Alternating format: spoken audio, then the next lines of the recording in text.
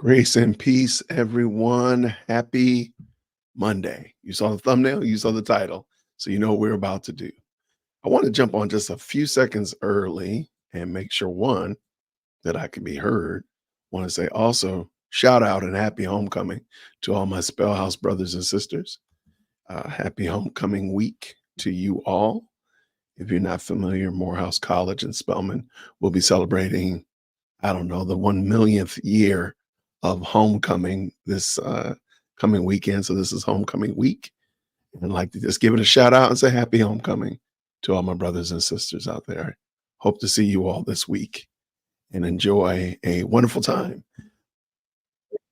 We love all dear old Morehouse. So happy homecoming, everybody. Thank you, everybody, for tapping in this morning.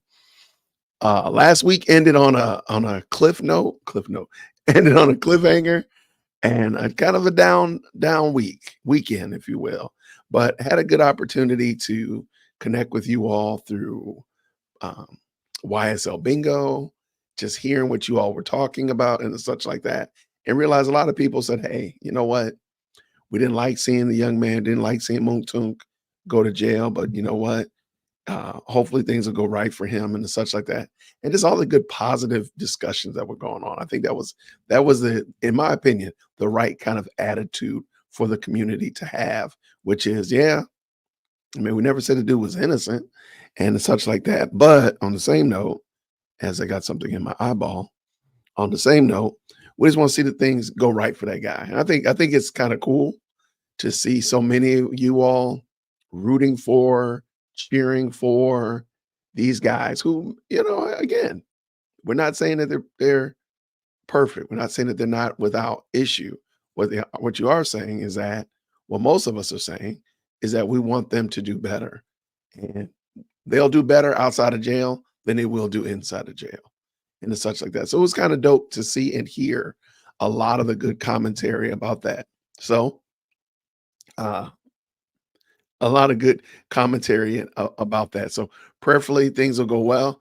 I know there's lots of people have been sharing with me some of the problems, some of the hiccups and faux pas that came from the um, probation revocation hearing. You know what? I'm putting that in the Lord's hands. Hopefully things will go well for that guy. And I don't know, maybe he'll get out sooner than later. Maybe they'll have a change of heart in the DA's office and realize that, you know what, prosecuting people because they don't do what we want them to do is not a good look. I don't know. Who knows? But at the end of the day, when the smoke clears, I'm just glad to see that the community and people watching this channel, watching other channels and such like that, really did have a good perspective on it. So super dope. Thank you, everybody who came and watched YSL Bingo. We had a lot of fun. YSL Bingo, YSL Jeopardy. We need to do YSL Bingo again. We'll make sure we have that ready this week. We'll make sure that that's available. And thank y'all so much. That was a lot of fun. Good time to just enjoy ourselves, let our hair down with Rome and Ray, as well as Monica Mo Justice, and just kind of chop it up. Have a good time. Good time. That was good. So hopefully you all enjoyed that, and we'll do that again real soon. I do have the camera, not the camera, I'm sorry. I do have the screen up. I'm just waiting for them to go live. So we're ready and all that kind of good stuff. My eyeball is still not acting right. So 1 second while I'm gonna talk, while I clean my eye out. Thank you. Yesterday I did try out that vertical setting that YouTube is kind of pushing. I think the general consensus is Jason, don't do that again. That was probably the general consensus. Even got a couple of emails to management. Hey, don't do that again, Jason. So I respect your opinion. I didn't like it either. Don't worry. And we probably won't do that again. If you're not familiar, YouTube is kind of encouraging content creators to do what's called vertical content, which basically looks like a long YouTube short or long TikTok type of format. I don't like the way it looks, and lots of people like, yeah, David didn't like it. It wasn't my deal at all. So needless to say, I'm glad I tried it out, got it scratched off my bucket list, if you will, but it's not going to be something we do often. Now, We will be moving to, especially this week and going into next week with lots of new things going on outside of Whitaker Park. We will be moving to a little bit more of a recap. So if you don't see me on Wednesday and the rest like that, just know I'm gonna be doing some recaps in the evening time, and I'll make sure everybody's aware through the community post. We do have some really good interviews planned, so don't worry about it. What I want to do is I want to point out some of the things that we're seeing in court, but I actually have some experts to come on to help us kind of parse through it. So, like for example, y'all know I'm reading uh Rap on Trial, right? What we're seeing as relates to this trial, a lot of it is kind of parsed out in this book, Rap on Trial. I'm not advocating that you go run out and buy it. I found out today, if you're on Audible, you can get it for free. But I do think it's worth listening to because it kind of gives you an understanding of why it is that, because everybody says it. Well, heavy metal doesn't get this kind of treatment. Country western doesn't get this kind of treatment. There's actually a reason why, and it's kind of like in front of us. We all know it. We all know it. But to hear the author, I forgot the author's name, Eric Nielsen and others, Andrea Dennis, Andrea Dennis, as them Dennis, right? That's funny. I didn't realize that. But to have them explain it, it does make sense.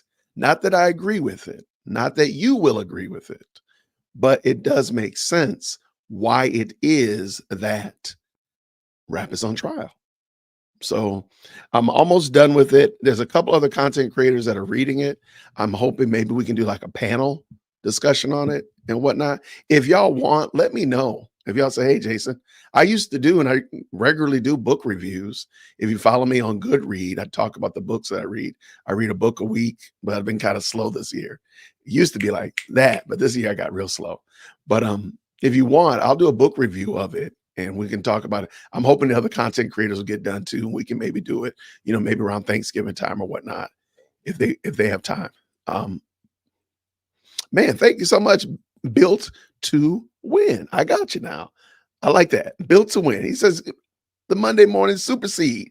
DWC, good ground. Thank you, DWC, for the show and the truth. The truth is important, and our voting actions will make it better. Vote. Amen to that, and amen to that. Go out and vote, everybody. Go out there and make your voice heard.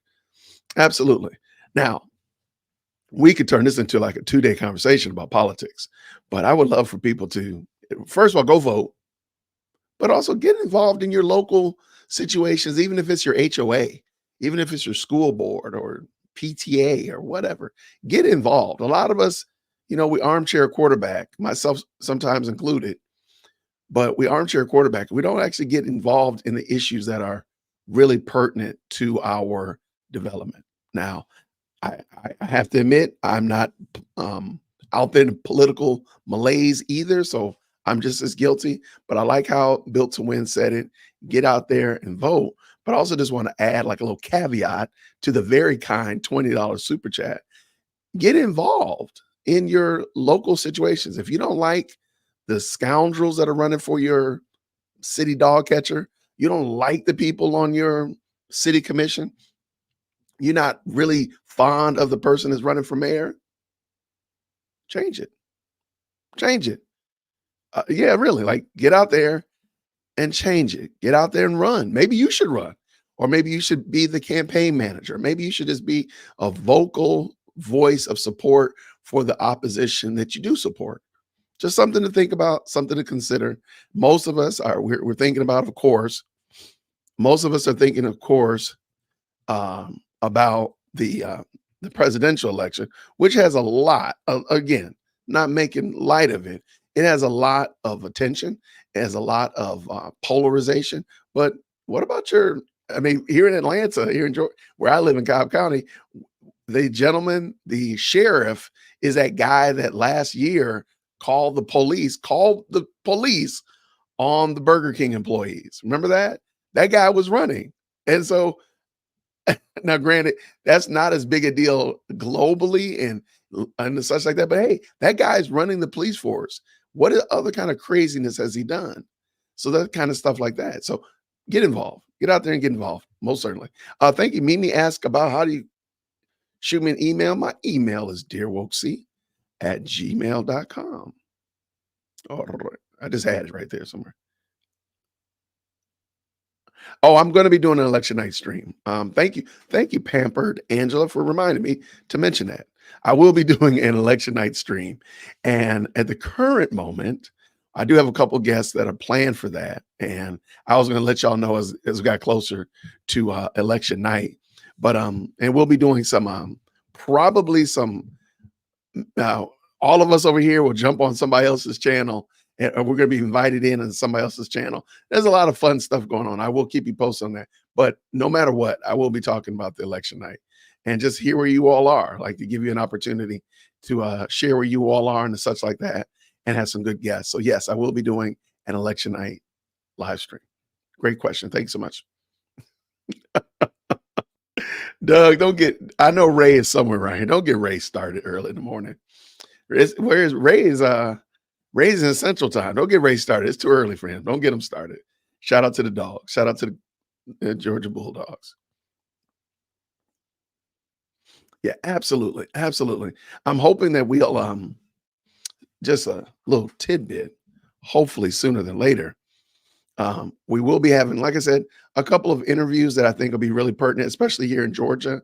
Some interviews that are really pertinent and help drive the discussion. Even if you've already voted, especially if you're in Fulton County, you've already voted.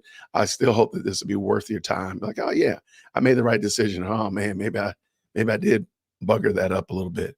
So there will be some good conversations coming up sooner than later. Yeah, there it is. There's my email right there. No problem. Make sure you email management. But lots of good folk have already tapped in. I appreciate y'all. If you don't mind, and you do like this content, go ahead and hit that like button. That's your price of admission to jump into the best live chat on the planet. I know some people out there are using that moniker, but let me just let you know. Come close, come close. This is the best live chat on the internet, bar none. All right. So your key to getting in, your price of admission, the ticket price is hitting the like button and jump on in here and say what's up. I appreciate all of y'all today. I will say, I know for a fact that they're supposed to be starting with motions this morning. So there's supposed to be a little bit of, I know Monica don't like when I say it, but there's supposed to be some horse trading going on in One Charlie this morning. And then they'll start they'll start with testimony. I think, I don't remember who it is. I'm sorry. I forgot who was the last person that was testifying on Friday, but they're going to start testimony after they start out with motions this morning. Oh, okay. So there is a sheriff here in Cobb County where I live. He's the sheriff. He's the big guy, the head honcho, right? He goes to Burger King just right down the street from Whitaker Park. He goes to Burger King. He makes an order, and apparently the order was wrong. The order was not to his liking, and it's like a Whopper with no mayonnaise cut in half. It's a pretty simple order. I don't know what they did wrong. I don't know how and why they didn't make it square. Because in my opinion, that's okay. That's an easy fix. Fix that. But I digress. The guy got the order, and it wasn't his liking. The sheriff got the order, and it wasn't to his liking. So he picks up the phone or whatever and calls the cops, and they come with their lights. Oh, I'm sorry. And he tries to go in the store, and they don't know who he is. So they lock the doors because that's their protocol. If you think something's going to go left, just lock the doors and such like that. So the sheriff could not get in, and he was not in uniform. He's just in normal street clothes, in a normal truck. So he calls the cops. They come with the lights on, sirens blaring, driving fast to get to the Burger King because the sheriff didn't get deputies because the sheriff didn't get his burger like he wanted it.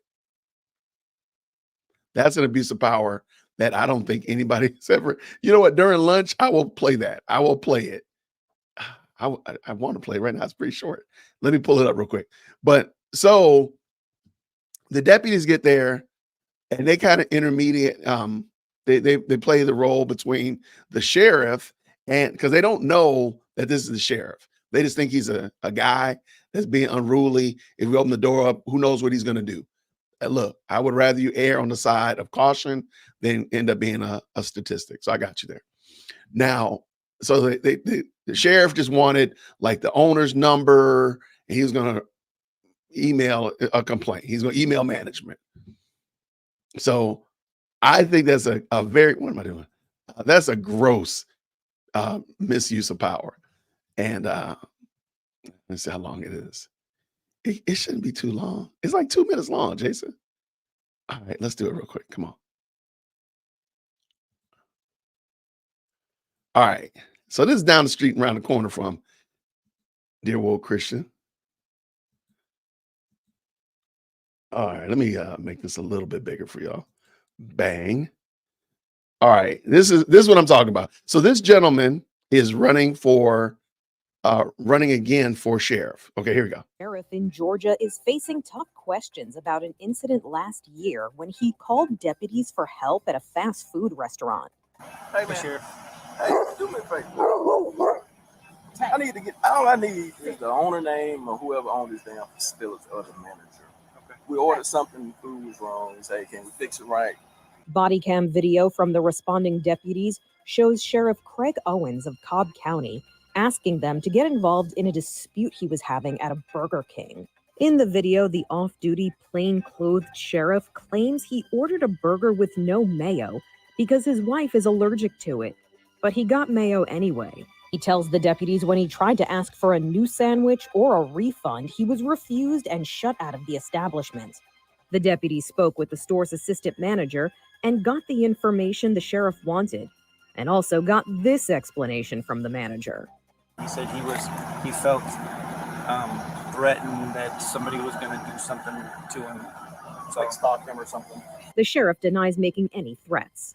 The video was first obtained and released by a man named David Cavender, who was running for Cobb County Sheriff this year against Owens. Cavender says he publicized the video because, quote, "It's my belief this is an abuse of power and shows a severe lack of judgment and decision-making by Sheriff Owens. If he loses his composure over such a minuscule incident, then I shudder to think how he would handle a true critical incident." In an interview with a local TV station, the sheriff says he probably should have just drove off. He also defended his actions on his campaign's Facebook page, saying, quote, "At no point did I indicate my position, nor did I ask responders to do anything that they would not, had not, or have not done for anyone else who makes a business dispute call.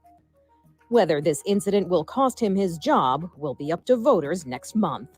For Inside Edition Digital, All right, I'm so Mara Montalbano. That was the issue. I know I know the cameras just turned on. So let me jump back over there. So I just thought that was interesting. And I don't know why. And they didn't show it, and they should have shown how the deputies arrived. The deputies came in on two wheels. They were flying in. So it wasn't just a matter of just call the people. Yeah.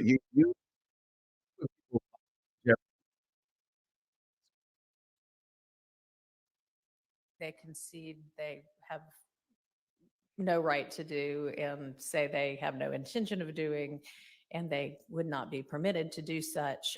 But at the kind of flip side of the same coin, the defense seems to maybe be suggesting that they would like to present that the state could have but did not call that witness.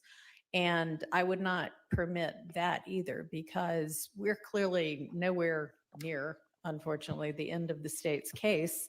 And obviously, Mr. Lamar has now passed, and so we don't know whether they would have called that witness or not. So I wouldn't permit the defense to make that kind of a presentation either. So I trust that everybody understands what they would not be permitted to do. And then we have, yes, sir. Yeah. Use the microphone. Good day, Your Honor, and good day, everyone.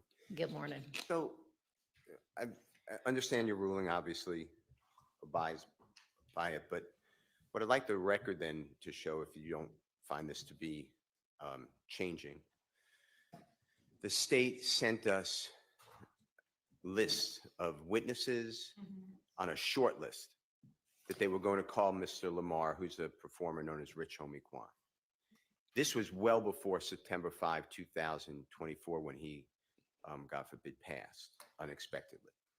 So to me, and the state has put in evidence over objection that starting in the fall of 2014, Mr. Lamar and Jeffrey Williams don't get along, and Mr. Lamar is with Mr. Donovan Thomas, who doesn't get along with Jeffrey Right. Williams. And it's all, to me, it's all made up. It's not supported. Obviously, the jury can make that determination. But I think that it is important that the state, in writing, put the predecessor court, as well as the Mr. Williams et al., on notice that they were going to call Mr. Lamar. They filed their service of a subpoena, and they don't call him to support this, supposed beef. And I can't do anything about his prior statements now because it would be frivolous under 24-8-807, which is rarely used. It's frowned upon, and it has to have the same guarantees as a dying declaration or something. It's not like that. He gave interviews throughout all the years talking about his close relationship with Jeffrey Williams. And if you let that in, that's great with me. But I'm assuming you're not going to let it in, so I wasn't going to try to get it in because I don't think that that's a dying declaration type of statement. So I'm stuck.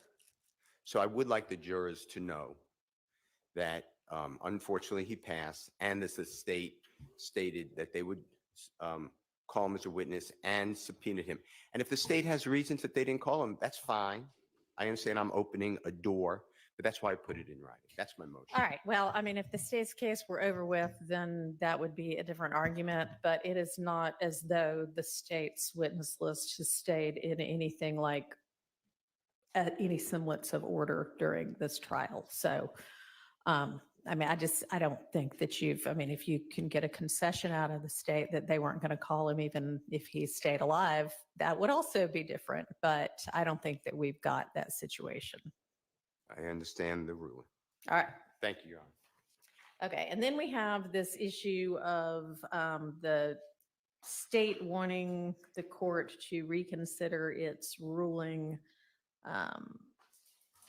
striking whatever day that was, that one day of the detective's testimony and the defense response.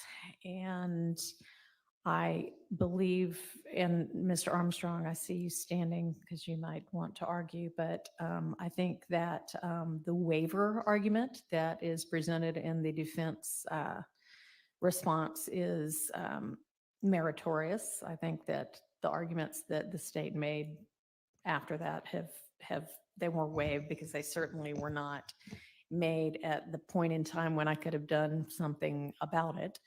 But in addition, the state last week ended up calling a different detective and investigator, Detective Underwood, who's on the stand essentially right now in the midst of her testimony and seems to be covering the same things that the other investigator was covering anyway. So it doesn't even seem, it seems like this whole issue is moot.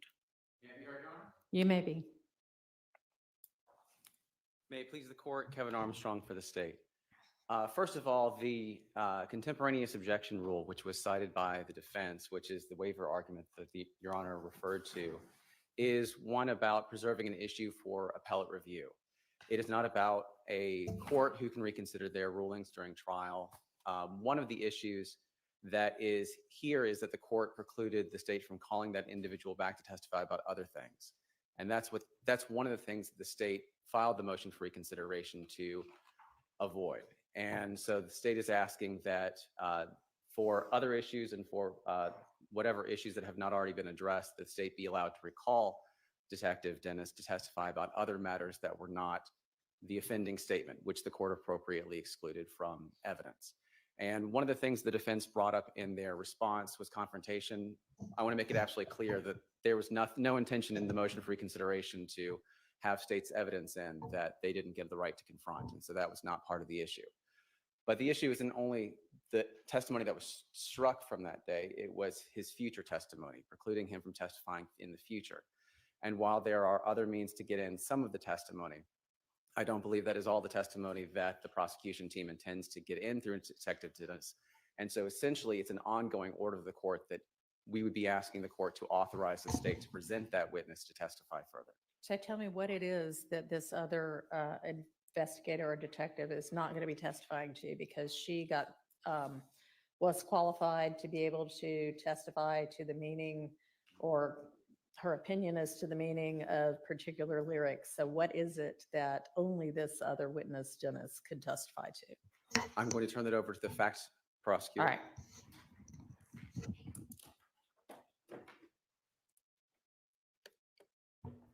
Thank you, Your Honor.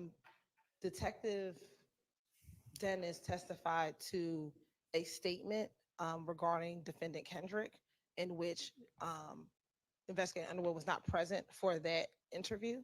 And so he testified to that. He also testified further regarding the Quindarius Zachary interview, in which Investigator Underwood was not privy to that interview as well. Additionally, Your Honor, he was able to introduce several additional exhibits, to include the Magic City video that will not be able to come in through Investigator Underwood. And I believe those are the three primary things that Investigator Dennis was able to testify to previously that was struck, that Investigator Underwood would not be able to introduce during her testimony. And course indulgence for one moment. All right. Thank you. Thank you. Okay. So, Mr. Steele, I guess you sort of led the charge on this, if I'm not mistaken. What do you say to the state's position that the court's decision to strike and prevent further testimony of this witness isn't a remedy that is permitted to the court by statute or the Constitution, and understanding that if this were reconsidered, the state would be, I mean, the defense would be permitted to cross-examine?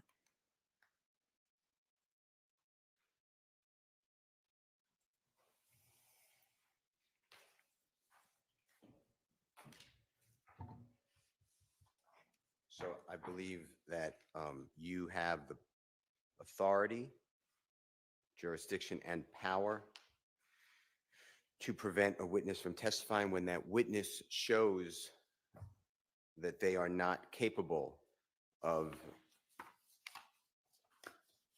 providing a fair trial, and intentionally, and that's my word, but it was clear to me sitting there that when Ms. Hilton asked retired Detective Dennis, tell us about this photograph that has Mr. Kendrick standing on top of a car, his initial lead into that answer is, well, Mr. Kendrick just got out of prison. And, you know, that affects Jeffrey Williams. Mr. Kendrick, as the court may have heard, is signed to Mr. Williams' record label. Mr. Kendrick, as you will learn, is at Mr. Williams' home on May 9th, 2022, when Mr. Williams and Mr. Kendrick are arrested. And it is just not that simple to unwind that instruction. It was an intentional, obvious infliction to denigrate this trial and prejudice Mr. Williams, Mr. Kendrick, and all. So you then have to do something about it.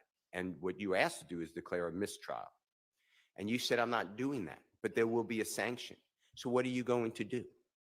So to me, that was the second time. The first time the court, I'm not saying it's not accurate. So obviously, considering that I'm the one that imposed the sanction, I think it was an appropriate sanction.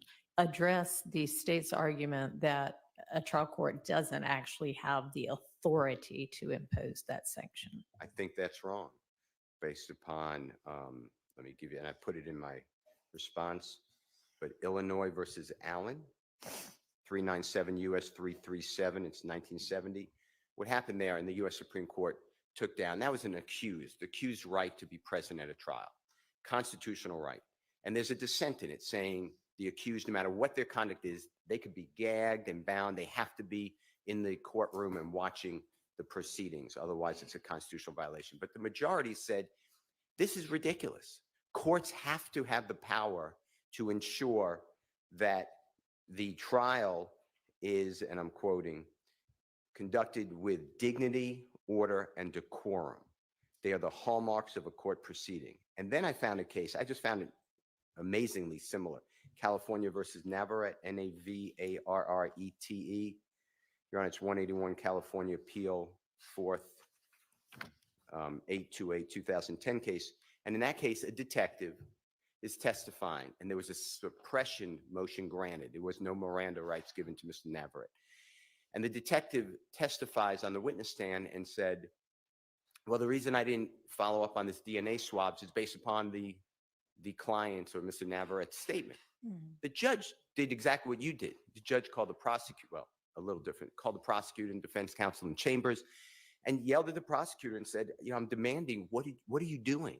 The prosecutor said, I didn't know that would happen. Just like here, I'm not saying that it was Miss Hilton eliciting that on purpose. I have no information that she would ever do that. But the judge said, well, this detective knows better. I find the detective is trying to harm this trial. The detective is barred. His testimony is struck. The direct is gone, and he can no longer testify. And the state did exactly what happened here. The state in California, the prosecution, the people, they called the next witness. To me, it's on all fours. The appellate court, Mr. Navarrete is, God forbid, convicted, and the appellate court then reversed and said, that remedy did not go far enough. That had to be a mistrial, that intentional conduct. And here, I'm asking the court, I believe that you have total authority. There is no way that anyone will convince me, I'm not the one who needs to be convinced, that Detective Dennis did not realize. It came out of nowhere. What difference does it make that Mr. Kendrick was released from prison 5 weeks earlier? What difference does it make?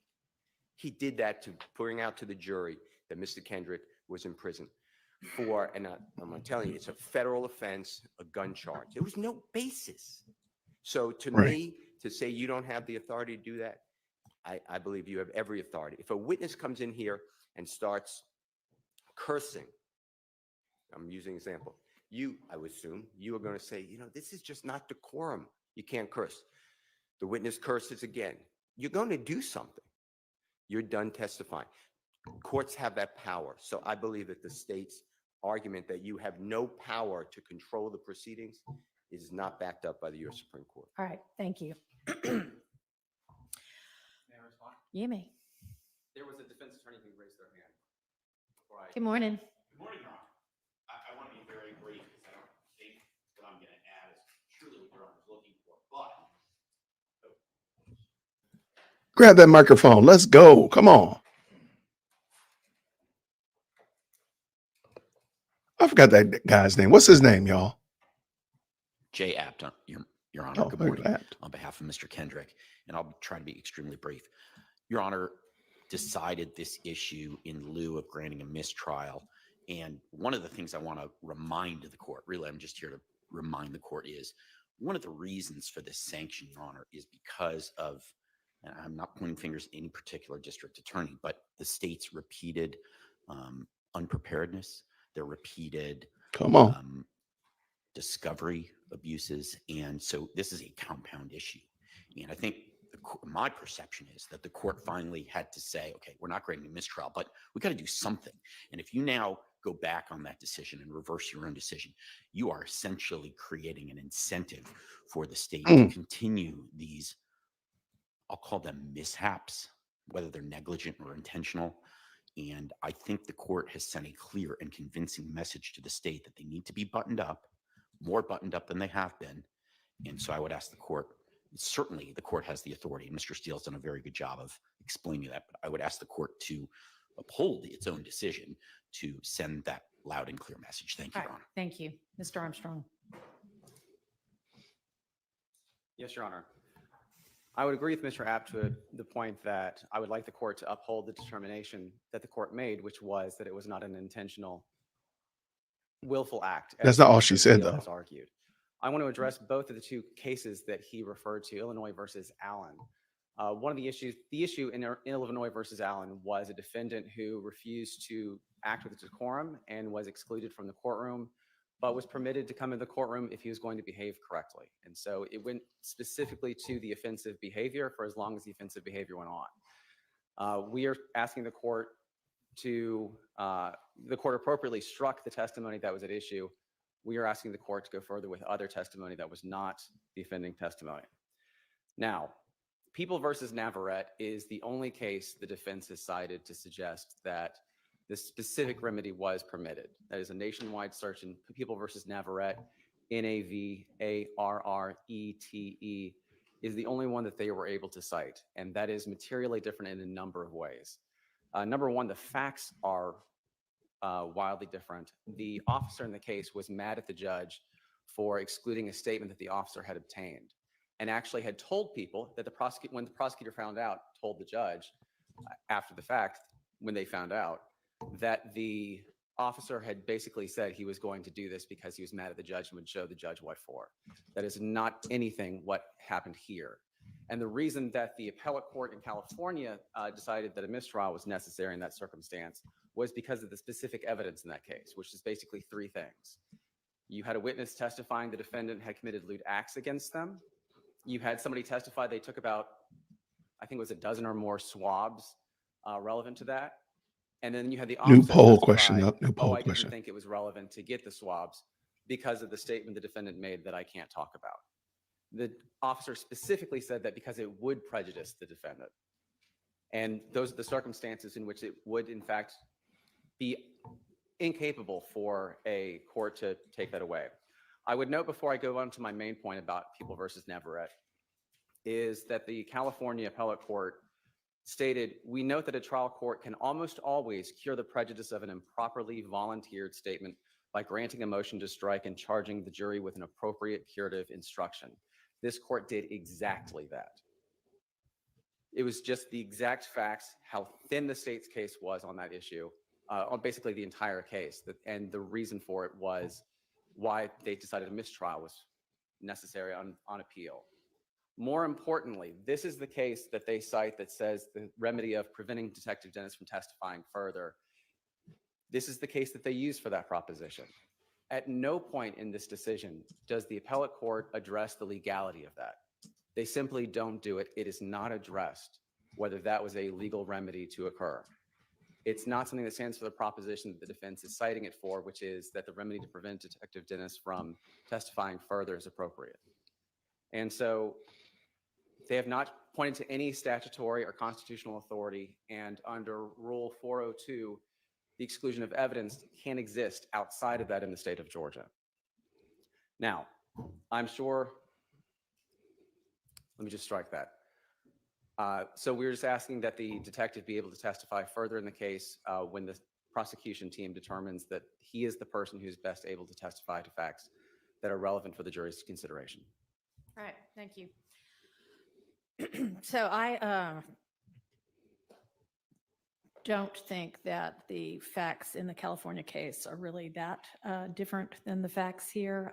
Frankly, I think that an argument could very plausibly be made that the detective in this case was upset with somebody about his qualifications having been challenged and had made a decision that he was going to show somebody what he thought about that.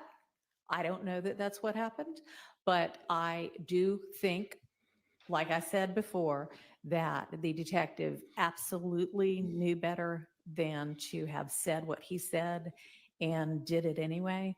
And I have given consideration to everything that has been presented, but I am not going to change my decision about this. All right. I think that the next thing that we had to do was sort out the remainder of what we're calling the Ryan evidence. So if y'all want to present what you've come to agreement on and what still needs to be litigated. And thank you, Mr. Armstrong. Yes, Your Honor. And one What? small matter that's in this act About Judge, time. Okay. in the CAD report. Okay. Never mind, Your Honor. Counsel and I have been discussing stuff in frequently. So Yeah, I know. I will turn to all that's left to my understanding is the last little bit of Blaylock's Instagram. Okay. And do y'all want to give me some kind of, I don't know if it's written or whatever, indicator of what y'all have agreed to, or just put it on the record, or what's in, what's out? Your Honor, I'm trying to think. Or I guess, if you don't have something at the ready, then I would assume y'all are on the same page about it and will abide by whatever it is you agreed to. Your Honor, I believe that is accurate. Okay. I think what the state would be moving to enter into evidence is things that we've agreed upon or the court has already ruled on, Okay. besides what it is we need to discuss this Okay. morning. All right. And so what is it that needs to get discussed this morning? This morning, Judge, we're going back to content in Mr. Mr. Damone Blaylock's Instagram messages between him and third unknown parties. Your Honor had asked me to take a look as far as co-conspirator hearsay. Okay. From what I can tell, every instance I've found requires evidence really from the outside, that basically you could ignore this entire statement and there's still something to indicate participation in the conspiracy. I don't have any sort of law stating one way or another that is what is required. I would just point back to the statute, Your Honor, that I think what Your Honor had referred to, I would say kind of are indicia of reliability, that they're talking about things that a person who's a member of the conspiracy would know about. And just simply, that's not what's articulated in the statute. If it was supposed to be indicia, then I think we would be there. But that's not what the statute requires. So I don't think that would be sufficient. I think it truly does have to be from outside of that hearsay statement. All right. And is there further argument from the state on that? And I know there was one, and there might have been two that we had already looked at that were kind of outstanding. And I had given a preliminary ruling subject to further argument on this. And the second one, I think I already brought up, and I don't know, Ms. Abbasi, if you were here that day, but that I didn't think there was enough, so I have excluded that. But the other one, does the state have any further argument or authority on that? So, Your Honor, I don't have the state's argument was in looking at 801 D2E, just the basic building blocks of if the court finds through the four walls of a statement, evidence in trial, or some other evidence the state would present. Ultimately, it is the court has to find that that other party, whoever they are, to a preponderance, are part of the same conspiracy against who it's being used against. And I will use,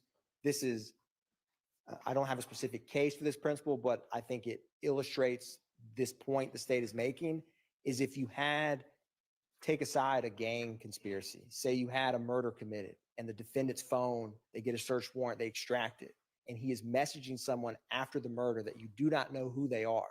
And he says, I need you to go to my house. The murder weapon's in my back bedroom in the second drawer. And they respond back, yep, the police, I can hear the sirens coming down the street right now. I'm going to go grab that gun. Where do you want me to take it to? And they have this whole conversation. You don't never know who he's speaking with. By my reading of, or an understanding of co-conspirator, that conversation, if you had it in that trial and we're trying to introduce it, I believe a court could find from the four walls, so to speak, of that conversation that person they're speaking with to a preponderance is a co-conspirator. And by that same analogy, if you have in the conversation that the unknown party, so to speak, Mhm. whether it's their Instagram handle, the fact that they're referencing specific individuals, or that gang APD detectives have referenced are, say, YSL members, or they're discussing locations, or they're using gang identifiers in a private conversation, coupled with the evidence that hasn't came in yet, because no evidence about Blaylock to the jury has came in, but when APD gang detectives to speak about Blaylock and his Instagram and public and private conversations indicative of his own membership in the YSL criminal street gang, all of those the court can use or not use in making that determination. And so I don't have a seminal case that says you need more than the statement itself. I think oftentimes the statement itself, absent this kind of, in a gang context, there's other information versus when you have just, say, a murder case, you would, other than the factual analogy I just gave to the court, it would probably be hard to decipher. If you just had a single text with an unknown party, you wouldn't know who they are unless it was like the analogy I used. So the state doesn't have any additional case law. I always will cite, because I think it's a seminal case and important for a criminal street gang conspiracy, which all of Blaylock's are, the state's arguments related to them are not tethered to the murder of Jamari Holmes. They're tethered to the YSL criminal street gang, at least the ones that are in dispute, I should say. All right. So can somebody remind me where it is that we're going to find the statement specifically that we had been paused on before? I don't know if this, I'm sorry, excuse me. I don't know if the state sent to the court a new link, or we're I'm still on sure the there was prior a one. link that y'all sent me at some point. I can create Over and over again. I know. I'm Yes. sorry. for a, The most recent If, one, I if don't you wanted know. to remind me when that was, I could probably find it, or The- what folder it was in. yes, Your Honor. The initial folder was 9 October centralized motion folder in Dropbox. For efficiency's sake, I can Okay. quite quickly create and That would be send. wonderful. A new link. Yes, Your Honor. Okay.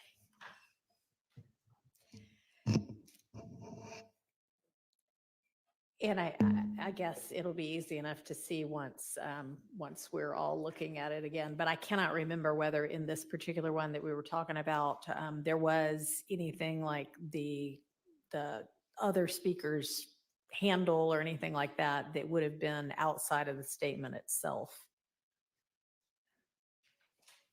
So I guess when we get the link, we can look at that.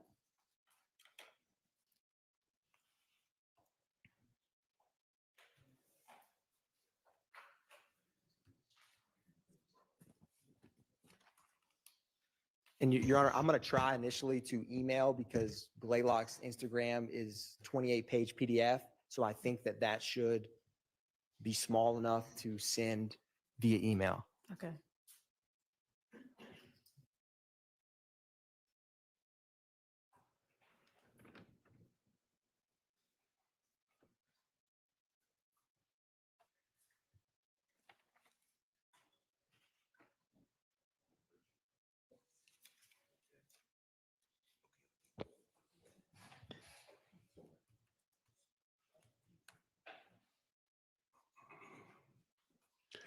Shout out to everybody who's just stopped by. I don't really fully know what Atkins is arguing. It does sound like word salad. It really does. I don't fully understand his argument about this, but he's going to keep fighting. He's going to keep fighting for sure.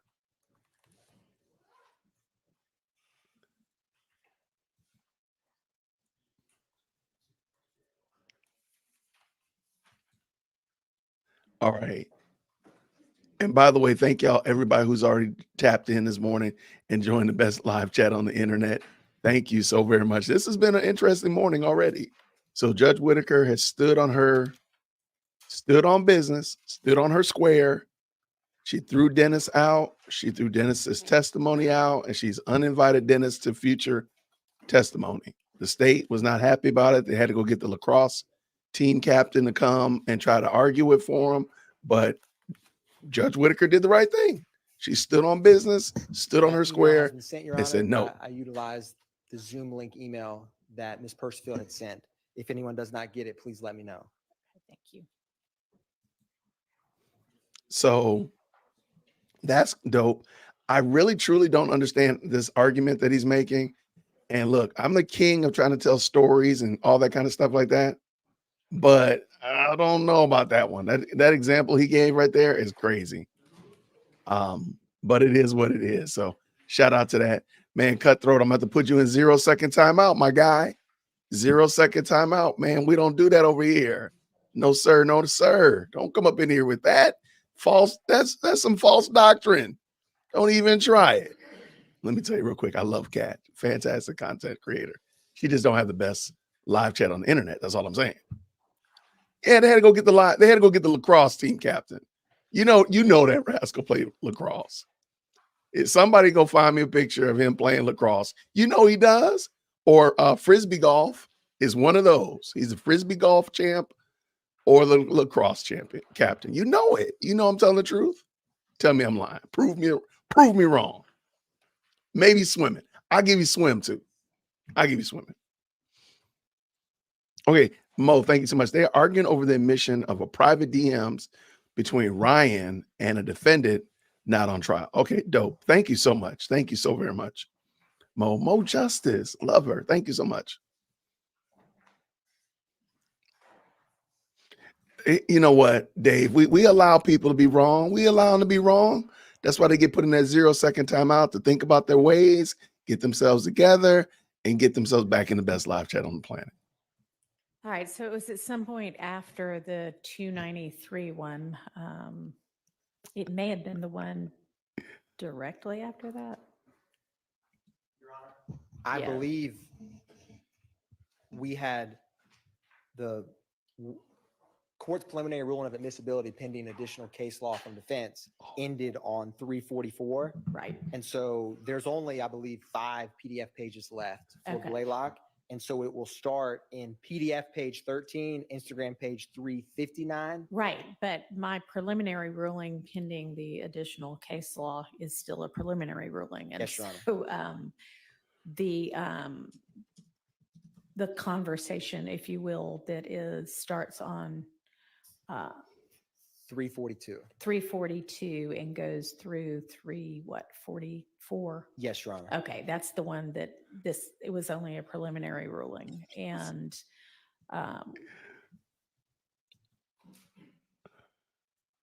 so the person whose true identity is unknown, is their handle Snake Life Maniac? Yes, Your Honor. Okay. All right. And did I understand your argument to be that the court could take into consideration in determining something outside of, if there's anything outside of the statement itself or the conversation itself that would indicate kind of a co-conspirator nature, that the court could and should take that into consideration? Yes, Your Honor. And what the state's referencing in regards to that is the totality, specifically or almost exclusively from APD gang detectives, which started with Detective Belknap, the first witness in the trial, in terms of, like, for example, and there's also, they're discussing, someone references Pokey, which has come up periodically in this trial and is one of the individuals that Quindarius Zachary mentions was participated in the shooting of Miss Reed's home, right? When he's discussing Kenneth Copeland returning. And also when this Snake Life Maniac, when Blaylock, who's One King DO1, states he was stamped into the street gang by Pokey, the individual responds, he's been locked up a good 6 to 7 years. When did you get stamped? And he's kind of checking to see if that story checks out.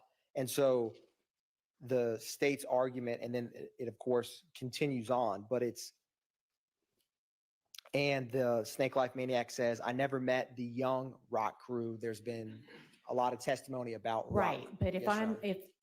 if I have to find something outside of the statement itself, then that would indicate, I think, that I can't take into consideration the contents of what this unknown person is saying to make that necessary determination, right? So, The state's understanding and argument is that you can use, whether it's this statement itself alone, the court just has to find to a preponderance that this well, we individual know is that the a statement conspiracy. alone can't establish the existence, or I'm sorry, the participation of the declarant in the conspiracy. I mean, that the statute itself provides that much information. And I guess my argument, Your Honor, is that the testimony in trial is in addition to the statement. As in, like, if you just had this in a vacuum and I presented no other evidence of why what they're saying is significant, if you didn't have APD gang detectives who've testified about what these indicate or mean. So because we have outside of this statement testimony about pokey and testimony about how people get included in gangs and things like that. Is Yes, that Your Honor. your argument? That's the And state's in argument. addition to that, this person's handle itself indicating their connection to YSL. Yes, Your Honor. All right. Okay. A preponderance is really not that high of a standard burden to meet. So I am going to find that this one does meet that outside of the statement alone, so that entirety of that can come in. So we then need to move on to whatever was left. Is that right? Yes, Your Honor. Okay. All right. And so the next one would be on page 430, or are there some that y'all have? 359, Your Honor. Oh, that's a different one? Yeah, It's I'm a different sorry. one. Yes. Okay. So 359. So what's highlighted is Blaylock stating you have to pay the dues January 15th. That's the day you got stamped. And then the individual responds back essentially like he will pay him when he sees him. The state, I will, because this conversation is so brief in terms of comparatively to the one before, the state will concede or not utilize 359. Okay. So y'all will withdraw that one. But with yes, Your Honor, Okay. 430. Mhm. So the individual that Blaylock is messaging, YSC Prince, Mm-hmm. he says he's leaving at YL up to you and me. YL is Young Loyalty. So when YSL, the criminal street gang, you have remnants of, Young Loyalty is essentially a subset of that. And so when he said he's going to leave YL up to me and you, he said when he gets out, it's still going to be YL, but we're going to take it over basically. Let's push up next weekend. The state wanted to include that because of direct reference to Young Loyalty and someone having to take it over. This would be in conjunction with, which I don't believe or do not recall, testimony thus forth in trial, as in through Detective Belknap, or will be when Detective Viverito testifies about Young Loyalty YL. But that was the state's request or argument in terms of this would have to be, the court would have to deem YSC Prince making that statement is in furtherance of the conspiracy to admit this as an exception to hearsay. Okay. And you're saying we don't thus far have any evidence about YL or the meaning of YL, and are we going to get any? Your Honor, yes, the state, I am drawing a blank if Detective Belknap addressed that when he first testified in this trial. I just do not recall as I'm sitting here. But if he had not, the state would proffer that Investigator Viverito would discuss that at a future date. I do not have any additional evidence. YL is, how is YL furthering this conspiracy? I'm not following your argument. I'm sorry. So Young Loyalty YL is a part and parcel of YSL. It's like a subset. And so the state, by him saying we're going to take over specifically YL, that is trying to assert leadership over Young Life or Young Loyalty, Your Honor. So That one seems a bit, I don't know, far afield. understood, Your Honor. The state will Okay, not I'm gonna- utilize all 430. right. And Okay. the last one, Your Honor, Ms. Atkins, do you mind if Your Honor, can I just interject? Sure, I mean, they're withdrawing it and or I'm excluding it, Okay. but so do you need to? No, I Okay. thought it was still up in the air. All right, so 2145. and Your Honor, the last thread of this nature is when you go to page 446, there's just one line where Blaylock is discussing, he says, "You're not slime." And on 447, they go back and I don't see a 446, 447. it is PDF page 15, Your Honor, and PDF Okay. page 16. Okay. And sorry. the key, the statement that the state is seeking to introduce is when Blaylock on page 447 states, "I stamped you in slime behind the blue house," talking about the, bringing that individual into the gang. The 446 is only included for brief context to that. The state would not necessarily have to use 446, but the argument is that when Blaylock states, "I stamped you in slime behind the blue house," to this individual, when they're going back and forth about if that individual is slime, that statement, the state believes there's two arguments for this statement in terms of Blaylock definitively stating that he brought this individual into a criminal street gang, and he references the blue house of just a specific location to remind him where he stamped him in. That statement is a co-conspirator statement, but in addition is a statement against interest. And the best example of why it's statement against interest is the case of this nature. Is, and if Blaylock was in this physical courtroom right now, that statement he made there is against his interest in terms of definitively asserting he has enough rank in a street gang to stamp someone in, and would be evidence that could be used against him in a criminal street gang or RICO predicated on a street gang trial. And so the reason that the state articulates that this is 801 D2E is because when he's telling someone, "I stamped you in slime behind the blue house," it's a conversation between, he's asserting in this statement that he brought this person in the gang. And so those kind of conversations, they have to be able to speak freely amongst each other, and they're discussing criminal street gang activity in terms of he's referencing when he brought him into the gang. And given the liberal standard of admissibility from Kemp and its follow-on cases, and that fostering cohesion, also, the direct reference to the exact criminal street gang conspiracy that the state is alleging they are a part of, feels that Blaylock's statement, "I stamped you in slime behind the blue house," should be admissible under either of those two bases, Your Honor, is the state's argument for why it's not hearsay. All right. Why? I think that one passes muster. Yes, sir. I believe that a statement against a penal interest, as articulated by the prosecutor, if it only goes to Mr. Blaylock, that we would get a limiting instruction.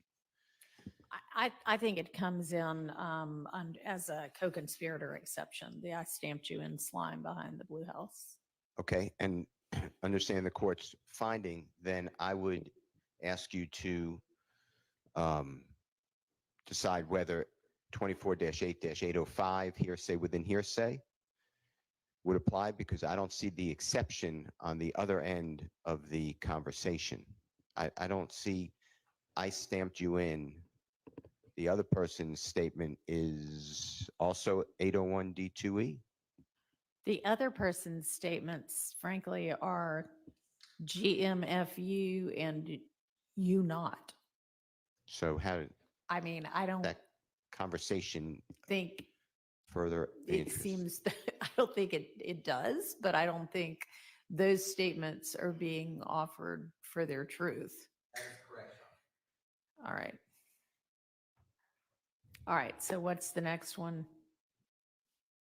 Your Honor, that, and correct me if I'm wrong, Mrs. Bossi or Ms. D. Williams, but all of the remainder of this are conversations we have discussed that are pertaining to the February 23rd, 2019, the day of the murder itself, not gang co-conspirator statements.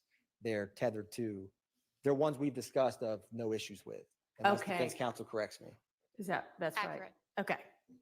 All right, and so is that it for That's the entirety of Mr. Blaylock. Ryan evidence? All right, and when are we, we discussed before about how we need to get to this kind of grouping of evidence before the end of this month.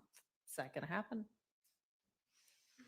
Your Honor, there is yes, Your Honor, the state, we could reach this case today. Okay. All right. Sounds good then. And then how about the Mr. Arnold scheduling? Is that gotten nailed down? Okay.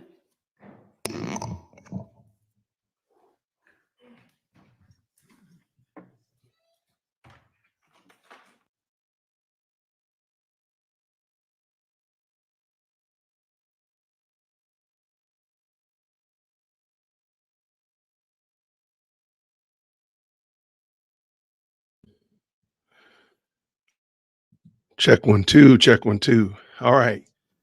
One in the chat. Well, y'all want to know where love at. Y'all want to know where love is.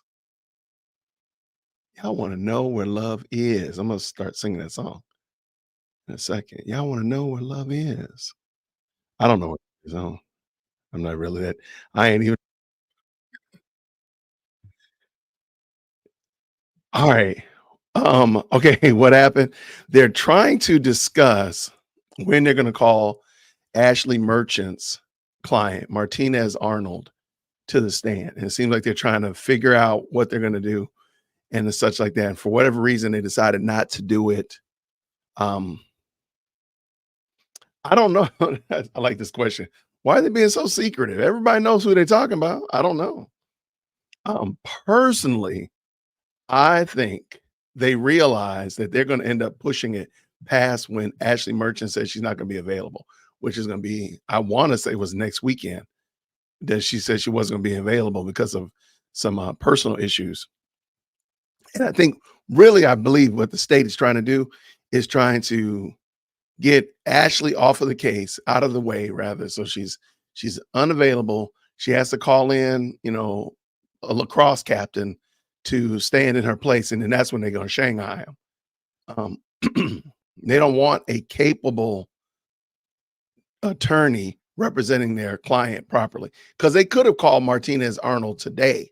They could have called him last week instead of having Dennis. They could have called him on Tuesday when they had that big marathon of witnesses. They could have done that if they wanted to.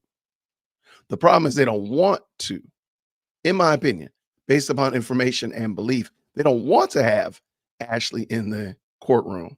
They don't want a capable attorney defending his or her client, or making sure his or her client is getting the right deal. They don't want to do that.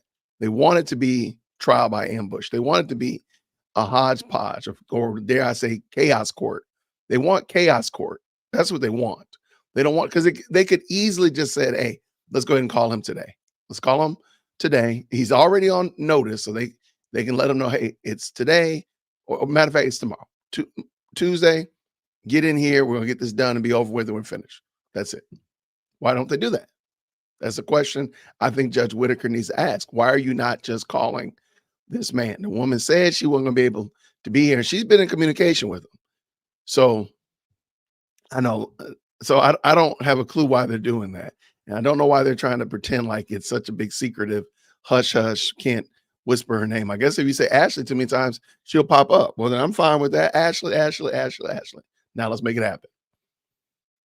But yeah, look what they did to Melnick. Yeah, remember that? That's that whole brouhaha happened while Melnick was out of pocket and such like that. So, but does anybody else notice they're trying to Caleb Bumpus her? Yeah, I mean that's gonna be crazy, and everybody's gonna be watching. So if you don't have Ashley in there, but you got Martinez Arnold in, and y'all try to do your sleight of hand 3-card Monty type of scenario, everybody's gonna see it. So you might as well just try your best. They have other capable attorneys. No, I think they do. I'm not saying that there are no other capable attorneys. They just don't want Ashley to be said capable attorney.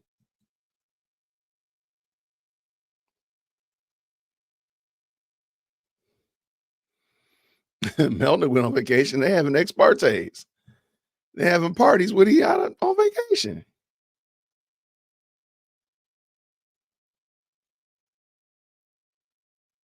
Oh my gosh. Oh, so Ashley is doing the open records is today?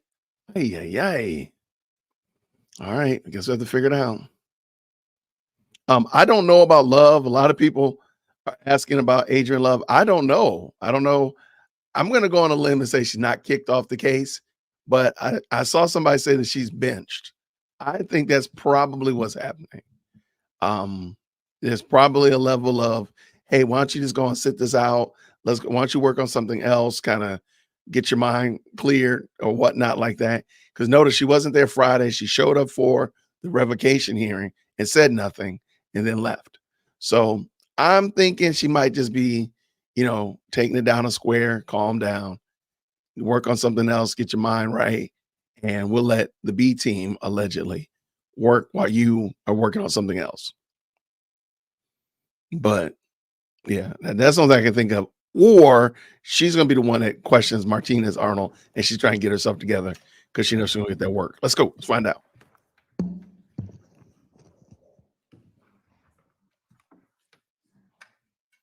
All right, because we are waiting on the arrival of a juror, we are going to, at this point, I'll entertain argument on our outstanding issue of whether an overt act not included in the indictment might be able to form the, and this is obviously hypothetical, but we need to sort it out,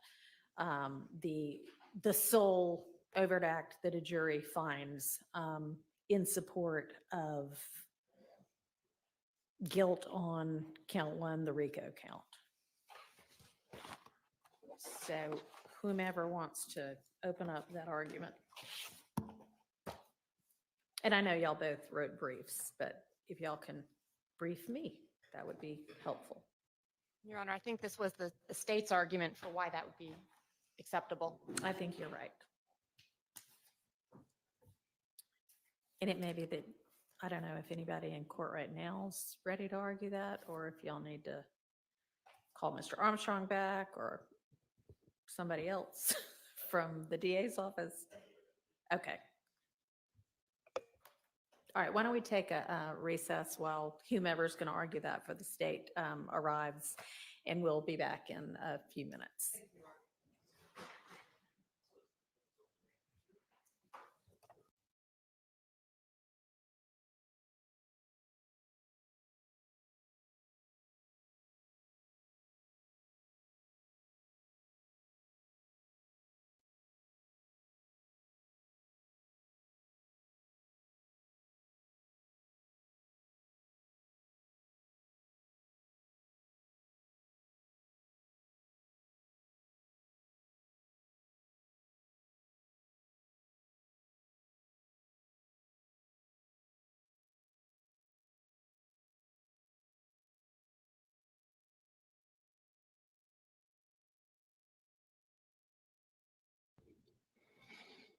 I am muted still. Let's try again. Am I still muted? Give me a second. Make sure I'm not muted. How is that? How about that? All right. I apologize. Okay. Um, man, I have no idea why it keeps doing that, but I digress. Shout out to them. They're getting some work done. Hey, I gotta give them some credit. I gotta give them credit. They're getting some work done. I do think part of that is, don't tell nobody I said this out loud, but I think it's because what's not there. They get a lot of work done when she's not there. I mean, that's terrible, but it's true. It's terrible, but it's true. Everybody's got this coworker that y'all get much more work done when he or she's not there.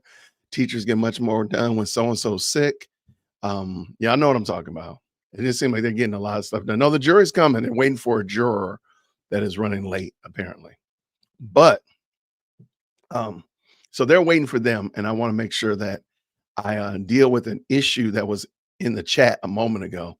So there was this false teaching, this failed teaching that this is not the best live chat on the internet.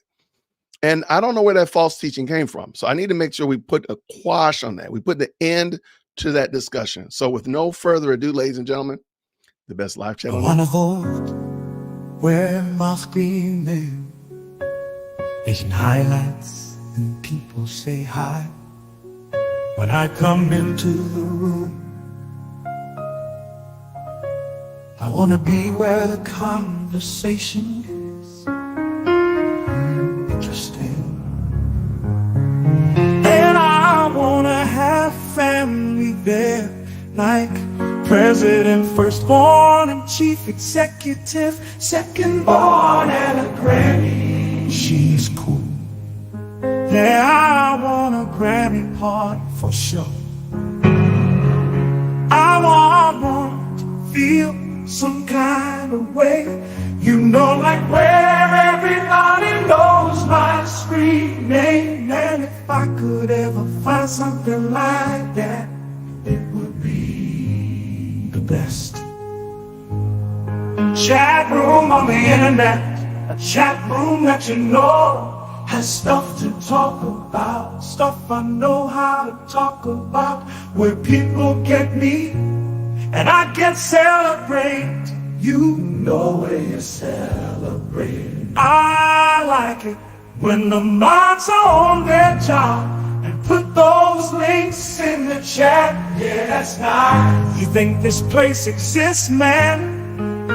I know a guy. You think this place exists, man? I know a dear Christian. Look at my band, he'll hook you up. Man, if I could ever find something like that, it would be the best chat room on the internet. A chat room that you know has stuff to talk about, stuff I know how to talk about, where people get me and I get celebrate. You know where you celebrate. Thank you, oh thank you, dear old Christian, for giving me a place at the best chat on the internet. I just want to say thank you, man. Thank you, man.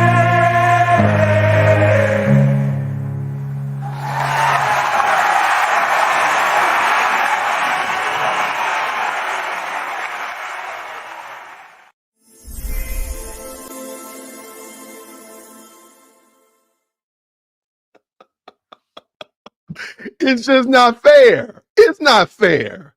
That's just not fair. Other people say they're the best chat on the internet. Then this dude comes up with proof and receipts that is just not the case. It's just not the case. This is the best chat on the internet. Period. In discussion. Outside. Catch me if you want to. Let's go. So that was the shout out to We Watch YouTube. Has been a content supporter for the longest, as well as a content creator. And they made that video for us some time ago. And let me just tell you, your boy maybe I watched it a little bit too much. I don't know. But I'm going to tell you right now, this is the best live chat on the internet. And I thank y'all so much for rocking with us. That was a lot of fun. All right. I have zero idea how long court is going to be today.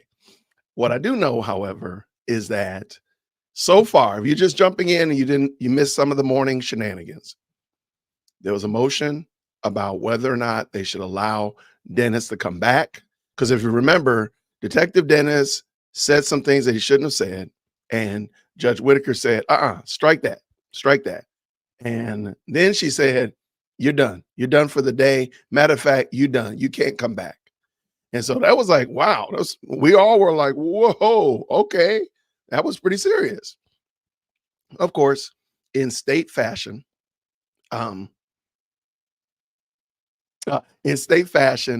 the state is going to push back on that. They're going to say, no, how dare you say, slap our hand like that? Now, mind you, right after Dennis left, they brought another expert in there, gang expert, who I think she actually was a gang expert. She actually had courses and classes and this, that, and the other. Dennis was just reading Word Up magazine and watching Yo MTV Raps. But the state can't take no for an answer. So they roll up in here this morning and they want to argue that Dennis should be allowed. They say, well, wait. It's right that you struck his testimony. It's even right that you stopped him from testifying that day. But you can't stop him from coming back another day because we got some other things we want him to bugger up and it's such like that. And Judge Whitaker, I think to all of our surprise, there were lots of people thinking it was going to go a different direction. Judge Whitaker said, no, I'm going to stand on what I said. He's not welcome back. He cannot come back to testify anymore. And what he said is stricken and the such like that. So we were all kind of like, whoa, there we go. Even to the point that we thought we would invite her back to the cookout, but we're not going to do that. We've not gone that far. Then there was this discussion, and I kind of got a better gauge on it. So Atkins, the gentleman, was arguing. Oh, and by the way, they brought in somebody else this morning to argue about the whole Dennis thing. And I called him the lacrosse captain because I had never seen this dude before. Never seen him before. His last name is Armstrong. But let me jump back. So now Atkins is arguing for a DM conversation between Rodarius Ryan and somebody else that they don't know, or somebody else that's not being indicted in this case. And of course, defense wants it thrown out. Of course, the state wants it brought in. And the guys are saying, I jumped you into the gang and this, that, and the other. And so they're using that as like, evidence that there's a process of getting people into the gang and so on and so forth. And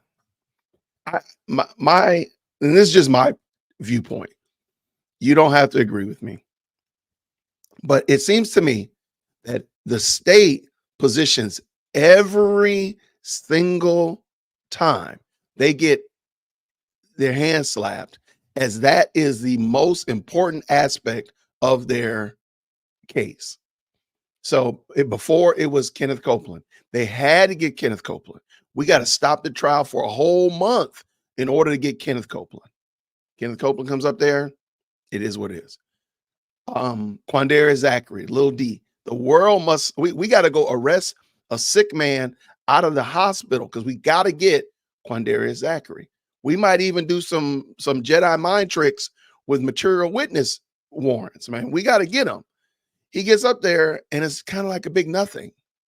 And this is you see this all the time.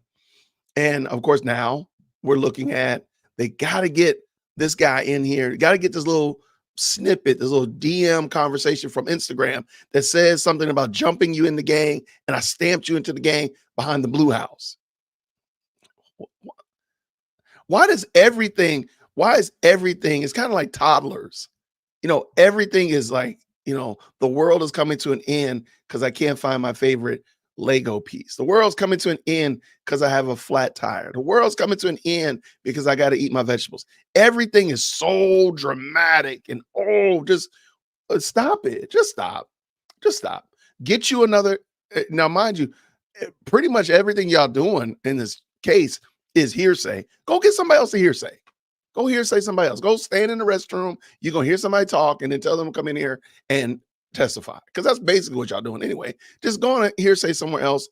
But everything is so dramatic, and so all the world's coming in. You're not going to let me plead my case as I need to because I can't get a sick man off a gurney at Grady to come. Oh my gosh. Just stop it. Stop it. You're like children, man. It's just like, it's kind of dumb. And it doesn't look it to me. I don't think it's presenting the way that they think it is. I really don't think it is. And at the end of the day, when the smoke clears, it's going to still be on those 12 men and women and the 4 alternates to decide if this makes sense, if this is a case that should go in the direction that the state wants it to go or the way that the defense wants it to go. To me, this is just me. If I were a jury member, juror, to me, this case is already, it's a wrap. It's done.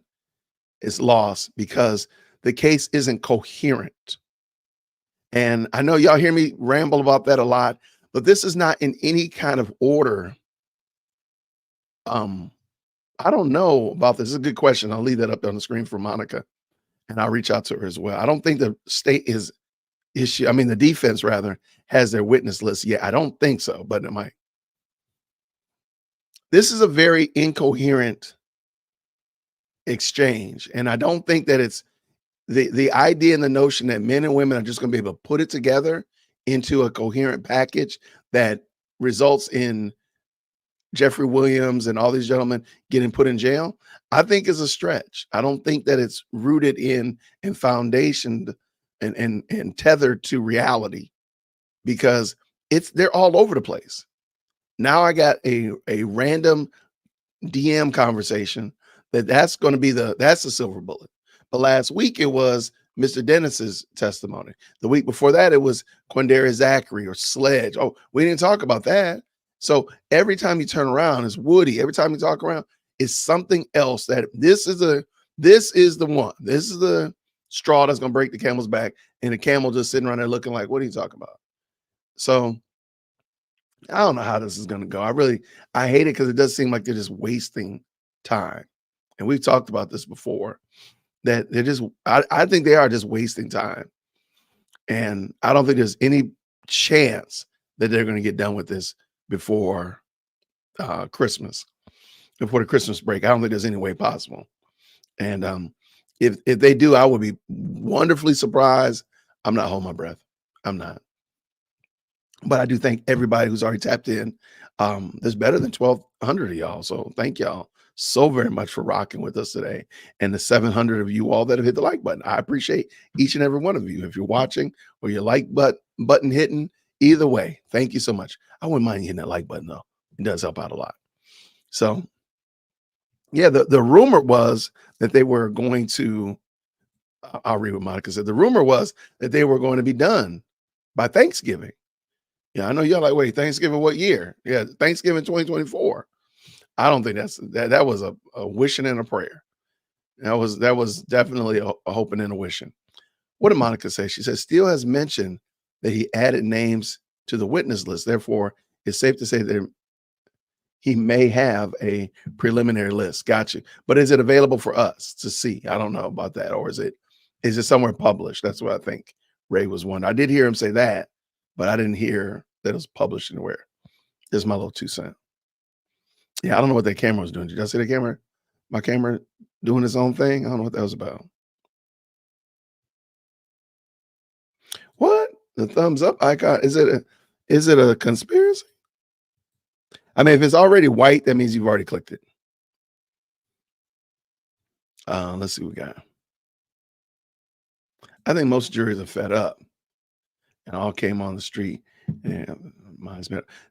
My only problem with that is, though I agree with you, Jeff, I agree with you. Every time they give them an opportunity to voice their concern, like, will you be able to not unhear? Will you be able to unhear what Mr. Dennis said? They could have said, no, man, I got that thing tattooed in my mind. They should have said something. They should have said something. Same thing with when they came back from the Woody experience, when they swapped Judge Glanville for Judge Whitaker. They should have said something like, no, I got problems with this. but they're not doing that. And that's, I don't know. So they're stuck, but it's their fault. Oh, this is it right here, Kim. Coherent, cohesive, concise. Well, we know it can't be concise because Adrian Love started off with that Jungle Book story. That was a wrap. So I wish they would try to, like, okay, let's go back and try to get this thing tied in a way that people can follow along. Because I don't think they realize people are not going to be able to follow this. There's no way. There's just no way that it's not coherent. Let's go look. Let's go look. The witness list for the defense. That sounds like something that would be on old Thugger Daily. Let's go check them out. And I do have this ready, by the way, but they're just they're still in the Georgia Seal.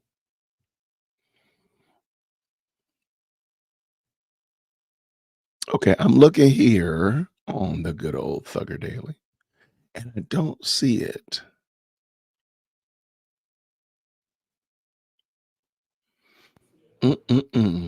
I don't see it. Whomever's going to Oh, argue Judge Whitaker's back. Let's go. for the state yet. It's Miss Love. I'm just trying to get her ETA, Your Honor. Okay.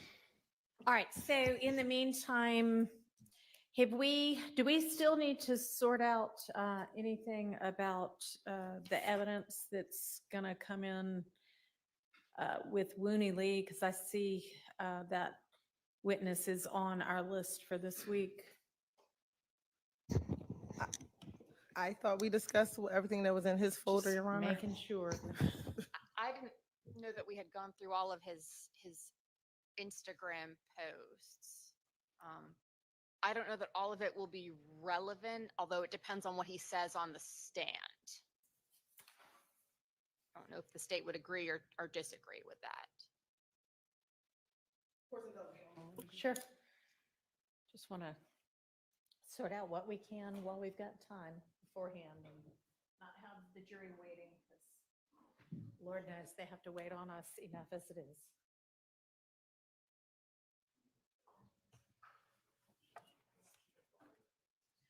All day today we're waiting on them.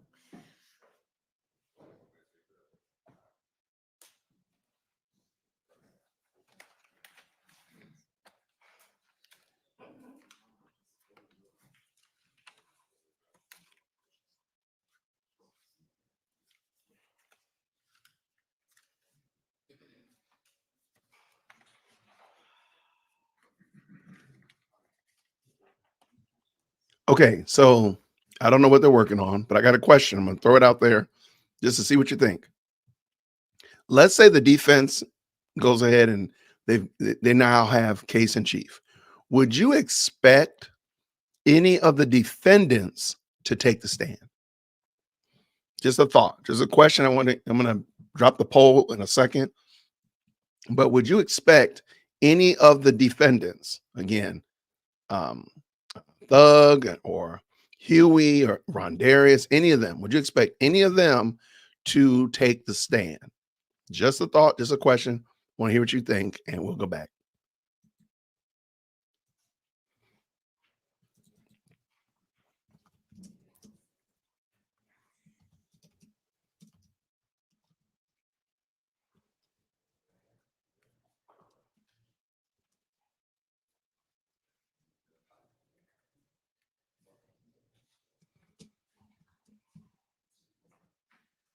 Okay. Okay, so all right, they're not even saying anything. Okay, so you all, wow. Wow. Okay, now I got to go again. Okay, so now, why would you not want? Okay, I'm a defendant.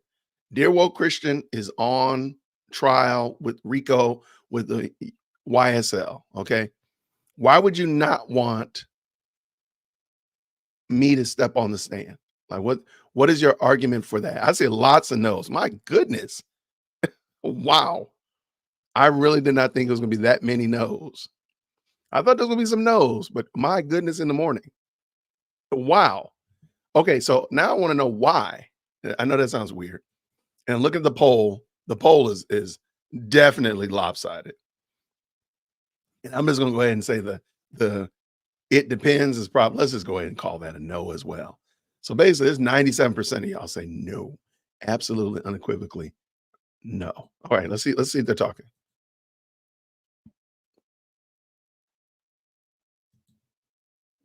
Okay, they're not talking. Okay. There's no need. I think they said enough. Cross opens everything up. Okay.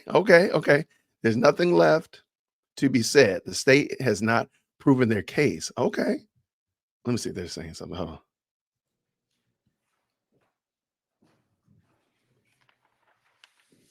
What are they standing for? Okay. I think they said enough. Can't control the cross. Williams go. This is the restroom. Okay. What? Can't trust question. Okay. Wow. Lots of you. Burden of proof isn't on the defense. There's no point. Okay. Never let them. Okay. They would incriminate themselves. Okay. No, I love it. Okay, let me bring it up. Let me tell you why. So, okay, I don't know what they're doing over there. So I'm going to go ahead and just do like a little station break. This is my little endorsement for my Goodreads account. All right. So in this book, there was in the book, full screen. In this book, there was a case early on in the early 2000s, a guy who was definitely innocent. He was innocent. He was not guilty of being involved in the gang at all. I'm sorry, he had deleted somebody out of self-defense. I'm sorry, that's what it was. And he got on the stand to make his case. And he said like 2 or 3 things that opened him up for, as many people said, cross-examination. In the cross-examination, they pulled out, him saying, I've never gotten in trouble. I've never been violent or anything like that. The cross-examination is they pulled, he was in like a rap video talking about murdering people. It's a friend of his that was an up-and-coming rapper. And they wrote some lines for him. And he ended up getting in on screen, rapping about deleting somebody. And that's what the prosecution used. The prosecution he was almost free and clear until he got up there talking about, let me defend my honor. Let me tell you about who I am. And basically said, I'm a good person. I'm never violent. They pull up this video of him in a rap video talking about he gonna delete people. And that was it. So I just was wondering what y'all were thinking. Man, the overwhelming majority of y'all, 95% of y'all said absolutely no reason to get on the stand. So I just thought that was wild. Let me see real quick. What are they? Look like study hall. It looks like study hall. There's nothing going on. So that's what made me think about that. So I'm interested in seeing here that you all are pretty much this is exactly what happened. Free YSL. The prosecutors in the story that I'm telling about, they kind of twisted. Now the gentleman had never had a criminal history. There's no reason to believe that he was out there wilding out in those streets. However, he was in a rap video talking about deleting people. Like,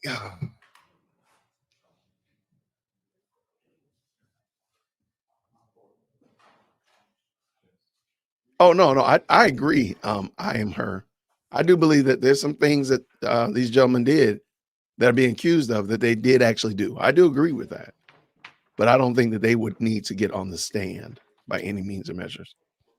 Oh, now, if we look in here at this case, I don't think the state has proven anything. They can't even prove to me that Thug has dreadlocks at this point. They can't even prove that they ain't even proven that Matthews has a silver beard. So I don't think there's any reason for anybody to try to disprove anything that they've done because they haven't done anything, in my opinion.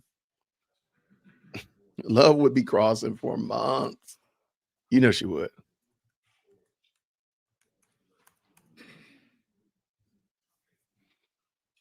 No snitching. No snitching, Felicia. Have no fear.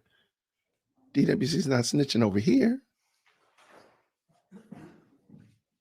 Yeah, so it was very interesting, again, from the book Rap on Trial.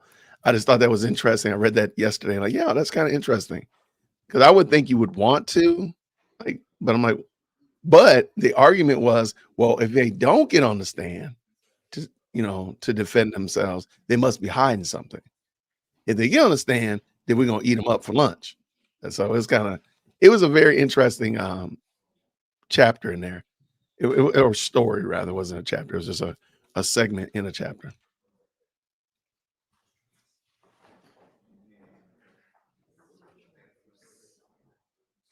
If you say it in a song, you did it, man. I hear you, and I think you're being funny, Stokes. But their argumentation, in my opinion, is bad.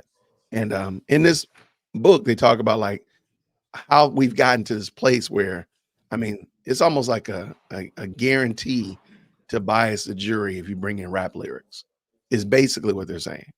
So now it's gotten well past just artistic expression. And we kind of heard that if you watch the motion, um, the 8-hour diatribe of the motion to include or exclude rap lyrics on this trial.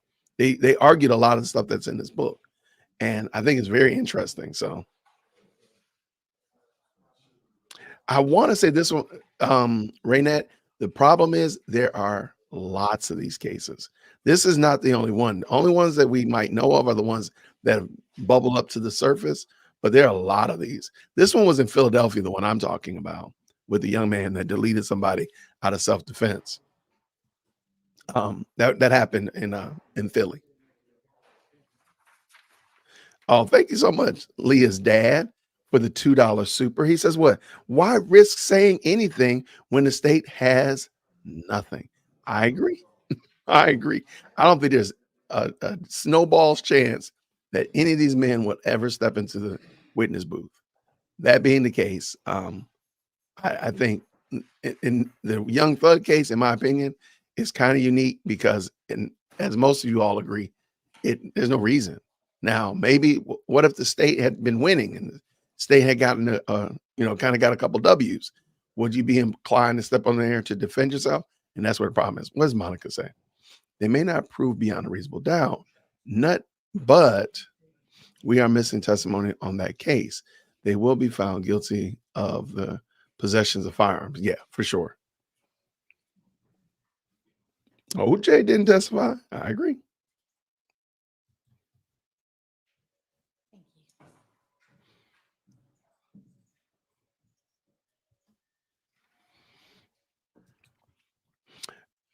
So if you're in a gang movie and played criminal, now you're guilty. I don't know how they square that peg. I think that's the valid argument, in my opinion. I agree with you, Ron Barnes.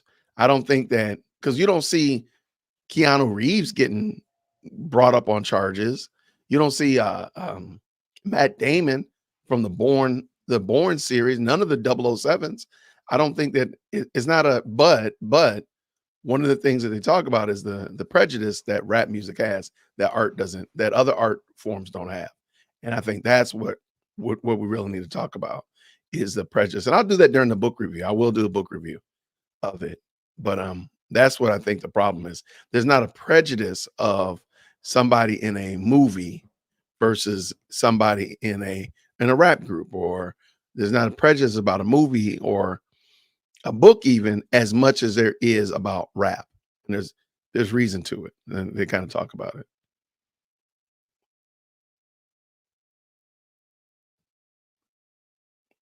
Oh man, Debo. Oh my gosh. Somebody fill Debo in at Debo and give him an update on what all has gone down this morning.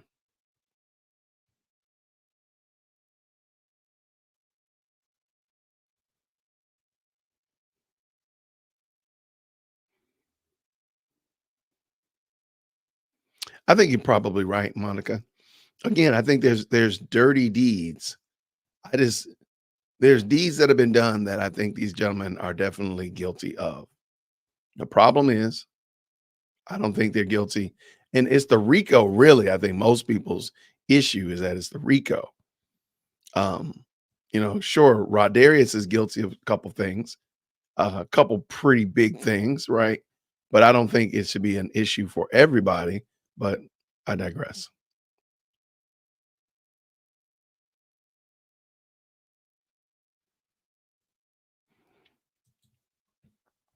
I would I, I would love for that argument to be made. Now, granted, if let me go, let's Robert De Niro is in one of those, right? Robert De Niro. So let's say Robert De Niro, was he in Goodfellas or Godfather? Probably both of them. I don't know. But Robert De Niro is in Goodfellas, I think. And let's say he is now being charged for something akin to what he did in Goodfellas. That would be an apples to apples comparison, in my opinion. So let's say in Goodfellas, Robert De Niro deletes somebody while driving while driving a car. He deletes somebody while driving by them.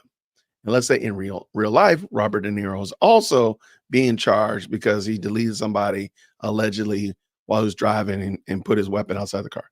Very similar to what he did in the movie. I think there would be an argument there.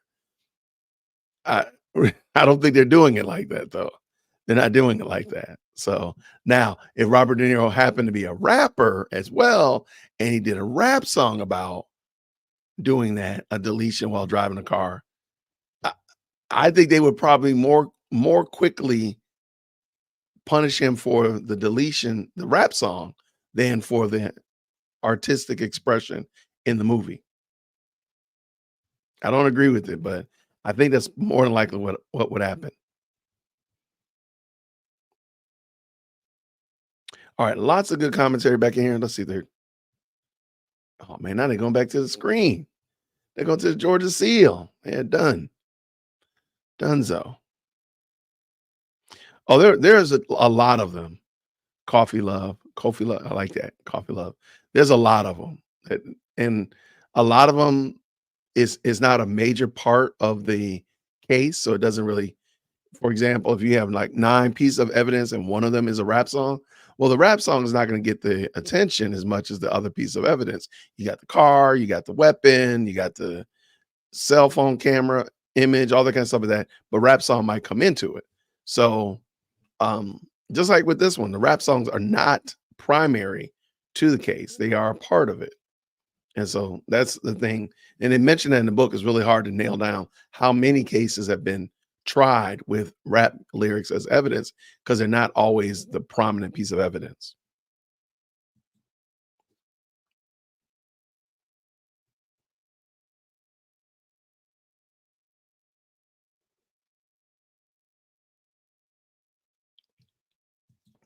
Zach, I think this is, in my opinion, one of the big L's for Judge Whitaker.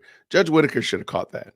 And that in Montunk's revocation, the probation officer said that he had an S assault charge. And on the record, it doesn't show that. And so I think now, if it's somewhere else, or maybe they were looking at another piece of data or whatever like that, I still think they should have squared that before he was tried. They should have brought that all together and said, hey, it's not on this piece of evidence, it's somewhere else, or it's from another county or whatever. But if it's just truly not there and they just kind of made that up or misspoke, I do think that should be addressed as well.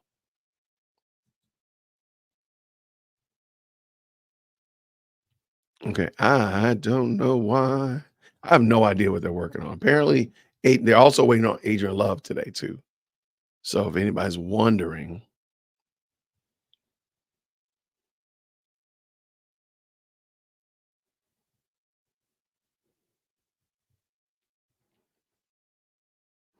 and though I agree with you right here, Ron Barnes, think about it. Most older people aren't into rap, so they really don't care. I agree. Um, but the problem is they still got to make a decision on these men's guilt or innocence, whether they're guilty or they're acquitted, whatever. And I think they're still gonna have to get into it. They're gonna have to still jump into it with both feet. All right, let's see.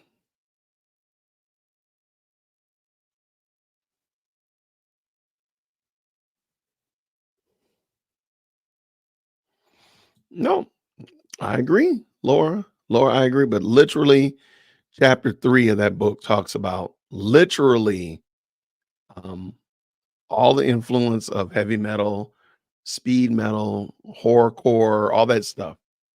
And they still do not get the level of pushback that rap music does.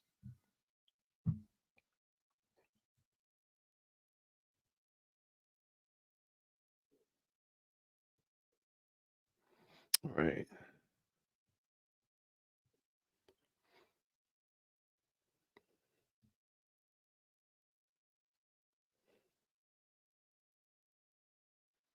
I don't know. And I don't know how time served works. Rhonda Grant, I think that's a good point. I just don't know how time served works. And this team right here, you know good and well, if it's even if it took them 10 years to try this case, they're gonna want some kind of time with that. They're gonna still want, even if look, we charge you with 10, you get 10 years, you've been in court for 10 years, you still gotta give me 10 months. I can see them doing that even though. So even no matter what they're found guilty of, I could still see this team trying their best to get some kind of blood out of a turnip. I, I don't know. So let's do this, Danny. Danny IRL. Now, if Denzel, let's pick a movie. Let's find out Denzel was really a hitman. He really was a hitman, like he was in Man on Fire or the Equalizer series or whatever like that. So he really was a hitman. Should, and let's say he's tried for being a hitman. He's fine. You find out he's been out here doing hits on people and stuff like that. Should his movie Man on Fire, should his movie The Equalizer 1, 2, and 3, should those come into play in his in his trial? But on the same note, though, in the movie Colors, Ice-T raps about gang life. So should you throw that in? Because there's literal cases where people didn't even rap. They were in the video, a rap video, and they were in it, and they got caught up and they say, well, because you're in it, and you heard them argue this during the pretrial motion, that because you're in it, you're co-signing what they're saying, which is crazy, But that's where we are. So I don't know. I don't know how this is gonna work out. I don't know how they're gonna square that peg, because now you could put rap music over something. So you can, voice over it, or you can put the music over something that's completely unrelated. I don't know how they square it, in my opinion. Now, the only problem with this, Duckster, is there's other music genres that do even worse. Why don't they get called out like this? When you find out that somebody that did some horrible thing listens to a type of music that glorifies violence way more than even rap music, why don't they get the same level of scrutiny? That's all.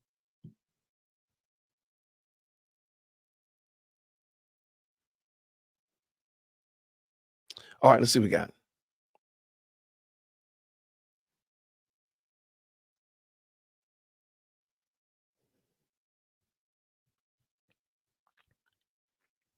Lots of good conversation in here. Down Bad Dennis is still banned. Yeah, absolutely. Lots of good conversation going on in the chat. Always love that. Always love that. The whole table had to leave. Yeah, like what are y'all doing? But apparently also the witness is Adrian Love's witness, if I'm understanding what they said correctly.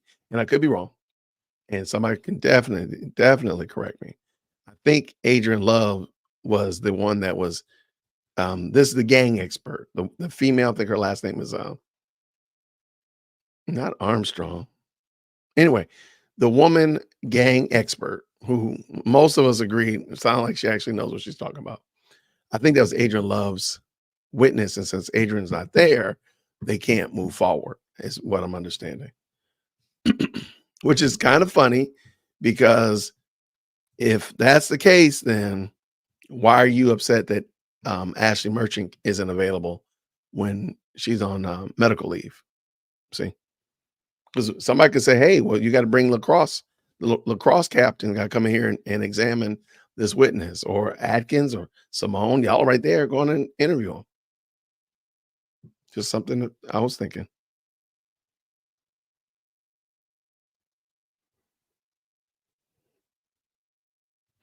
Oh, okay. I I think the furtherance part is the weakest argument of the, and if you're not familiar, it's basically saying the furtherance of, like, for example, Mo Mack and I are criminals, and we have a criminal organization called Mo DWC, and we out here doing crime stuff. Well, every time Mo goes out and does crimes, it benefits the group because now people are like, whoa, Mo DMC ain't playing. Every time I go out here and do my crime thing, people are like, whoa, DMC is not playing. Mo DMC is not playing. So people start to realize and see this organization as being very powerful, very noteworthy. They're notable, like they're infamous even because of the things that MoMac and what DWC have done. So every time I do a crime, it's in furtherance of the gang or furtherance of the enterprise. That right there is the argument that's why they keep trying to tie in like the random text messages or the random Instagram posts, because they're trying to tie everybody together and knit everyone together based upon one person's bad actions. So because DWC claims to be YSL, then that means that DWC ran over that pack of chipmunks this morning because DWC wants to help YSL. The reason DWC threw those acorns at his neighbor was to help YSL. So they're tying everything together. Maybe I'm just a bad neighbor. Maybe I just want to run over some chipmunks. Like it doesn't have to be a one for one, and definitely a furtherance. So that's what Mo Mac Moi is saying. Okay.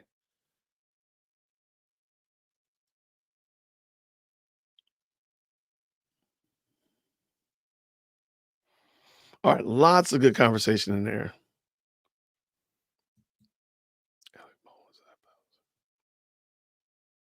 Okay. I have to admit, Calvin, I kind of forgot about Alec Baldwin. So I gotta think about that. But I think I mean, you say something there that definitely stands out. I just have to think about it. I got to process it a little bit. But no, I think that's a good catch. Good catch. The judge is back. And it is, they are going. Let me double check, make sure we ain't miss something. No, I'm sitting here ready. Man, they just going long. Okay, so we are waiting.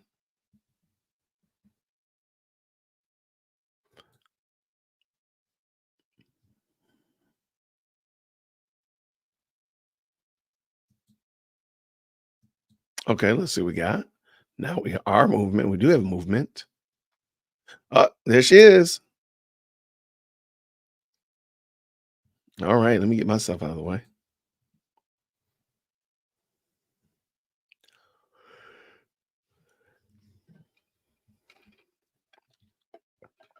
I appreciate y'all so much for hanging out with us today. If you don't mind, hit that like button. Go and help your brother out. If you like this type of content, me giving social and political commentary from a Christian male perspective, hit that like button. If you don't like what I'm doing over here, just hit the like button like 3 times. That's okay. Trust me.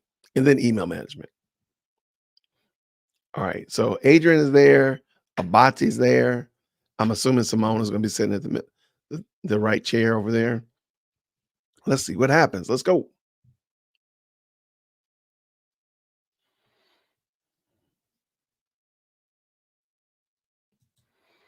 Yeah, I think you're probably right.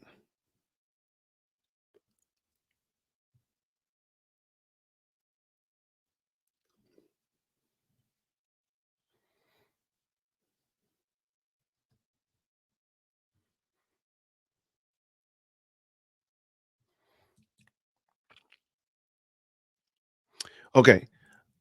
I am waiting to see, like, what is he saying? Is it me? Uh-uh.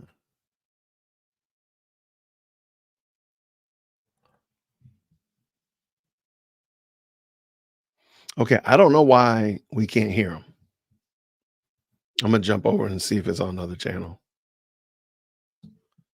But no, I don't know why.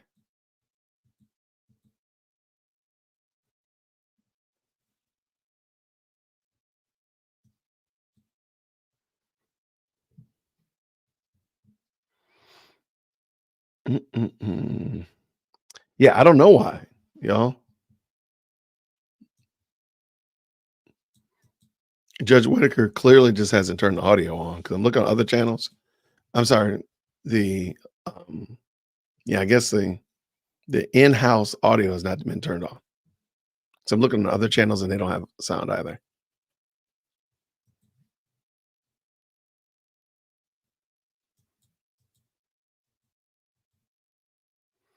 Yeah, Max Shard is standing there talking and nobody is able to hear. Man, they are really. So we've been in here since 8:45 and we have gotten nothing. I mean, we did get some things done. So let's just tell the truth. They did get some things done, but they could be done. But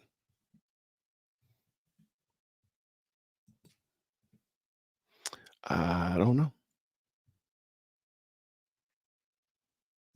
I don't know. I have no idea why it's doing that.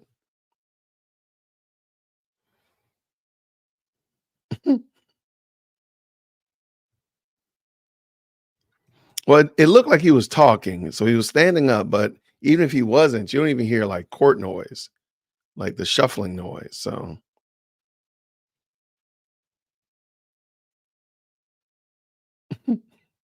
if you strongly dislike, there we go. If you strongly dislike Love's Jacket, hit that like button. Do something, make it something positive. Turn a negative into a positive. Man, they got so many sound issues. Unknown. This is ridiculous. That's embarrassing. Like y'all and the sound issues are crazy. What's the streaming program I use? StreamYard. And I'll give you my affiliate link if you need to. If you need it. Everybody needs it. Make sure I give you that link. Help your boy out. Uh,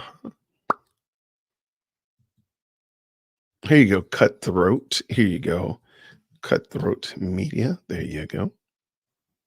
All right, let's see what we got. Keep this moving. Love, loving that laptop, man. Her and that laptop or something else. All right, let's see. Yeah, this is the longest 30 minutes of the for sure.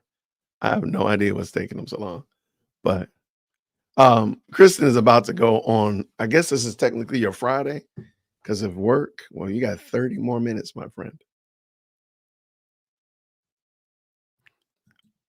If she can't keep cameras out, she'll silence them. Yeah, in Georgia, you actually apparently it is law. So it's not just. I thought it was like up to the judge's discretion. That was I was wrong. No, Dennis is not coming back. Dennis has been uninvited and he's done.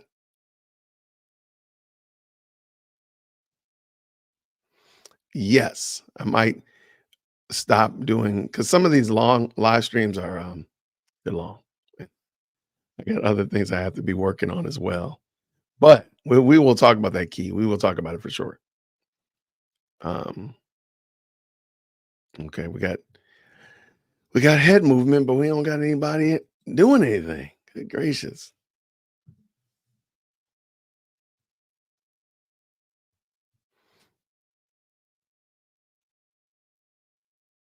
Dennis is no longer invited to the cookout. Yeah, I don't know about Dennis. He was that he seemed like somebody that was only invited to bring plates. That's what he seemed like to me. He seemed like the plate type of guy. The plate type of invite. There you go. That's what I'm trying to say. Yes, all of Dennis's testimony, what Judge Whitaker said on Friday stood. So Dennis was done, his testimony was thrown out, and he was not invited to come back and interview or give testimony again. So she stood on that, which was again amazing. Lots of people were taken aback, like, oh my gosh. Yeah, I don't even think he might look, paper plates might be just paper plates for him.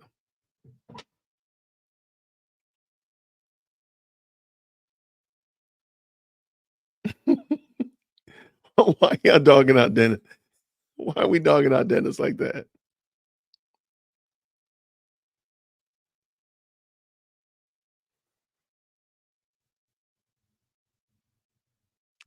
All right, lots of good man. And I want to say that again, like Dennis's testimony as a quote unquote gang expert was lacking. I think most of us agreed about that. The woman that came up, that's again, she's supposed to be in here. I think her testimony was much better. She seemed like she really truly was an expert in that life. To me, Dennis was, they should just had him talk about whatever it was that he was going to talk about as a former investigator or police officer or whatever. That would have been enough. All this gang expert stuff, and I watch movies in my life, and I'm familiar with, gang symbols. To me, that was not a good look, especially considering um, that they had a really good witness in, I want to say her last name was Underwood, and I might be just making that up, but the woman that came after Dennis was much better.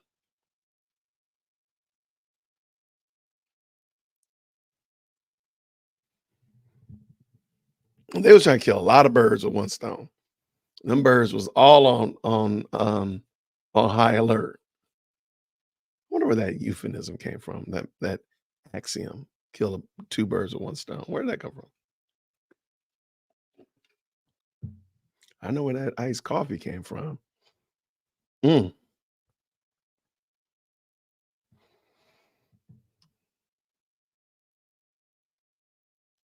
All right, what we got? Oh, it was Underwood. Thank you so much. Y'all, thank y'all so much, man. It's 800 of y'all done already hit that like button, and there's 1,100 of us watching. Thank you so much. But the Bible talks about birds in a net. I know that you're talking about that passage in Proverbs, but that's a net. And that kind of makes sense. Like a net, you can catch a lot of things with a net. But this is a bird with one stone, right? Or two birds with one stone, like a rock. How do you do that? That's just why I got that. But definitely not going to argue about it for sure. No doubt people still use slings. They can't. Yeah. So, okay. You're using a sling because a sling is pretty lethal. If you watch some of those cats that be using a sling, if you ever go down the rabbit hole of YouTube and watch people using a sling, hey, they're dangerous, no question about it. But how do you get two birds with it though? That's my only thing. Like, okay, it's lethal, but how'd you get two birds with that one stone? That's the thing.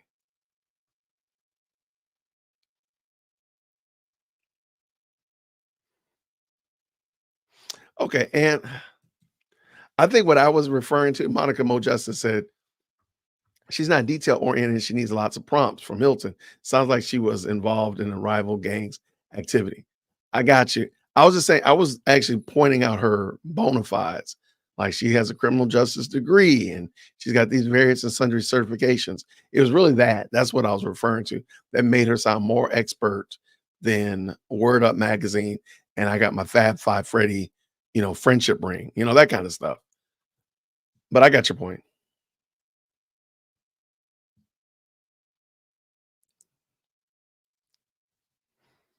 I do not want Birdman on the stand. I do not want Birdman on the stand. No. Can you imagine how at that point, if they get Birdman or Lil Wayne on the stand, and they're gonna come with 2 or 3 or 5 attorneys, yeah, that's gonna be a mess. There's got to be because you got to think about it. They haven't had him on the stand yet. And remember, allegedly, these people shot at Lil Wayne and his bus, right? But they ain't had him on the stand because I think that would just take the circus to a whole new height or depth, whichever way you want to look at it.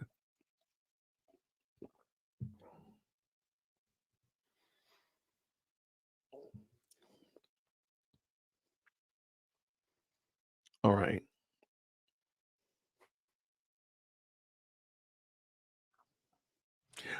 Right. But hear me, Karen. I'm not trying to disagree, but that was one giant and one stone.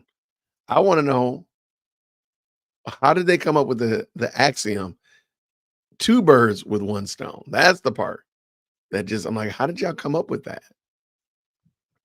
What was the genesis of that? I might have to look that up. The idioms.com. I'm sure there's an idiom.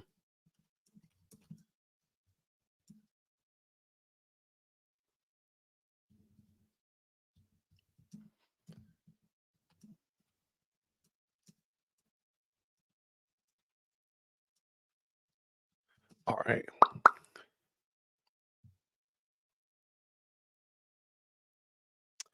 All right. Man, it came from the 1600s. And of course, this is taken with a grain of salt. So real quick, since they don't want to come back and do this job that we're being entertained by. So let's get Jason's head out of the way. All right. The phrase dates back to the 1600s and references using a slingshot to hunt a bird. Okay, we got that. Killing two birds with the same stone was virtually impossible. And the phrase was commonly used as criticism for taking on too much, greatly increasing the likelihood of failure. Okay. Interesting. Because we use it as like, you're really just, we use it more like you're able to do it, but they're saying like, basically, you're going to fail at this. Interesting. All right. And I'll drop the link in here if y'all want to look it up. I just typed in Google, where does the axiom, two birds with one stone, come from? If you want to continue to look.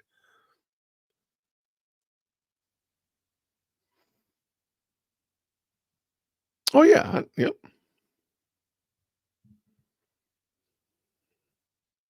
So yeah, that's where we are, Key. We on the same page.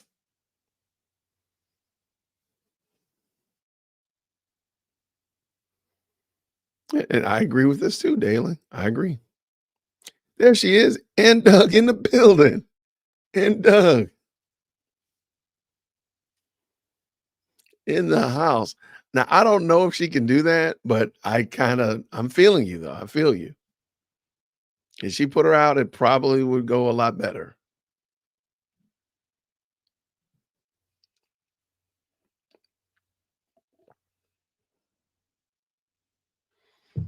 All right, let's see what we got here. Okay. Yeah,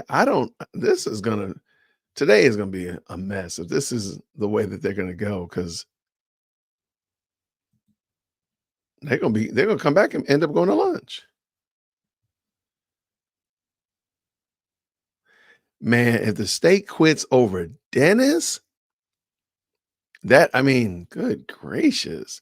I don't think Dennis was that profound. I don't even think the secret knowledge that he has would, like, for them to quit, that would be intense. Now, granted, I think they should have quit a long time ago. I think they should have quit with Woody personally. I think they should say, look, we're gonna end up dragging our name into the mud, in my opinion. But I mean, it's possible. It's very possible.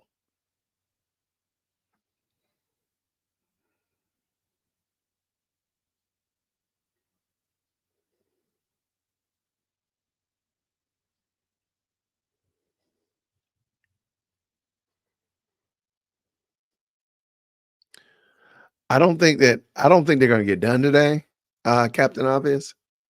I don't know. I really don't. And it doesn't sound like they're prepared for Ashley anyway, because if Adrian Love is examining the quote unquote gang expert now, which by the way, if Hilton was examining her, I don't know, because it sounded like that's what she was saying when Judge Whitaker asked her they're ready to go, and they said they're waiting for Adrian Love. She's trying to get her ETA. All right, if Hilton is examining the gang expert, then they should be ready. But they seem like they're going to find a way to not be ready because they're really good at that. They're pretty classic with that.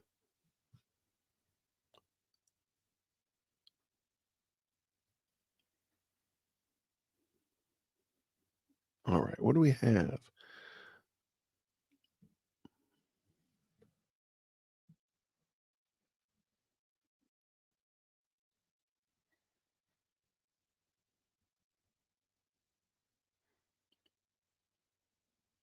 Okay, I'm trying to. Y'all got me looking now. Y'all got me looking up two birds with one stone again.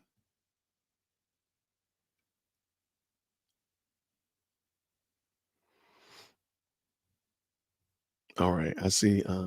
Let's see. Man, this is whack. What's going on, state? What are y'all doing?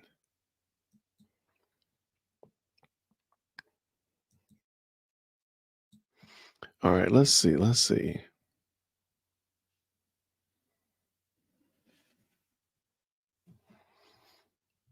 Yeah, let's see. Got good stuff going on here in the chat, which I always appreciate. I don't know how this is going to be a long day. I don't know what they're going to do. This is going to be a long dumpster fire of a day for sure. Because they're going to end up dragging this out. They're going to be in here till 6 o'clock. Easily. Talking about, well, we started late.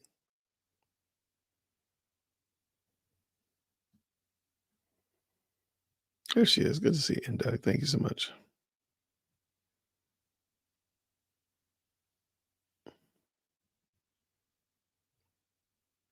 This trial is a 403 all by itself. Nothing else needed.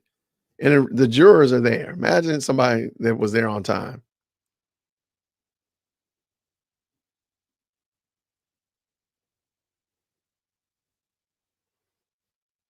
Yeah, this is yeah, because this is not a good look for Judge Whitaker at all.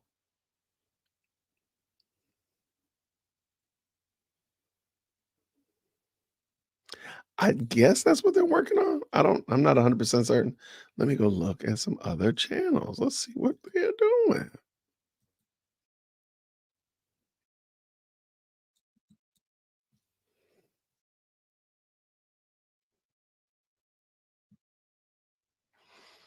All right, let's see.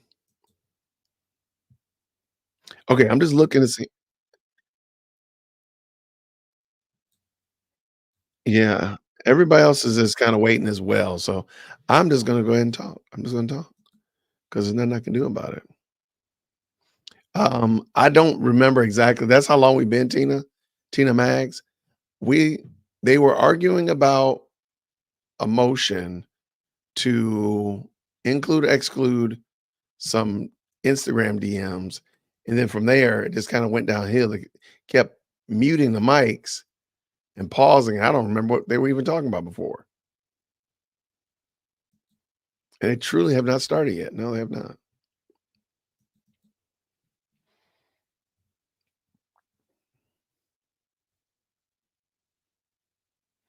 All right, let's do this. Let's look at it.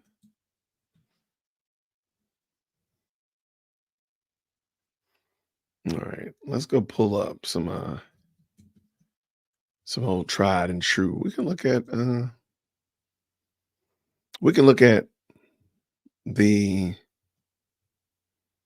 I don't want to do the recusal motion again. But let's look at the actual motion that got Dennis kicked off. I think that would be a good. Let's look at that, or a situation that got Dennis kicked out.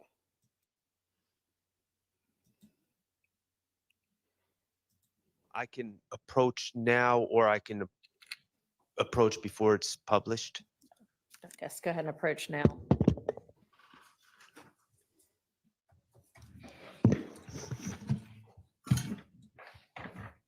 And when they, I'm gonna also show you what's been marked as State's Exhibit 545Y.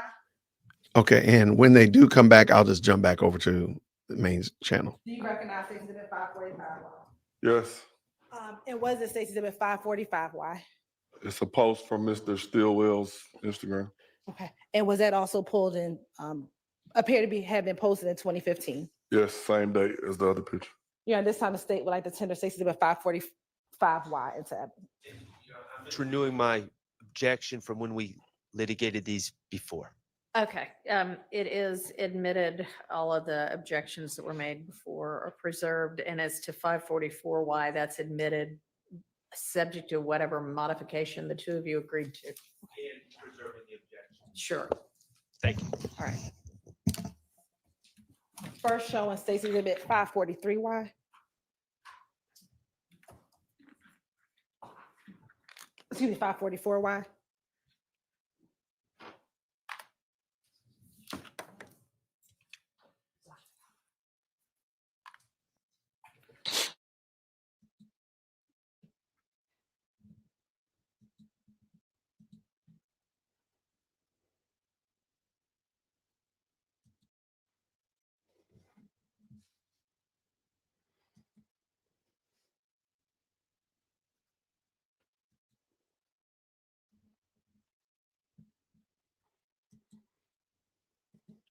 Okay, this is the day that they were having audio issues.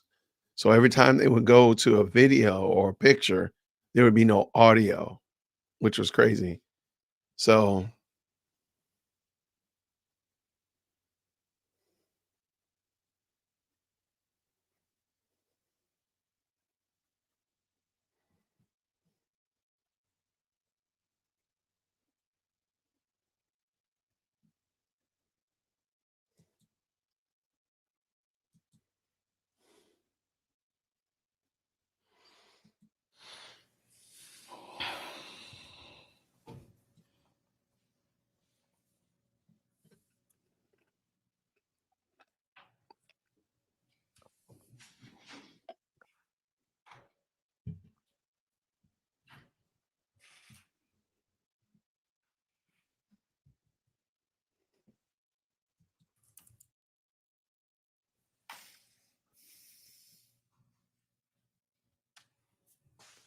I have no idea why they are pausing like that.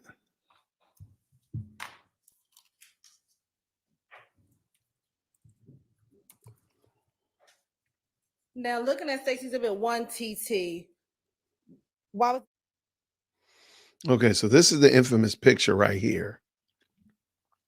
And apparently Dennis said this gentleman just got out of jail or just got out of prison or something like that in reference to this picture in front of the jury. So then now Doug Weinstein says he wants a sidebar about it, and it came up for the sidebar.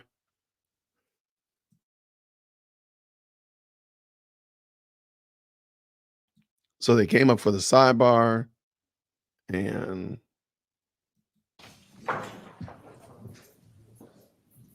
sidebar was over.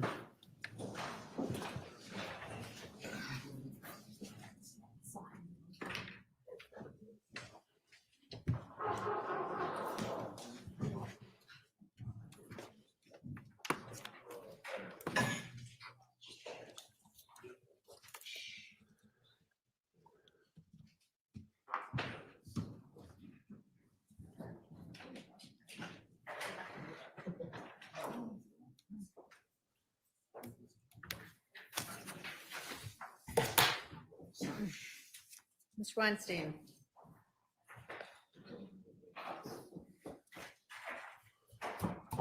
Your Honor, this one you cannot fix.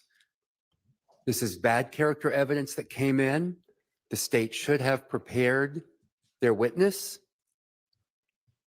I move for a mistrial. This absolutely cannot be unheard by the jury. It was heard clear as day in his deep, sonorous voice. They have heard it, they have absorbed it, It cannot be fixed. 404A, Your Honor. Here, whatever response the state might be able to make on that. Your Honor, that was not the state's intention. I'm sure it wasn't. Your Honor, that wasn't even, that response didn't even come across my mind that would even have come out of our witness's mouth, Your Honor. The state's intention was to solely talk about the vehicle that he was standing on and the fact that he was standing on that vehicle. If you can just give us an opportunity just to look at some case law just to see if Your Honor, I'm sorry. How many times has this man testified in a trial? How long has he been I know he's a retired investigator. How long has he been an investigator? He knows he is not supposed to say that, Your Honor. I would find it surprising if he isn't aware that that's not supposed to come out. I do not believe that the state intended to elicit that. And I think that you actually yourself acknowledged up here at the bench that you don't believe that was the state's intention. I do not believe it was their Nonetheless, intention. it happened. I'm going to give y'all about 15 minutes or so to find whatever you might be able to find. Thank you, Your Honor. All right. Hey, thank you so much, SM. This is just a flashback because apparently court is derailed because there's a juror that is MIA. And so they're just taking a long time. So we just were going over some of the things that have popped up in the past week and whatnot like that. So yeah, they're still, I'm muted. No, I'm not. Okay. Yeah, so we're just waiting for them to show back up. So share the step instead. There we go. And I don't think it's a dog. I think y'all are wild with this dog thing. I don't think it's a dog. I think it's really a squeaky door. That would not, I can't imagine they would have a dog in there. I can't imagine that. It does sound like a dog for sure, but I really think it's a squeaky door. Because if you notice, it's always when somebody's walking in or is walking out. Now, granted, the dog could be barking when a person works in and walks out. Got you. But it seems a little bit more like a door. And sure, he says it's a door too. So come on, we're together. Jury fled. They said, look, I'm out of here. They're on the run. They on the lam. They got jurors that are out there on the lam running away. This is craziness. Oh my gosh. Hey, by the way, while we're here, if y'all could help me out, if you've already hit the like button, if you could go to dearwokechristian.com at the very bottom and add your email to the email list, because I'm going to be sending out a newsletter starting next year, working on some fun, interactive newsletters that people will actually want to open up and read and engage with. And I would love to keep you on the list just so if anything changes, anything happens to us over here on the YouTube, whatever, we can keep you a part of the best live chat on the internet. Y'all, real quick, and Christy is off of work. Kristen's off of work. Yes, to God be the glory. It's dark over there now, though, right? No, it's still, you're like 3 hours behind. So it's only like 7 o'clock there. But anyway, go to dearworldchristian.com, add your name to the email list. That would help out a lot. What are they doing? That juror said, man, I'm out of here. I'm pushing all the limits. He said, I'm making a run for it. That's got to be crazy. Oh, I'm sorry. Thank you so much for that question. If you go to dearworldchristian.com,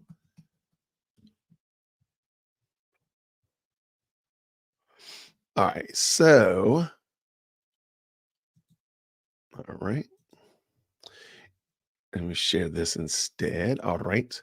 Here's dwc.com. If you scroll all the way down to the bottom, stay connected. Drop your name in there. And this is my name, Jason. I'm going to put in dearwokec@gmail.com. And that way I can just stay in touch with you and let you know when the new newsletter stuff gets sent out. There you go. Thank you so much.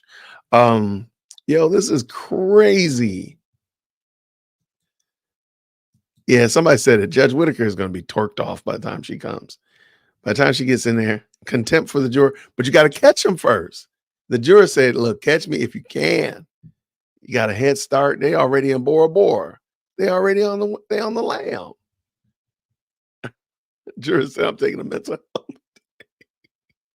Okay, here we go. All right, where did the juror go? Let me make up a new poll. We're just having fun. Where did the juror go? Where did the juror go?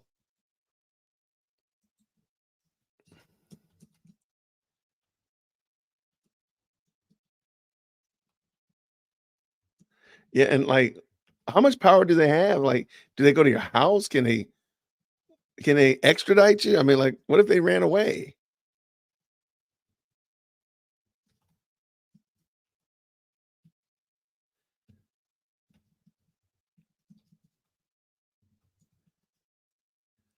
I think I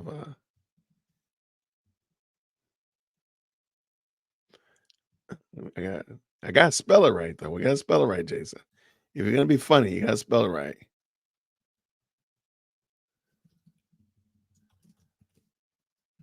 Okay.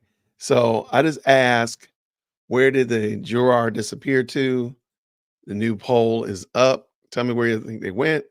They took a mental health day. They went to Bora Bora. They're trapped in IKEA, or I don't recall. I really wish you could have. I wish you could put more things in there. But they do have backups, but I don't know if you can just do that. I don't know. Because if, like, for example, if they're just not here today, but they're able to come back tomorrow, that's gonna be interesting. Flew the chicken coop. Yeah, I just want to know what happened. All right, so now I'm going back to Thugger Daily. It does say that the juror, excuse me, that they're waiting for a juror, and it's taken quite a bit of time.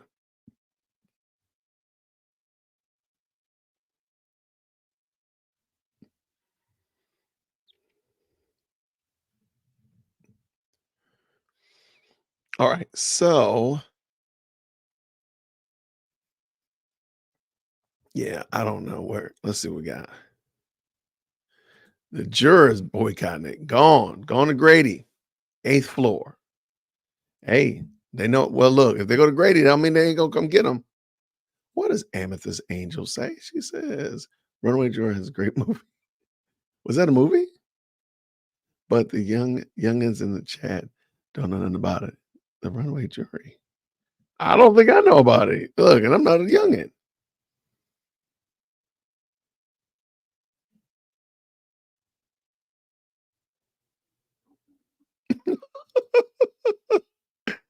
Her said, look, they might need some liquid cope. She said, look, I need a glass every night, every day after this trial goes off. It's a lot. I agree. They flew to a funeral on Friday. That's right. You're right. Thank you. They did have their funeral on Friday. Her flight was delayed. Really? Are y'all just saying that? Oh no, the jurors at Club Crucial. Oh, it's a wrap then. You know, Monday is the night they were having those fights. That juror said, look, let me blow some steam off. I'm about to go over to Club Crucial.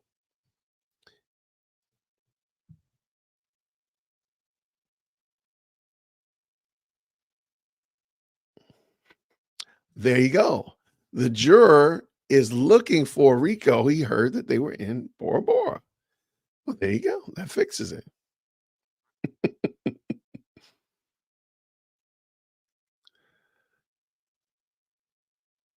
Y'all ride with Woody, all the juror's in trouble.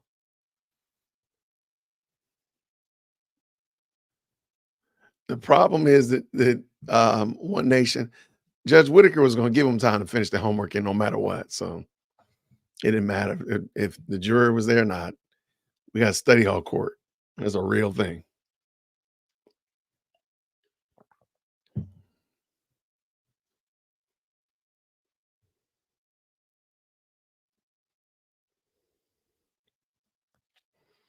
All right, let's see. We got lots of good conversation back there.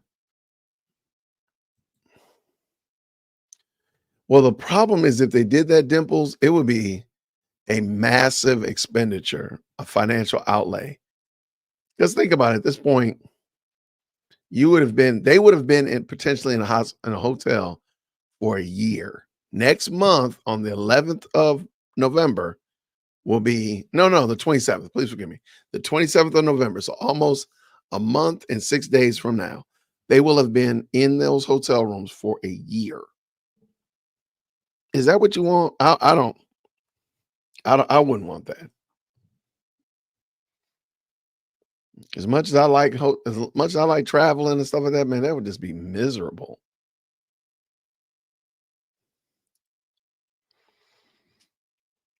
Oh, all of the jurors had a rough night at Club Crucial.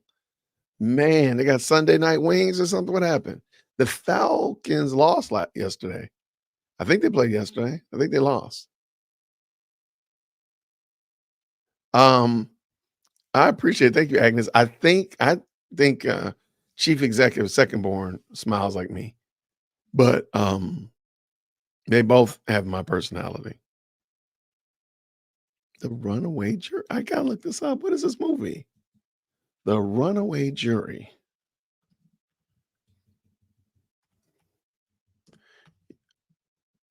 I don't think I've ever heard of this before. Oh my gosh. No, what is this? Mm-mm. What is this movie about? Based on oh my gosh, John Gresham. Man, he used to write a lot. And this is from the 2023. I'm sorry, let's say it again. 2003.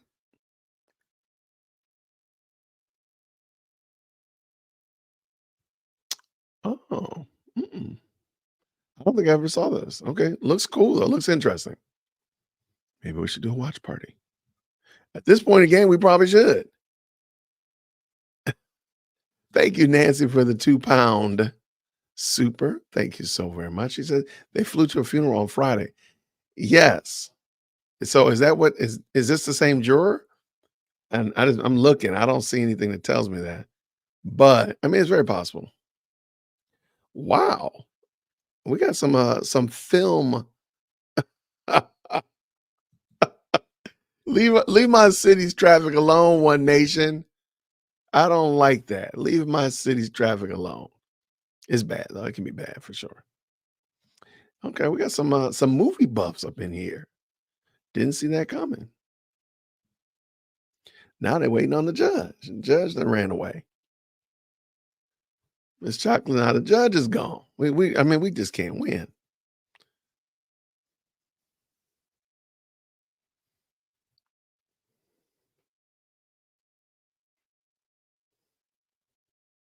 All right. I did not know this movie had so many people, so many fond fans of it. Now I know. Okay. Here we go. Oh my gosh.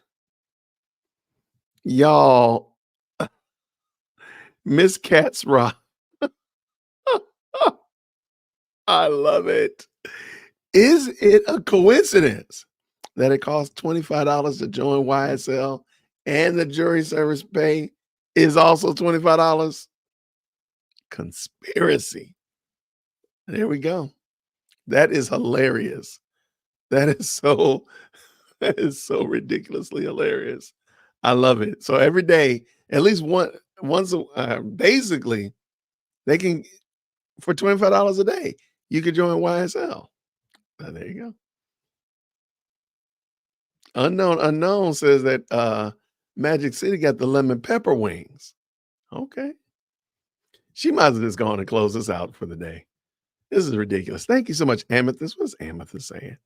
Over here, beautiful Amethyst. She said the original movie was in the 80s. Chat homework assignment is to watch the movie and take notes. Okay. There's a Runaway Jury movie from the 80s.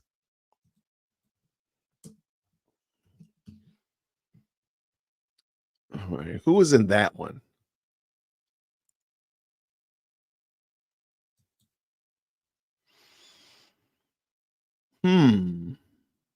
Okay, everything I'm seeing right here is about the movie from the. Oh wait, yeah, it's about the movie from 2003. Amethyst. Let me keep looking. Let me look. Let me look. Do a little bit more due diligence here.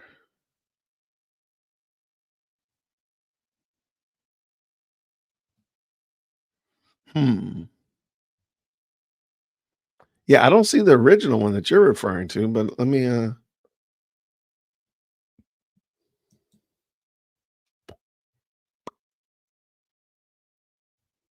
interesting. Okay, I have to look into that. But okay, I trust you. I trust you. So their homework is that they need to go look at the original movie and take notes. Okay, got you. How did this become a thing? Like, yo,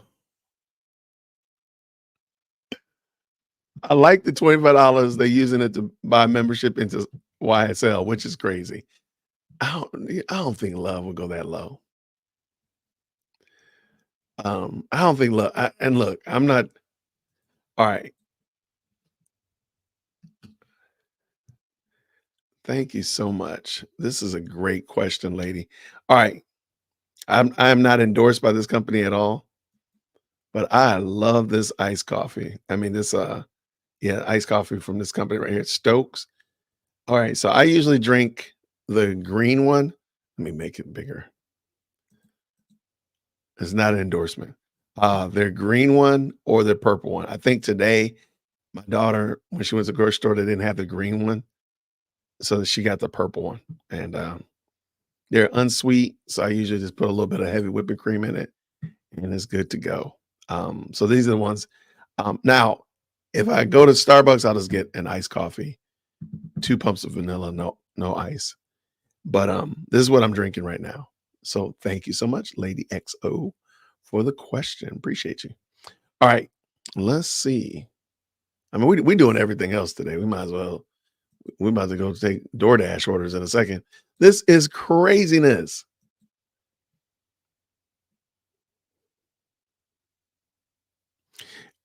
Yo, what are they doing over at Sarah Boone? Thank you.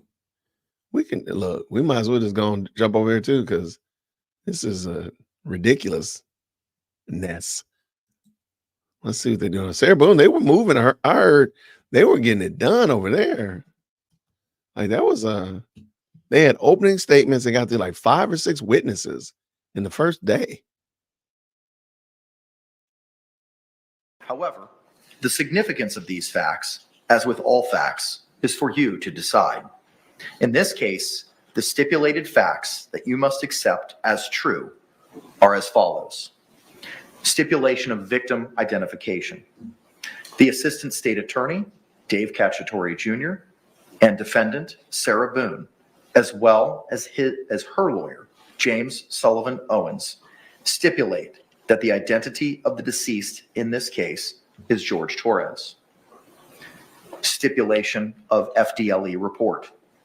The Assistant State Attorney, Dave Cacciatore Jr., and defendant, Sarah Boone, as well as her lawyer, James Sullivan Owens, stipulate to the admissibility into stipulate into evidence at trial of the FDLE lab report authored by Carolina Benito on June 3, 2020.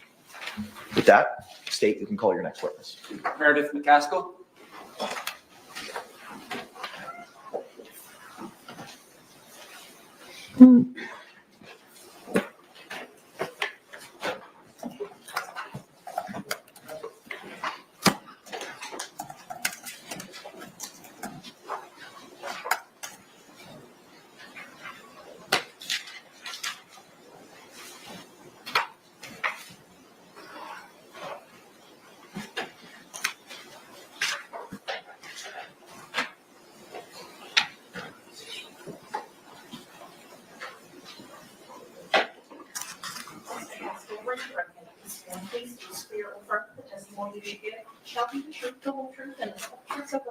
I do.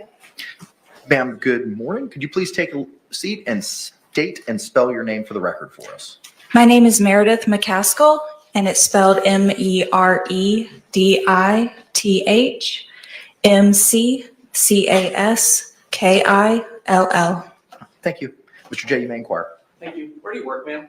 I am employed at the Florida Department of Law Enforcement, the Orlando Regional Operations Center. And is that also called FDLE? Yes, it is. And what do you do for FDLE? I am a senior crime laboratory analyst in the biology DNA section. And what is your educational background? We'll get into training and experience as well, but what's your educational background that allows you to do that job? I have a Bachelor of Science in Biological Sciences from Clemson University and a Master of Science in Biomedical Forensic Science from the Boston University School of Medicine. And when did you first start working for FDLE? I started at FDLE in April of 2011. And did you have any prior work experience as a forensic examiner of blood or biological or DNA evidence? No, I did not.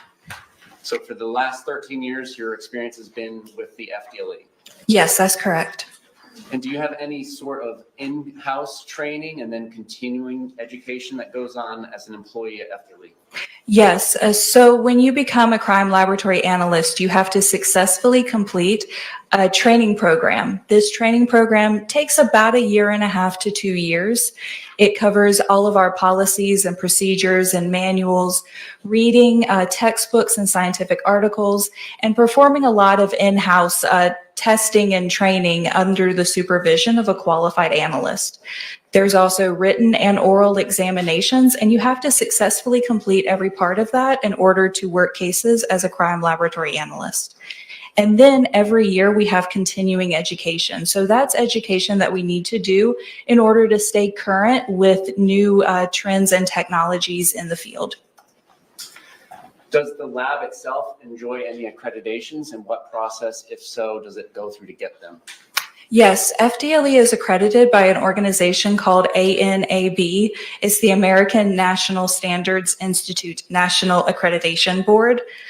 So we've been accredited for, I believe, over 30 years. It's a process where every 4 years they send people to come and inspect our lab, make sure that we're doing everything that we're supposed to be doing according to our policies and procedures. And then we're also following national standards that have been set down. That's every 4 years. It's very in-depth. And then we have additional kind of like spot checks every year just to make sure that we are maintaining everything that we are supposed to be doing. Have you ever given testimony in court about your opinion about serology analysis or DNA analysis? Yes, I have. Approximately how many times? Approximately 35 to 40 times. Have you ever not been allowed to give opinion testimony in those areas? No, I have not. Can you tell us about the place, particularly within FDLE? Tell us about your workspace and what personal protection equipment you may wear when you're doing DNA analysis. Yes. So in my workspace, I have what I call a clean side, which is where I keep all of my paperwork. And then I have my other side, which is used for actual screening of evidence items.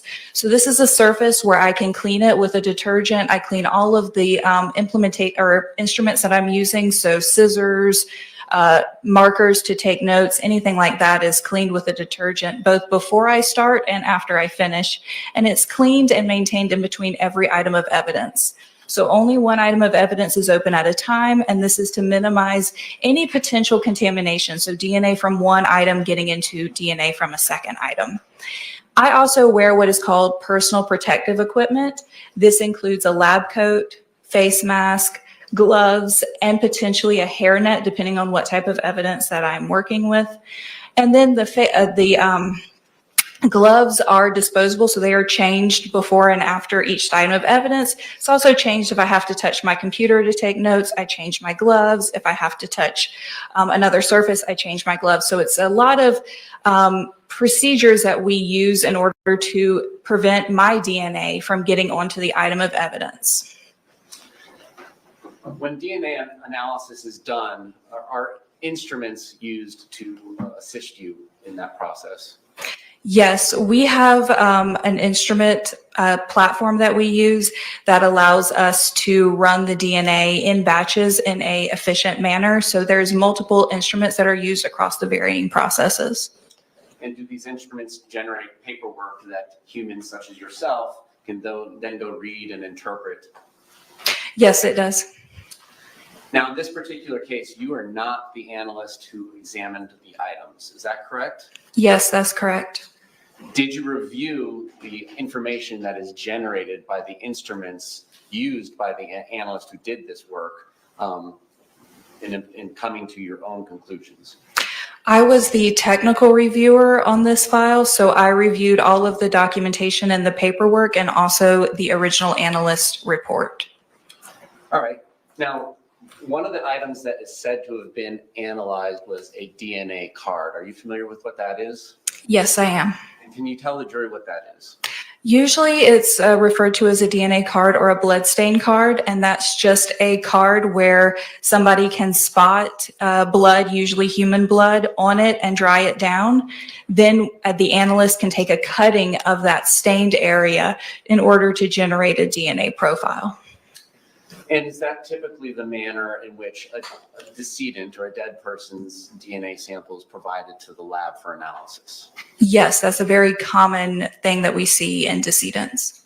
And can you explain to the jury how it is an analyst such as yourself would take that blood stain on a portion of the DNA card and develop a DNA profile?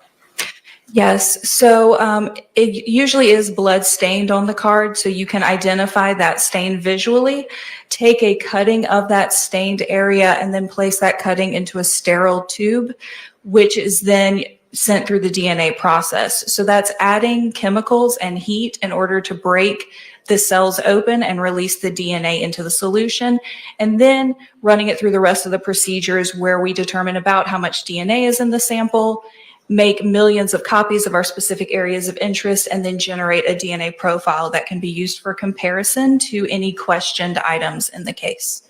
Do you use some sort of commercial kit to develop DNA profiles on known items such as this?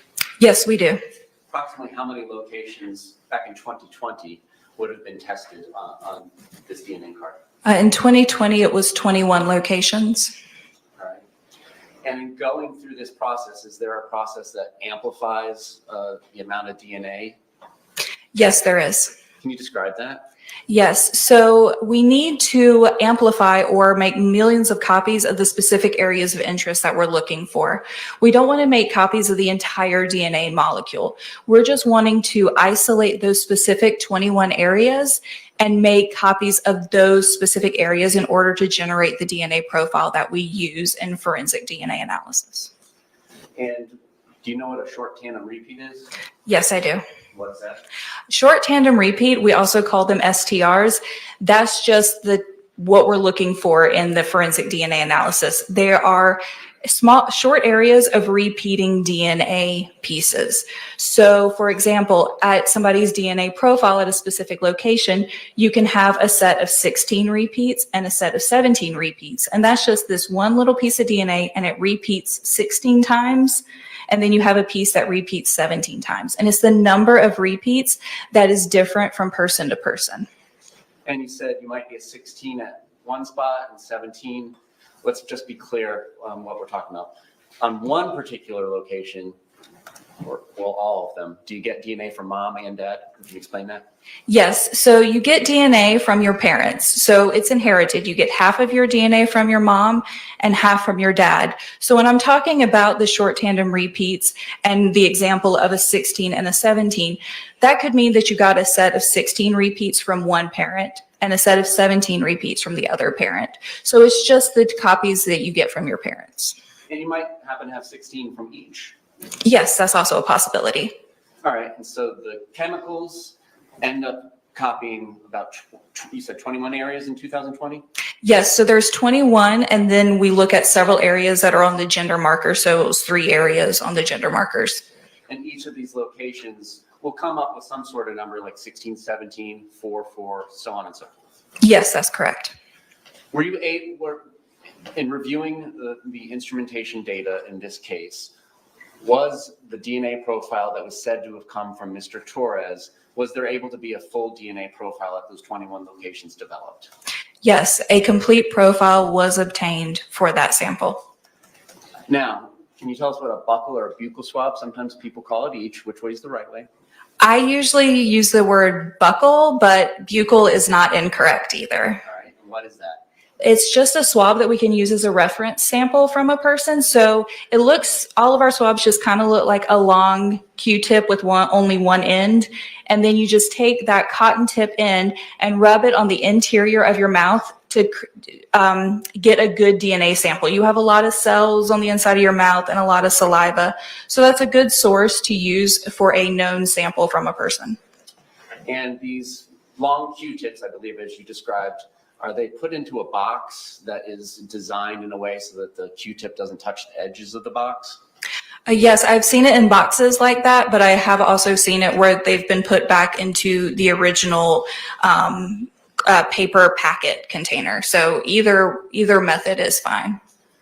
And did the FDLE in this particular case, in the data that you reviewed, was there buccal swabs represented as being from the defendant, Sarah Boone? Yes, there was. And in the process that you've briefly described for the jury already, can you just tell us if it's different in any way to take a part of that cotton swab to develop a DNA profile than a piece of the DNA paper? No, it's the same process. With the buccal swabs, I'm just taking a small cutting of the cotton area of the swab, placing it in a tube, and then running it through the exact same DNA process. And was a full profile at the 21 locations able to be developed for the buccal swabs represented as being from Ms. Boone? Yes, a complete profile was obtained for that sample. Were there also what we call unknown samples that were examined in this case? Yes, there were. And can you describe the difference between a known and an unknown sample for the jury? Yes, a known sample is a sample from a specific person. So that's like the example of a buccal swab. I know that sample came from that individual, and I can use that as a way to determine that particular person's DNA profile. An unknown sample is just a sample where we don't know whose DNA or if there is any DNA on that sample at all. So those are question items that can be, once a DNA profile is obtained from that item, can be compared to the known profiles obtained from individuals. And in this case, was there an unknown item labeled as DNA swabs representative coming from Mr. Torres's fingernails? I believe it was fingernail clippings from Mr. Torres, yes. All right, and typically, I know you didn't do the work on this particular case, but in reviewing the notes and in your experience, do these DNA samples from fingernail clippings come in as swabs, like a buccal swab? So sometimes they can come in as swabs, but other times they come in as just fingernail clippings. So taking the clippers and just cutting off the ends of the fingernails. And then I've also seen it where they've been scraped using pointed sticks. And so if there is a swab that came in represented as being from the fingernails, then that would go through the process of as you previously described for the buccal swabs. Yes, that's correct. And if it comes in as fingernails or scrapings, do you all have to make your own swabs? Yes, that's correct. And how would you go about doing that? We have prepackaged swabs in our lab. We can then use some sterile deionized water and drip that onto the end of the cotton tip to make it a little bit moist so that it can pick up any DNA that is left on the item. And then we just swab the surface of the item, allow the swab to dry, and then cut it and place it into a tube for the DNA process. So we're just making our own swabs at that point. And was there a profile obtained from what was represented as being a DNA sample from Mr. Torres's fingernail clippings? Yes, there was. And did it match either of the two known profiles that we've just discussed here this morning? Yes, it did. Which one? Mr. Torres. Were there any results indicating foreign DNA on this item? No, there were no DNA results foreign to Mr. Torres obtained from either set of fingernail clippings. Likewise, was there something examined in this case represented to be swabs or DNA samples from Ms. Boone, the defendant's fingernails? Yes, those were swabs that were sent represented as being from her fingernails. And so just like the buccal swabs that come in as a Q-tip, and then you would test that in a similar manner? Yes, that's correct. Was a profile able to be developed from what was represented as being swabs from Ms. Boone's fingernails? Yes, there was. And did that profile match either of the two known profiles that we've been discussing this morning? Yes, it did. And whose was that? Miss Boone's. Now, in regards to both of these last items that we've talked about, the fingernail swabs from each Mr. Torres and Miss Boone, is it expected that their profile would be developed from DNA swabs from their fingernails? Yes, it is. All of those samples were represented as being from those particular individuals, so their DNA is expected to be on those items. Was there any DNA foreign to Ms. Boone on those samples that were represented as coming from her fingernails? No, there were no DNA results foreign to Ms. Boone obtained from either set of fingernail swabs. Now, with this amplification process that you've described, is it PCR? Yes, it is. How sensitive is it when a sample is taken from an unknown area, such as fingernails? The PCR process is pretty sensitive, and over the years, as the science has evolved and testing has changed, the process has become even more sensitive over the years. And hypothetically, if two people are living together and are intimate partners, quite frankly, would you expect the intimate partner's DNA to show up on swabbings from their fingernails? Yes, it's possible that their DNA would show up if they're in close contact with each other. But in this particular case, after reviewing all of the instrumentation data, there was no DNA foreign to either of their fingernail clippers, both clippings or swabs from their fingernails, both Mr. Torres and Ms. Boone. Yes, that's correct. No other questions? Any cross-examination?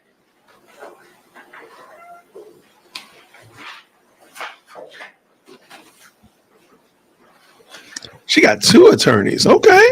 All right. Good morning, ma'am. Good morning. Once you develop a profile, are you able to take that profile and compare it to other possible DNA on objects or items? Well, if it's a DNA profile that is obtained from a questioned item, we can compare that to profiles from known individuals.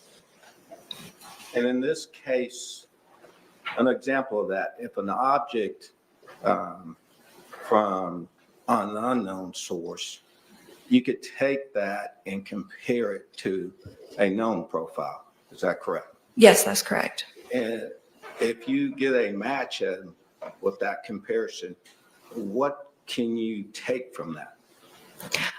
Just that is the DNA profiles are the same. So if it's an object, let's say like a bat, and there's a DNA profile that's obtained from the bat, and it matches a known profile, could you make the conclusion that that person touched or handled that bat from the known profile? No, I can't. There's nothing in the testing that we do at FDLE that will allow me to determine how any DNA ended up on an object or how long it's been on that object. Now, you said that in this case, what was sent for DNA comparison? In this case, there was a blood stain card or a DNA card represented as being from Mr. Torres, buccal swabs represented as being from Ms. Boone, fingernail clippings from both hands represented as being from Mr. Torres, and then fingernail swabs from both hands represented as being from Ms. Boone. Those are the only items that were sent to your lab for comparison. Those were the only items sent to the DNA lab, yes. Thank you, ma'am. I have no further questions. Any redirect examination? No redirection can be excused as far as the state is concerned. Defense? Yes. All right, ma'am, you're excused. Thank you very much. Right, thank you.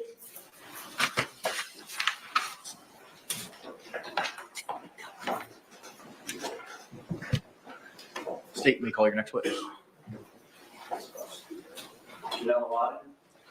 They moving through. They getting through it.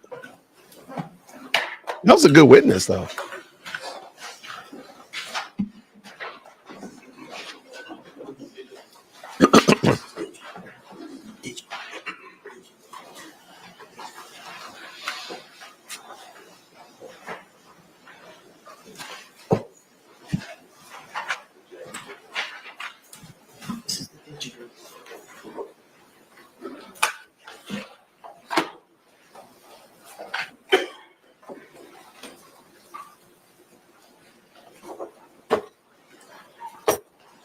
Do you swear or affirm the testimony you should give shall be the truth, the whole truth, and nothing but the truth, so help you God? I do. Ma'am, good morning. If you could take a seat, state your name and spell it for the record, please.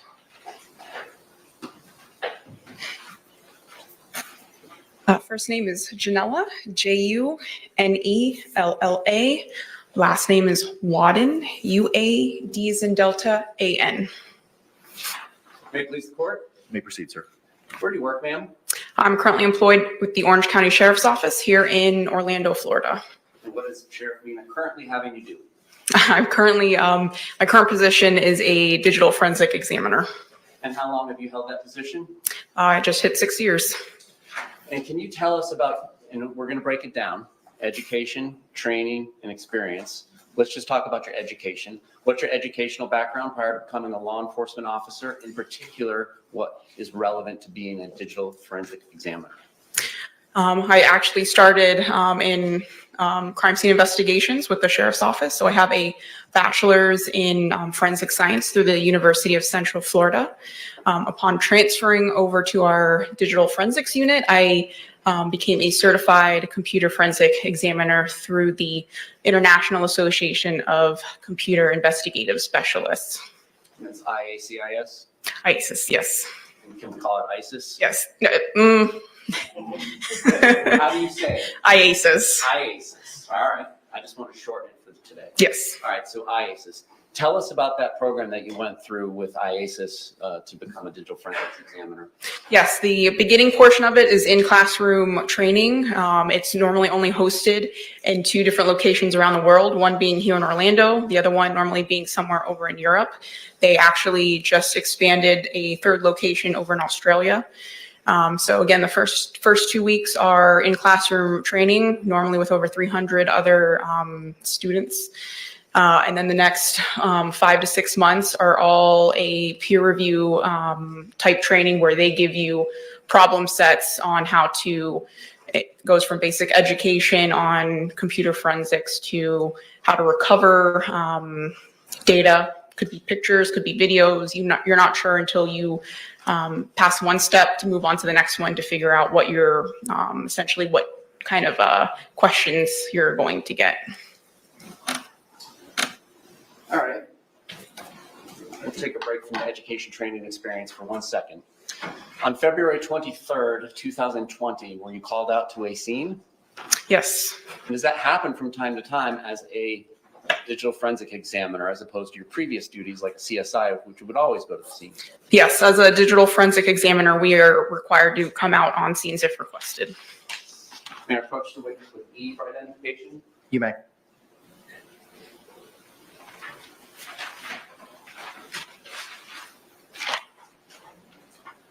Showing you E for identification, you recognize states E for identification? Yes. And how is it that you recognize that? I recognize the front label or the portion filled out on the envelope with my handwriting, as well as evidence tape sealed, also initialed with my initials. And the information on it includes like your case number and some of the other information you just answered? Yes, case number, date of collection, and the item description. And what is said to be contained inside of that envelope? An Apple iPhone Model XS with a pink case. All right, and if I am not incorrect, I believe there's 2 sets of evidence tape on that item? Yes. Can you tell us about each set? The first set, which is the red tape here, initially when I collect or sometimes when we receive items from crime scene investigators, the packaging necessarily doesn't have to be sealed just because the phone might have to be kept charged on prior to us receiving the phone. So in this case, I did collect the item from the residence. I brought it back to our office. And then once I was done with my exam, it later gets sealed, again, with my initials and dates. And if there's a, later on an evidence review or somebody needs to review the item again, if we need to do an additional examination, the package might be reopened and then resealed again, hence the blue tape here at the bottom. All right, other than the blue tape, is that item and the packaging substantially in the same condition when you were done examining what is said to be contained inside? Yes. May I approach the witness? You may. If you would, could you open up this package and, without showing it to the jury at this point, see if you recognize what's inside of the envelope?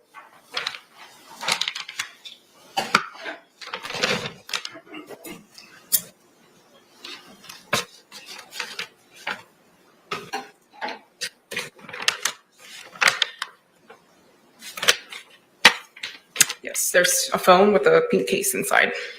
Do you recognize that as the item that you collected from the scene that you went to on February 23rd, 2020, and then later examined? Yes. All right.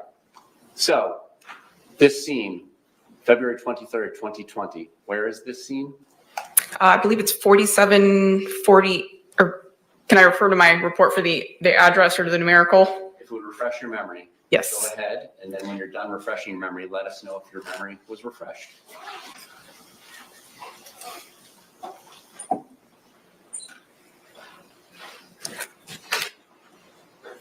Yes. Your memory refreshed. Yes. What is your answer? 4748 Franz, not sure if I'm saying that correct, court, apartment number 3. Now, I know you work for the sheriff's office in Orange County, but I still need to ask, is this in Orange County, Florida? Yes. All right. Now, you collected that item. May I move E for identification and evidence at this time? Any objections? No objection. What was pre-marked as E will be received into evidence without objection. The state 16.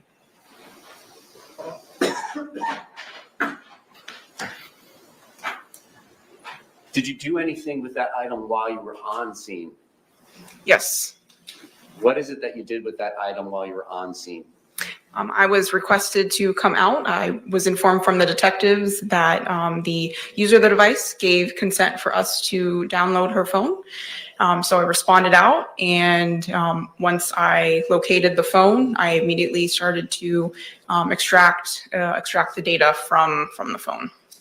All right. So now let's talk about what tools you used to do that. I assume there's some software involved with this process. Yes. Can you tell us about your familiarity and the training that you had in regards to using that software back in the time of February 2020? Yes. One of the main tools that we use for data extraction is called Cellbrite. I did obtain, again, transitioning to our digital forensics unit, I obtained 2 certificates with Cellbrite, which is an operator certificate, knowing how to operate the hardware and the extraction software, as well as a certificate in their physical analyzer software, which is more used for the analysis part. So once we download the phone, we get a digital file, which to us is a lot of data, which humans, we can't read. So their software basically makes it more readable for us humans, which we can then generate a report in different formats for review. So in this case, we used Cellbrite. They actually started to develop software for cell phone companies. So if you remember back in the day when you went to go upgrade your phone and you had to go into a brick and mortar store, they actually had the software to help transfer your old data from your old phone and transfer it to your new phone, like your contacts, your pictures, your videos, a lot of the data that you didn't want to lose when upgrading your phone. But they are now a predominantly digital forensics company, and they provide the software that we use to extract data off of digital devices. And is there any hardware involved to use this software? Yes. Tell us about that. Yes, in this case, and especially at that time, we had 2 options. There was a portable tablet. In this case, you can still use a computer, and they have sister software that mirrors the exact same software that's on the portable tablet. So in this case, I had my call-out laptop with the extraction software installed on it. And just like you would to connect your phone to, let's say, your computer to export photos or take photos off of your phone if you want to save them, we're doing essentially the exact same thing in the field where we're connecting it to our computer, and we're letting the software pull all that data or the contents off of that phone. When you were told that you had Miss Boone's password to her phone device, do you do anything to try and make sure that the data cannot be manipulated or destroyed from the outside world? Yes, it's standard protocol. Like once we receive a phone, hopefully somebody did it before it's handed to us. But again, if we're responding out to the scene or we're the only ones that are interacting with the phone, we for sure try to, if we are given a passcode, we try to confirm the passcode. And then the phone is immediately put into airplane mode, which will disconnect it from any outside network. And we also try to ensure, because not always, once you place your phone into airplane mode, it doesn't always turn off your Bluetooth and or Wi-Fi connections. So we may go in and make sure that those settings are also disabled before we extract the data. All right. Take us through this extraction process. I understand that there are many different levels of information that you can get depending on a lot of things that you'll tell us about. Can you tell us the level of extraction we were able to do on site with this cellular phone device? Yes, for this specific phone, we were trying to minimally get the user data. Again, the stuff that you guys can see when you're looking through your phone, your calls, your messages, your pictures, your videos. And in this case, that's the level of support that the on-scene software that we're able to use is able to download from the phone, especially with having a password or passcode. All right. So I think we're all familiar with Windows. I think Mac has its own special iOS operating system as well. Can you tell us about the operating system that was on this particular cellular phone device?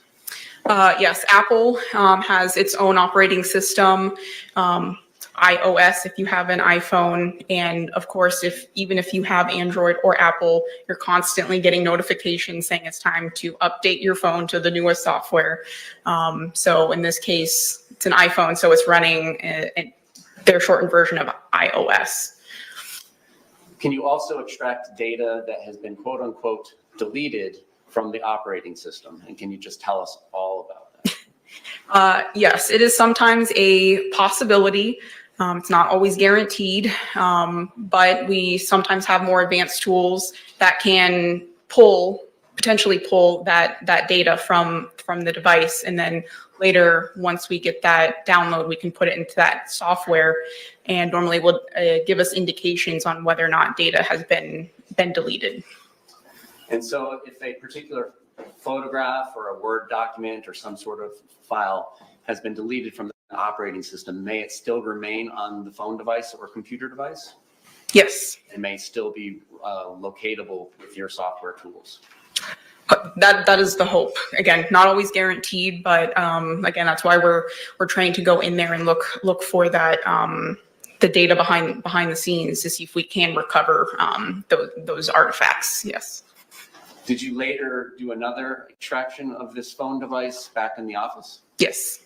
And tell us if it is different in any way, how your software or hardware was different in doing it at the office. Yes, in this case, we use, again, a more advanced tool, which is able to capture, the technical term is a full file system. So we're capturing that whole filing cabinet, you would say, of the data stored on the phone with, again, the probability to not only collect possibly deleted data, but also your systems information, application data, like your social media, messaging apps, everything aside from your normal user data, like your calls and messages and pictures and videos. And what level of capture, and if you answered it in that, I'm sorry, what level of capture were you able to do? Again, in this case, I was able to do the full file system back at the office. On scene, the technical term is an advanced logical extraction, again, which encompasses your generic user data on your phone.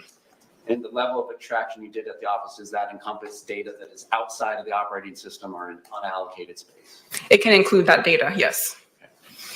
Now, what kind of information can be generated by this computer software tool that you used to make it presentable for humans such as yourself or the members of the jury to review?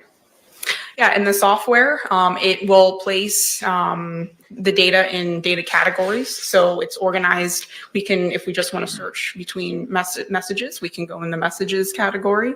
If we want to look at logs, like maybe data that your phone's recording, like locations, app activity. That's also presented in its own data category. And it also has the ability to put all that data in chronological order in what they refer to as a timeline.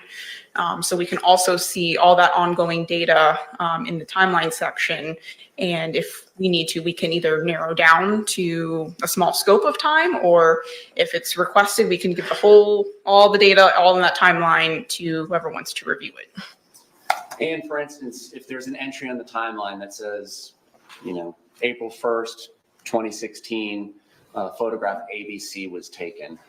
Are there separate folders that are generated by the software tool that has all the images, such as that still photograph, generated? Yes, when we export it or generate like in a PDF version of that report, all that data is categorized in a PDF, but it also exports a copy of that same data, such as images and videos, in separate subfolders. So if I just wanted to go look at the pictures from the phone directly, I could just go into that subfolder and just look at all thousands of images that might be exported from the phone. Okay.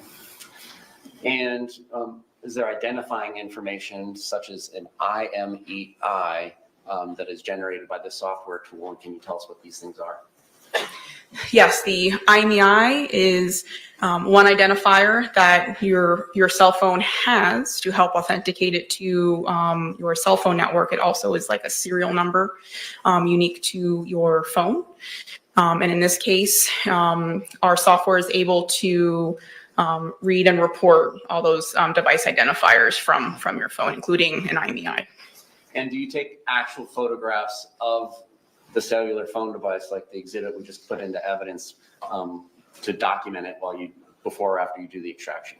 Yes, just like in crime scene, a cell phone digital evidence is essentially another form of evidence. So we always try to document the current state, condition, whether it's locked, unlocked, and if we, again, in this case, we were provided a passcode. So I normally like to photographically document the phone's identifiers or accounts that may be logged into the phone. Prior to trial, were you asked to look at two different exhibits to see if they represented a portion of that timeline you described that can be put into the PDF report form, as well as some of the images and videos from this extraction that you performed on the device that's in evidence? Yes. May I approach? You may.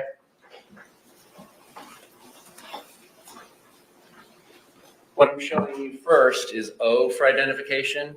Did you have an opportunity to review that this morning to make sure that the portion of the PDF and the images in a separate folder there were part of the extraction that you did on this device? No, papa. Yes. And was that accurate? Yes.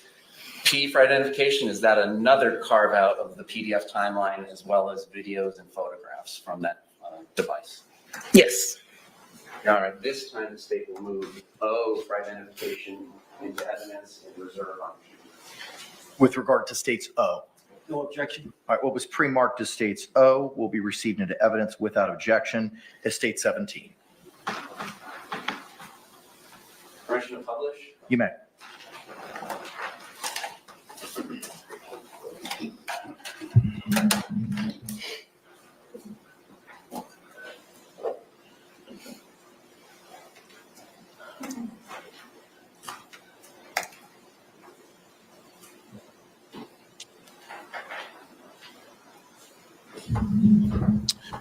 Real quick.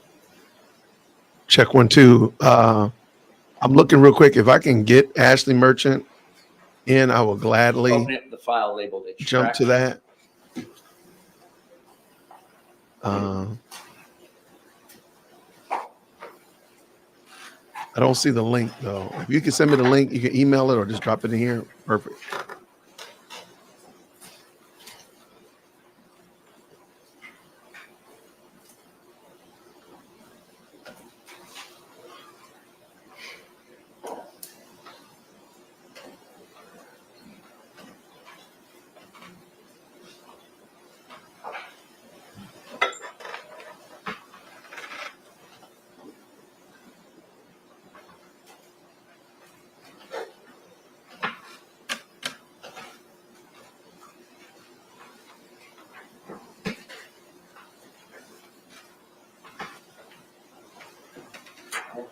Guess we don't get that monitor. All right, so sorry about your neck.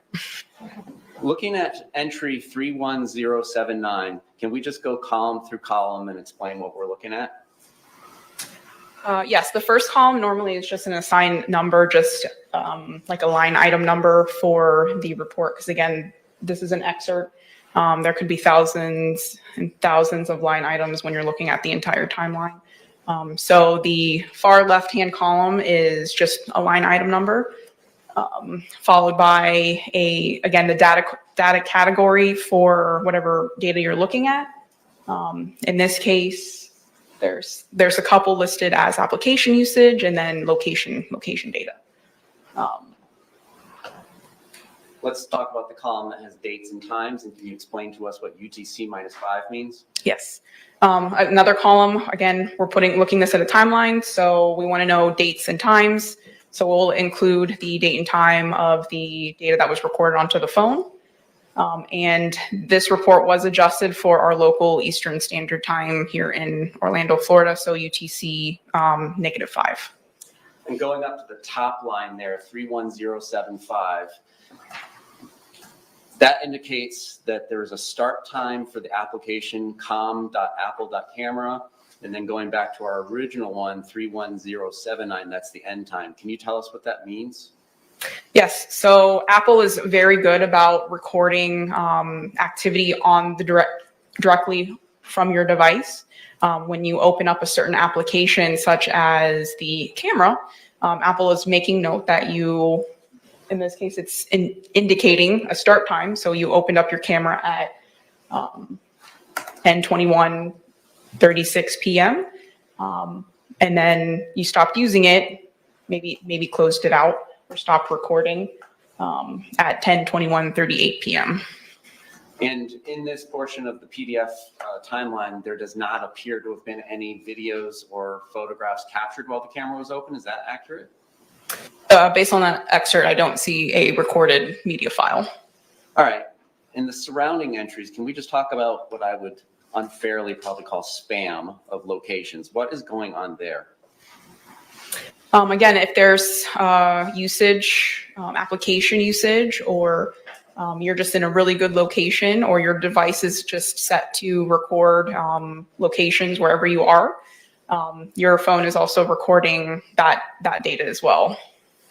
And in some cases, like again, your phone, if you have it set for your camera to record your location when you take a picture, again, like when you reopen that picture, it'll show you, hey, you were located at 2500 West Colonial Drive. That's that data that's being recorded in the background while you're using that application that it might have that permission to record that data.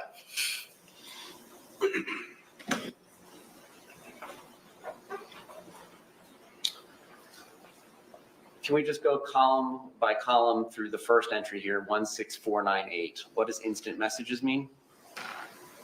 That's referencing text messages. Second column, outgoing. Does that indicate there's an outgoing communication?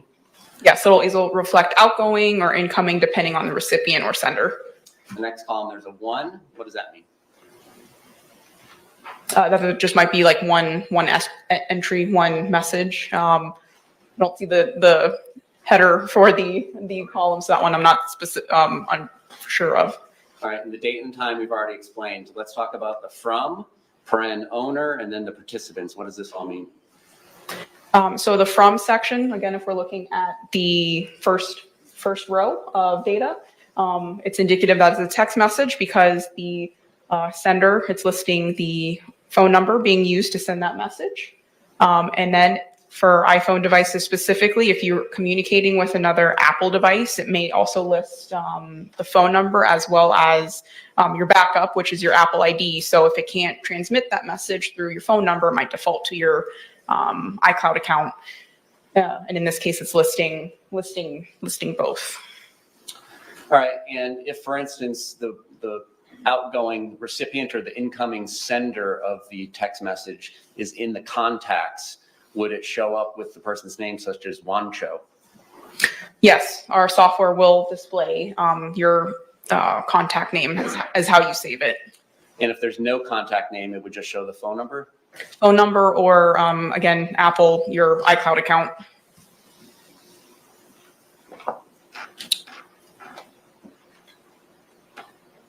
Videos, 16499, capture time, what does that indicate?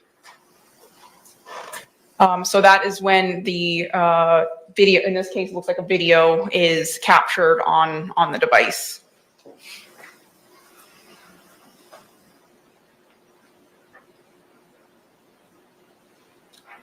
Let's specifically talk about entry 16520.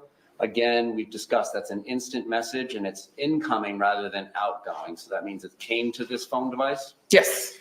And over to the right of the date and time, which would have been 6:07 p.m. 30 seconds on Christmas 2019, it indicates that it's from a contact named Mo. Is that accurate? Yes. Then the contents speak for itself. Going down to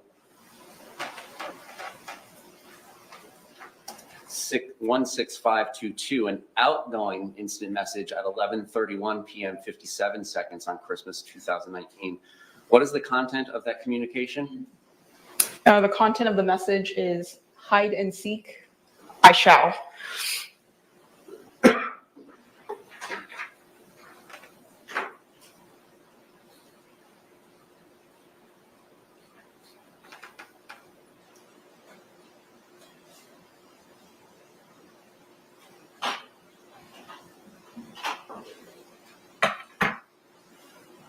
Turning down to 17167, it's an instant message that indicates it's outgoing from this device on January 13th, 2020, 5:01 p.m. 41 seconds, and it's from what is paren owner. Does that mean it's from the device? Yes. What's the content of that text message? Sorry, what was the line item number?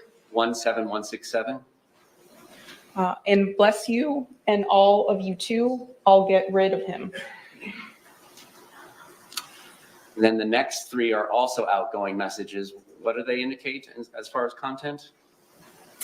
Starting with 17168, then I'll be better, followed by 17169, ugh, and 17170, Torres.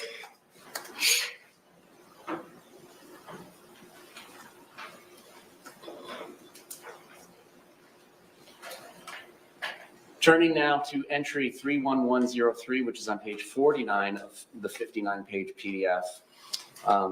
Again, it looks like what we talked about before, the com.camera application gets opened up to be used at 11:12 p.m. 40 seconds. Is that what this data reflects?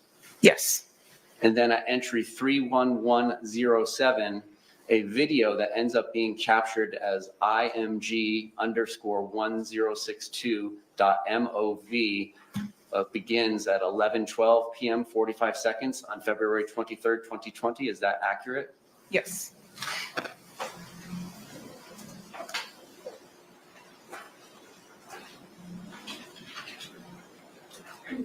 And then there does not seem to be any intervening closing of the camera application before we get to 31113.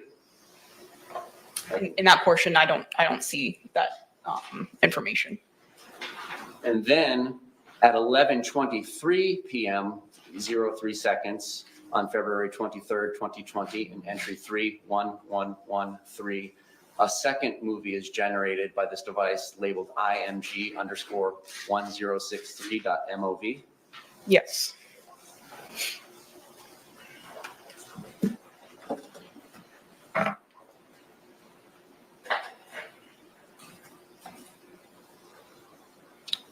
I'm going to continue publishing on this exhibit.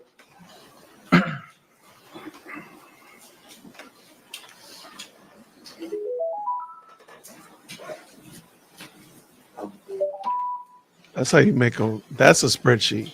No flip charts needed. No flip charts.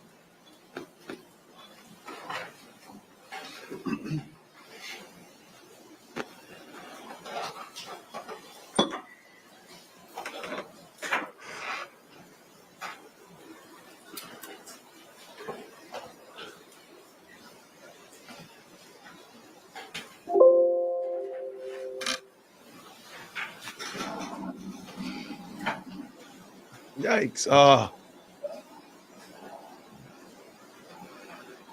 that's so sad.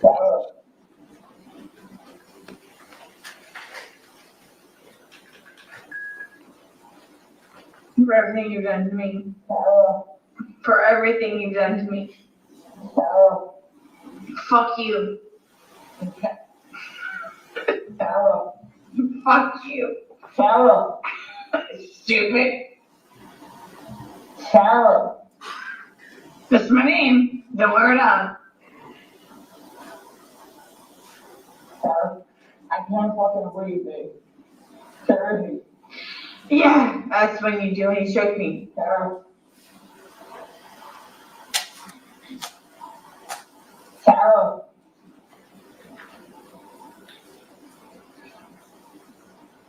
Sarah.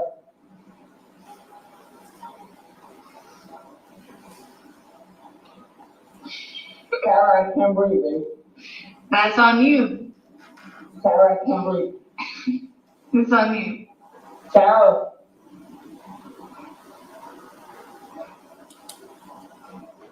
Real or ransom. Might want to give it for it extra. Because I got this. Sarah. Real or ransom.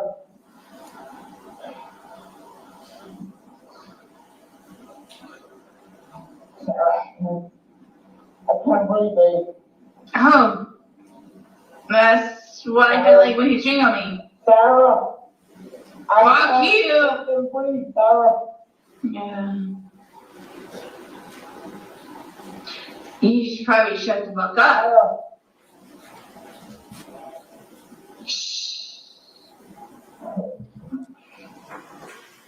For the record, that was img_1062.mov, now publishing 1063, same respective file name.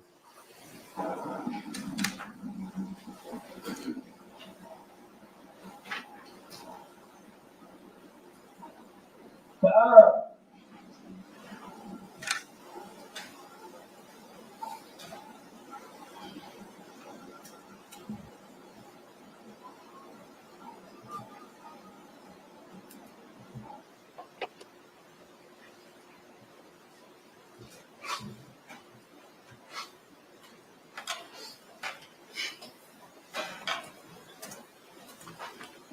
No other questions of this witness? Any cross-examination?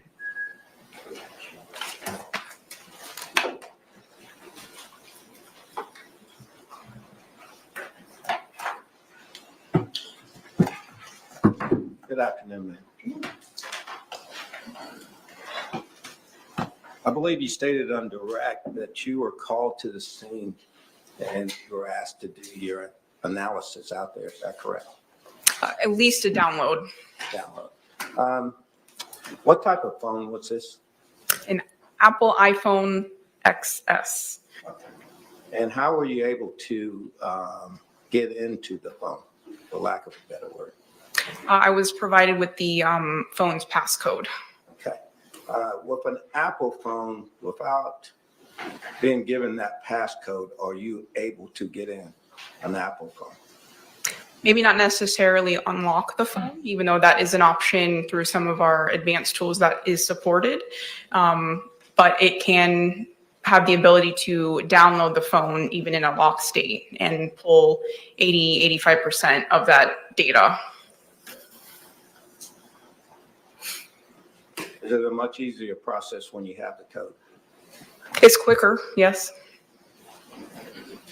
And how were you provided that code? I believe either through Detective Copsel or Connolly at the time, or I may have asked Ms. Boone just to reconfirm the passcode. And did she give you the passcode? Yes, somebody did, yes. Now, on the first exhibit that went up, or when you're talking about the communications or the identifying factors of the phone, one of the things that were identified is dates and times. Is that correct? Yes. Right. Also, you said it would tell you if the source was incoming or outgoing. Is that correct? Yes.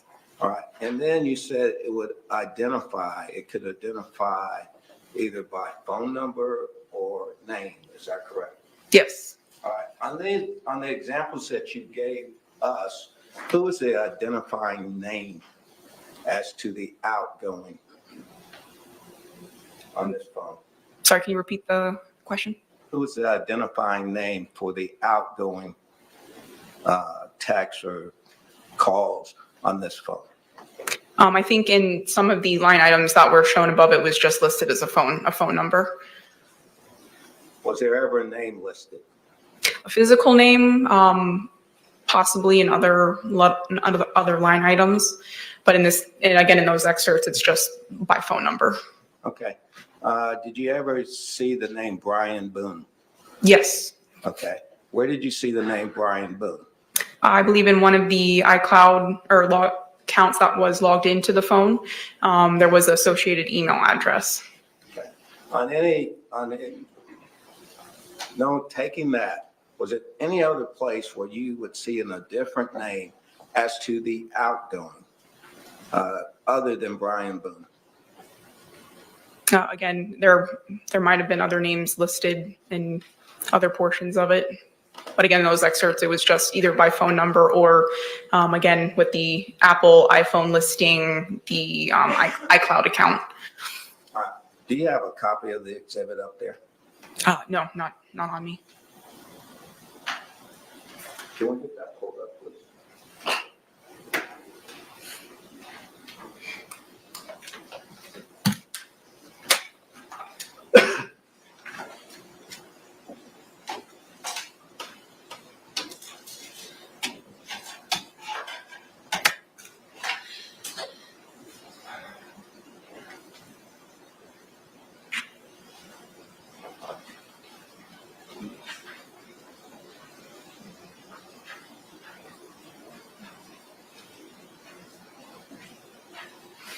Are you able to see that? And no, this monitor is not working. May we approach? Yes.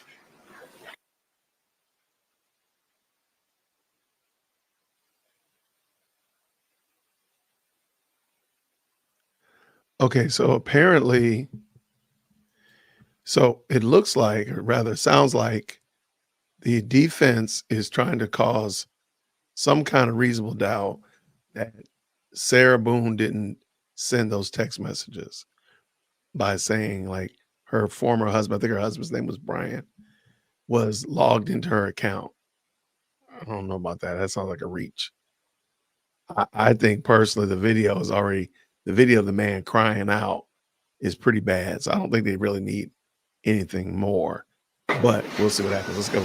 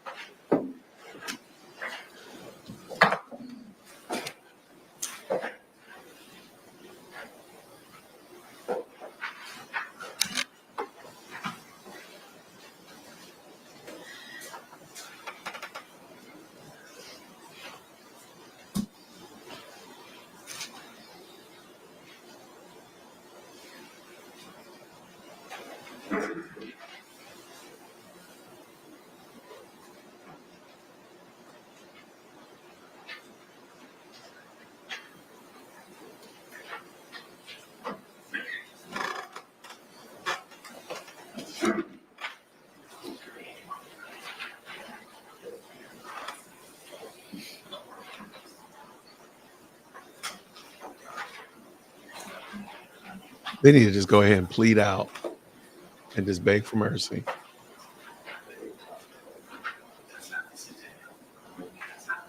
He like, look, you better, you know you done messed this up.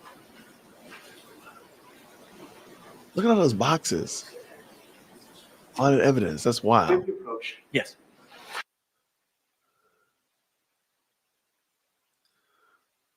Why does that lady walk like that?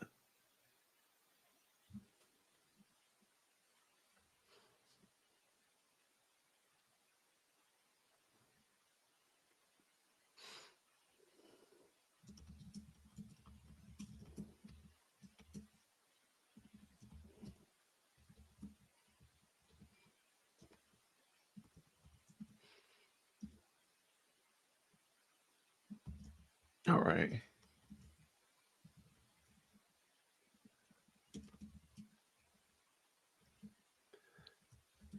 All right. Looking real quick just to see.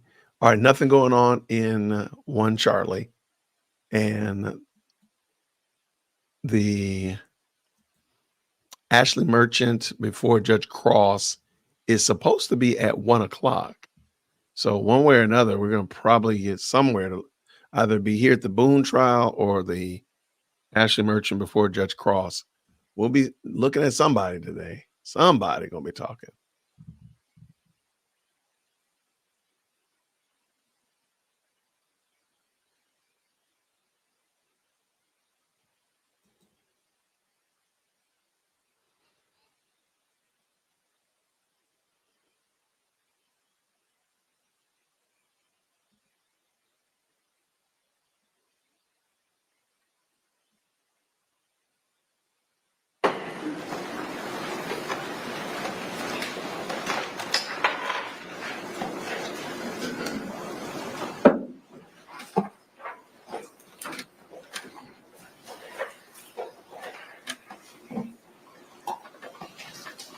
We are messed up.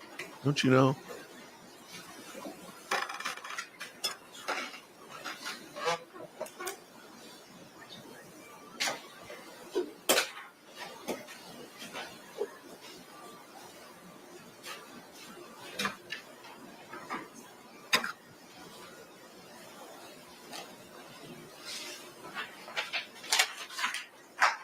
Ma'am, were you able to see that? Yes. There's a entry on 12/25/2019. Is that correct? And are you referencing like the instant message row? Yes. Yes. All right. Does it, as far as participants, what does that show you? What does it tell you? So it's listing the owner in reference to we'll say the first phone number, 8684. It's referencing that phone number as well as the Gmail account or iCloud account associated with the phone, and then it's listing a physical name of Brian Boone. Okay, so it's showing Brian Boone as being the owner of the phone. Is that correct? For that phone number and or one of the participants in that message conversation. Did you recall seeing any other name associated with that phone number other than Brian Boone? I'm not sure I'm understanding the question. All right, when you did the analysis of this, and you would look for the participants and get that information, match it up with the phone number. Then in certain cases, they will show you the owner name because you said Apple is very detailed in some of their applications. So did you ever see another name associated with this account other than Brian Boone? There was another iCloud account logged in on the physical phone. Okay. There was no name attached. There was no name attached. Oh, bless you.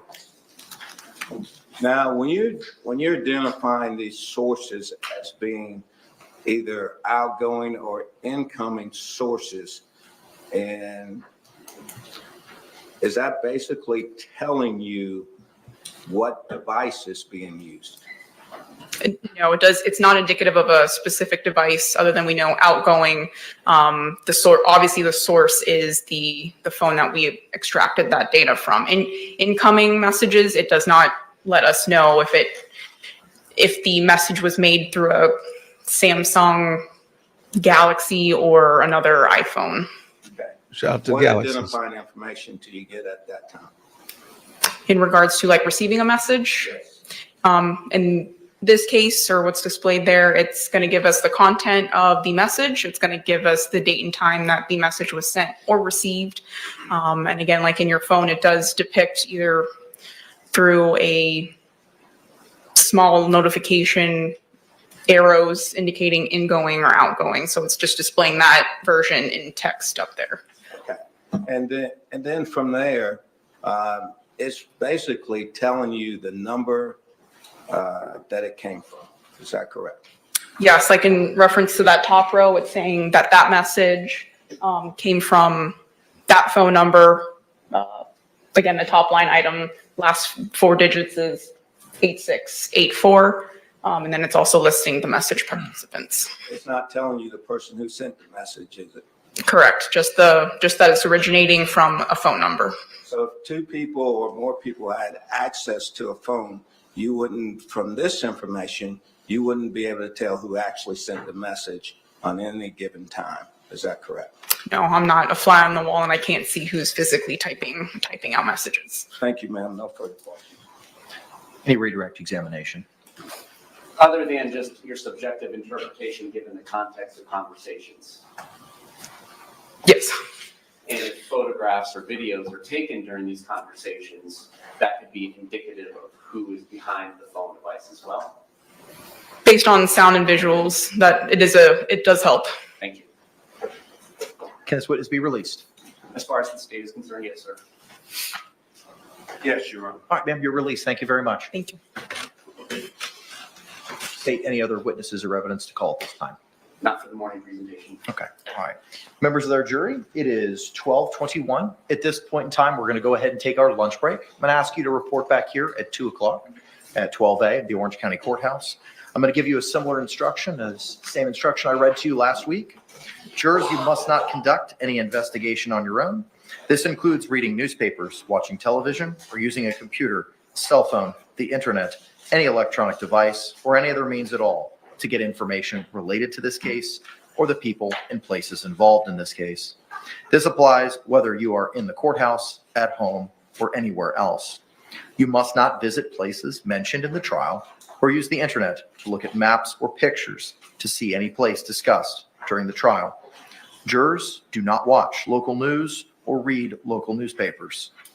Jurors must not have discussions of any sort with friends, family members, or even your fellow jurors about the case or the people and places involved. So do not let anyone make comments to you or ask questions about the trial. I want to stress again that just as you must not talk about this case face-to-face, you must not talk about this case by using an electronic device. You must not use phones, computers, or other electronic devices to communicate.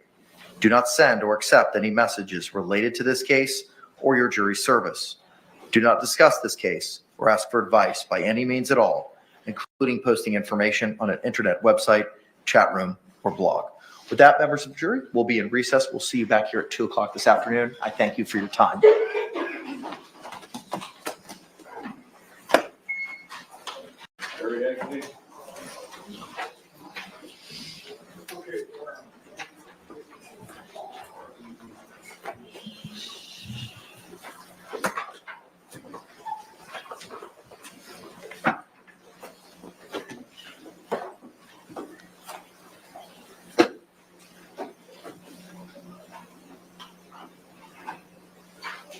Y'all may be seated. Thank you. State, anything we need to address before we adjourn for the lunch hour? No, sir. Your Honor, just briefly, as far as the scheduling of events this afternoon, the next witness we would be intending on calling would be Detective Kopsel. Kopsel, I apologize.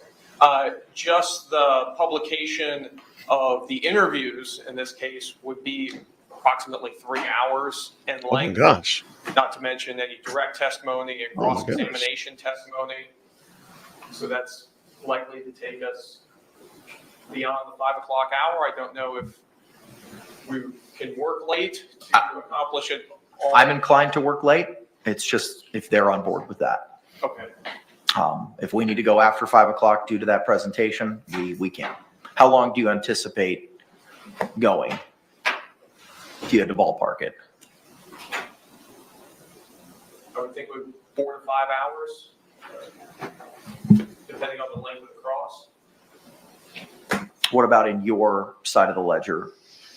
I think my direct exam questions will probably be 30 to 40 minutes.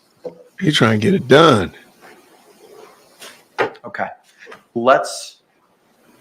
How long do you anticipate your cross-examination being, Counselor? Mr. Henderson? Judge, not too long, 30 35 minutes. Okay. If that, but here's the. Check here's one, the only two. He's concern going. that I have. Let's get it done, Yes, sir. sir. We have one juror who has said and told us during board diet, as long as we're getting out of here at 5, my scheduling is okay. After that, that causes a problem. That's the only concern I have. Okay. So if we could let them know early, if that's the plan, so she might be able to make some arrangements.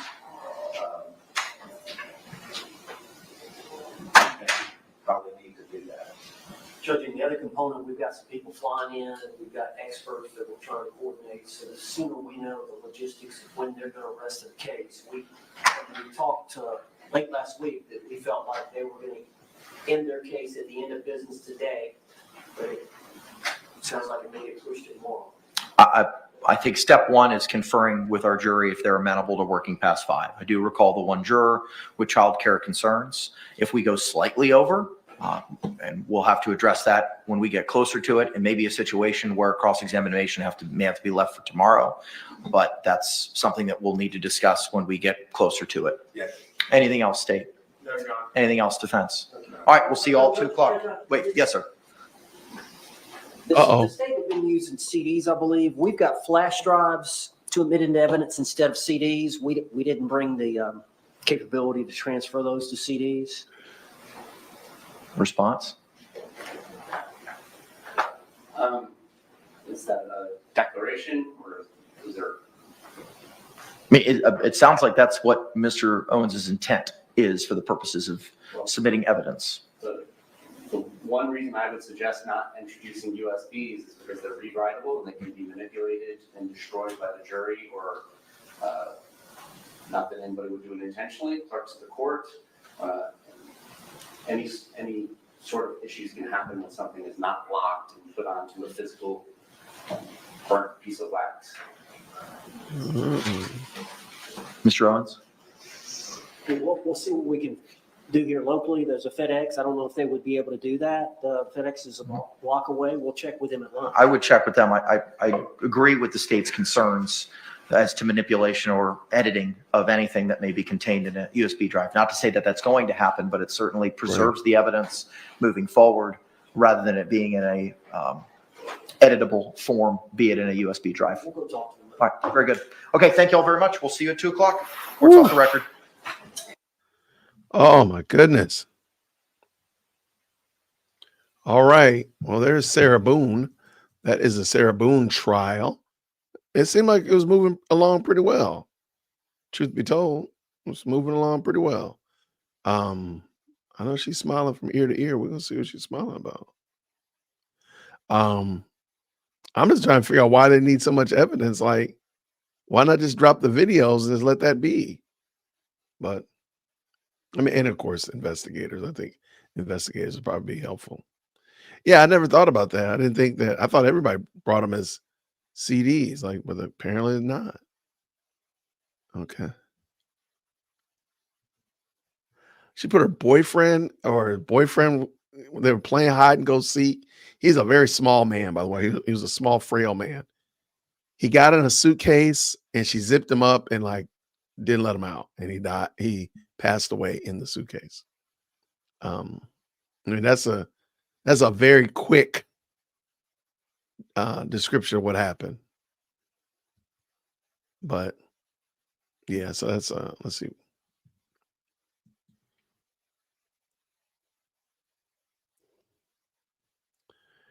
Yeah, I mean, and so of course they're trying to argue that I think they both had been taken in the spirits. Little drink was going on. And I think the argument is that they were both drunk. Oh, and she passed out. So she left him in there overnight, and then he zipped himself up. I don't know about that. I ain't heard that one yet. Man, that's like a $19 word right there, Bitter Lily. Positional asphyxiation. Yeah, that's what happened.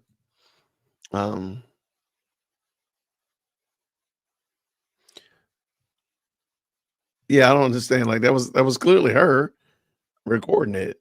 I don't get it, but in my opinion, they're letting her try. They're letting her do her best. So do something. So she's gonna do something to try to stay out of jail. So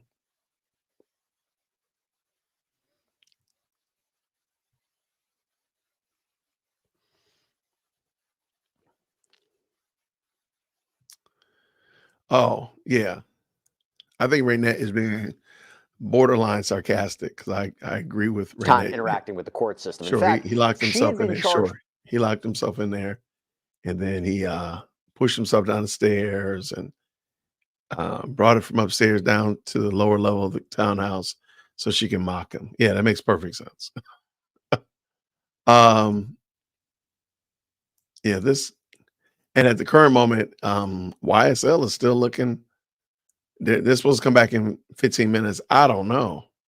I'm looking on the good old Twitter space. I don't see anybody saying anything about them coming back on time. So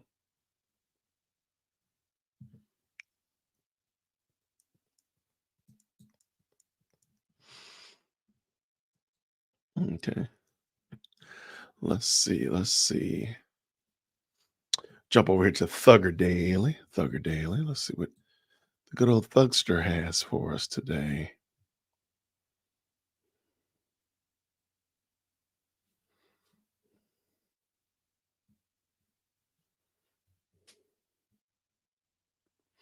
Huh. Let me let's pull this in just so we can look at this together.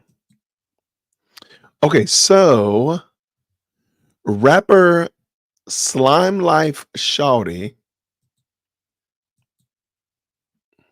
Rapper Slime Life Shawty, aka Woney Lee, is expected to be called onto the stand this week in the YSL case.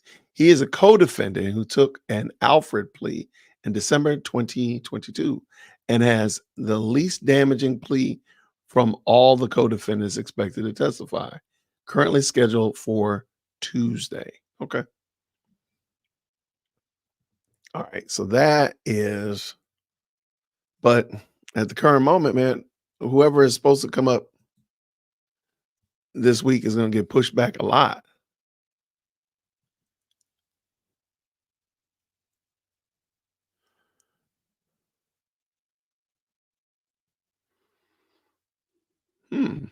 So right here, Thugger Daily says, who is this for?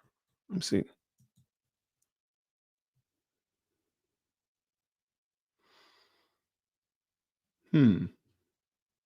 I would love to have seen if they had done something like if you in lieu of probation, you have to get a college degree or something like that. That would be amazing. Or in lieu of probation, you have to have a job at a certain level or something. I think that would be far more beneficial than putting them in jail for 5 years, but I digress. Glanville agreed to terminate his 9-year probation if he completed any type of 2-year college degree. Wow, okay. He has also sentenced under first offender, which means if he completes the probation, he technically won't have a criminal conviction, which is a huge incentive to not violate. Okay. And I think they're talking about this person, Slime Life Shawty. That's oh wait, here we go right here. Finally, I want to note that the entire indictment, Slime Life Shawty, was not accused of any of these crimes, of any crimes. His entire involvement in the indictment consists of overt acts in the form of lyrics, group chat messages, and social media posts. Amazing. Wow. So he didn't do anything. He just was talking. Wow. Oh, here's the rest of the, okay. So this is his Alfred plea. Okay. I, Woonie Lee, will testify truthfully to all matters about which I am questioned. In particular, I will testify that YSL is a gang. There we go again. I became associated with YSL. I became associated or affiliated with YSL in the year 2017 at the age of 19. I sent to a witness who testifies in the case State versus Rondarius Ryan and DeMonte Blaylock, a message on Instagram containing a rat emoji and a brain emoji. Okay. Wow. Well, there we go. We're back on the YSL is a gang argument. Oh, here's the message he sent to Lil Rod. I wish it could get bigger. It does not get bigger. Let's see.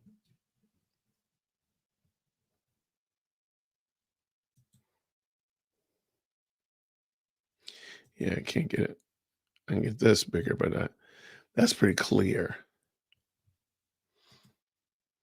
Okay, yeah, that's already pretty big. Yeah, and I do see lots of people are saying that the Ashley Merchant before Judge Cross is at 1 o'clock, and I got my eyes on it. They don't schedule them like, Judge Cross is not putting up a thumbnail. You know what I'm saying? So I am looking. So I'm keeping my eye on it. Head on swivel. You can email it to me, Daniela. I have the plea deal. Do you want? Yeah, absolutely. Send it to me. Now, if we don't get it because we only got a few minutes before YSL comes back. If we don't get it, I will be coming back tonight. So we're going to start doing a recap at night anyway. Yeah, I think the word gang is still very, very malleable is the word. I'm looking here, Donna. I'm looking on Judge Cross's page. They just don't have a update. I know many people are saying it's at 1 o'clock. They just don't have anything saying like, oh, by the way, we're starting at 1 o'clock. I need a thumbnail. I need to see a title and you know what to do. You know what I'm saying? All right, let me real quick grab that email. Let's do this. All right. So I'm going to grab that email real quick.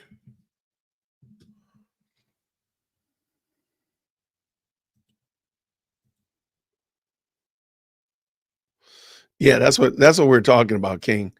Being in a gang, okay, fine. But what is that? You got to do a lot to still prove that the gang was doing wrong things. And I don't know if the gang was doing wrong things. People in the gang were doing wrong things. And that's what I'm trying to get. But that's what a lot of people are getting hung up on. It's not just a lot of people's opinion. It's not just saying, hey, this is a gang. Well, okay, fine.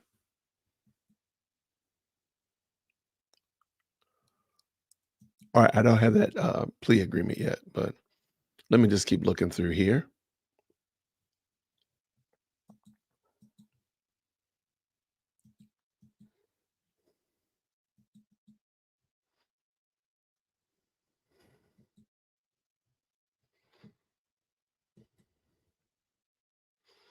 That's not what I want to do.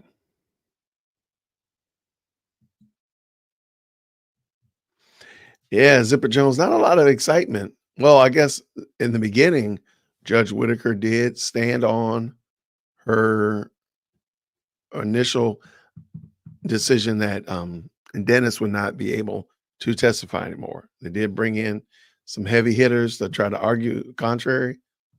Judge Whitaker stood on that, and that was pretty cool. After that, it's just, I mean, I hate to say it, but after that, there was really nothing else done. There's a lot of bench that we never actually heard the rest of. And from that, literally they tapped out. You can't hear me?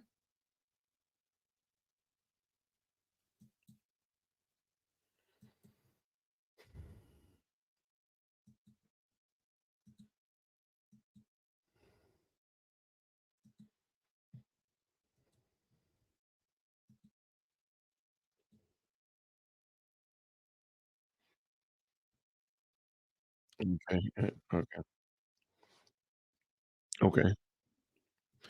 All right. Let us go. Let's go. Let's go. All right.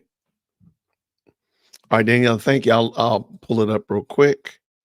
If we have a little bit of time, we'll go over the plea agreement. I don't see it in dearwokesee@gmail.com, but I'll wait. Mailman might be running a little late.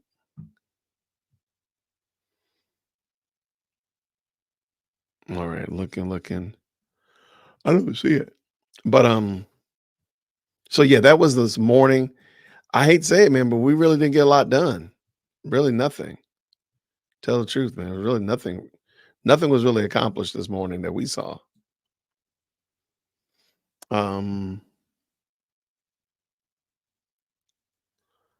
Did the state like an appeal?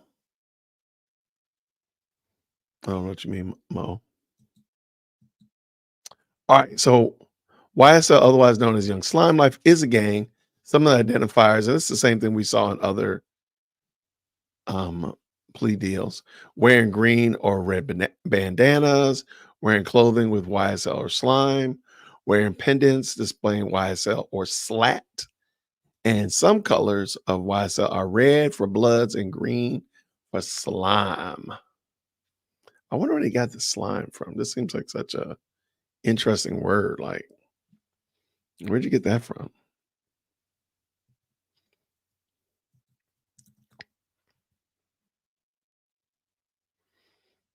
Okay. YSL uses several hand signs, some of which are wiping the nose with the index finger. Don't be wiping your nose, curling the ring finger. We already tried to explain that. Some of the language of YSL is blat for blood love all the time, slat for slime love all the time. Calling Cleveland Believeland, replacing C with B. Calling each other blood or slime. Some of the symbols of YSL are a green heart or green snake. I'm aware that members of YSL claim to have committed. Wait.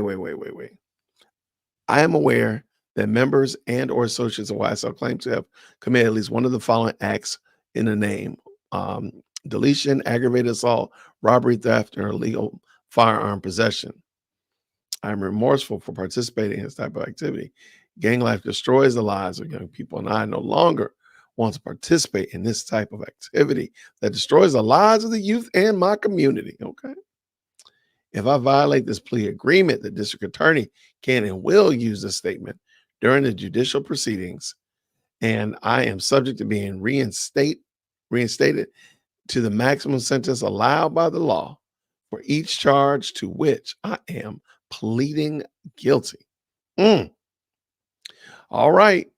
So this is going to be interesting. So we'll see what happens. And this person is supposed to come up tomorrow, Tuesday. So we'll see. Maybe they really will come. Hopefully they will, but they ain't even got anything done today. So I have no hope that they're going to get anything done before tomorrow in order to have this person come in tomorrow. Not hold my breath.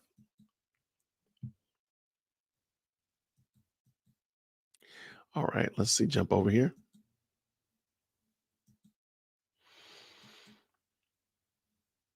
All right, we're going to share the screen just in case. Make sure we're ready to go. Hopefully they're really serious. They will be.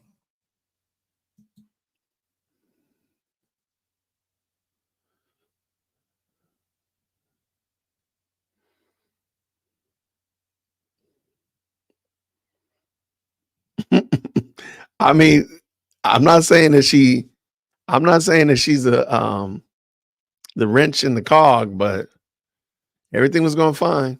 And then she showed up.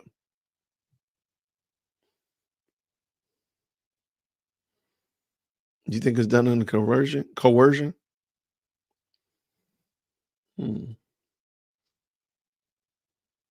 I got the plea deals. Thank you, Danielle. I don't know why it's taking so long.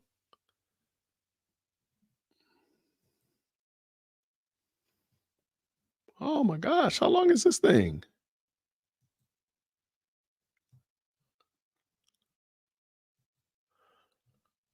Okay, yeah, I have it all.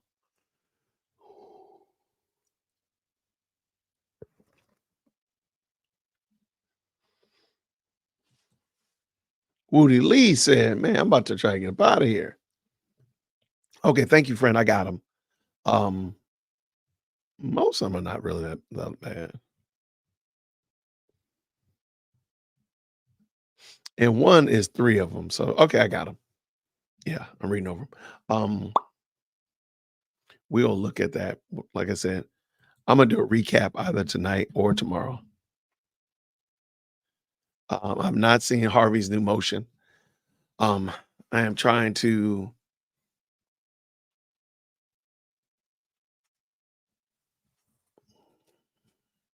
catch up on that. So,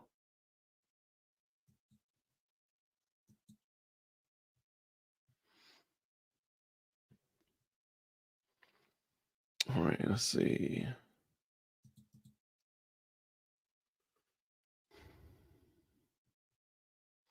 Okay, so I got Brian Steele's motion. It's not super long. I don't think I'm gonna have time before court is supposed to be back because court is supposed to be back right now. I got Brian's motion. You said Doug filed one and Harvey. So let's see. Let's see.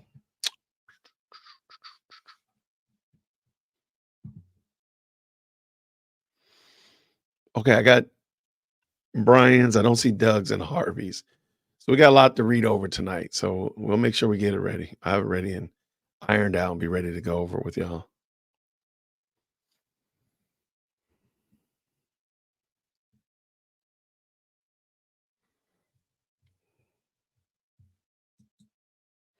All right, let's see.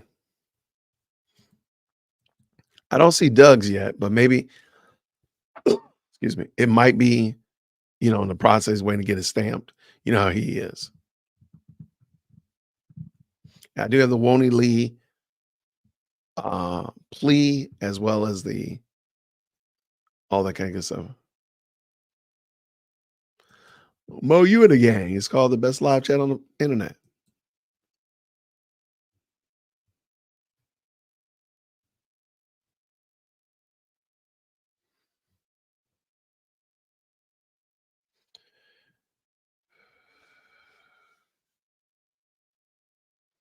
Okay.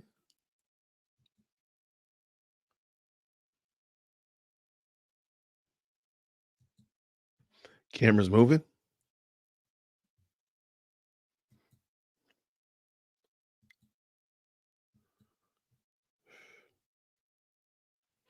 And nothing is on Judge Cross's yet. All right, one in the chat when you can hear.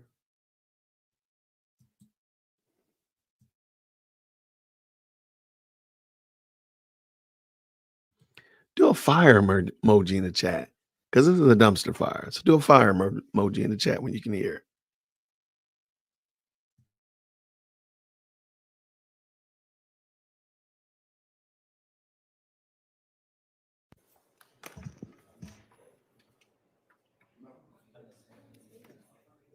Can we get the state in, please?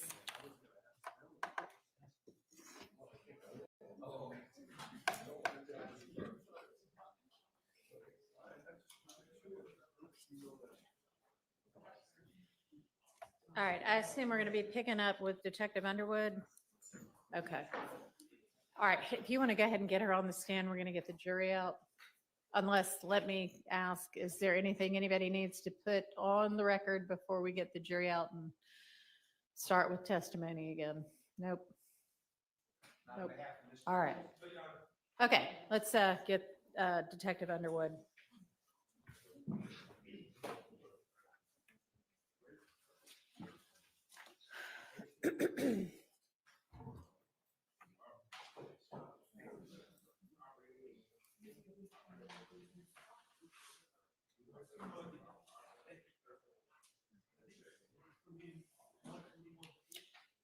And we can be getting the jury out as well. All right, the jury's going to be coming out also.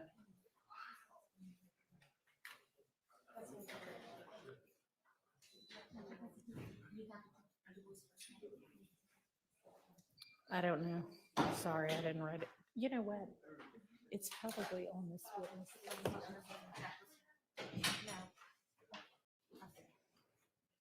Oh, you know what?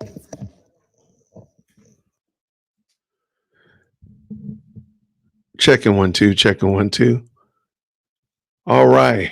All right. What do we got?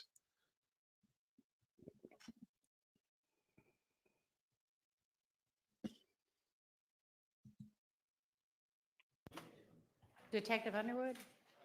Oh, maybe Mr. Abadi's getting her? Yes. Yeah, no, he went out to get her. Good afternoon. Sorry to keep you waiting around.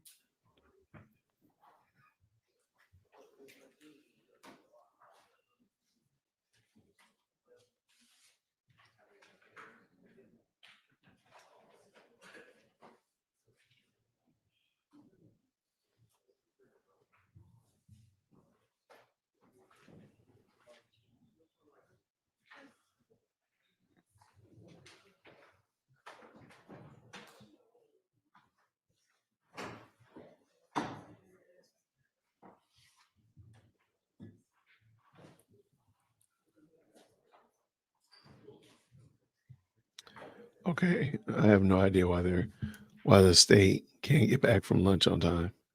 It's just so embarrassing.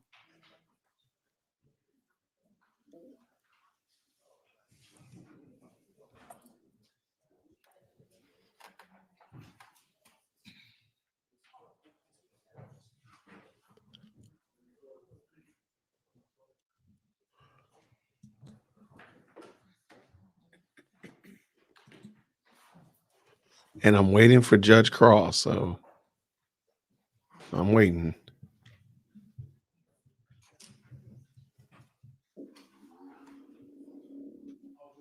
All right, thank you. Everybody can be seated, and we're picking up with Detective Underwood's testimony.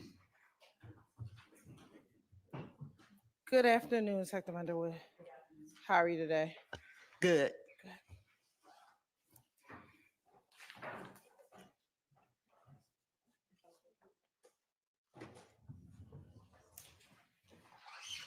All right. Soon as Ms. Knight gets set up, we're going to start with some defense exhibits that I want you to look at.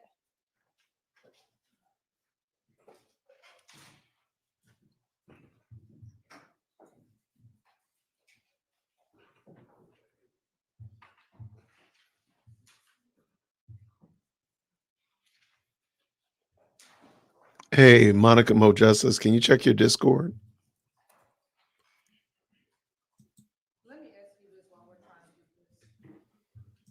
Embarrassing. This is embarrassing. You said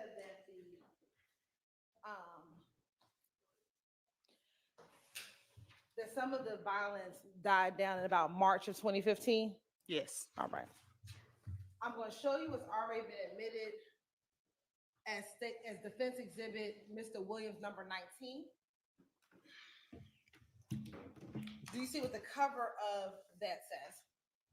Rodeo Tour, And what's the year? 2015.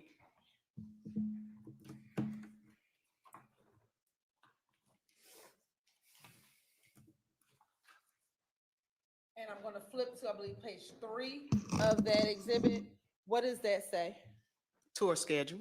All right. And can you tell George roughly when did that tour begin? Look like Saturday, February 28th, 2015. And when did it end? Maybe it's the last date on this page is April the 3rd, 2015.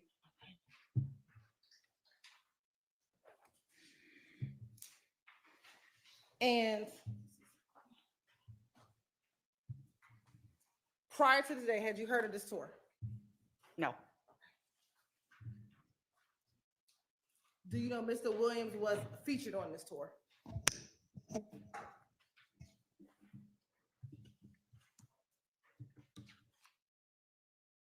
I don't know. It just says Rodeo Tours, but I don't know who. It don't say who was featured. I want you to go back to that tour date page. Okay. Do you see a stop on that tour for Houston, Texas? Yes, March 23rd, 2015, Houston, Texas. All right. I want to show you what's already been admitted as State's Exhibit 418Y.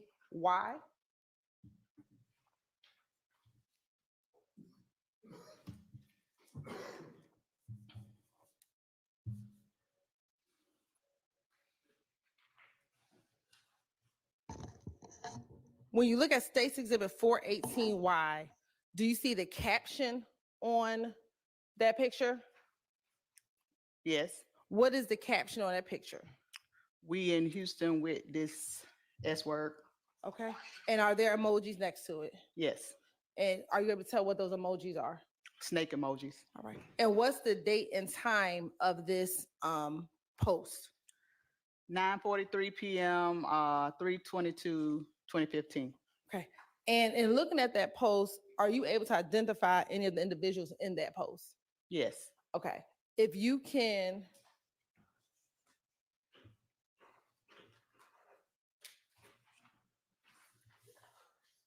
Permission for witness to step down? Yeah.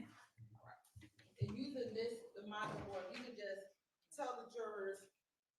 There should be a pointer somewhere and a laser Oh, pointer. I got it. Just who you think are able to identify in that post. Vivian Darlington, Anna Stillwell, Kelvin Treadwell, aka OG Bidley, Montavia Stevens, aka Tick, Jeffrey Williams, aka Young Thug. That's Demise McMullen, aka Nard. That is Antonio Sledge, aka Wintu. I'm not sure which sister this is. It's one of Williams' sisters. I don't know which one. He has a couple. I don't know who that is or that is. Okay, thank you. And did you say that the tour made a stop in Houston around that date? Yes.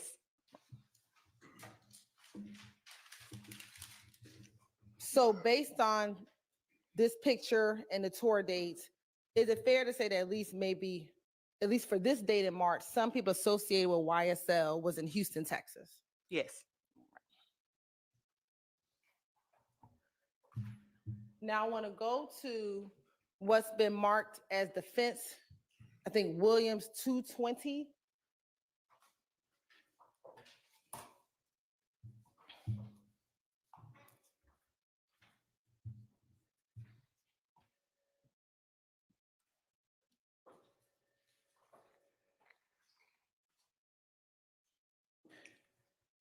And what we're going to do is we're going to scroll through defense exhibits 220A through XX. And as we scroll down, I want you to tell me the dates that are in January. And as you're looking at the dates here, and you can slow down a little. As you're looking at the dates, are these dates, let me know first, do they appear to be in chronological order? I can't tell. My screen Is is not. there a paper copy of this exhibit? Right. Would it be easier to let the witness look at the paper copy? Well, Unless I can make my screen a little bigger because it's kind of minimized.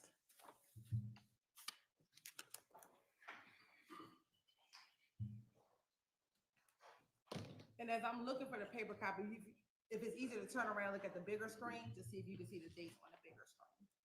I mean, I can see the date on here. It's just the actual window is not as big, I guess. That's as big as it is on anybody's. Yeah, that part is not. Is that all? Yeah, that one needs to be bigger.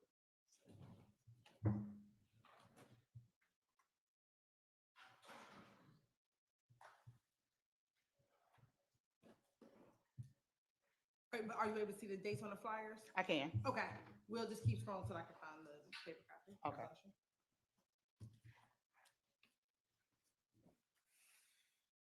Do they appear to be in chronological order as well? Yes.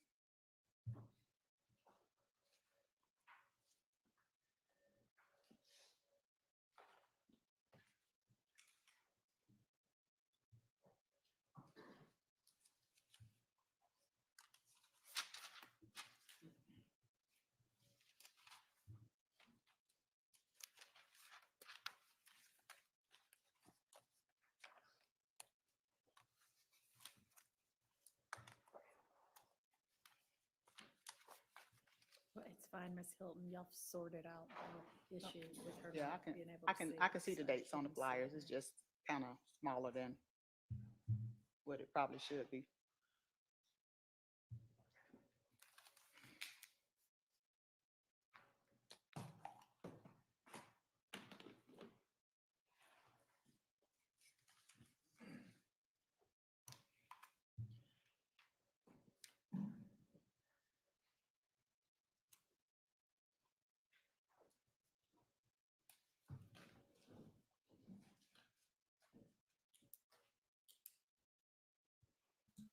That's Rich Homie Quan right there.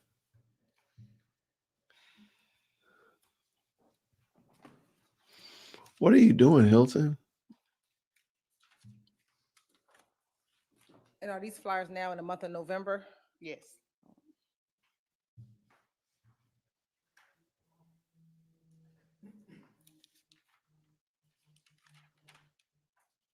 And now these flyers starting in December. Yes. Wow. What are we doing?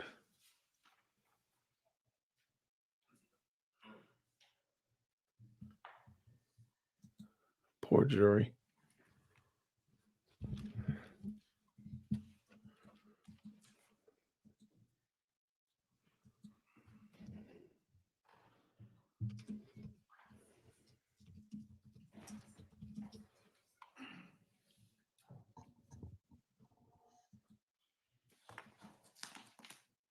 All right, let's go. Come on. Oh, Birdman into the chat. Are we now in January? We are in January. Okay. Is this the first one in January? Yes. What's the date of this post? January 18th, 2015. Mm-hmm. And sorry, going back to this post, where is this show located? Supposed to be performed? Like I said, Tampa, Florida. At the bottom, maybe.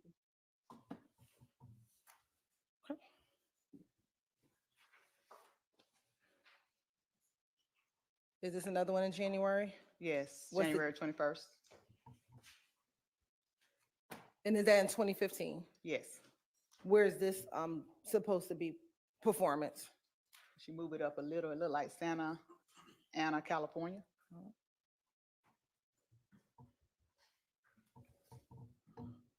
Are we still in January? We're in February now. Okay. And I just want to keep scrolling down, see if we see anything else for January.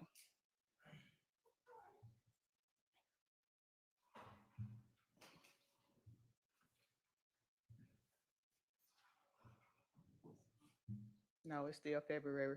Now, I asked you earlier about the rodeo tour, remember? You did. Do you see the fence exhibit 220 KK? Can she roll it up just a little, maybe? Okay. And remember earlier I asked you who was on that tour? Okay. Who's on that tour, that rodeo tour? Travis Scott and Young Thug. And that's the same tour that's in the book that we just referenced a few moments ago? Yes. And where the group was in Houston, or where the tour stopped in Houston in March of 2015? Yes.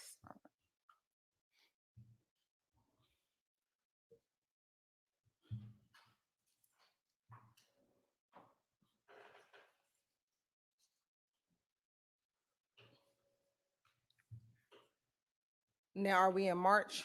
They had a Yes. tax season tour. That's hilarious.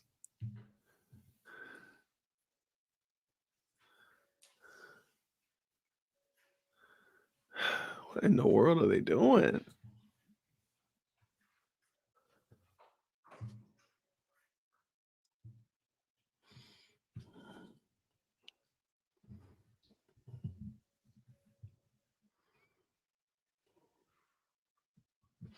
Uh-oh, Young Thug after party. Are we now in April? Yes. Oh my gosh, come on.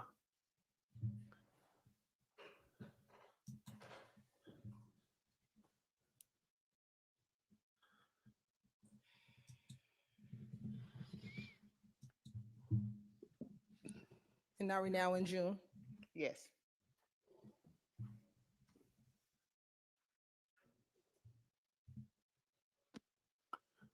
Somebody object to this, please. And is that the 220XX, that the last of the exhibit?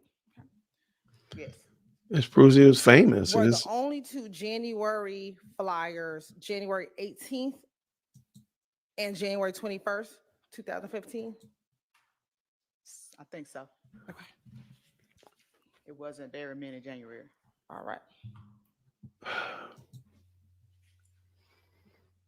Did you see any flyers for January 11th, 12th, 13th, 14th, or 15th? No. Did you see any flyers in Miami for the 11th, 12th, 13th, 14th, or 15th? No.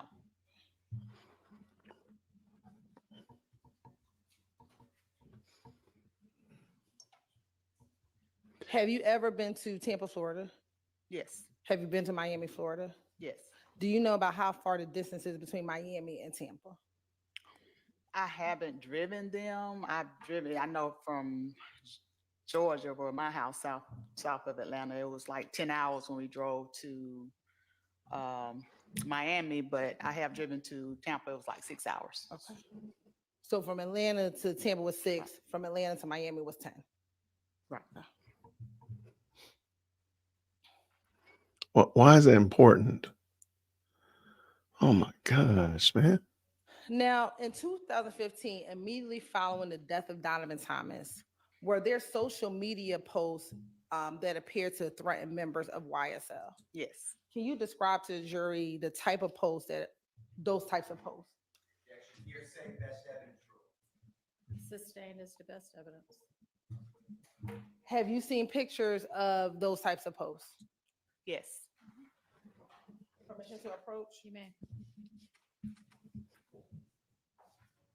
I'm going to show you what's been marked as Stacey Exhibit 546 Yankee.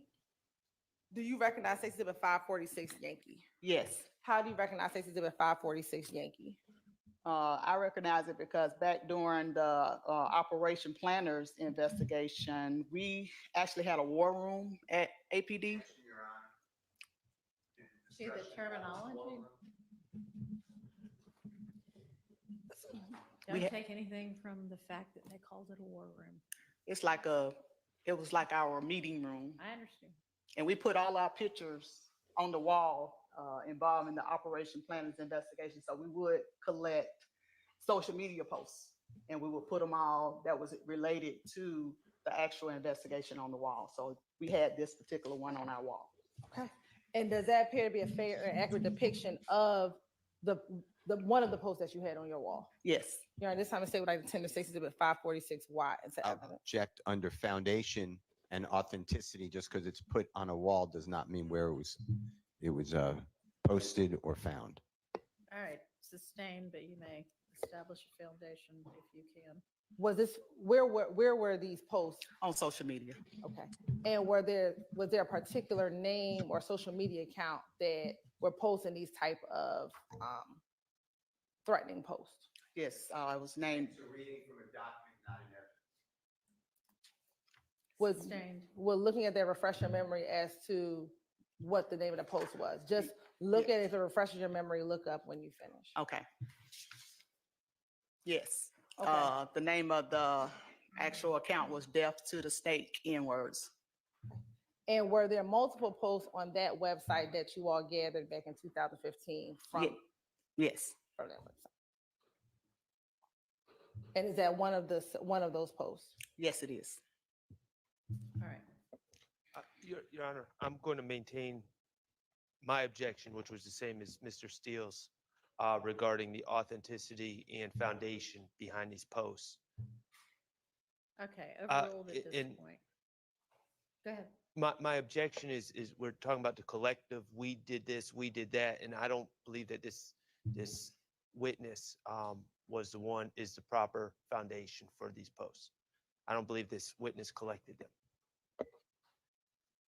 Did y'all work together as a team to collect or view social media in order to assist with your investigation in this case? Yes, we work as a collaborative group between Atlanta PD Gang Unit and ATF. And as a part of this, is this one of the posts that you saw on social media at the time in which you all were investigating Operation Planters? Yes. And was this pulled from the site that you saw on social media? Yes. All right, it's admitted. Permission to publish, Your Honor. You may.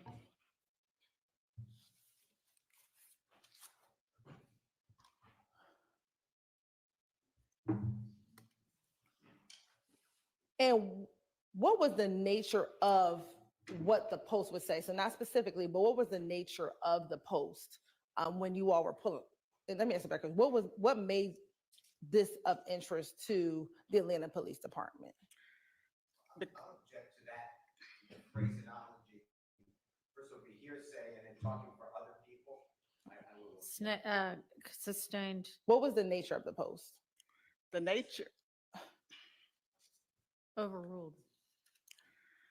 actually, there were threats coming in right after Donovan Thomas's murder from this particular social media site, and it was towards only members of YSL. So it was significant for that reason. Thank you.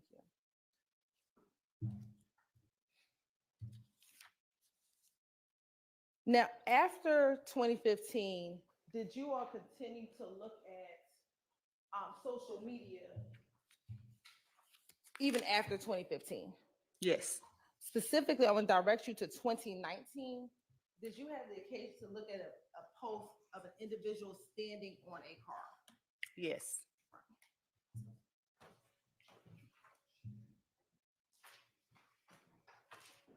Permission to approach? You may approach the witness freely. Thank you.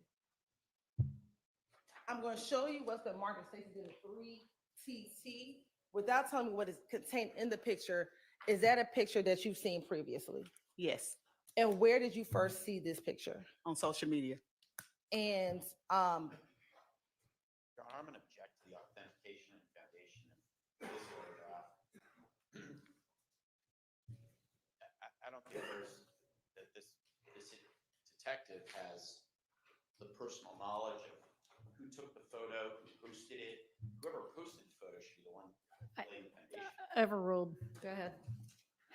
And specifically talking about the picture itself, what was of significance, without saying what's in the picture, what was of significance of the picture itself?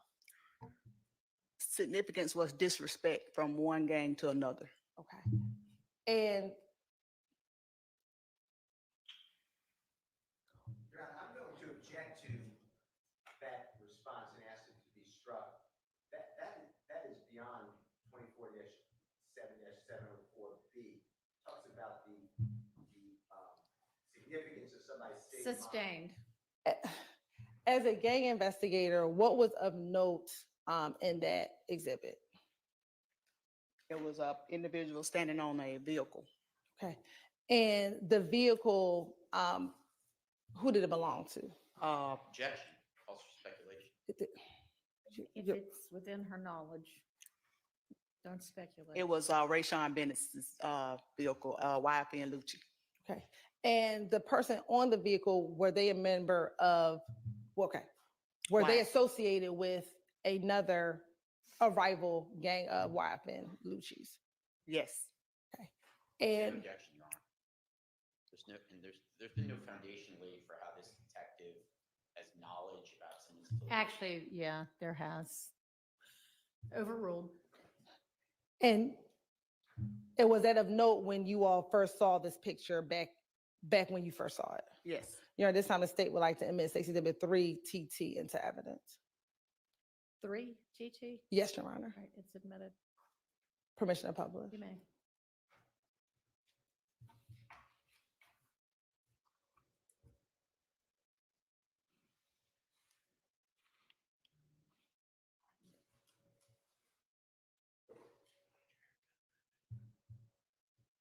Now, looking at Stacey Exhibit 3TT, is the car that you were just referencing this blue Maybach? Yes. All right. And was it of note of the individual standing on the vehicle? Yes. Okay. And do you know who that individual is? Diamante Kendrick. Okay. And again, was this posted on social media? Yes, it was. All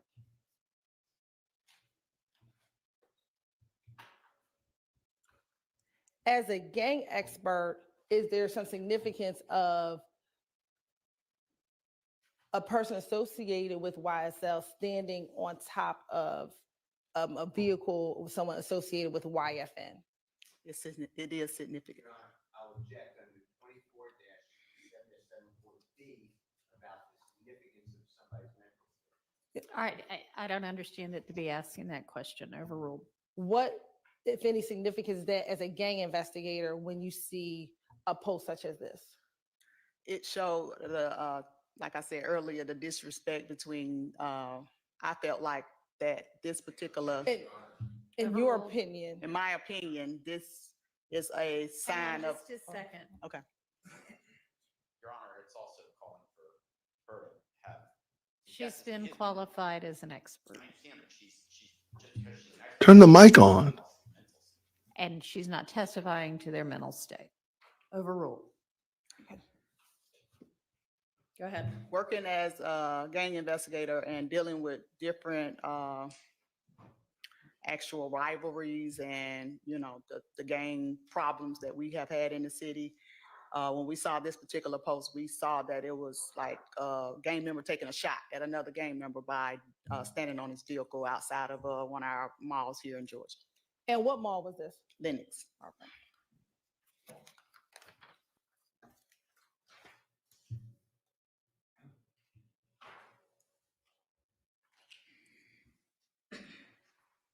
Now, we've spoken about this term gang culture.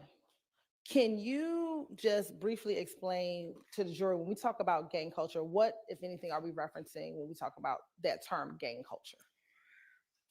I think of gang culture as the behaviors, the actual gang showing their characteristics, may it be whether they're displaying their hand signs, their colors, their tattoos, and just their way of life as gang members. Can music be a part of gang culture? Yes. How? A lot of the gang members, especially here in Atlanta, uses music to express themselves. They kind of, you know, talk about where they came from, how they came from it, things that they've done, their lifestyle in the music. Do gang members sometimes use music to promote violence and fear of their gang? Yes. How? Hypothetically, if gangs are beefing and even if they're local and they know that they listen to each other's music, they would take a shot. One gang would take a shot at another gang by saying disrespectful things or just letting them know that they are actually targeting them or talking to them through the words that they use. Do gang members use music to promote allegiance to their gang? They do. How? They brag about their gang. They glorify their gang. They glorify their gang members. They show the, like you said, alliances. It could be a blood gang that's, you know, really, really friendly with a Crip gang here in Georgia, and they will actually shout them out in music. Do gang members use music to send messages to rival gangs? They do. How? They send messages, you know, indirectly, maybe directly, just, you know, they might say, you know, I saw you at the club, or I jumped you at the club, and you are this gang, and they might call out that particular gang in the song, or they may not. Do gang members sometimes use music to send messages to other members of the same gang? I just want to know the way of objection under 704B. I believe this is all person's mental state. All right, I don't think that anything I've heard so far is in contravention of 704B. You may have a continuing objection. Do gang members sometimes use music to send messages to other members of the same gang? Yes. And do gang members use music to send messages to promote cohesiveness? So sorry. Do gang members use music to send messages to promote cohesiveness with their fellow gang members? They do. In your experience, what genre of music do gang members use to promote their gang? Just from my experience, being here and working here in Atlanta for over 30 years, I've only seen the gang members use rap music. Does it always have to be rap music? It don't always have to be, but that's what I've seen over my career. As a gang investigator, do you focus on music and hope that it leads to an investigation? Or do you focus on the investigation and it may lead to music? Sustained. I'll ask first. As an investigator, do you focus on music? No, What do you focus on? the crime at hand and the actual person that committed the crime. And are there times in your investigation that music may have become part of your investigation? Yes, How is that? because if it's a particular person that was maybe a singer or a rapper or whatever that may have committed a crime, that us looking at the crime, me looking at the particular crime will kind of lead me back to the music portion, or if they're a rapper, or if they, like a lot of gang members here in Atlanta, they call themselves rappers, but they're like studio gangsters, or they just put music out on YouTube. So even if they're not as big as most rappers, we still pay attention to what they're saying, the drill music that's going on, and because a lot of time it does lead to violence. And you said drill music. What is that? Drill music is kind of something new where the rappers, they kind of talk about, they rap about violence, and they mostly target, the rival or the ops in that particular music. And it's really fast and really, they actually, like I said, talk about violence, talk about firearms, talking about drive-by shootings. And that's been popular here in Atlanta as of recent.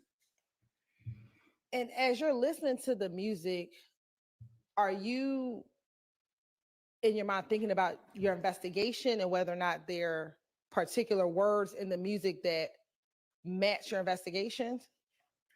It depends. Every investigation is different. So if we do listen to it just to see if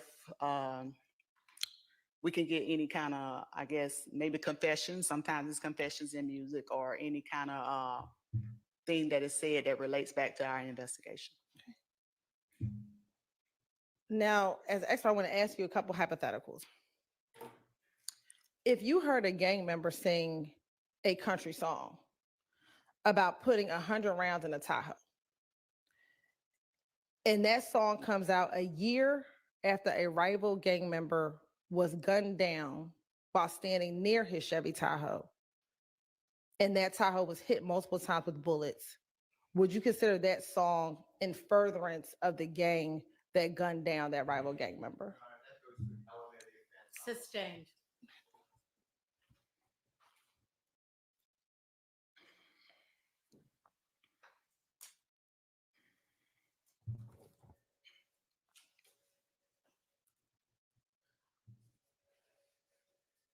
Would that be consistent with something that's in furtherance of the gang? Not if you say Overruled. Like I said, each case is different, but if a country artist did do that and that country artist was a gang member, then yes, we would look at that gang member furthering the gang in that particular song.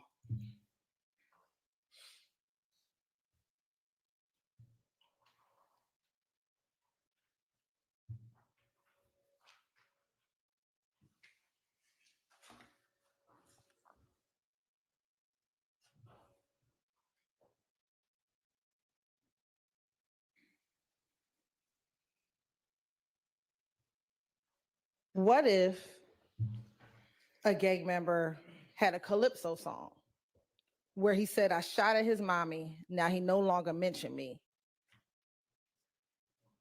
And there was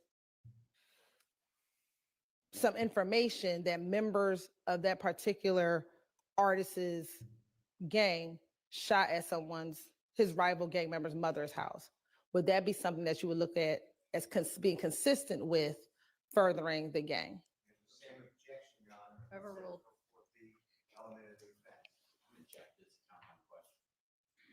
Overruled. Yes. Okay.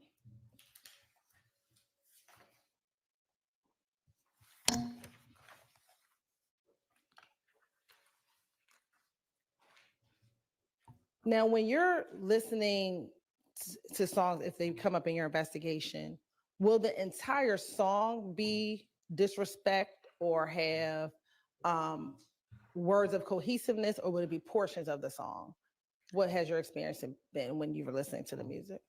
My experience is it's not the entire song. It might be a verse, or it might be just a line, or a couple of words, or a few words. In preparation for your testimony, were you asked to review 3 songs in preparation for your testimony? Yes.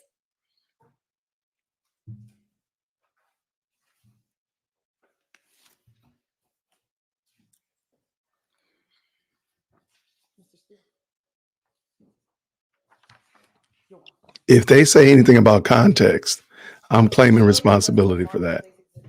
535 Y alpha, 539 Y alpha, and 537 Y alpha. And tell me if you recognize those as the songs that you were asked to listen to. Yes. First, starting with 535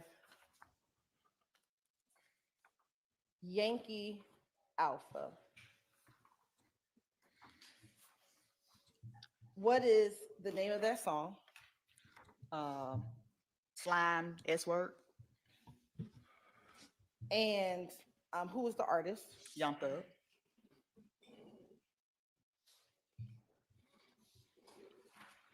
Now looking at 537 Yankee Alpha, what's the name of that song? Oh, excuse me, 539 Yankee Alpha. 539 is gonna be Just How It Is. And who is the artist? Young Thug.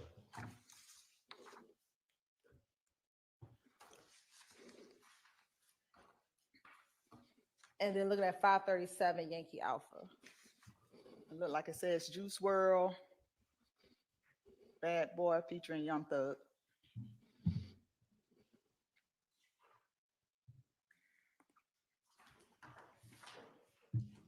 You're right. This time the state would like the tender and admit State's Exhibit 535 Yankee and Yankee Alpha, 539 Yankee and Yankee Alpha, and 537 Yankee and Yankee Alpha. What are Yankee? Because all she's testified to is the Yankee Alphas. The actual song. So was 535 Yankee the song that you actually listened to prior to? Yes. Okay. That's true for each of those. Is 537 Yankee the actual song that you listened to? Yes. And is 539 Yankee the actual song that you listened to? Yes. You're right. This time the state would like the tender and admit Stacey Exhibit 535 Yankee and Yankee Alpha, 539 Yankee and Yankee Alpha, and 537 Yankee and Yankee Alpha. All right, those are admitted. Overruled. And permission to first publish 535 Yankee.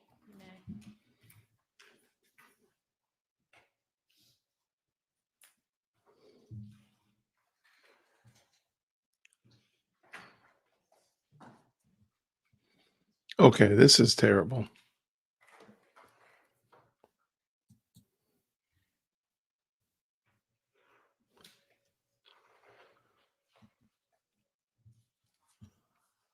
Oh, you know what? Best way to handle it so that I don't get the slap from YouTube. I'm actually looking right now because YouTube is pretty proficient. When they want to wild out, they be wilding out. Bless their hearts, man. They need a hug sometimes. They need a hug sometimes, I tell you. At the current moment, they ain't gave me a slap down yet, but they usually be doing it. Look at this is really terrible. When you look at this in light of the Sarah Boone trial, I mean, it's kind of embarrassing. Maybe it's because Sarah Boone, there's actual physical evidence. All this other stuff is really, in my opinion, kind of like extra fluff. But in this case, there isn't really a lot of actual evidence. Oh, okay, here we go. Let's see. They're talking again. The 25th, 2016. And as an investigator and an expert, were there any particular words of note to you as you listened to this song? Yes, What were those words of note? the 100 rounds in the Tahoe, And why was that of note to you? because 2015, the year prior, we had investigated murder of Donovan Thomas, where Hang on just a second. Yes, sir. I'm going to check this point. This court, the trial court in this case, has previously ruled that Do we need to take this up outside the presence of the jury? Yeah. I'm going to excuse y'all for a minute, please.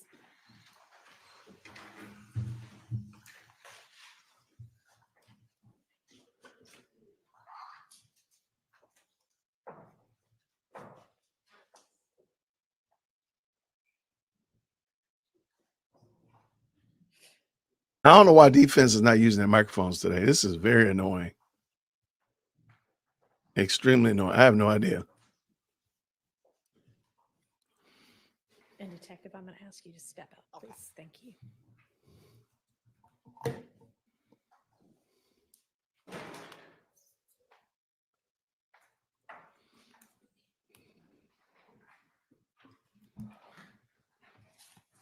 Go ahead. Thank you, Your Honor. So there's a previous order in this case bifurcating that any expert who would be on the stand in this case, who would also be providing factual testimony. Oh, yeah. That would be Splitting out the factual and the And expert. so, yeah, and this witness is now, she's given expert opinions, which we've heard. Turn the Now she's mic. testifying about factual information. And I think that's going to mislead and confuse the jury. And even if Your Honor doesn't believe so, there's a previous order that in this trial, we would have a bifurcation of those issues. So I'll object to her testifying about any factual information about what happened in 2015.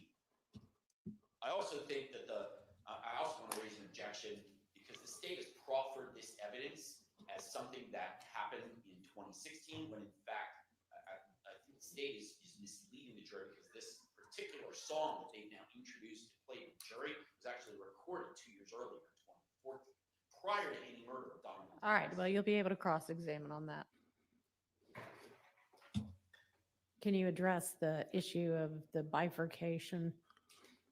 Yes, I Your mean, Honor. not address the issue. I know that was the order. Address why this is or is not violating that requirement that the fact and expert testimony be bifurcated. Your Honor, there is evidence already in about the shooting of Donovan Thomas. I believe as an expert, I could simply ask her, I can probably show her the evidence, the pictures of the evidence that we're discussing at this point to make sure that we don't violate her talking about her opinion as to why this song was significant. Mm-hmm. I'm thinking through when we have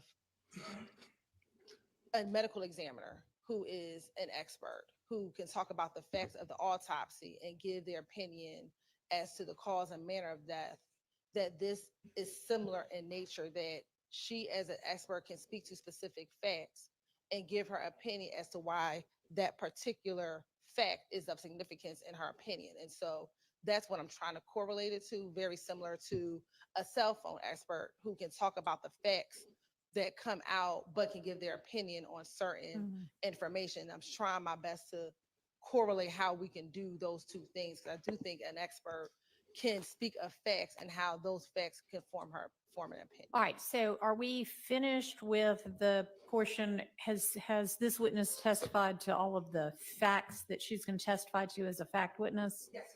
Okay. And so whatever you were about to elicit was information that has already come out, but we're not. right. I mean, you were getting an expert opinion on something? Yes. Okay. If the state proffers that they're going to stick to asking about expert opinions, then I'll withdraw the objection. It certainly sounded like to me that she was asking about factual evidence about an incident in 2015. Okay. But you're not establishing that fact through that witness. You're asking, why is this fact significant to you? Yes, Your Honor. Okay. I don't think that violates that bifurcation order. All right, let's get the jury back and the witness.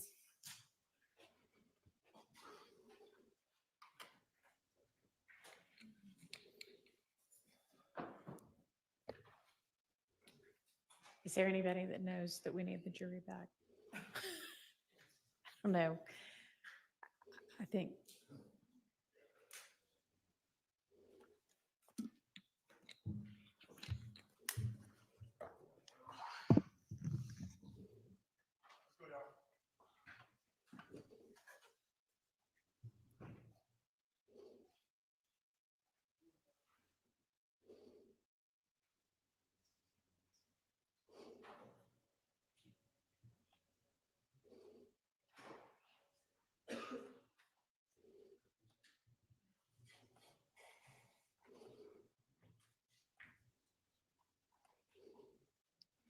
Okay, let's go. Come on.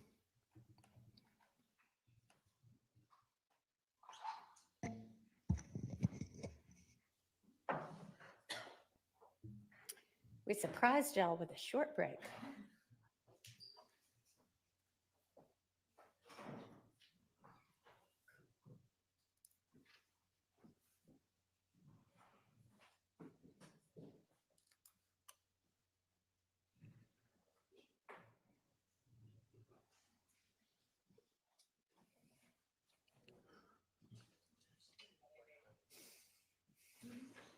Okay, come on. This is annoying. It's like spiritually annoying.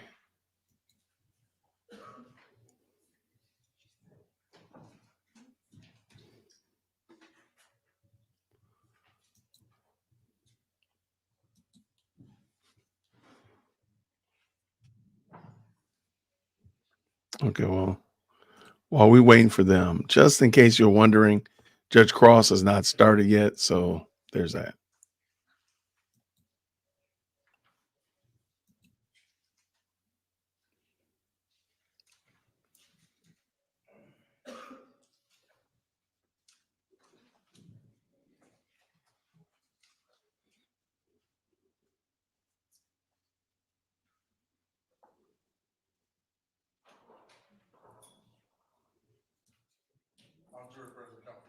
All right, thank you. Go ahead, Ms. Holton. So I think when we left off, I was asking, what was of note to you in that song? The 100 rounds in a Tahoe.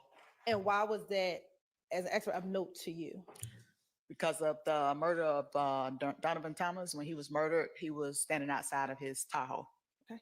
I'm going to show you what's already been admitted as 6 Exhibit 8Y.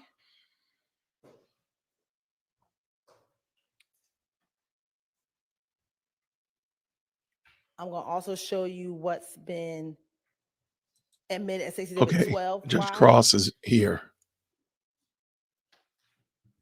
27Y. All right, Judge I'm sorry, Cross I'm is having a here. hard time hearing him. Can he speak directly into the mic, please? Really, my suggestion, Mr. Merchant, is either go to the podium or sit down and talk into the microphone, because those are the only ways to be heard. Is this better? Yes, thank you. So yeah, following that email, Your Honor, the injunctive relief we requested in connection with the NDAs itself is exactly what they did following my email to you. In response, they apparently obtained another 100 or so NDAs and produced those to us. So those are reflected in Plaintiff's Exhibit 27, which was filed last week. So other than that, though, they have not provided any additional documents. So all of the other requests for injunctive relief still remain pending. They have told us that there are no additional NDAs. So for all practical purposes, the court does not need to enter injunctive relief on that particular issue, because we are being told there is nothing else to give on that file. Okay. With regard to a separate issue, Your Honor, which is we've been handed just this moment, literally minutes before Your Honor took the bench, a motion for directed judgment, sanctions, and opposition to plaintiff's request for attorney's fees, which has been signed by Ms. Alabi as legal counsel at the Office of the District Attorney. I assume that would be on behalf of the individual witnesses who were subpoenaed but but ended up not being called to testify. That's what we're asking Your Honor to clarify. Okay. But I've never seen it before. And it's not part of the record. And I'll note that it would be surprising to me if it was just handed to you in the last 5 to 10 minutes, since I was running 30 minutes behind. But anyway, I haven't seen it, so I can't really address it. Yeah, Your Honor. I can't address it either because I have to read through this, but essentially it appears to be more in line of a political document outlining Ms. Willis's personal position with regard to certain issues and actually asking for sanctions against us for bringing this lawsuit in the first instance. But I have not had a chance to read it at length or in detail. I point the issue out because I think we probably need some clarity as to who represents who in exactly what capacity before we proceed. Is Ms. Alavi here? Oh, hi there. I didn't see you behind Mr. Bowman. Thank you. Again, this is not a document that I'm familiar with. It's certainly not a document that I'm going to address the merits of today because I don't have any record, hang on, of its having been filed. And looking at my docket, the most recent filing was on October the 18th. Now, it may be that it's been filed and just hasn't been accepted by the clerk.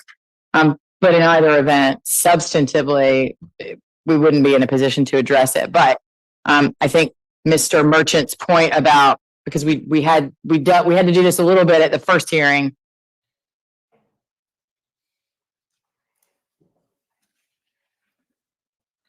I'm willing to listen to the people, so we'll jump back over to YSL, and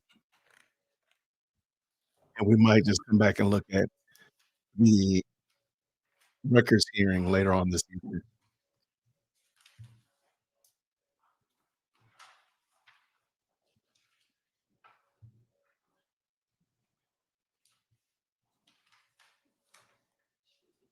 I'll get you a copy because my copy has right.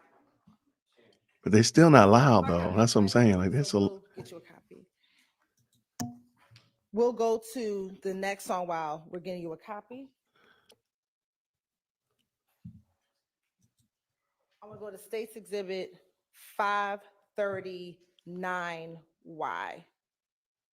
Is that just how it is? Yes. Okay. Permission to publish, Your Honor.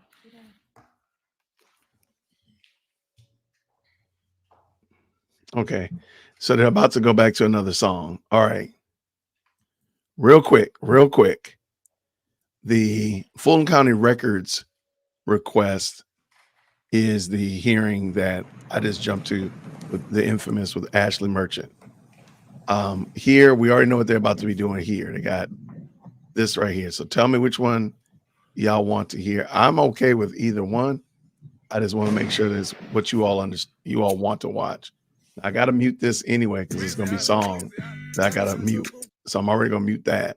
So if y'all want to, we'll jump over and watch the Fulton County Jimmy Jam, or we can watch the Fulton County Records request. But either way, I don't know what's wrong with their audio. They refuse. The defense isn't using a microphone. There's a goat. Oh my gosh. The defense isn't using the microphones. It's super low. I don't know what the deal is. So, but I got to mute this because otherwise I'll get a ding from YouTube for playing music, copyrighted music. So it's just wild, man. It is making it rough on it. But I mean, he looks healthier. How my man gonna be in the hospital bed smoking? Y'all wild, man.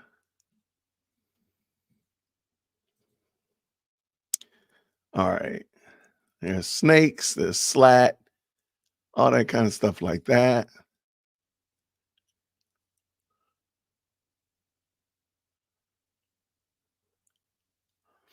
All right, while this is going on, let's just hop over here real quick and see what's happening over here because they're making some major pleas over here, trying to beg for this money, which is crazy. Okay. So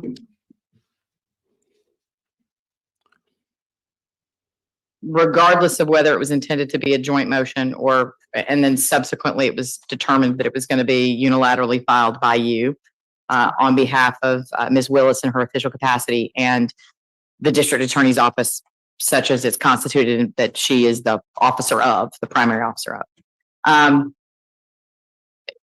What that implies to me, which I do find a little bit problematic, is that there's been a significant amount of time in which this document could have been filed. The court could have been made aware of it with the understanding that a hearing was set today. This hearing has been set at least for 2 weeks, probably longer than that.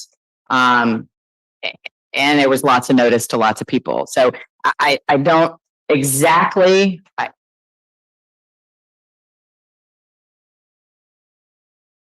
I don't exactly know how to address even a document that I don't have. If somebody could maybe email it to me. Judge, I have a copy for the court. I will say it has been e-filed. It does not, based on what you've said, it does not appear that it's made its way to the record. When was it e-filed? It was e-filed today. Right. Yes, sir.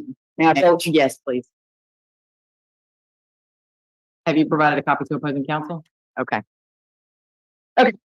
So, now that I actually have the document in my hand, which I'll note for the record is sizable.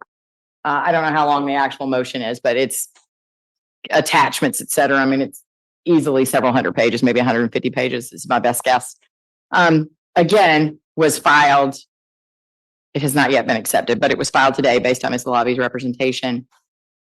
I still don't know that I have an answer to your ability to even appear on behalf. I've just never had this issue. Is the district attorney's office firing the county attorney and proceeding with you? And if they are, do you even have the authority to appear in this manner? I don't know I'm not questioning your authority. I'm telling you, I don't know the answer to that question. I understand. And I will say that there's been no discussions that I've been aware of about firing the county attorney. It's only been discussions about filing this particular motion. Most recently, of course, we talked about, other matters that have come up during the pendency of this litigation. And to the court's comment, the motion itself is 14 pages. The rest of the documents are exhibits. Thank you. Yeah. Okay. So where we left off, as I was sort of reciting, the procedural posture of the case is certainly when the evidence is closed, right? The party from the moving parties, from the plaintiff's perspective, the defendant certainly has the right to move for some sort of directed verdict or directed judgment. So that's, I guess, fine. But to the extent that there's some effort I guess my point is, if y'all want to move for directed verdict on these claims at the appropriate procedural time, right, which would be when the evidence is closed on the plaintiff's side, then we can certainly take that up and address that. That would be procedurally appropriate. To the extent that the court were to rule in favor of the defendants in the case, right, to grant some sort of directed verdict, then of course, under all the civil procedural rules that I'm aware of, you would have as much as 45 days from then to assert some sort of basis for sanctions under 915-14 or anything else, right? So it feels like the motion is premature in the sense that if we close the evidence today, y'all can move for your directed verdict, then I'll hear from somebody on behalf of the district attorney's office and Madam DA on a motion for a directed judgment or directed verdict. And then if there's an issue of sanctions to address, then we would address it at that time. And at that point, your motion would be perfected, right? And then there would be an opportunity for the plaintiffs to respond. Is that acceptable in terms of how we're going to go on the procedural part? Judge, we're at the court's pleasure. We wanted to get the motion filed. We are back here today. This was our first opportunity to be before the court. So we wanted the court, counsel, everyone to have our position with regard to. But not really. Not with the filing, right? You've had plenty of time to file this document. I understand that it takes a while to get documents together, especially with lots of exhibits. Totally understand that. But you've had some time to file this document. Judge, I would disagree with that. There have been some things that have happened, and we have outlined them in the motion that have taken place during the pendency of this case, which was just filed today. And I haven't had a chance to consider any of the whatever behavior or actions that have been taken that you find problematic. So. Yep. So there have been some kind of recent developments that we wanted to outline for the court. We wanted to make sure that the court was aware of it. That supports our position to rule in defendant's favor, and to enact sanctions and all of those things. And so if the court wants us to hold an argument, we're happy to do that. I just wanted, kind of as an aside clarification, the court said that the sequestration issue is now over. So does that mean that the witnesses that were subpoenaed on behalf of the district attorney's office are released from their subpoena? My understanding was that they were released from their subpoena at the conclusion of the last hearing, because the plaintiff's announcement on the record was that they were resting as to their evidence that they intended to offer to demonstrate that the Open Records Act wasn't complied with, and they were reserving only their opportunity to put evidence on as to their alleged damages. Did I accurately reflect what your position was at the time, Mr. Merchant? Okay. And so that's why I was just making sure that we didn't expect to hear from any of those witnesses, and to make sure that that issue was fully put to bed. Because as I said, my understanding was they were all released back on, and I should know the day of that, and I don't off the top of my head, the last hearing that we had. So for purposes of the remainder of this hearing, for the remainder of what the plaintiffs intend to put on, am I going to hear from you, or am I going to hear from Mr. Bowman and Ms. Monroe? You'll hear from Mr. Bowman or Ms. Monroe. Okay. Thank you. Thank you, Judge. Anything from the county attorney's office regarding the resumption of the evidentiary portion of this case in terms of the merchants calling witnesses as to their alleged damages? So just wanted to clarify as to where we last left off. There was one last thing that the plaintiff has agreed to remove Fulton County, Georgia, as a defendant to this action. Yes, they were, and I had asked them to await my ruling, because there was a motion to dismiss pending substantively that I had denied. And then subsequently, I had verbally denied it. The parties agreed to dismiss Fulton County after that. And I asked that y'all wait until I get my order on file, which now has been on file for some time. Which they have. And then a proposed order was submitted to a motion, and proposed order was submitted to the court. Okay. I don't recall if the court assigned the motion, the order. If you did, then I just wanted the record to reflect that. Right. So I'm looking at the docket, and the docket number 93 indicates that an order of dismissal with prejudice of Fulton County, Georgia was entered on October the 2nd. Perfect. Just wanted the record to reflect that. Okay. Okay. So that means that the remaining parties in this case are the Fulton County District Attorney's Office, to the extent that it is an agency subject to the Open Records Act, which is what my ruling is currently. And District Attorney Fonnie Willis in her official capacity as the District Attorney of Fulton County. Okay. With that, the plaintiffs may call their next witness. Your Honor, just as a point of clarification. Yes. We did reserve our right. I'm sorry, Mr. Merchant, can you please get on the mic? Thank you. We did expressly reserve the right to call witnesses related to damages, but yes, sir. My understanding was that the court wanted to perhaps hear whether the defendants had any evidence on the issue of liability first. Okay. We're happy to proceed with the issue of damages because I think it's probably right now. The letter I sent to Your Honor yesterday outlines substantial justification and what that means under our law. So if Your Honor is comfortable with that, I don't need to proceed with argument. We can just move right into the issue of damages. Okay. Ms. Monroe, was the county intending to call any witnesses on the issue of demonstrating that the Open Records Act was not complied with in this instance by the two remaining defendants? Just 1 second. Sure.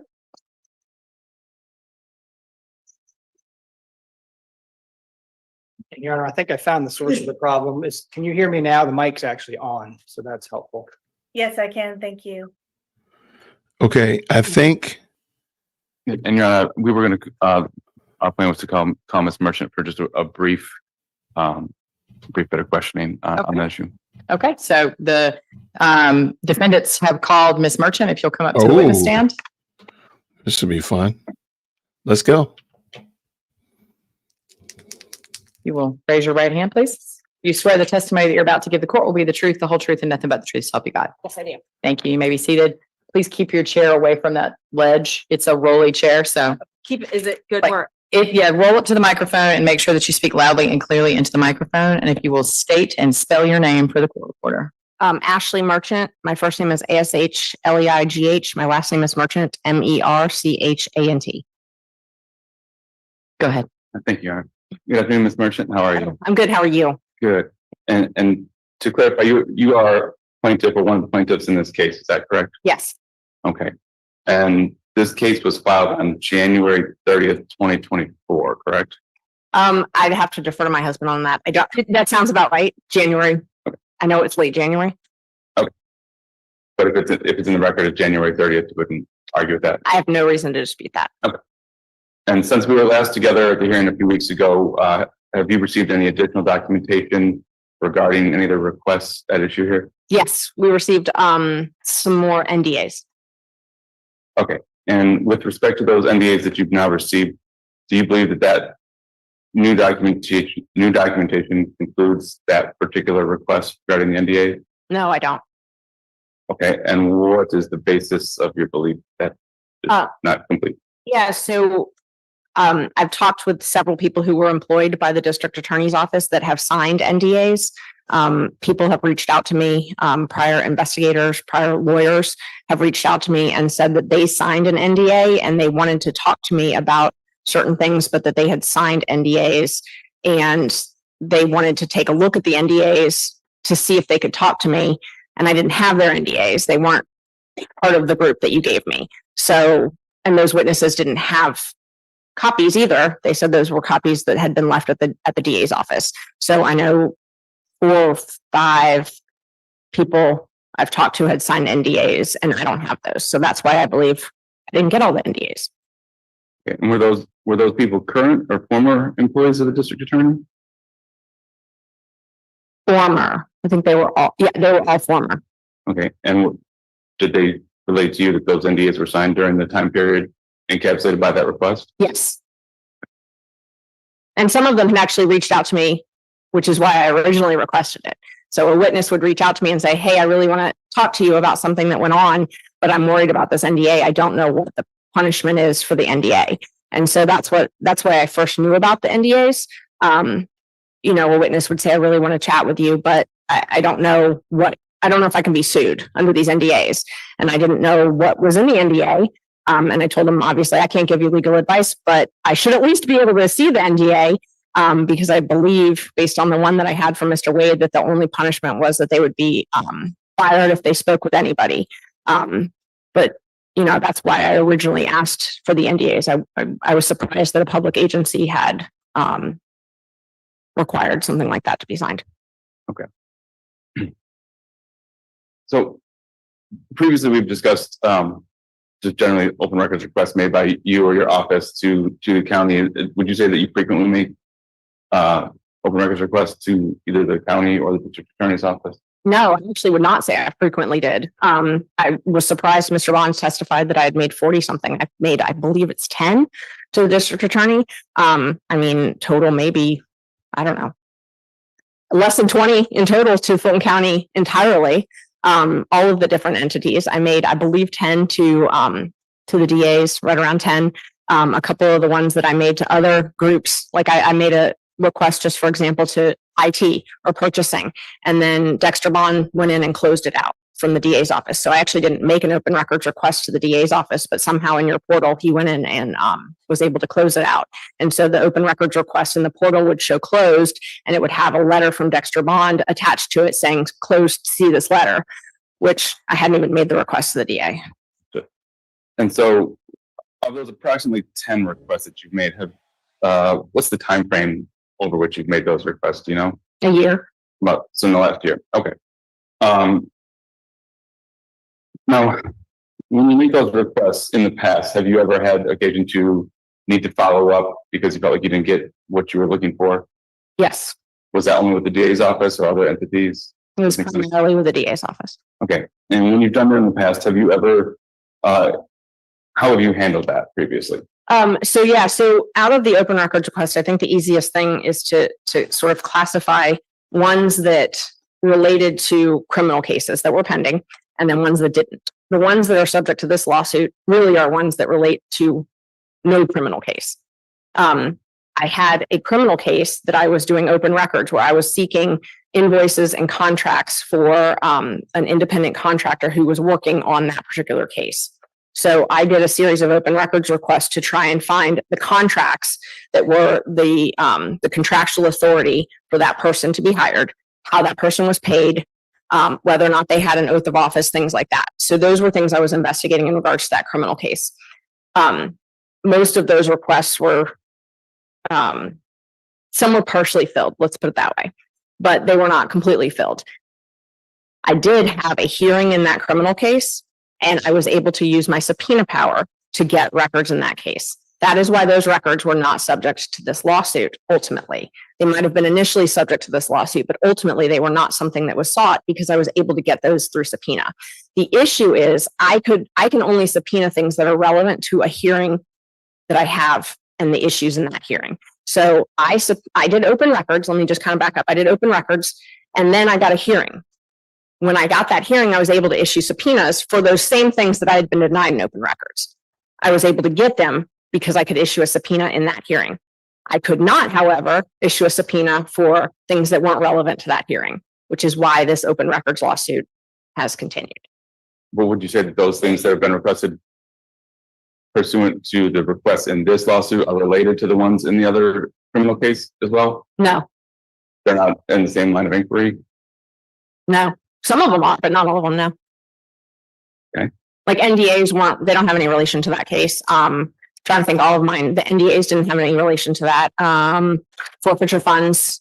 The forfeiture funds had some relation, but it went a lot deeper than that. The rebranding didn't have anything to do with it, no. Okay. Now, when you make open records requests, how do you, from a practical standpoint, how do you do that? Are you using the portal from the DA's website, from the county's website? Does it depend on who you're making the request to? Yeah, so it depended on the time. I would go to the entity. So I would go to the DA's office and I would use their landing page. And I assumed that IT could track how I was doing it. So I was always very careful to make sure that I did it the proper channels. So I would go to the IT department. I'd go to the DA's office, and there was a link on theirs that when you clicked on that for open records, it would take it to the county open records portal. That link was not always active. So there was a time period where I was able to go to the DA's office and file open records request. And then after we filed this lawsuit, for a period of time, that link disappeared. So I wasn't actually able to make any open records requests to the DA's office during that period of time. It is now back, but I have not since made any since it's back. But I would go to the landing page of the DA's office, click on the open records link for records. It would take me to the county portal, and then I have a login, and I would type in what my open records request was. Yeah. Now, in the past, when you've had issues getting what you felt were a full set of responsive documents, have you ever had to go further than just following up with the department before? Yes. And what did you do in that situation? I filed a complaint with the Attorney General's office. Okay. Did you do that in this case? Yes. Well, I did it. So I'm actually not sure. When you say this case, there's so many different requests that, I had about 10 requests, and some of them were partially filled, some weren't. I filed a complaint with the Attorney General. I definitely did that. I don't know which request it would have been listed under, but I know that I did do that. Okay. Do you know, so you don't know if, and let me go back to sort of reset a little bit. Which particular requests do you believe still have outstanding documents in this case? Is it all the ones that you filed on, or is it limited to a couple of those requests? If I could look at the actual request, I can tell you exactly. Is that okay? I'm happy to look at them. Okay. Yeah, go. Yes.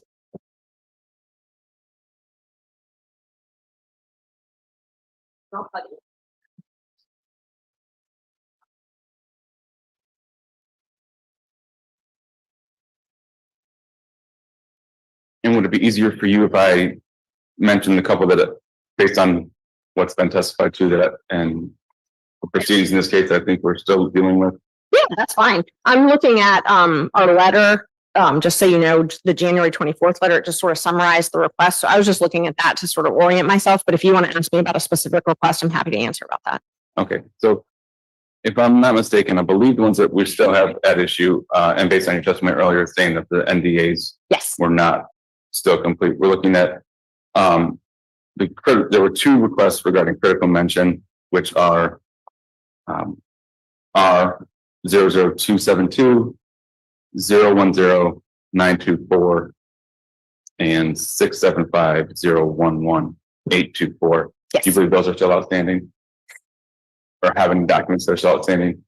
I believe that they were not completely complied with, but for the purposes of this litigation, we were not going to be proceeding with those anymore because we didn't have any way to prove that they haven't been complied with fully. Okay, so for purposes here, we're done with those in terms of production. I understand what you're talking about. Yeah, so these documents, you asked me my belief. I do not believe that we have received all the critical mention documents. The county spent $20,000 on a contract for this. I do not believe that it received 2 PDF graphs in exchange for $20,000 and 24 months of a contract for critical mention media monitoring. I have no way of proving that, but I find that hard to believe personally. That's what they got for that money, because I can't prove that these reports exist. We are not proceeding with anything further in that regard. That makes sense.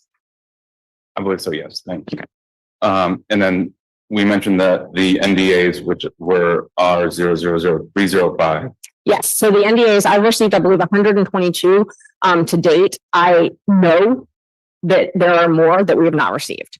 And based on that, I'm sure there's more. But do I know if there's more? And you described having some conversations with former employees. Is there anything else that leads you to that belief, or is it just based on those conversations? Well, the first thing that led me to that belief was the fact that the first issue I had was Dexter Bond, the open records custodian, had done a business record certificate in a civil case where he certified Nathan Wade's NDA. Then he did a business record certificate in our case where he certified that there were no NDAs. So I had 2 certifications where he swore to 2 completely different things. Based on that, I do not have any faith that they actually have been searched for. And then the last one that I think may still be at issue, I want to be clear, is the list of attorneys that have been hired during Madam D.A. Willis's tenure. Yes. And that was request 000198 010-824. Is that one still? That is still outstanding, yes. Okay. And so with respect to these still outstanding requests, did you send these requests to the district attorney's office or to the county? Do you recall? I can tell you. Let's see. I'll tell you exactly who I sent them to. The personnel records, the list with the dates of hiring, that was sent through the public records portal. But the department I was requesting records from, there's a drop-down box when you go online, and the drop-down box I did was district attorney. So I've got that for that one. And then let's see, I can tell you the next one. Critical mention, I don't think you asked me about that.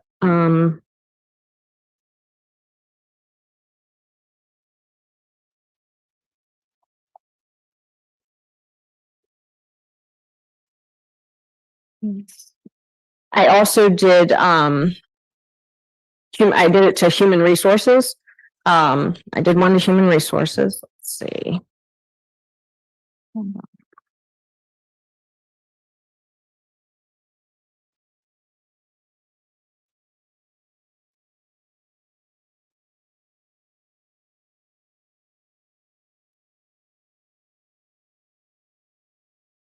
So the one that I did regarding promotional material, I submitted that request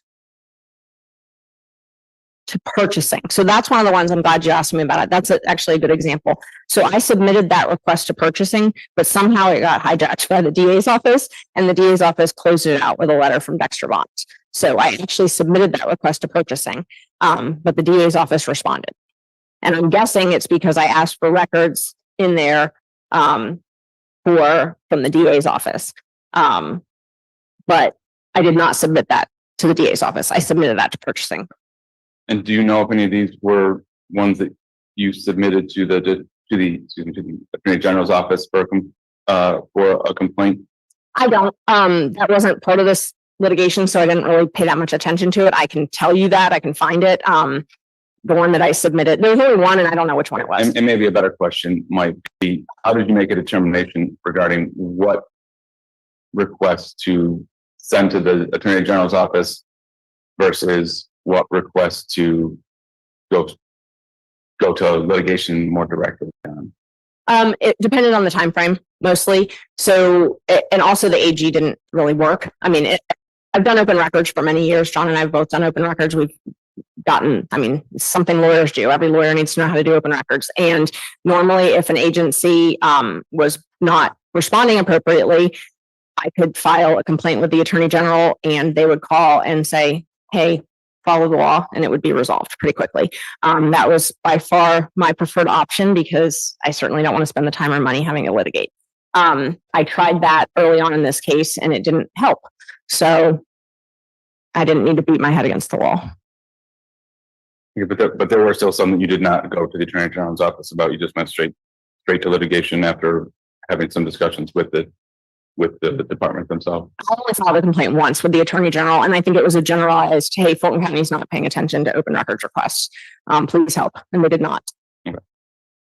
Now, with respect to the requests you sent to the DA's office, did you ever speak to or have any correspondence with Madam DA Willis herself regarding this? No.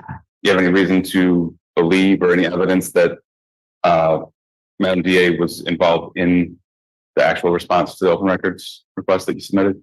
Oh, she's copied on emails. I mean, there's emails that she's copied on, and then she received, she received the lawsuit. She received the letter about the open records. I mean, did I personally speak with her? No.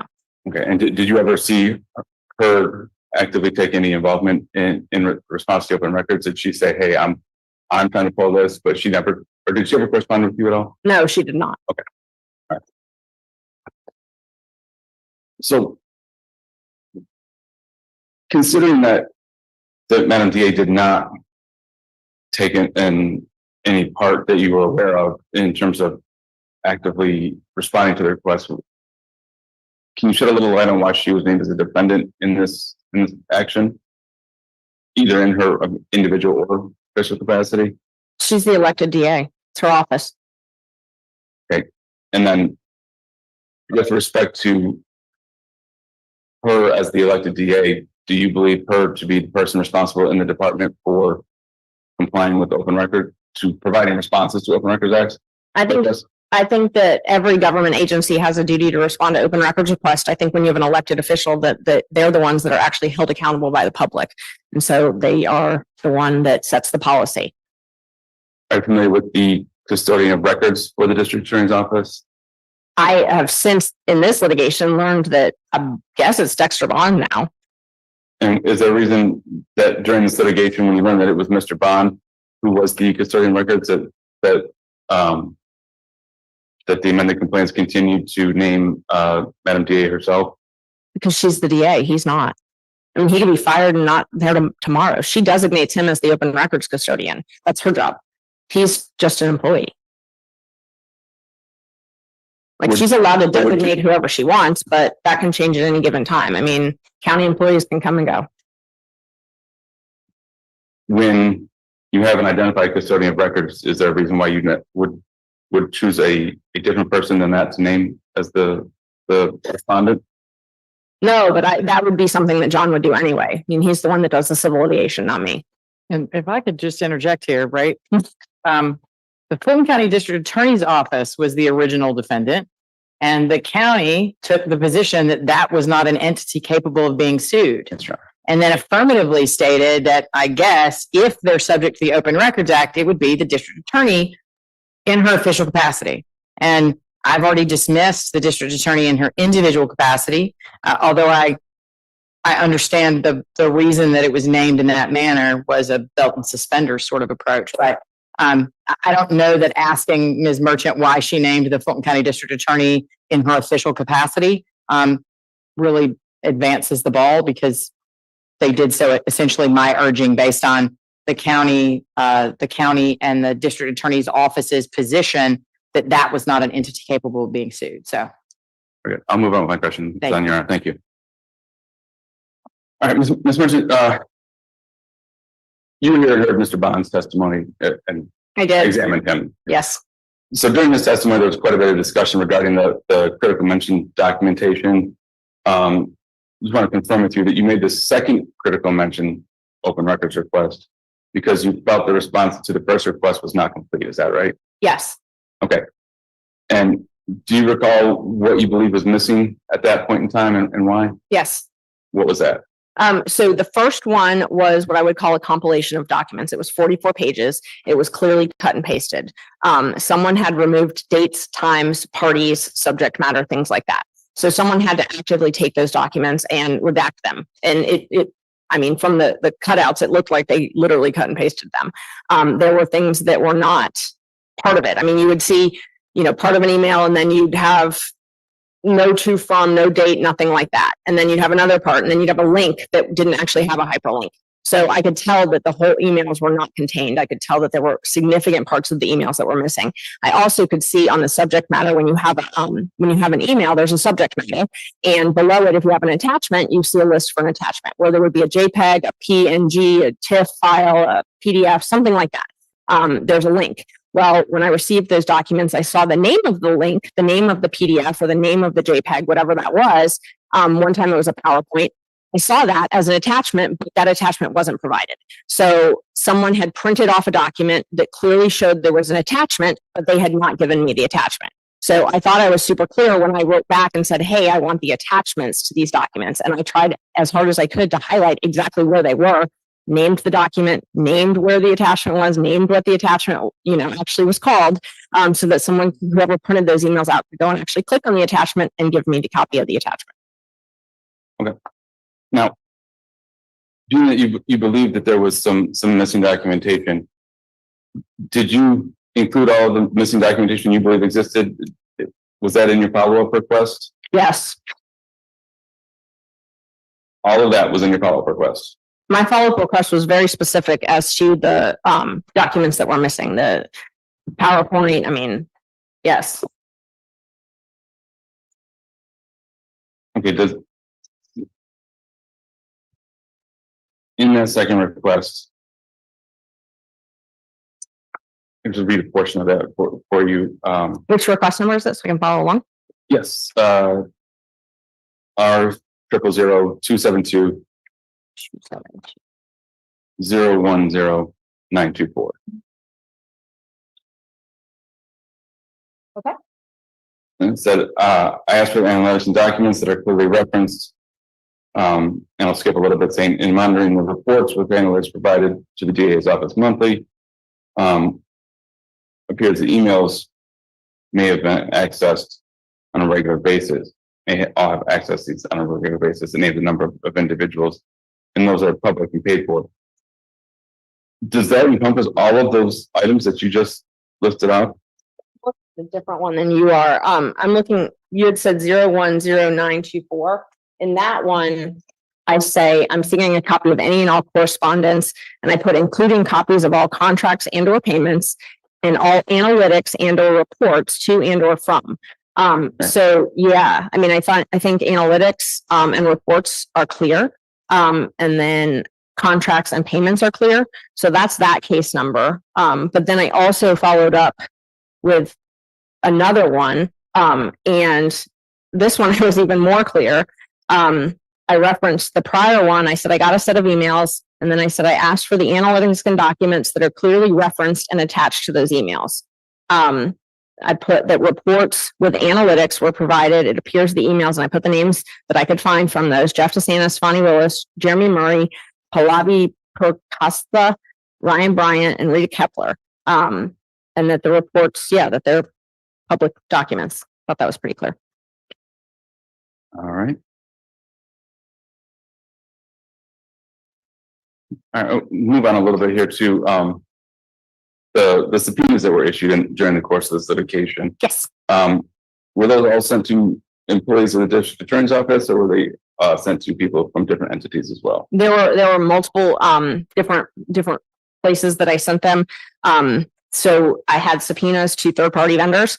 I subpoenaed Critical Mention, which, for example, had I not subpoenaed them, I would have never known about, because I still haven't to this day received copies of the payments for the second year of the contract. Critical Mention was a 2-year contract. The first 12 months was paid through purchasing.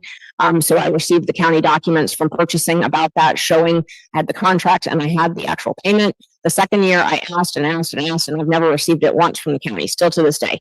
I received it from Critical Mention. So I were there others besides Critical Mention, individuals that were employed in other agencies or other certain, at least departments of the county? Yes, there were other departments of the county. So I sent them to Critical Mention. I sent to IT. I think one of the ladies used to work for the Fonnie Willis and now she works for a different department. I sent it to them too. So when you're subpoenaing individuals who do not work for the district attorney with respect to documents that you believe are in the possession of the district attorney's office, how are those individuals supposed to know if the district attorney has those items? And do you believe, I guess let me start with that question first. Which question? How do you believe, or why do you believe that the individuals who are not a part of the district attorney's office would have access to or possession of requested documentation that you requested from the district attorney's office? Well, they did actually have it. That's how I got most of it.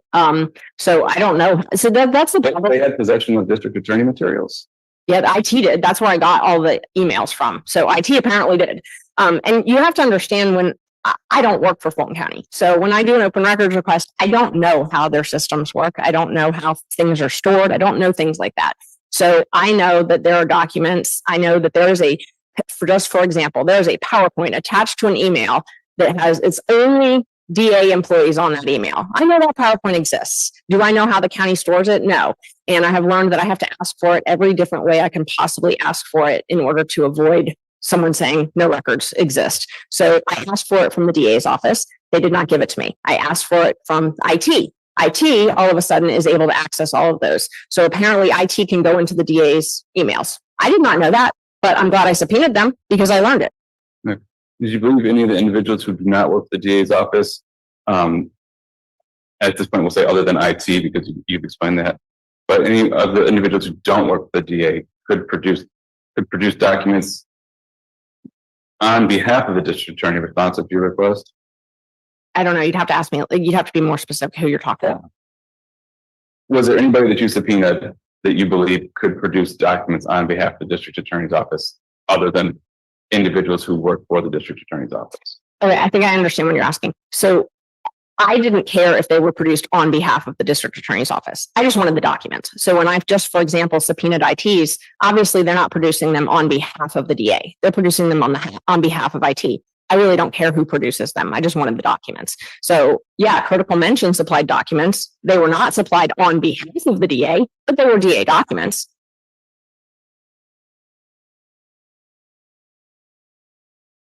Do you believe that just because somebody who has dealt with the DA's office has documents, that those documents are also held or belong to the district attorney's office? I'm sorry, I don't understand what you're asking me. If Critical Mention is producing documents, how can you be sure that those documents are also in the possession of the district attorney's office? Because the law requires that the district attorney comply with the Records Retention Act. And so, for example, to answer your question, Critical Mention was paid with a check out of the district attorney's fund. It says the check says DA Willis for Fulton County. The law requires the DA's office maintain copies of all of that. And so I would assume that when I asked for that document, since the law requires that they maintain that document, that they would provide it to me. Have you filed in this case are there any claims in this case regarding record retention, or is it just open records? So an Open Records Act litigation is not going to involve a violation of the Records Retention Act, but So when I'm asking for a document in open records, one of the things that I want to know is, does the document exist? Does it have to exist? Because I've learned one of the answers that I get, particularly from the DA's office in Fulton County, is no responsive records. So I have to go look at the records retention because they say no responsive records. Well, they've taken a position that we don't maintain any records essentially, so we don't have to give you anything. But the law actually does say that they have to maintain certain records. So I go and look at that. I'm not going to ask for something that I don't know that they're required to keep. Is that a position that they've taken that's been taken in this case, that the district attorney isn't required to? I'll withdraw that question.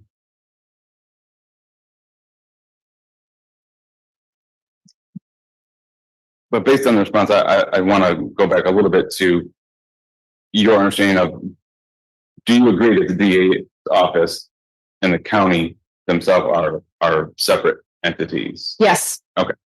And so even if a different department has documentation, that doesn't mean that the district attorney's office necessarily has that documentation.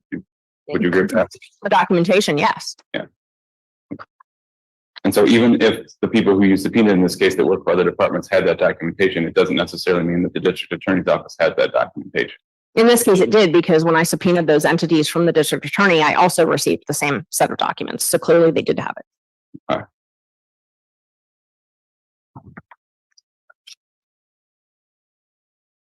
Now, with respect to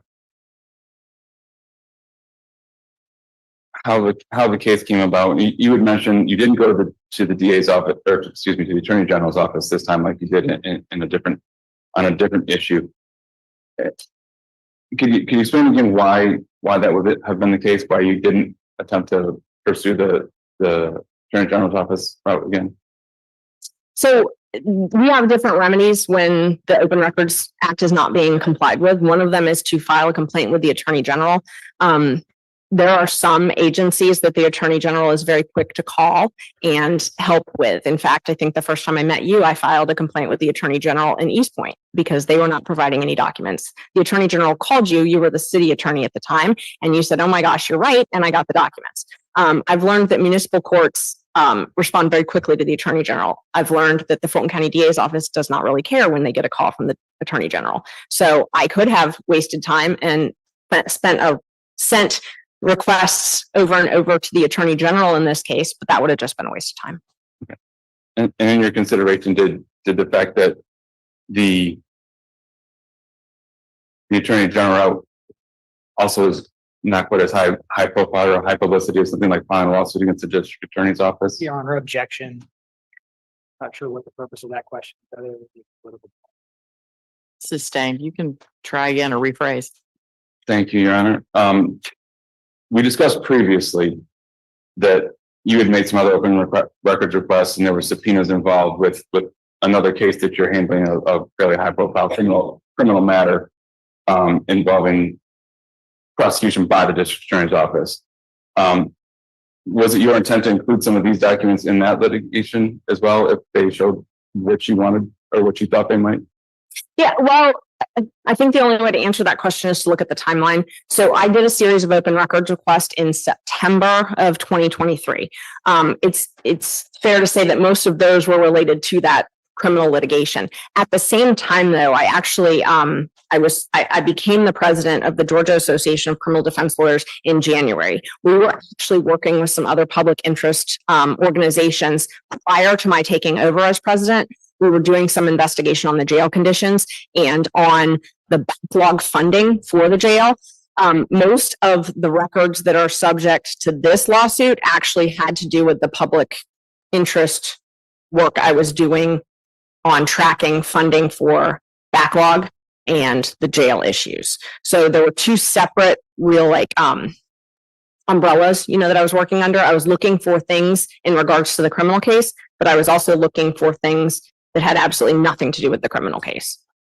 Mr. Bowman, can I ask a question? Your line of questioning right now seems to be going towards the intent that the plaintiffs had in seeking the records, or the use to which they intended to put those records. And songs has Jeffrey Williams made? I have no idea. I don't keep it. I don't keep up with it. I'm sorry. No, that's okay.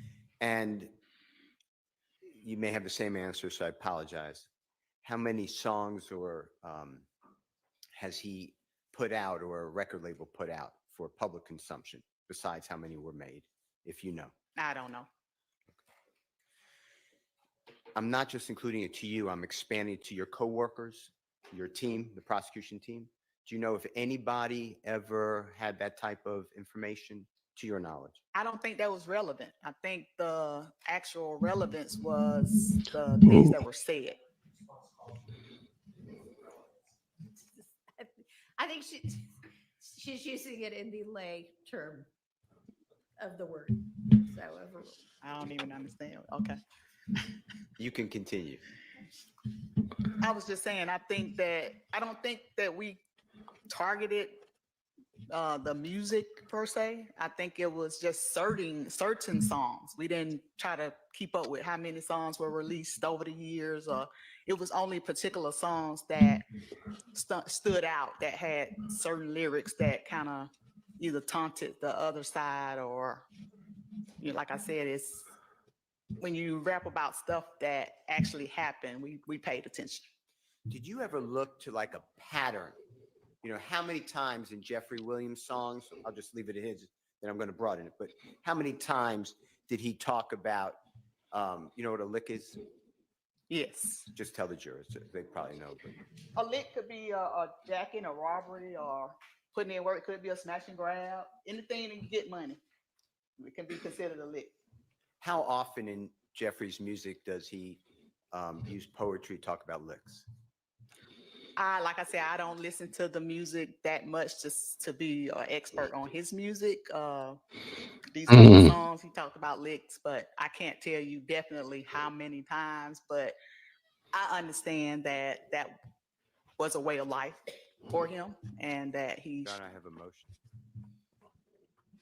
I'm going to excuse the jury, and I'm going to excuse you, please. Okay, let's go. I know. I see what he's doing. I see what he's doing. Grace and peace, everybody. I see what he's doing. Let's see. Hopefully, he'll use the microphone when he says it. He's gonna ask for a mistrial. They're scrambling, scraping.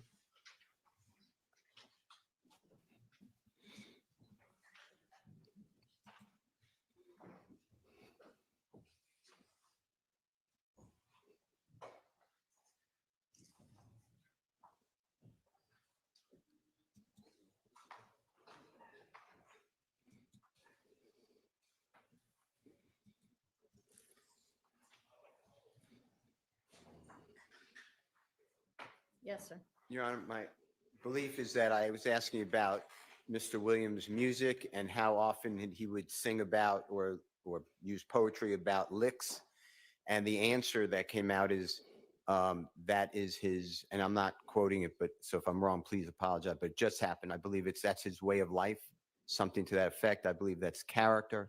This is a gang expert. This is a 10-year, 12-year police officer, gang unit, ATF affiliate, and it's just repetitive. We just had the same exact issue come up with the former retired Detective Dennis, and I just don't understand. You know, I'm asking questions. I did not invoke character, and I get that's his way of life. Whatever the quote is.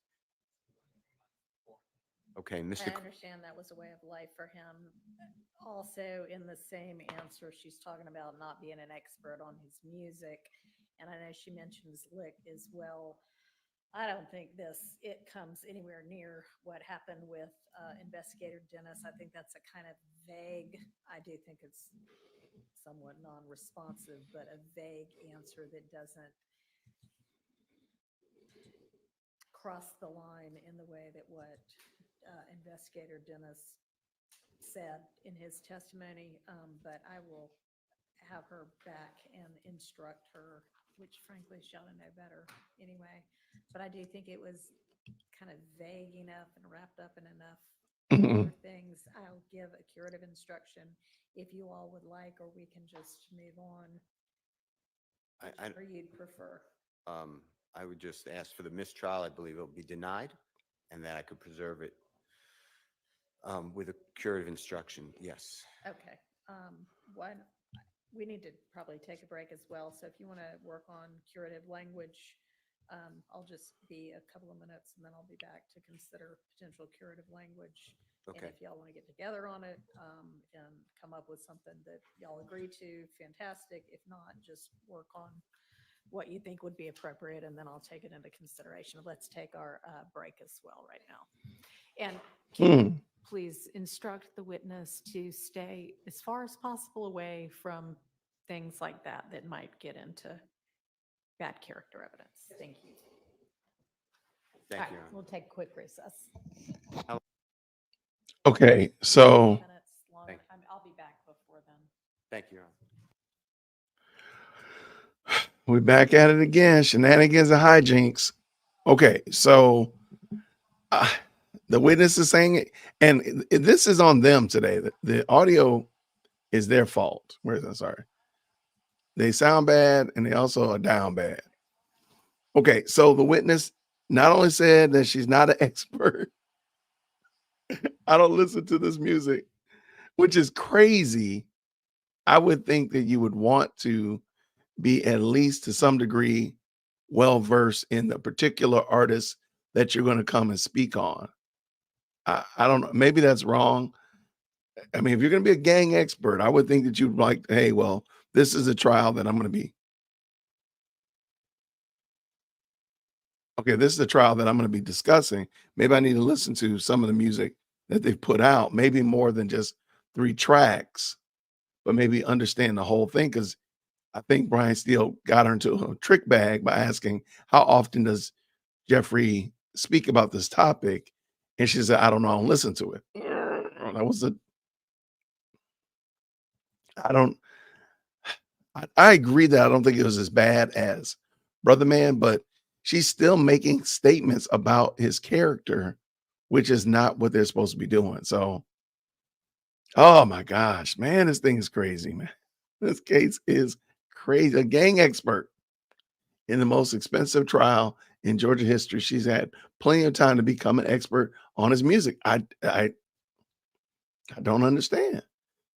At least say, okay, I've spent time, I've listened to his last 10 albums, and I just understand that he does say these kind of terms quite a bit, and it is used poetically. He is using it figuratively. I notice that he uses it, and there's no other context to it, so therefore it must be a direct threat or something like that.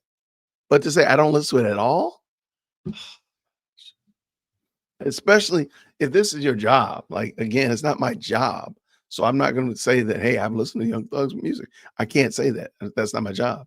But if they needed me as a gang expert,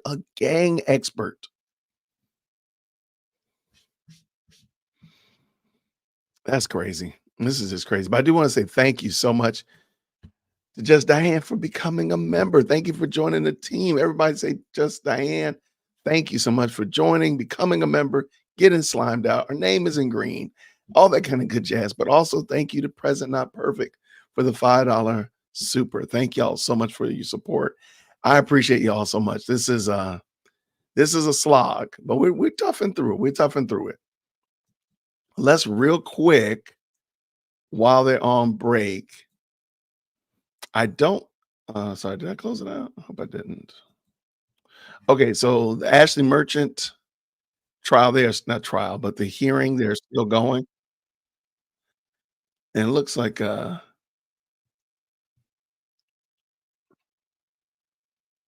Opinions tomorrow will be the Gonzalez versus Miller case. Of course. oh, so I did that right. Sorry about that. May I approach? Yes, sir. All right, here we go. All right, I don't know where they are in the food chain, but Ashley's still on. Pre-marked plaintiff's exhibit number 24. You recognize it? Yes, this is my record of time, description of work performed. It's a Word document that I kept with an outline of my time that I had to spend on this litigation. Okay, is this a true and accurate copy of the time record that you prepared in the case? Yes. Are all the time entries listed on this document for the civil action case number 24CV001325? Yes, and the open records that before the action number came about.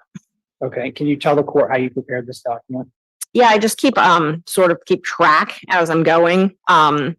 Keep an open like Word document. I really was trained. I used to do work for the 11th Circuit Court of Appeals as an appointed lawyer, and this is how they like them to be done. They like their times kept like this.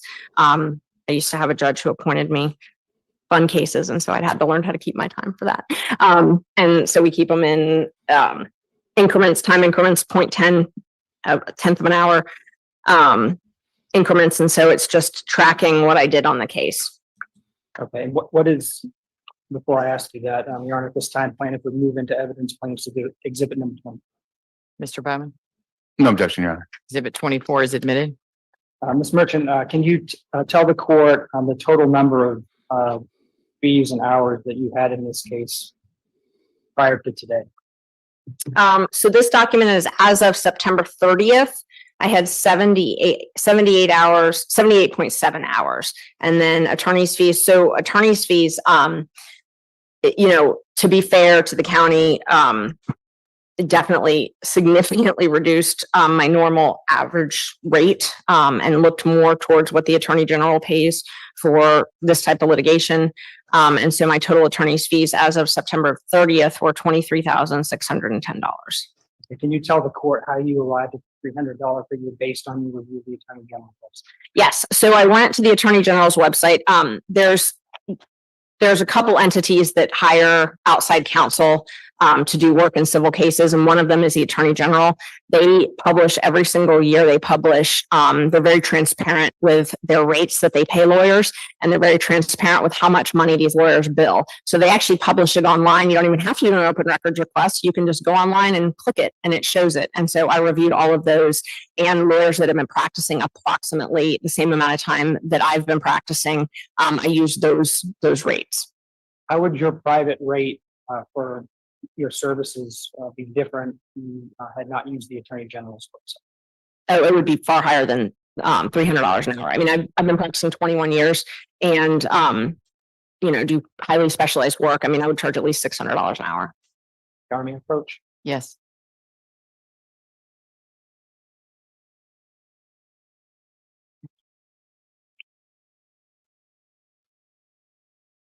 Sergeant, showing you what I previously marked as. Yes. Mr. Merchant, I can't hear you. He showed me what is marked as Plaintiff's Exhibit 29. It is an affidavit that I prepared that has a very brief outline of my my past work and yeah. Sorry. Is it a true and accurate copy of the affidavit you yourself prepared? Yes, it is. Okay, Your Honor, at this time, plaintiff will move into evidence. Plaintiff will give it. 29. Any objection? No, Your Honor. Exhibit 29 is admitted. And did you say it's like a CV or okay, an affidavit? Thank you. Okay, so it looks like Ms. Merchant, can you Ashley's explain to the court a explain little her bit money. more about your experience as a lawyer? Sure. So I went to the University of Florida, Levin College of Law. I graduated in 2003. I came to Atlanta and I worked at the Southern Center for Human Rights.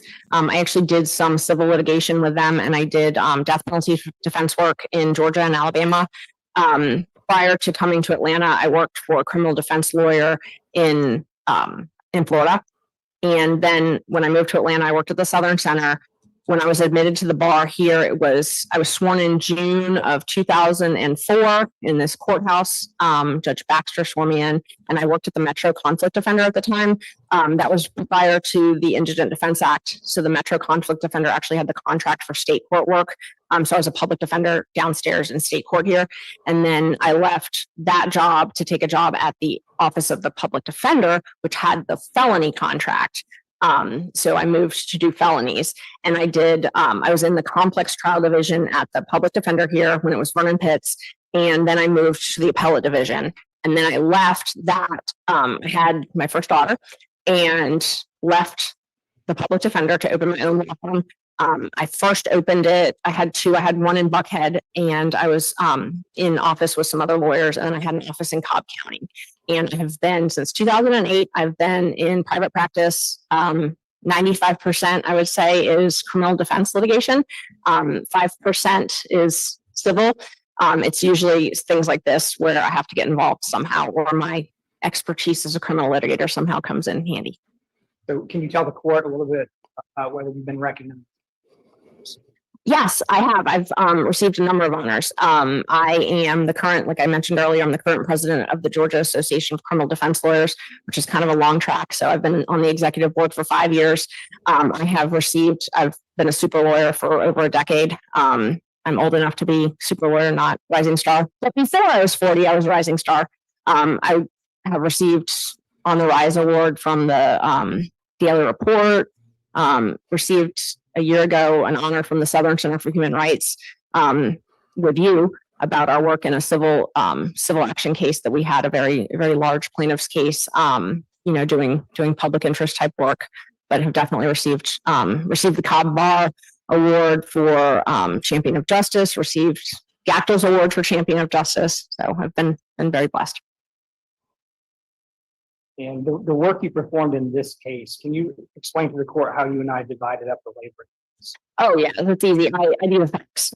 So John does all the civil stuff, and I do mostly the facts. So anytime there were like a factual basis that needed to be written, that would be my job, determining all the facts and keeping records of all the facts and keeping all the documents clear. The actual the legal drafting we would do together to a certain extent, but you would do the primary legal drafting, and then I would just assist in it. Your Honor, may I approach? Yes. I'm handing you what I previously marked as plaintiff's exhibit. Yes. Mr. Merchant, I can't hear you when you're walking back to this podium. I asked her, I'm handing you what I previously marked as plaintiff's exhibit number 23. Do you recognize? And she said yes. Yes. What is it? This is our expenses. The first couple pages are input into a program we use called Plea, and then it's all receipts from all of our expenses in this case. Is it a true and accurate copy of our expense report for this case? Yes.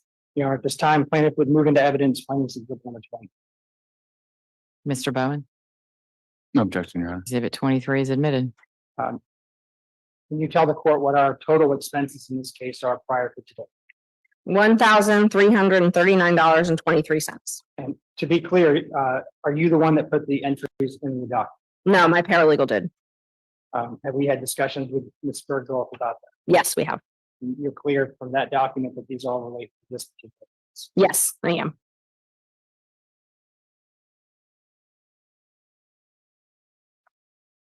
Ms. Merchant, when you sent all the requests, whether it be to the county, to the DA's office, in any shape or form, did you do so in good faith? Yes. Okay.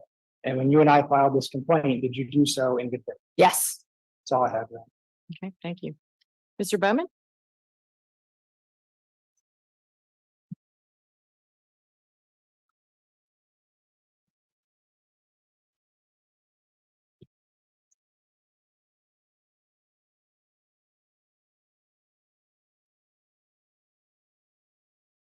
Thank you very much, Your Honor. All right, Ms. Merchant. So when in this case, who is your attorney in this case? John, and myself. I mean, I'm an attorney, so, it's myself and John. We're a small firm. So you are representing yourself effectively. Yes, I'm one of them, but John does the majority of the litigation in civil cases. And then a little bit of an odd question to ask given circumstances, but do you have an engagement agreement with the firm regarding this case? I don't think so, but John would know. Your Honor, we'll stipulate that we did not hire. I don't think so. Okay. With that said, how did And then pick up from there. All right. let's Then, do Your that. Honor, can I just reserve my motion for mistrial? Thank you. Sorry about that. I got to jump over and they're back. All right. So And motion go of mistrial ahead was and not re-ask granted. it in a way that is not going to elicit the same thing. Okay. All right, can we get the witness on the stand and the jury out?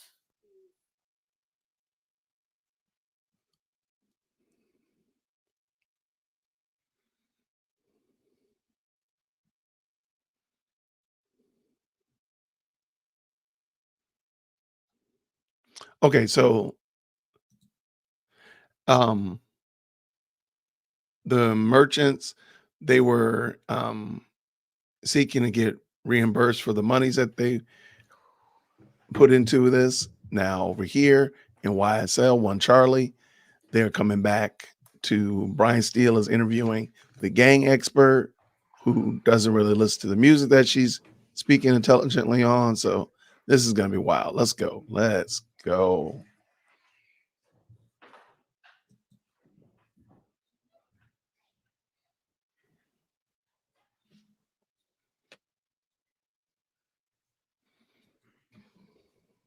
It'll be a couple more minutes. So we'll just recess in place for. No way. Come on. You gotta be kidding me. Shelley Jones, you're correct. That lady does look just like Judge Whitaker. All right. I don't know. We can jump back over, but here, let's just jump back over. That I've reached, like I've initiated the contact? Yes. I wouldn't say I've initiated any. I mean, there are reporters that I talk to that I'm friends with that have asked me about the status, but I don't think the one I'm thinking of, I don't actually think has ever reported on this case. Is there any other, without, of course, without revealing the substance of any such conversation, have you discussed this case with any other attorney, other counsel on the criminal matter that's related to some of the issues here? There's more than one criminal matter, I think, that could be related. I have told some of the other lawyers about the status of this case, if that's what you're asking. Okay, have you discussed any strategy with any other counsel? Not strategy. Anything about the factual underpinnings of the case with the other counsel? The facts of the case, I have definitely, I mean, John and I are lawyers, like we talk to lawyers. So yeah, I definitely have talked to other lawyers about the facts of the case. Okay, are any of those lawyers representing co-defendants in the case in which you represent Mr. Roman? Oh my gosh. I have told lawyers in the Roman case about some of the facts in regards to open records. And again, without revealing any attorney-client substance, have you spoken with Mr. Roman about this case? Yeah, but not really at any great length. Well, because this case, so when you talk about this case. Hold on. Well, yeah, let me interject here for a moment. Let me say this. I understand certainly that part of the DA's position, the defendants, the district attorney's office and Madam DA in her official capacity, is that perhaps these requests were not substantially justified because they were intended for use in the prosecution of Michael Roman, right? I absolutely understand that. I don't know. In the history of the rap music? No. And do you have any training or study or experience or education in African American literature culture? No. Okay. To prepare for today's testimony, did you ever speak with Jeffrey Williams' producers, the people who actually put out the songs? No. Do you know whether any of your coworkers ever did that exercise? I don't know. Have you ever spoken with the promoters or the marketers who market this music? No. Okay. Have you ever spoken with any record label personnel that's affiliated with Jeffrey Williams? No. How about, do you know whether Jeffrey Williams you mentioned 3 songs, I believe, Slime, and I'm just not going to say it, but SH Blank T, Just How It Is, and Bad Boy. Fair to say? Yes. Do you know who actually wrote the lyrics to any of those songs? I don't. Okay. Do you know when any of those songs were actually created? By created, I mean actually done in the studio. No. All right.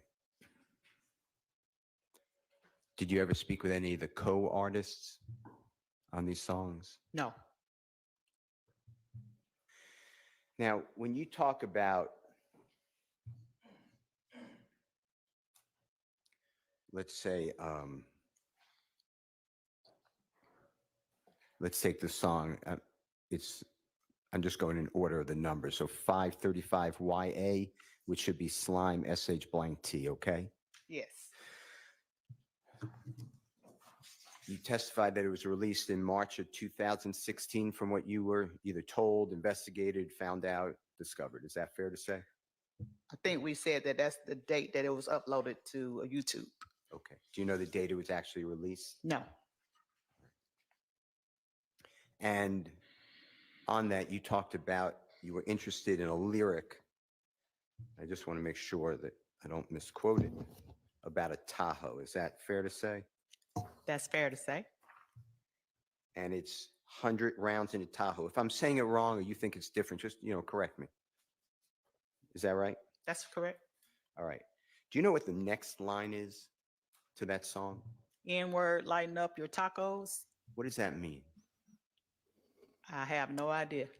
When it says 100 rounds in a Tahoe, does that mean that the bullets went into a Tahoe, or does it mean that there's 100 rounds of ammunition inside of a Tahoe that someone's driving? If you know. 100 rounds in a Tahoe, it could be either or. And did you do any type, and I know you, Detective Underwood, did you do any type of investigation to find out, if you could, what is the essence of that line? I did not. It was just ironic that crime happened with a Tahoe and the victim was the ops. How many rap songs, I'm just limited to rap songs, and if you don't know, just say, I don't know, talk about rounds in a vehicle? I don't know specifically how many. I haven't kept up with that.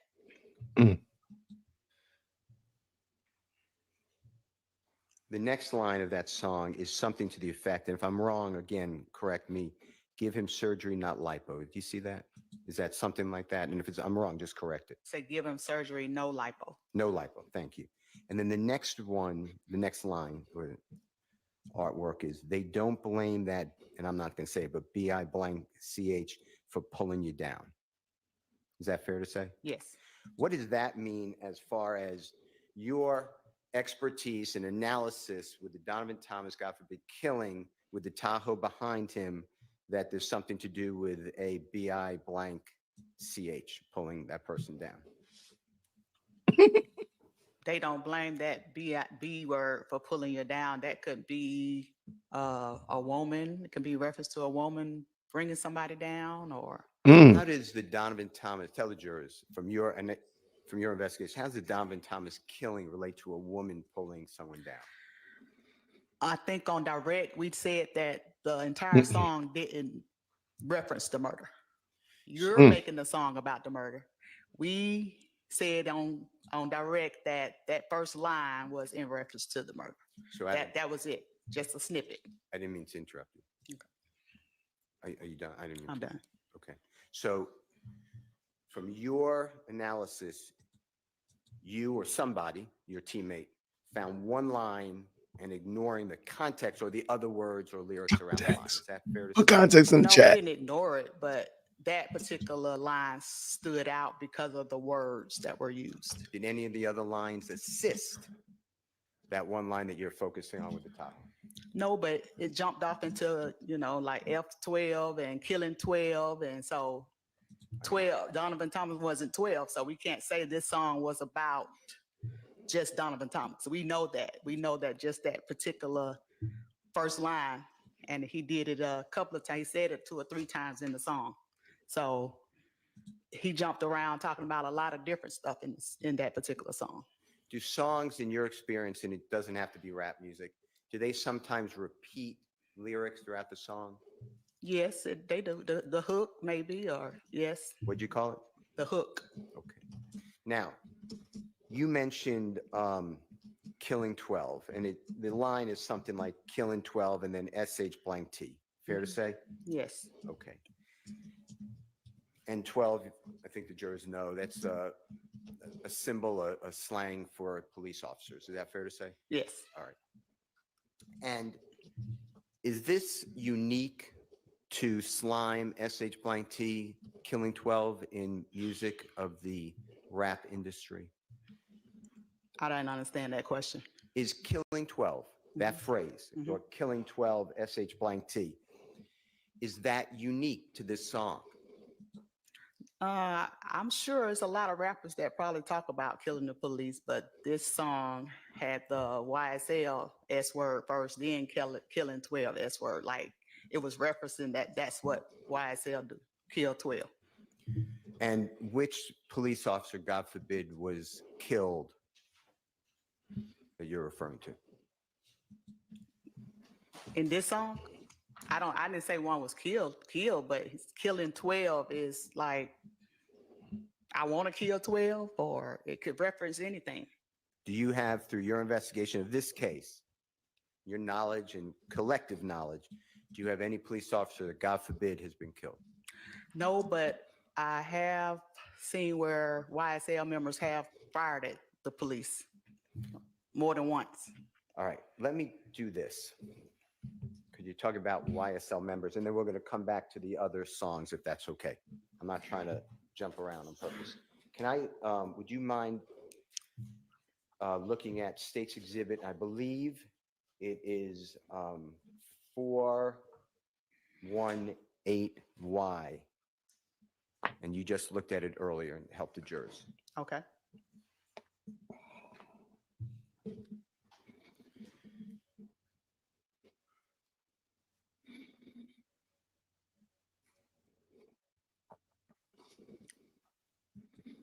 Can you pull up the picture more if possible, if it's not?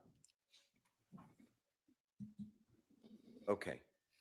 And you remember this, and this is in 2015 in Houston. Is that fair to say? Yes. Who is the person to the immediate right? Well, you see Jeffrey Williams in the center, Yes. center bottom. You pointed him out to the jurors. Yes. Who's the young lady to his immediate right? I don't know who that is. Okay. Let's start on all the way on what we would look at the right, wearing the gray RG. You know what RG is, that sweatshirt? Rich Gang. Rich Right. You Gang. know what Rich Gang is? Yes, record label from Baby, Brian Williams. And who is that person, if you were? Who, Brian Williams? Oh, I'm sorry. In the picture, I'm sorry. Okay. Demikian Garlington, aka D. Tell the jurors the last time Jeffrey Williams had any contact whatsoever through your investigation with Demikian Garlington. I can't tell you. I don't know when. Who is the person now above Demikian Garlington in the white shirt? That's Kelvin Treadwell, aka OG Bentley. OG Bentley. I'm going to ask you the same question. When is the last time Jeffrey Williams had any communication through your investigation with Mr. Kelvin Treadwell? I don't know. Back whenever in 2015, when all this was going on, they stayed, in touch. But this been, like you said, 10 years ago almost. Do you know when that touch ended? No, I don't. The young man next to him, is that Trontavious Stevens? Yes. Also known as Tick or Slug? Yes. All right. The young man next to, well, do you know how much contact Jeffrey Williams has with Trontavious Stevens since? I don't know. All right. The young man next to Mr. Stevens, is that Mr. Demise McMullen, also known as Nard? Yes. And how much contact has Jeffrey Williams had with him since 2015? I do not know. The gentleman to the right of Mr. McMullen, is that a gentleman named Mr. Sledge? Yes. Also known as Muntuk? Yes. How much contact, or when is the last contact Jeffrey Williams ever had with that gentleman? If you I know? don't know. The young lady next to Mr. Sledge, I know you can't identify her, but a sister of Jeffrey Williams, fair to say? Yes. All right. And then we come down from the sister, and right in front of her, there's a young man in black with his right hand up all the way to the left. You see that? Yes. And that person is? I think I said on direct, I I don't remember, I can't identify that person. Okay, and how about the person in the red sweatshirt right next to that person's left? Yeah, I don't know who that is either. All right. Did I do the person who is to the immediate left of Mr. Williams sitting down holding the bar? Shannon Stillwell? Okay, and do you know the last time, and I'm excluding obviously this trial, but the last time that Mr. Jeffrey Williams had any contact? I don't know, sir. All right, thank you for that. All right, I want to go back to He hurting her. He hurting him. and I'd like to talk to you. I'm just going in order of the exhibit number. It's 537YA. I believe it's a song Bad Boy. Is that fair? Yes. And you said it's released. No, I'm sorry. You said it's released. Give us a year again or a month again. We said that it was uploaded, premiered January 15, 2021. Okay, so January 2021 is approximately 6 years after January 2015. Fair to say? Yes. All right. And in that, you highlight or articulate or focus us on a particular lyric. I just want to get the lyric.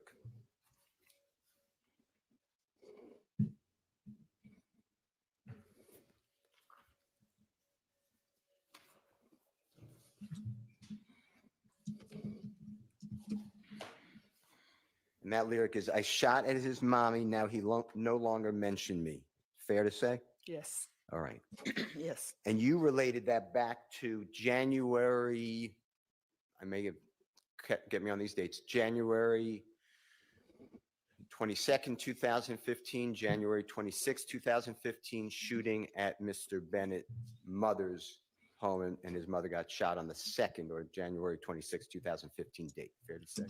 Yes, but that second part, of he no longer mentioned me, it refers to the back and forth that he and Lucci did on social media for the whole world in Atlanta to see. They were going back and forth for a while. Okay, I want to talk to you about that back and forth, okay? If the shooting happens in January 2015, and the lyric that you're telling the jury about and educating the jury is, I shot his mommy, now he no longer mentioned me, is it your understanding that since the shooting, he being, you're saying Mr. Bennett, right? YFM Lucy? I'm saying that the mother is that's who he said. He no longer mentioned me. He's referring to Lucci. YFM Lucy. Yes. Also known as, well, his given name is Mr. Rayshawn Bennett. Right. Okay. So you're saying since January 26, 2015, if I'm wrong, just correct me, Mr. Bennett no longer mentions Jeffrey Williams. Is that what the lyric means to you? No, the lyric means to me that we have been going back and forth, talking about each other, targeting each other on social media, having words go back and forth. And I think that whenever Jeffrey Williams put something out about his mother. He said something about his mother on social media about he glad he takes care of his mother or something like that. So I'm thinking that he was just taunting or just like he was doing on the videos that he was making. He was taunting him in this song. Okay, and I know you're giving a state of mind. You're trying to say what Jeffrey Williams was doing, but through your investigation and through this lyric, are you not saying that once the shot, God forbid, came to the mother, on January 26, 2015, this lyric means that he, Mr. Bennett, no longer mentions me? Is that what the lyric means? And if it's not, and if your answer just states... I can't say what exactly it means. I'm saying what I saw as an investigator, as a gang investigator, when the back and forth and the gang beef continued way after the 2015. Now, the words before in the art, do you know what the words are right before I shot his mommy, now he no longer mentions me? I don't have that copy of those in front of me. If I showed you a copy, would that refresh your memory? Please. Okay. You have it.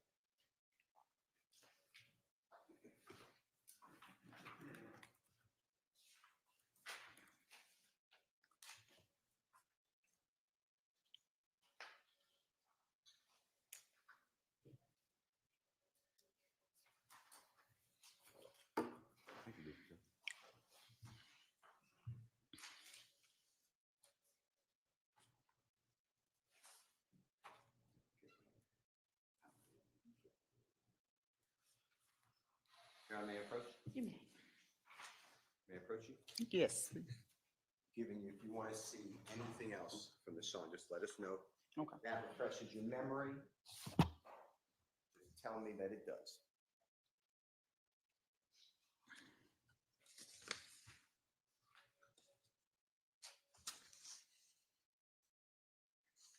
Okay. I see where you got the arrow. Okay. Can you tell the jurors if it's accurate, from your investigation, if it's accurate? Otherwise, we could pull up on Google, whatever you want. Tell the jurors what the line is above the line that you highlighted for the ladies and gentlemen jury. It says, you say you won't smoke. I've been coming down the chimney. And then the next line is the line about, You got barbecue your B word. I'm so fried and they crispy. how does the line that you highlighted for the jurors, how does that coincide, if you know, in context, with the line about the chimney and the barbecue? The part about the smoke is significant because that's slang for you want to keep starting stuff, or you want a piece of me, or it's slang for, when they say you want all the smoke, or I got the smoke, or you don't want no smoke. So that's significant. But the part about the barbecue and the fried and crispy, I can't say what that meant. Detective, you told the jury that you don't study Jeffrey Williams' lyrics or songs. How did you come about learning about these chosen lyrics from these three songs? It's not that I didn't study them or I don't study them. It's that I can read words and I see what the words say. And a lot of times if I'm investigating something, or if I know it's an ongoing beef between you and the ops, and you sending messages through your music or through the words that you're putting on paper or on wax or whatever they call it, it's noticeable because of the investigation. Wouldn't you want to then go out and ask somebody who was there at the time of the creation of that song, how did this lyric come about? No, it's self-explanatory mostly. I mean, it's words, but the words mean stuff. It means something. From It can't your be. vantage point of what you do for a living, those words mean exactly what you believe. Yes, it's been several songs that have gotten people killed around Atlanta, for sure. Do you Mm. know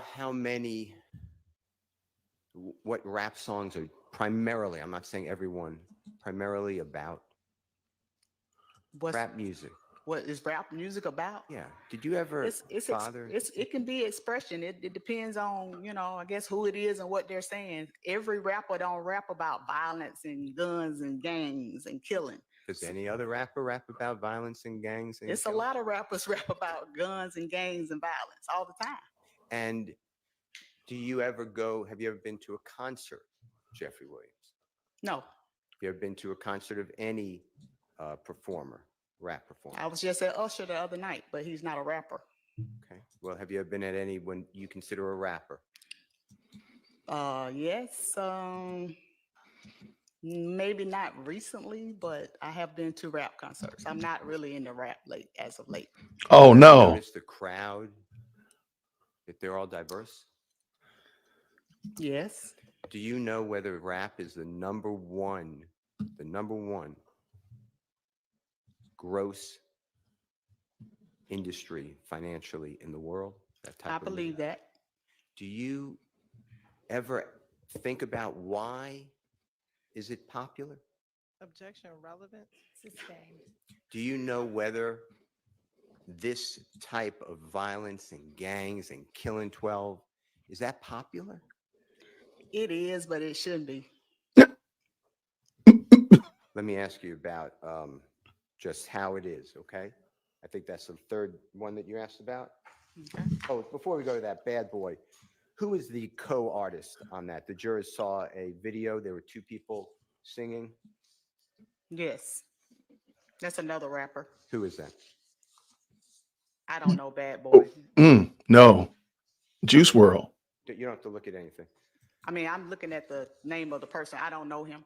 I just know that he's a collaborator with Mr. Williams. Do you know that person's performer's name?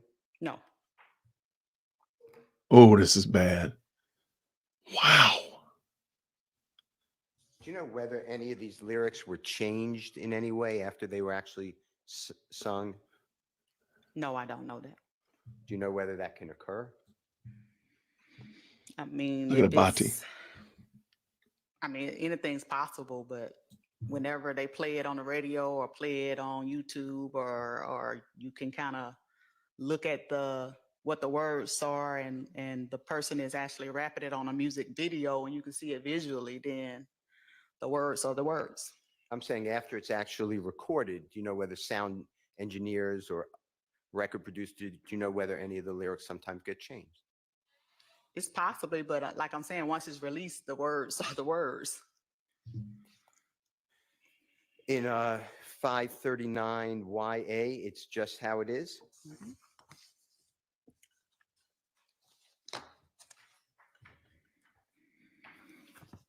And in that one, you referenced, I done the jacking, now I'm full-time rapping. Remember that? Yes. Do you know whether any other artist has that exact lyric before Jeffrey Williams used it in the song? I don't know. You also targeted, in my words, mentioned the word wax. You just said that. Do you remember that? Yes. Tell the jurors what wax means. It was just my terminology of whenever music is made, or the tracks. I kind of reference that with the tracks that were made, or or they put it on wax. It could be like on a record, or I'm old, so could be a album or a cassette tape, for all I know. But it's just a term that a lot of the artists use when they laying down the tracks or the music. So this song that the jurors heard is entitled Just How It Is. Fair to say? Yes. And in that, you targeted the second time, we known to kill the biggest, and I think you said, I think I said kitty, but I think it's cat. that's fine. I think you said something like kittens of the kitties or something, but it's The biggest kitty of the cats, I think I said, but I had it backwards. I think it's, that's fine. we killed the biggest cat of all the kitties. Okay. And you told the jurors that in your vantage point, you believe that that may have some reference to Jeffrey Williams, from Jeffrey Williams to the Donovan Thomas killing. That's what you said. Yes. Okay. Were you aware of Jeffrey Williams being friends with Donovan Thomas in January 2015? I am. And when it says we known to kill the biggest, and I think you corrected, cats of all the kitties, the line before that, do you have the words in front of you? I don't. Would you need to see something? Yes, please.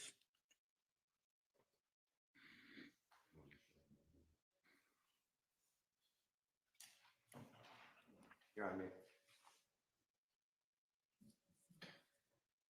May I approach? May I approach? Yes. I turned it this way just because I did what I did before I made an arrow, but this is the whole song. Okay. So. Okay. Okay.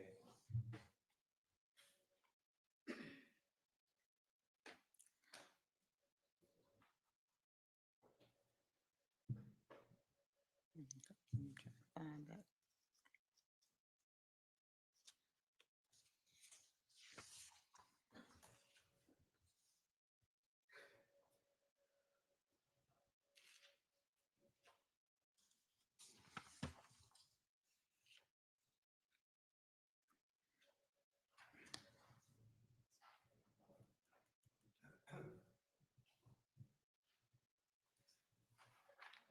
I need to turn my back if you were ready.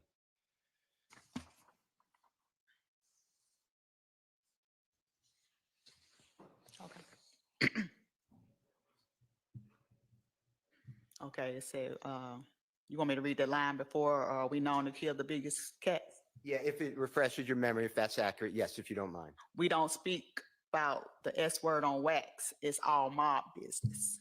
And then goes right into, We known to kill the biggest cats of all kitties. so that line above, the one about we don't speak on wax,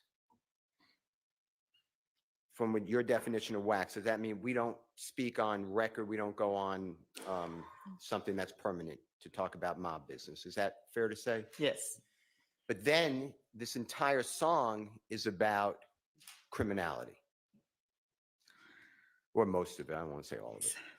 The song kind of, it talks about the beef that, the interaction at Lennox, which happened. It tell you to ask the cops, the detective, they know all the business.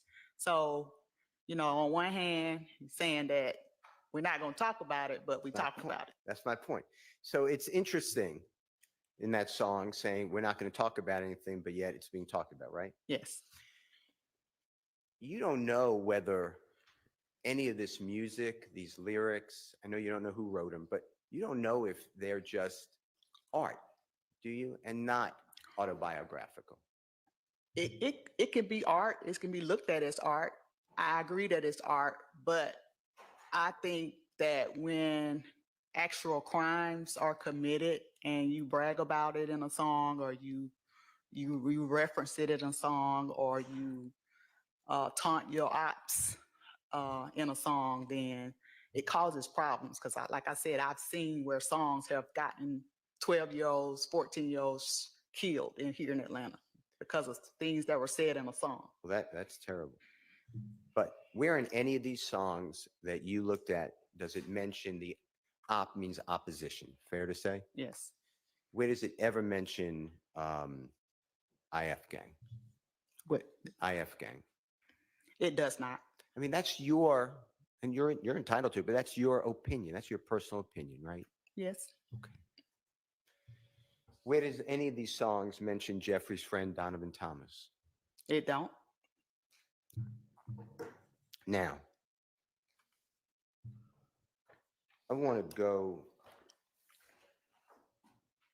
to Jeffrey's releases, album releases, and songs releases. If you're not familiar with them, I'm not going to ask you about them, but are you familiar with his songs, like the names and how they're spelled? And I'm not. I'm sorry. No, that's fine. That's fine.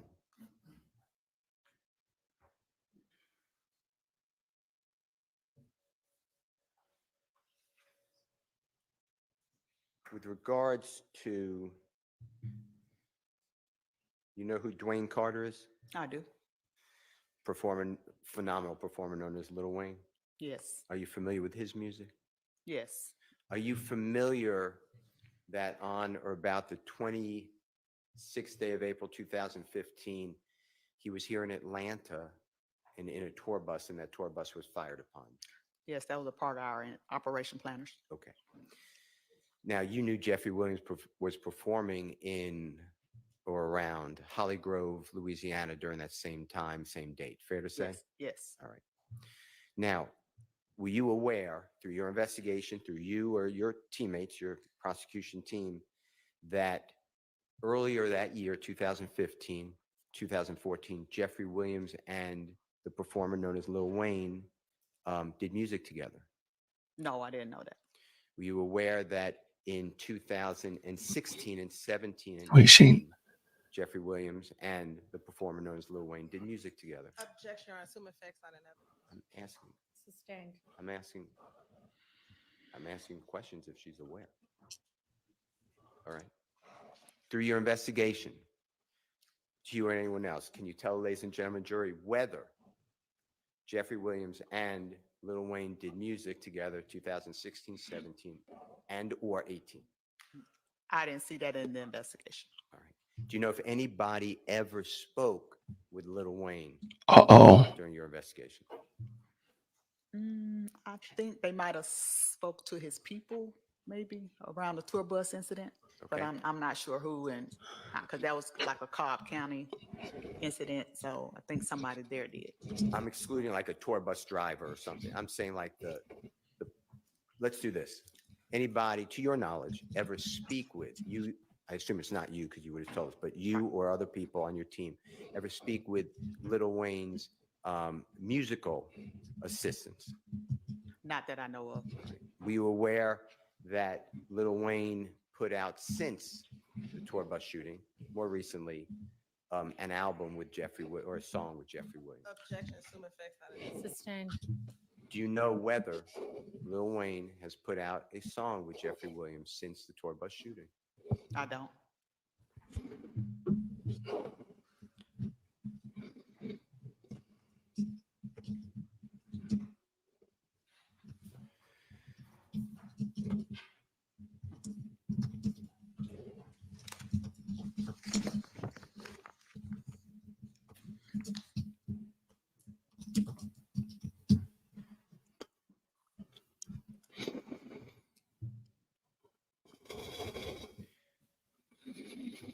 Do you do any type of investigation, or do you have any training or experience into the promotion of music, specifically Jeffrey Williams rap music? No. And by that, I mean like something on YouTube, come to this event. That or- wouldn't be relevant for my job as a gang investigator. I couldn't hear you. I apologize. I said that wouldn't be relevant for my job as a gang investigator. I don't study music. I don't. Oh my gosh. know. Like I said, when we investigate crimes, we look at the crime. The music might come into play once we're looking at the crimes that happen. But as far as us just focusing on music or targeting music, that's not what we do. Let me show you what I believe.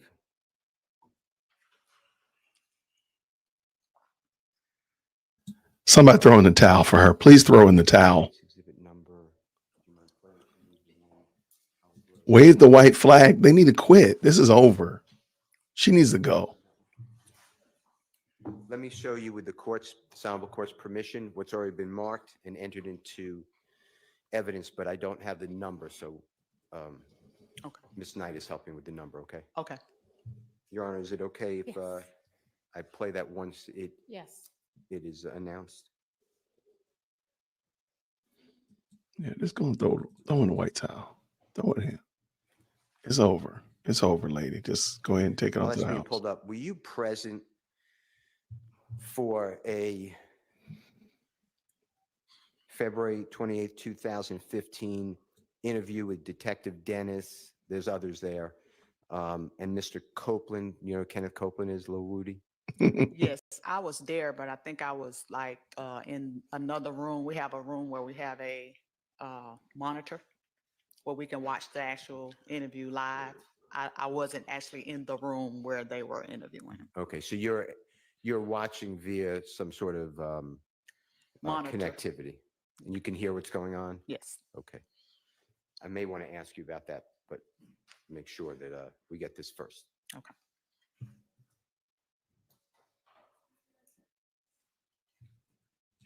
All right, just FYI, if it's music that he's playing, I have to block it. So I'm actually going to mute it. If it's music that he's going to play, I thought he was going to play a video, but I think I also heard if it's music involved, then I gotta mute it. This is bad. This is real bad. Their witness doesn't actually study music, doesn't know the ins and outs of music. That's wild. That is so wild. But she's a gang, and she said that gangs do this music stuff. So she's a gang music expert, but she doesn't study music. Does she study gangs? I don't know. May I play 117E? Yes. As in Aaron. All right, Tell me if you've seen this before. It's already in evidence, okay?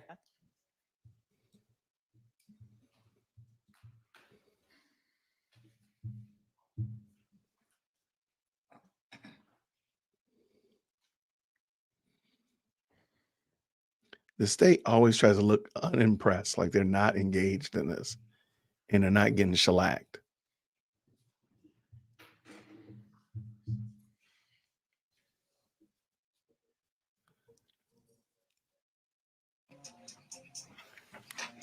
Yeah, music has evolved. Okay, so I gotta drop the music, so I don't need that. I don't want to get hit with the copyright for that. But I need to turn up the closed caption.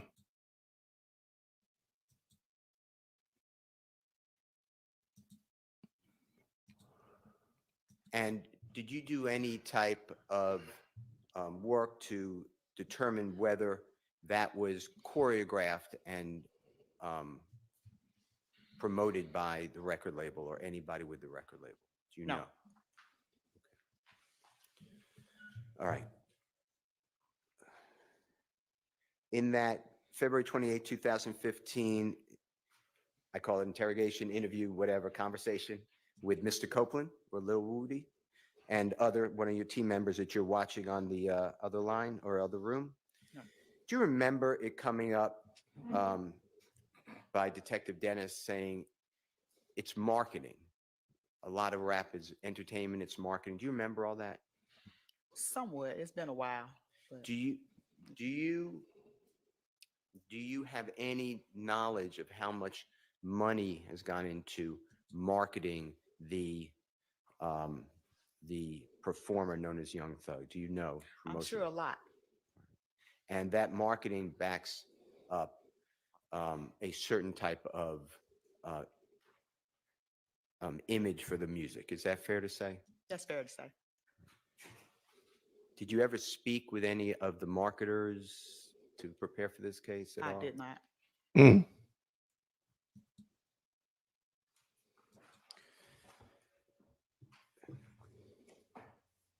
Do you know who Future is? A performer, fabulous performer, Future. Future, the rapper? Yes. Yes. Do you know whether that performer has any type of symbol, like an animal symbol?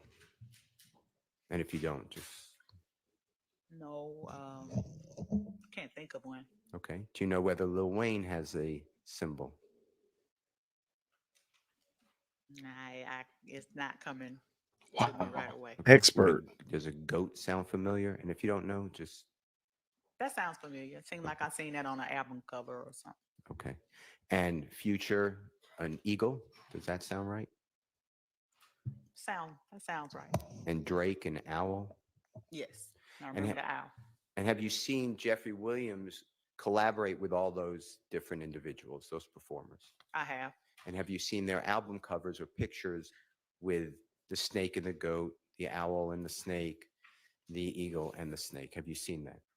I've seen a couple of them, not all of them. I really haven't paid attention to them. I want to go over with you. You were asked questions about the Rodeo Tour, or what known as the Rodeo Tour. Yes. And you were asked about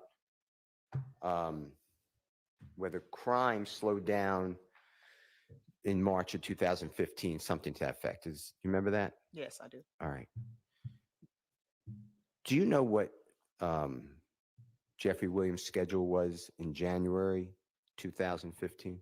No. Do you know how many days he was physically in Atlanta area? No. How about in February 2015? I don't know.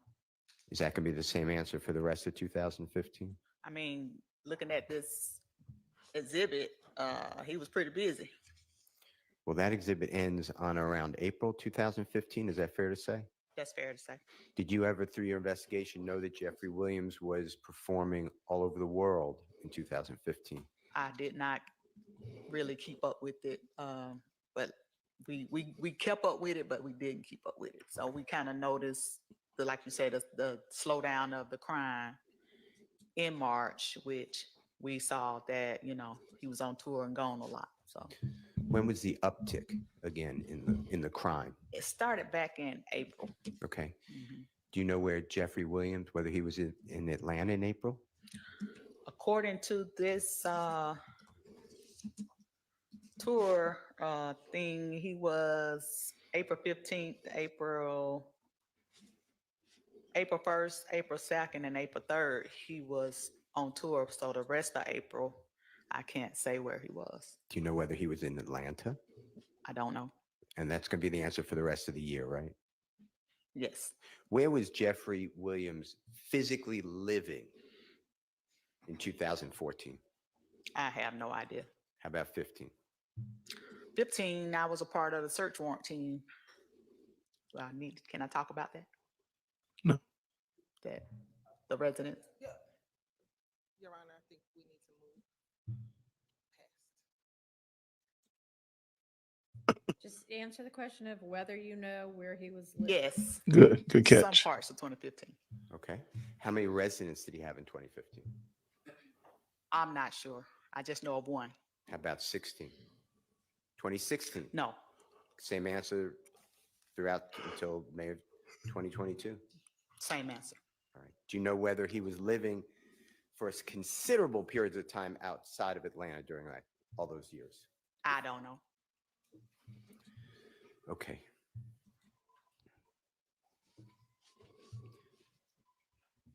How many times in and around January 2015, God forbid the killings, January 10th, 2015, okay?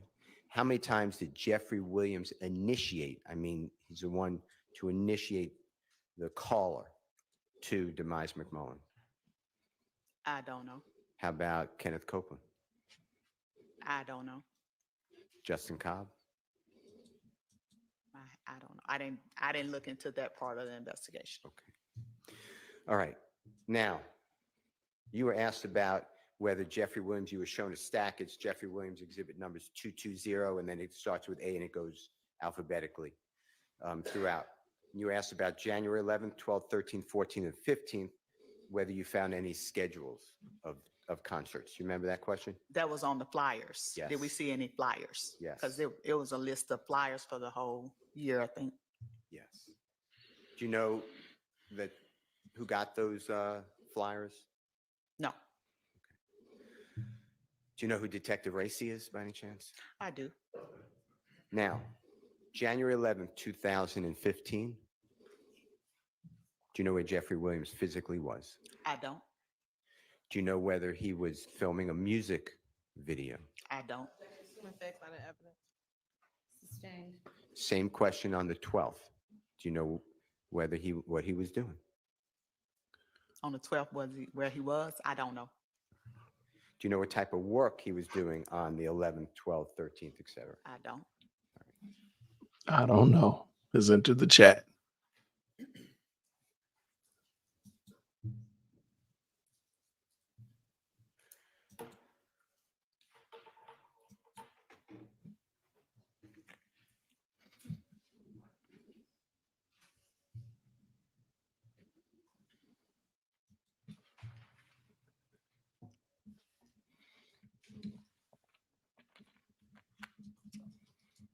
Your Honor, may I have a moment? May I have a moment? Yes. Thank you.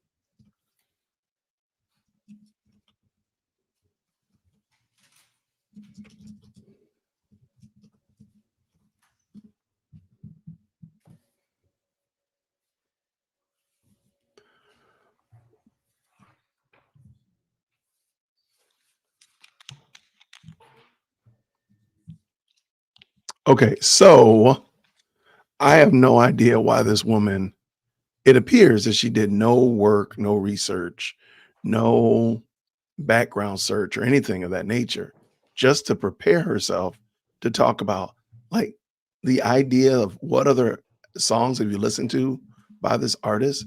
That doesn't seem like a stretch. Like, oh, I never would have thought they would ask me that. That doesn't seem like, what are you doing? Like, you don't know who Future is. You don't know she's not an expert. She is not an expert. And it's going to be hard pickings for Simone to even bring this back on track. Oh, okay. So this is the guy that's a stand-in for Doug Weinstein. Let's see what he does. That's interesting. Good afternoon, Detective. My name's Jay Apt. I represent Mr. Kendrick. How you doing? Okay, let's go. I'm well. How are you? Good. So I listened carefully to your testimony. When you were giving an answer about, or answers about a photograph depicting Mr. Kendrick standing on the hood of a vehicle, you said you wanted to focus on, quote, the crime at hand and who committed it, correct? I didn't say it was a crime. I said it was disrespect. Okay. So you don't believe that my client was committing a crime? If he didn't damage the vehicle, no. Uh-huh. All right, great. And you didn't, you perceived that that was an act of disrespect, correct? Did. Okay. Did you question Mr. Kendrick or any of Mr. Kendrick's associates about him doing that? I did not. Did you question Mr. Rayshawn Bennett about that incident? No, I didn't. And to be clear for the jury, Rayshawn Bennett is the person who you believe owned that car, correct? Correct. He's also known as YFN Lucci, right? Yes. So you didn't question him about how he perceived it? No. And you didn't question any of Mr. Bennett's associates or friends about that incident? I didn't, but Mr. Lucci spoke out on a pod with how he felt about that. Okay. But you don't know pod. for you're assuming that it was gang related, correct?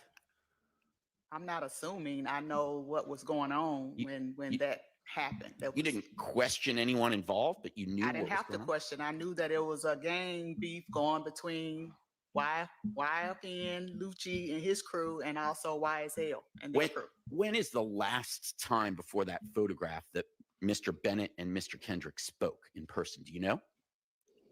I think they ran into each other at Lennox, but that was just according to social media. Where they actually talked about them running into each other or talking. Do you know whether or not they ran into each other that day at the mall? I think I saw something on social media saying that they did. Is it possible that they made a bet that day and this was just someone winning a bet? I don't know what was said. You don't know, right? Because you didn't ask anyone, correct?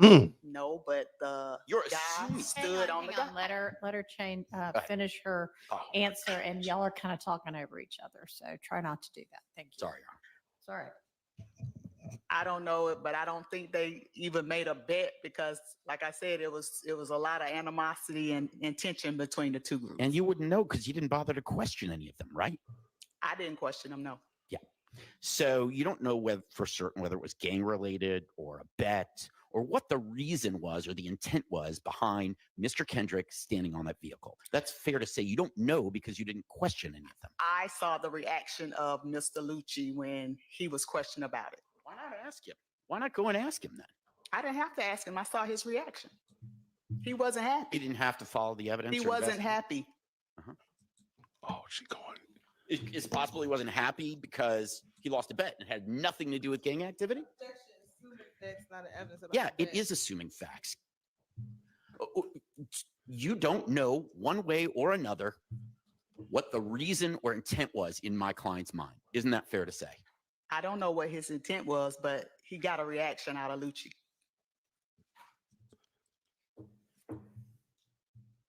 You believe in the First Amendment, right?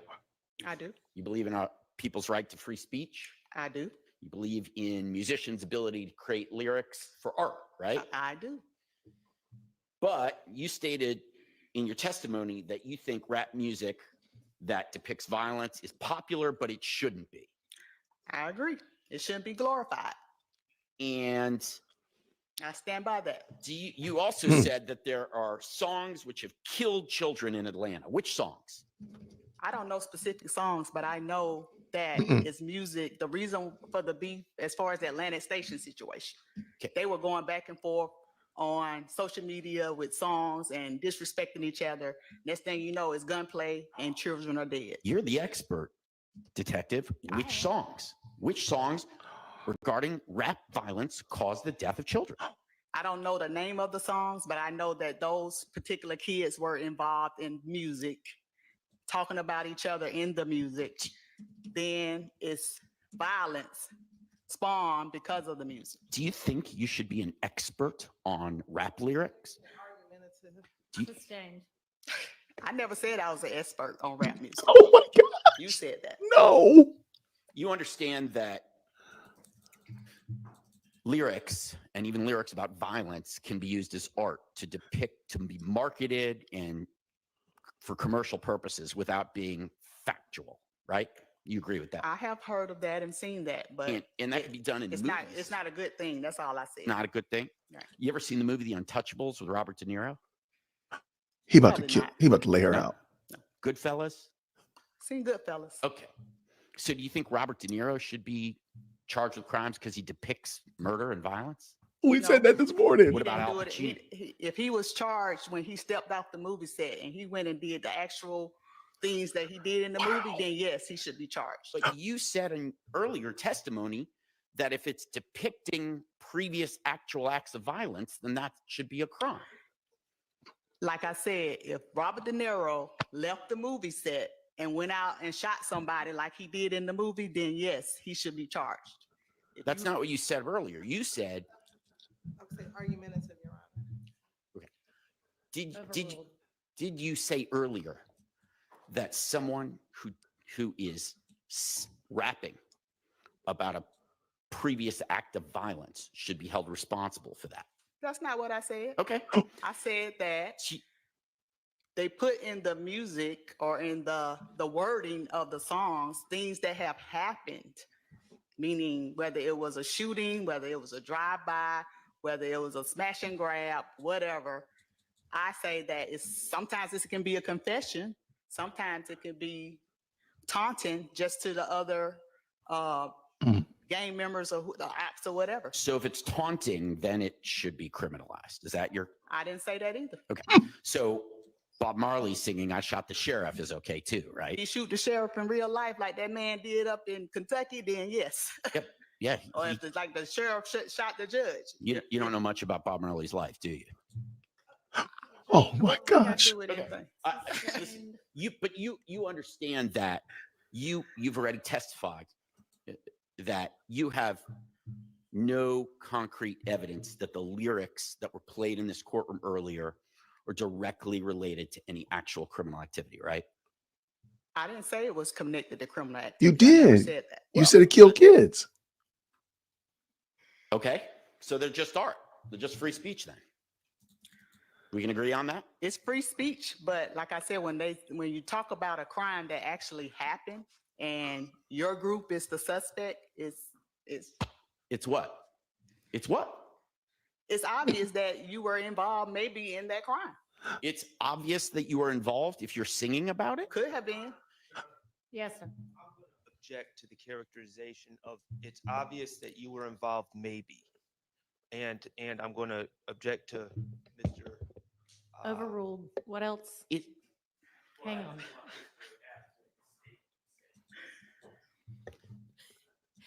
To Mr. App's misstatement. Is that what you said? This is painful. Ask your question again. Thank you, Your Honor. So what you're saying is if someone sings about an act of violence that previously occurred, then it's obvious that they were involved. That is a misstatement. That wasn't. Is her that what you're testimony. saying? Not exactly. I'm saying that if crimes have been committed and then you go brag about it in a song, it's hard to defend that you didn't have anything to do with what you're pretty much confessing in a song. Okay, and I guess that's my point. If Robert De Niro plays Al Capone and he's playing Al Capone in a movie, is it then obvious that he's the one who's in the mafia? I don't understand. Why is it that singing about a previous crime that occurred somehow ties you to that crime? What evidence do you, and let me rephrase, what evidence do you have that either Mr. Kendrick or Mr. Williams actually committed the murder of Donovan Thomas? I didn't give you any. I didn't tell you that I had evidence of that. Did I tell you that? You testified. I testified that they killed Donovan Thomas. You testified that it was obvious. Got me a moment mixed ago. up. I didn't tell you that. So it's not obvious that they're involved? Objection, Your Honor, because I'm not sure where we're going to go, and so I want to. Well, a minute ago. Hang on and let me listen to her objection. Can we approach her? Yes. I don't know. The Doug who laughs is not playing games. Woo. The Doug who laughs is giving her the business. My word. Oh, this is terrible. Yo, Look, I thought, no, I don't think it's Doug's evil twin. Look, he, somebody take her. Look, this guy is not playing games. Yo, I like Doug Weinstein, but Doug could take off tomorrow. I'm okay. If this guy can get up there and do it, look, he can. I like him. He is not playing games. His client, Doug's client, is in good hands today. My word. Okay, okay. He is baking. I'm telling you, man. Look, I'm not saying. I literally said Goodfellas today. We talked about Robert De Niro, and I didn't know which movie he was in. I thought he was in Godfather or Goodfellas. Y'all straighten me out on that. I ain't saying that they in the chat, but let's just go ahead and put anti-Doug in the chat because this is, oh my gosh. Yes, this is amazing. Oh my goat, this is crazy. I like him a lot. I do like him. And I like Doug. I'm team Doug, but the anti-Doug is getting, look, the anti-Doug is here. Ladies and gentlemen, he is in the building. Oh my gosh. I'm gonna affectionately call him the Doug that laughs. Shout out to anybody who knows what that reference is, by the way. Yeah, the fact that, okay, I thought it was bad that she didn't do any study research, but now the Doug that laughs is giving her pain. And you do understand, Brian Steele has not rested. Brian Steele said, "Can I have a moment?" And then tapped in the Doug who laughs. So that means the Doug who laughs could get finished and Brian Steele could come back. So, oh my gosh. So that's, and then we had anybody else that could, of course, Shard or Matthews or anybody else that needs to come in. But yeah, I got this feeling. I got a theory. Brian got her, a little bit flustered, kind of got her a little bit discombobulated, a little bit confused, right? He taps in the Doug that laughs. The Doug that laughs don't care. He like, I don't care. I'm about to just bring the noise. Like, I'm just great. I'm just doing it. And he just fillets her. Then Brian comes back and she's already on 10 and Brian's just going to keep tagging her until the ref calls it out. And then he's going to probably turn around and still say, ask for a motion to exclude this expert because he's not an expert. She should just ask, can I just can I tap out? All right, here we go. We're back at it. Let's go. Let's go.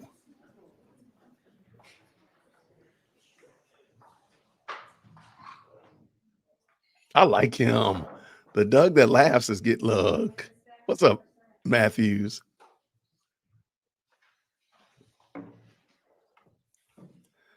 Oh, it's about to go south.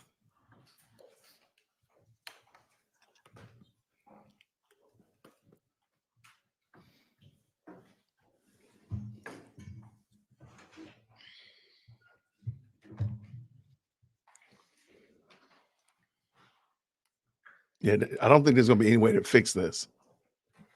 I don't think they're going to be able to fix it. All right, Detective, we just want to make sure that with regard to Mr. App's questioning, he's going to confine his questions to things that have to do with his client, Mr. Kendrick. And you should likewise confine your answers to things that have to do with his client right now while he's the one questioning, okay? And not talk about any of the other co-defendants on trial here.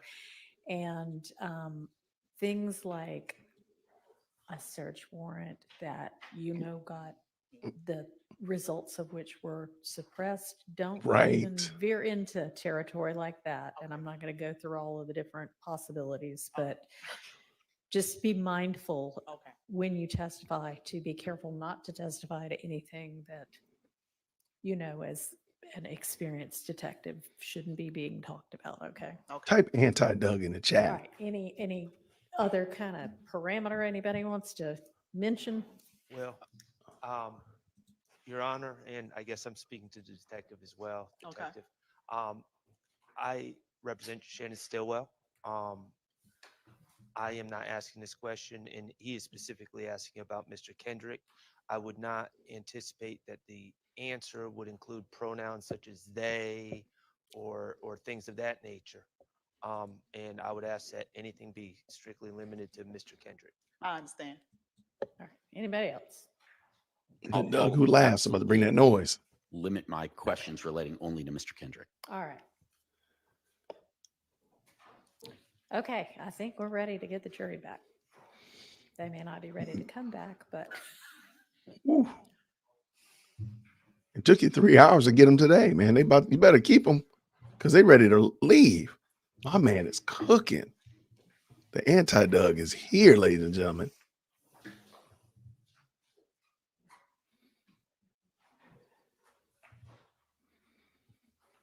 Yeah. They scrambling and scraping. They ducking under tables. Looking at my Batsy hiding under the table, man. What's going on? They in trouble, man. They are in trouble. This dude is now I heard him during the pre-motion for rap lyrics, but I didn't know he was cooking like this. He wasn't cooking like that then.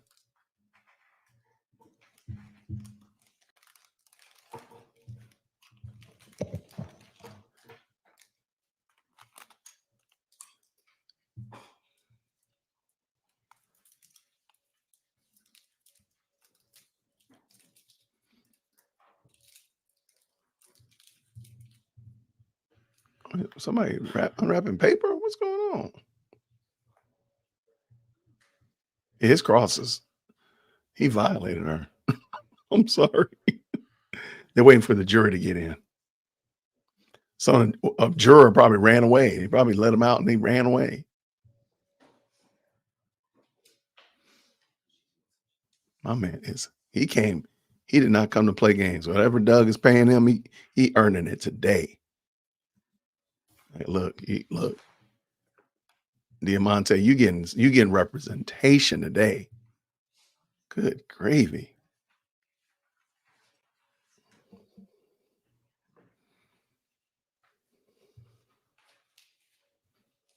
Oh yeah, he is not playing. He writing his will. He over there on only DAs. He's on only DAs. Checking to see what options are available to him.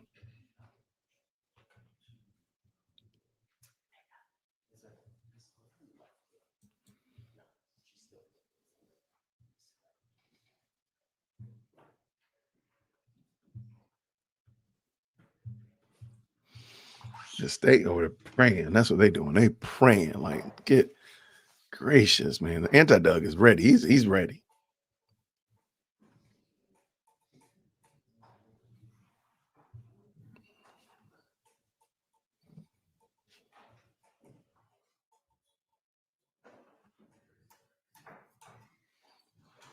No, shout out to Doug to have the right kind of stand in. My goodness.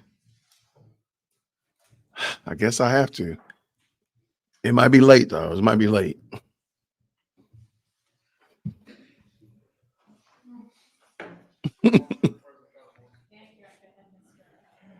Thank you, Your Honor.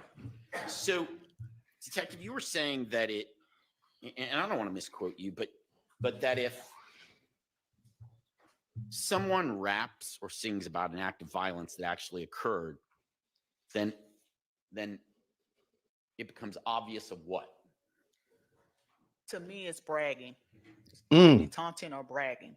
And well, let me ask you this. Are you aware of whether Mr. Kendrick wrote any of those lyrics that were played in the courtroom earlier? No, I'm not aware. So you don't know if if my client was even involved in writing those lyrics. I never said he did. And you're not aware of Mr. Kendrick in any way, shape, or form being tied to or involved in the murder of Donovan Thomas. Isn't that true?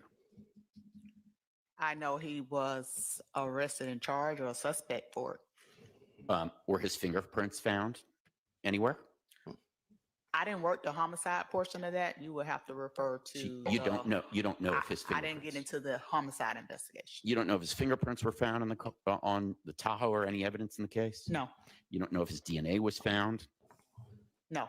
You don't know if any ballistics were found that were tied to Mr. Kendrick, correct? No.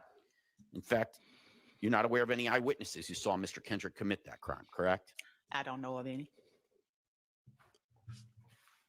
And you went to great lengths to give an expert opinion about what the state refers to as exhibit, I believe, exhibit 535 YB, which is the song called Slime. And I apologize, I may be less genteel than Mr. Steele is, but it's a piece of evidence. The song's actual name is Slime Shit. Is that right?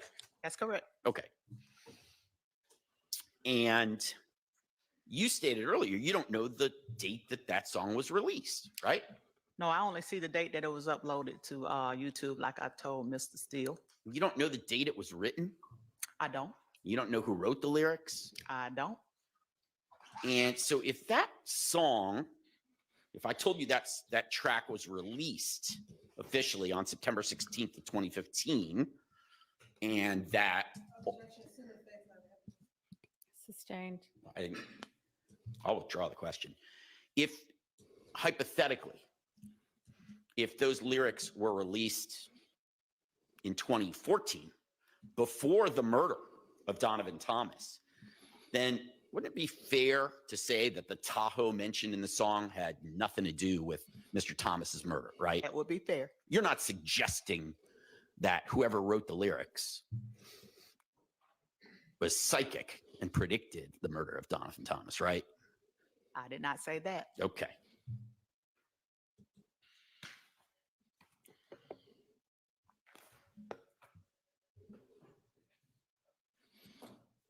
Thank you. I have no other questions. All right, are there other defense attorneys with questions for this witness? Come on up.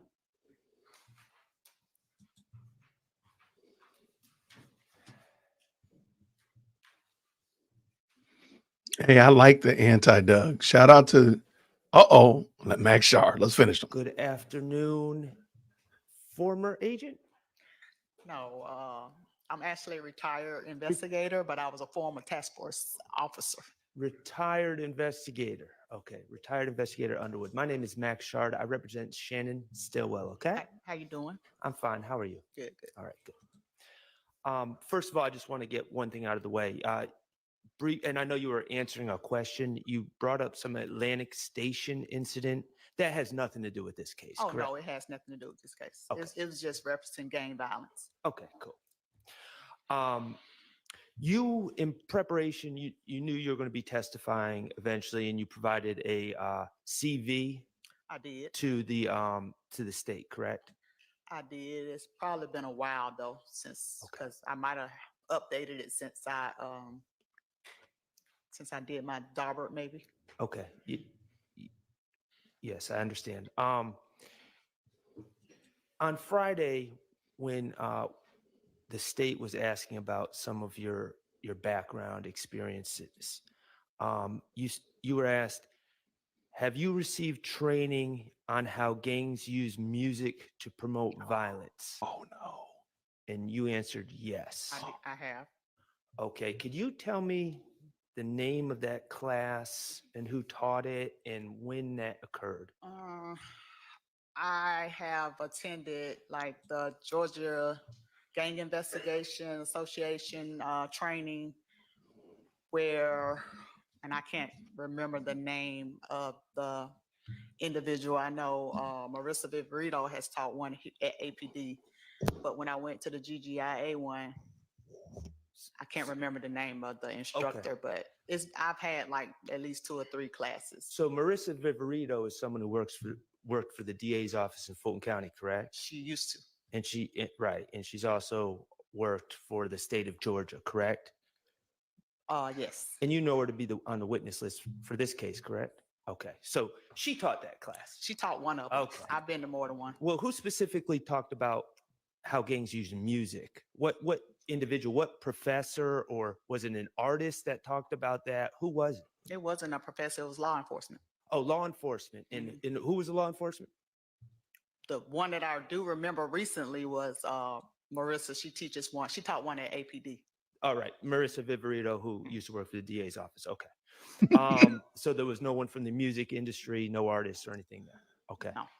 How gangs, you were asked if you had training in how gangs use music to promote fear in other gangs. Again, who were the musicians or anyone that spoke to you about that?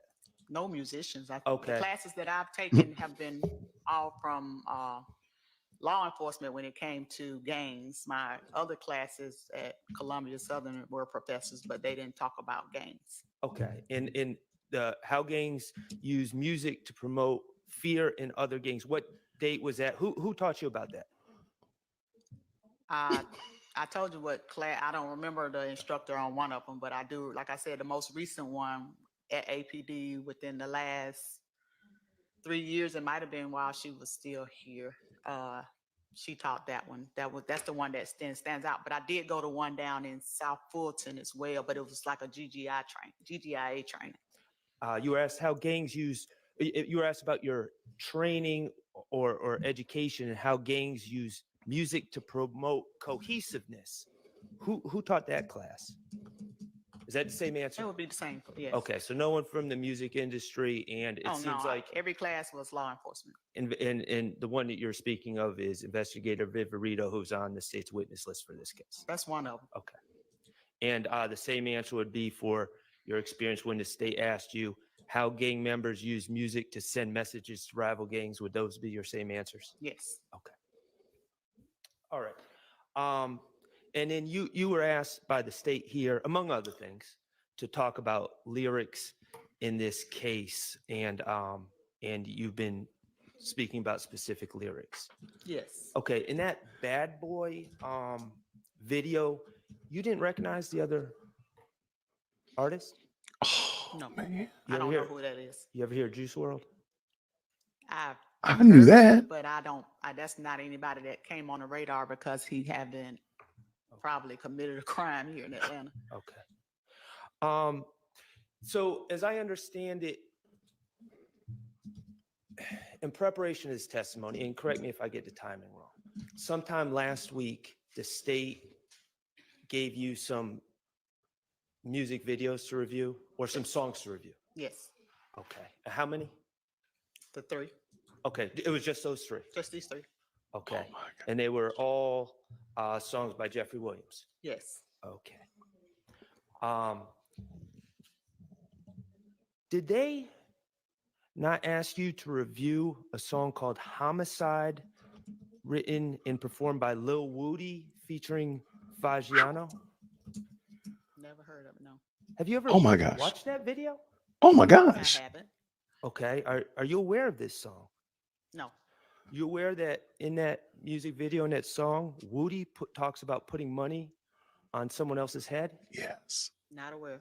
Are you aware that the person he talks about putting money on their head is a heavy-set African-American male? Not aware of that. Are you aware that the person he conspires with in that video to kill the heavy-set African-American male is Trevante Turner? And I'm saying objection vague as to, are you talking about what happened in the video? Yes. This video, so I haven't seen the video. Okay, so you're not aware that Trevante Turner played Correct. the role of the hitman in Woody's video. Where Oh my I gosh. haven't seen that video. he depicts killing a heavyset African-American male. Okay. Wow. No further questions. Thank you. All right, are there any other defense counsel Y'all. questions? No. All right, is there redirect? He just violated her. That was terrible. Wow. Mr. Steele asked you when he was questioning you if any of these lyrics mention Donovan Thomas Jr.'s name inside of those songs. You recall I that line of recall that questioning? question. When you're listening to songs that may become a part of your investigation, do the ops usually say specifically the person's name, or is it more of a hidden message? What has been your experience when you're listening to the music that becomes a part of your investigation? My experience is not directly, saying the person's name is like sending a message, but like if that particular person or that person's group or person's gang know that I committed a crime or know that we have beef, then a lot of times they know it's obvious who they're sending a message to. And we say it's obvious, is it obvious to the opposition gang who the message is being targeted? Is that what you're saying? Yes. They're about to mess up again.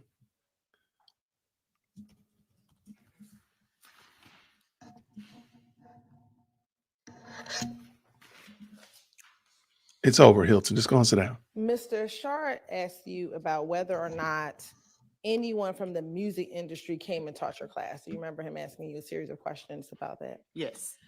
The classes that you took, were they focused on music or focused on gangs? Focused on gangs.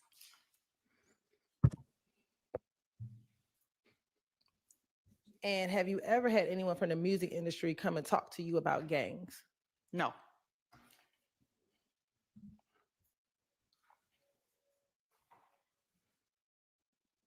Court's indulgence. What's she saying? All right, any recross by anybody? All right, thank you for your time. You're excused. Call your next witness. That was good. That was Sharon Lattner's to stand. All right. that was very intense. Shout out to Doug Weinstein for having a great stand-in.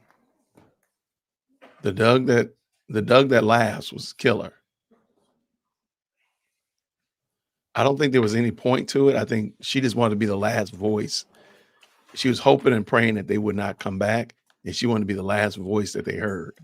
I don't think there was any real reason.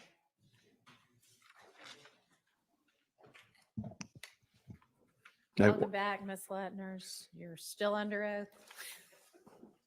Poor lady. Sit down. Sure. Yeah, you can go ahead and sit down. You're still under oath from your prior testimony. All right, let's see what we got. Thank y'all so much, everybody, for hitting that like button. I appreciate you. Thank you so much. Good afternoon. Get on the microphone, dude. Get on the mic. Coming to the witness stand, did you have an opportunity to review a CAD report and some 911 calls? Yes.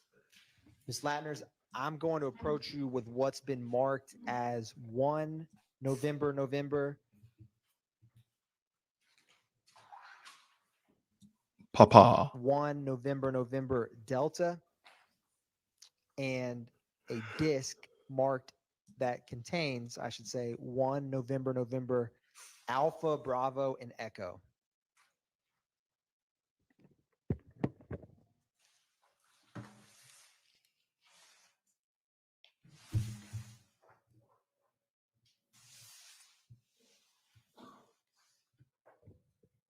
And Ms. Lattners, just look up at me if you've had opportunity to review that.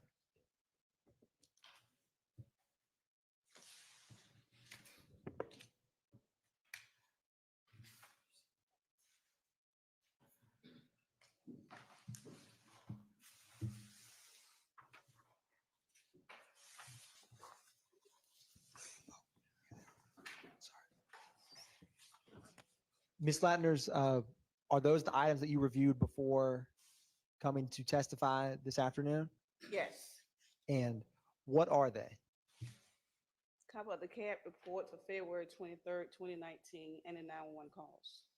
And is there any markings on that 911 disc that you marked on?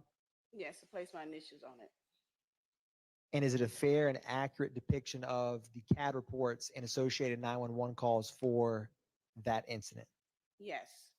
Your Honor, at this time, the state moves to tender into evidence 1 November, 1 November Delta, and the disc that has 1 November Alpha, Bravo, and Echo.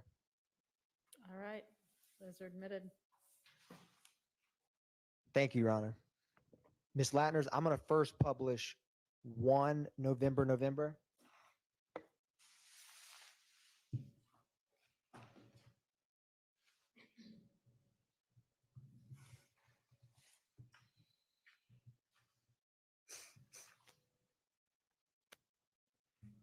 Ms. Lattners, what is the date for this CAD report? February 23rd, 2019. And what did this call come in as?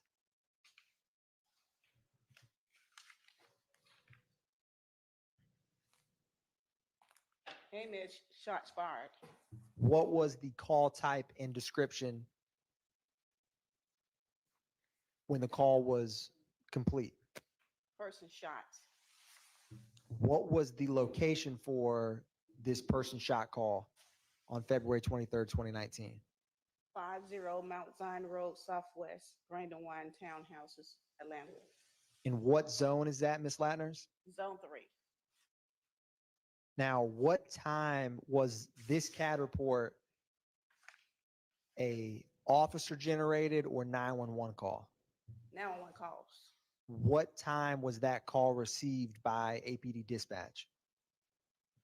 Call went up to dispatch at 04:37 a.m.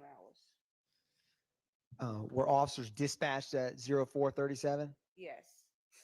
Was the call received at 04:36:40? The call came into 911 at 04:35. 911 sent it over to Zone 3, dispatch at 04:36. And Ms. Latners, what time were those officers that were dispatched arrive on scene? It shows 04:42 a.m. hours. Now, Ms. Latners, I wanted to draw your attention on, you see on page 2 of this CAD report, Yes. at the bottom, you have unit ID 1394, and it has a code of a LC. Do you see that, Ms. Latners? At the bottom of page 2, Yes, ma'am. 1394 is the sergeant for that zone. And what does that LC indicate? Location change. And what is, can you explain to the jury what that time and what that time is and what it reads afterwards? Unit 1394 advised at 6:10 a.m. hours, he arrived at Grady Hospital. Now, Ms. Latners, if you turn to page 3, do you see the CAD narrative? Yes. Can you describe for the jury what that first entry is at 4:35:54 a.m.?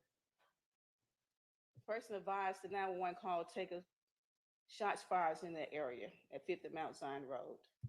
And Ms. Latners, if you look 2 lines down at 4:36:40 a.m., what is the remarks indicate following that? Call advised he heard 10 shots in the area. Does it say 10 plus shots, Ms. Latners? Plus shots in the area. And if you look further down at 4:38 a.m., what does that CAD narrative remark indicate? Well, it shows a call came from a T-Mobile. Then it says address at 2835 Old Hateville Road, Southwest, and they gave a phone number out, the person who called. It's a duplicate call. And what is that last line at 4:38 a.m.? It looked like second rounds of I heard from the hills of the apartments, did not see anything.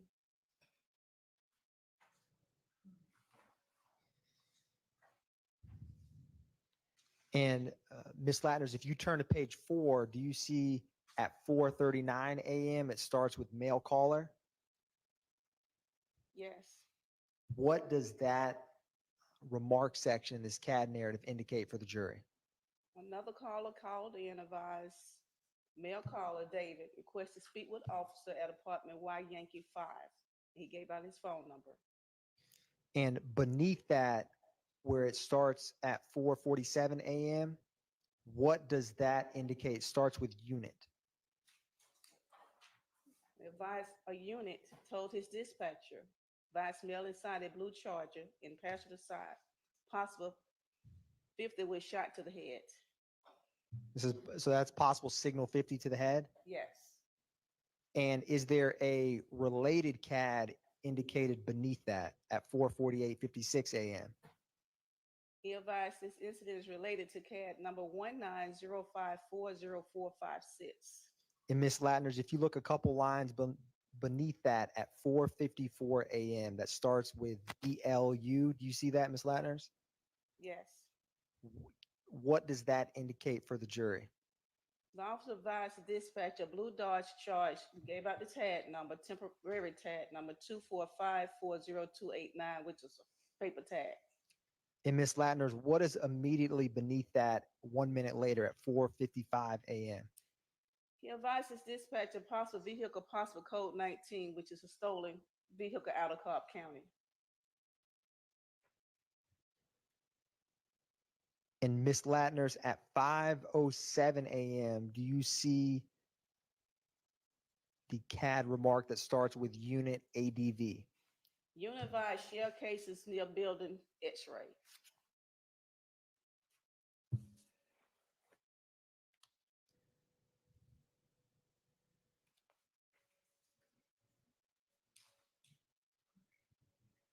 And Ms. Latner's, what at the very bottom, or a couple lines from the bottom at 6:10 a.m., it has unit advise. Do you see that? Yes, unit advised the victim is 48, which means a person is dead at 0609 a.m. hours. Now, Ms. Latner's, is some of the 911 recordings that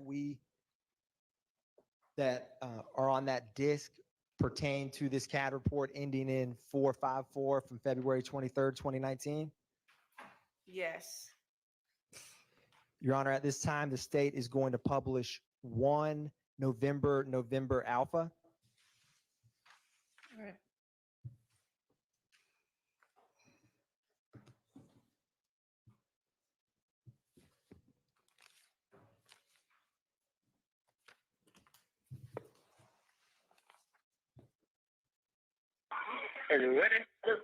Atlanta 911 operator 7198. What is the address of the emergency?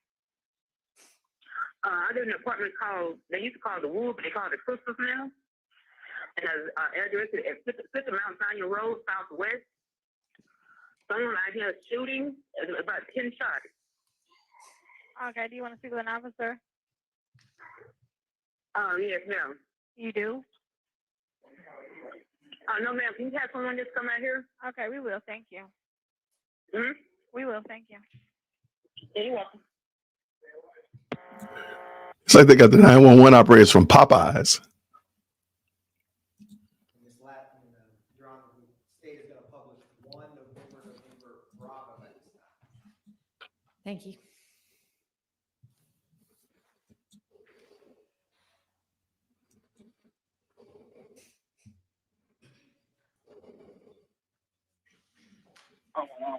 Atlanta 911 operator 7357. What's the address to the emergency?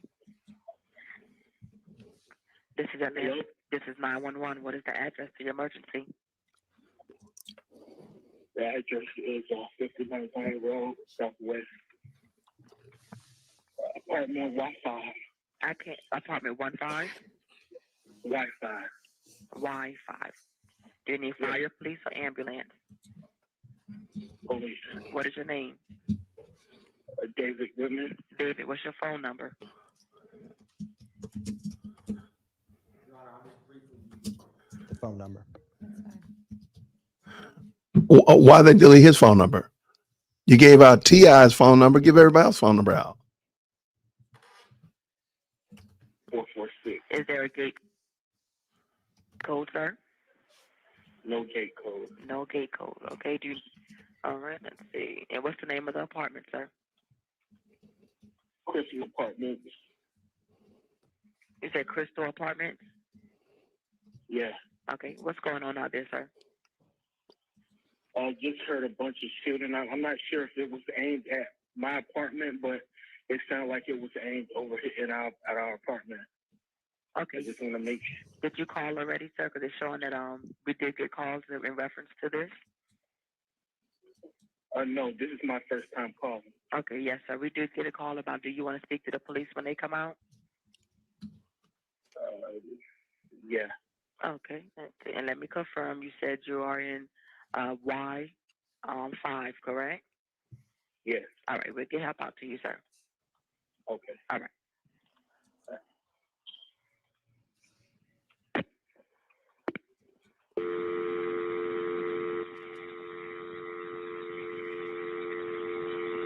Come on, state. Ms. this night. And Your Honor, the state's going to publish 1 November Delta. All right. Ms. Latner's with, is 1 November Delta the CAD report that was related to the first CAD report we discussed with the jury? Yes. And are the last three, what are the last three on this incident number for this CAD? 0456. Did this come before or after the first CAD report we discussed? After. What is the location for this CAD? Is advised Oak Drive and Pendleton Circus Southwest. And what was the call type and description? Shot fired. Is it the same zone? Yes. And was this a 911 call or officer generated? 911 call. What time did this 911 call come in? 0436 a.m. hours. And what time did officers arrive? 0457 a.m. hours.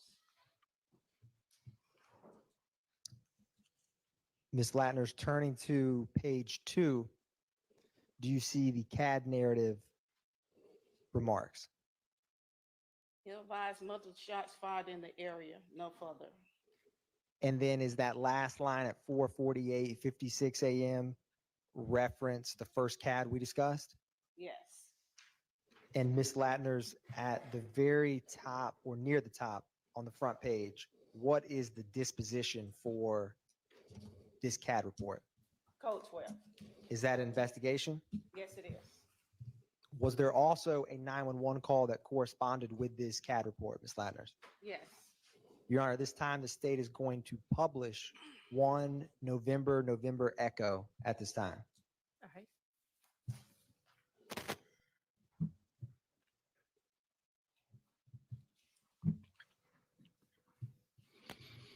Their witnesses have no cohesion. 7087, what is the address?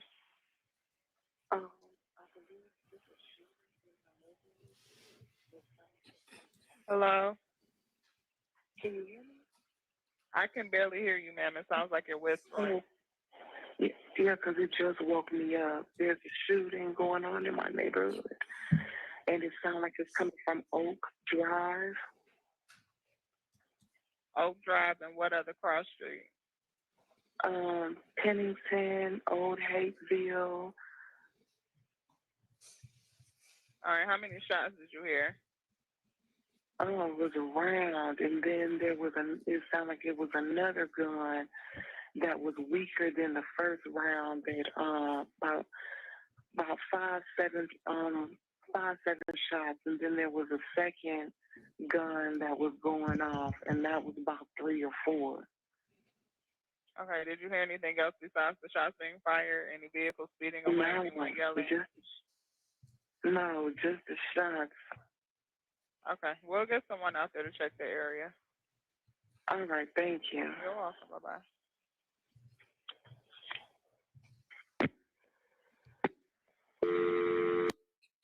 Stop at 1 minute and 21 seconds.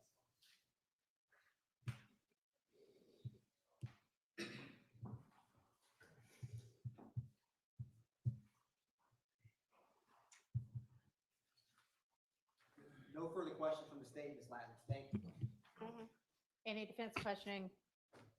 What was the purpose of that? Good What was the afternoon, purpose? Ms. Latners. I'm Attorney D. Williams. I'm going to be very brief. I know you want to go. Yes. So looking at the CAD report, do officers have access to the contact information of 911 callers? Say that again. Looking at the CAD report, do officers have access to the contact of the 911 callers? Most of the time, officer want to talk to the caller, he would ask his dispatch to call the caller back. What's the purpose of that? And do all the 911 calls go over the radio or just to dispatch? The 911 calls goes to dispatch. Dispatch the officer out. Okay. 2 different sections. 2 different ones? Okay, thank you.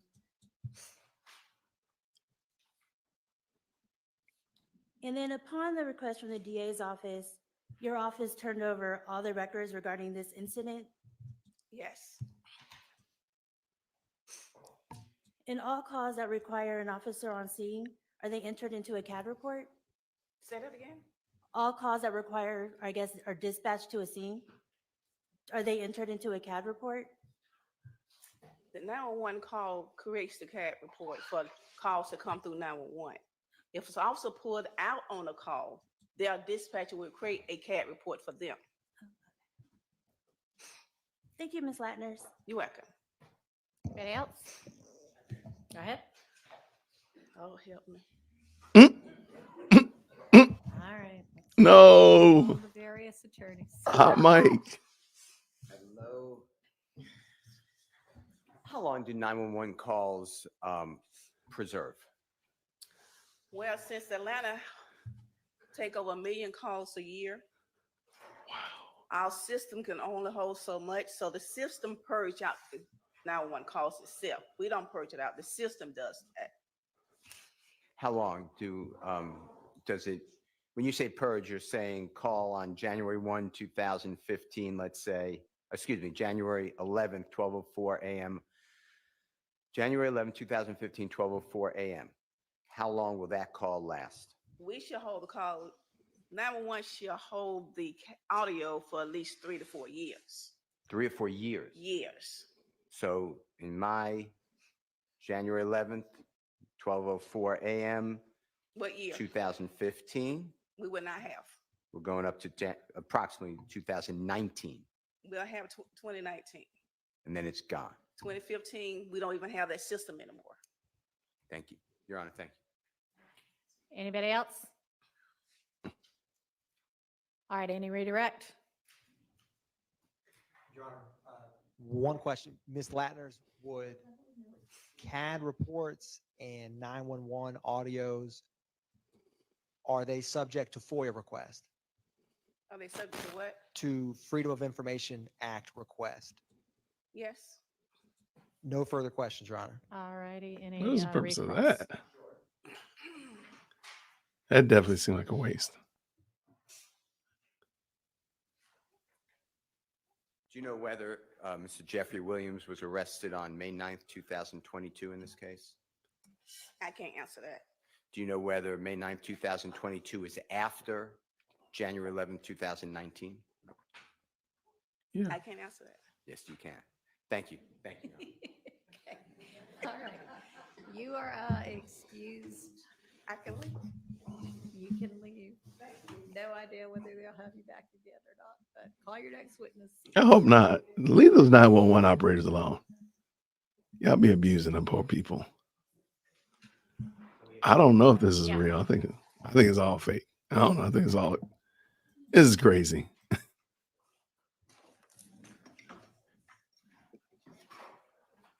I don't know, Raynette. I feel like it was a trick question. I guess the Lord did help her because she asked the Lord to help her. This is craziness, man. This is an AI trial. It is wild. This is so wild. But thank you, everybody who's hung in there with us.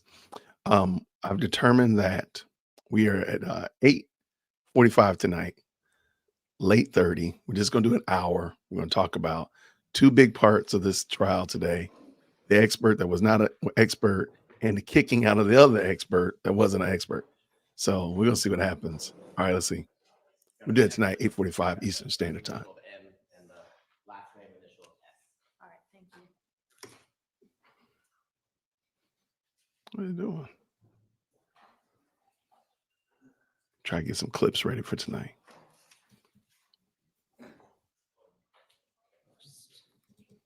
Last name, right? Last name. We ready? Those are some very nice lights. What are we doing? Yes. Oh, they're doing a bench. Let's see what's on that screen. So, Oh, yeah. thanks. Y'all gonna end up breaking the camera, man. Y'all better leave that camera alone.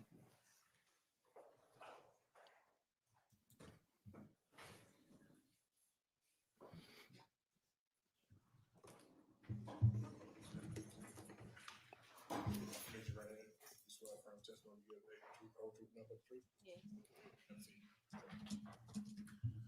Won't you state your first initial and your last name and spell your last name? Oh, somebody can't see. Okay. Into that mic.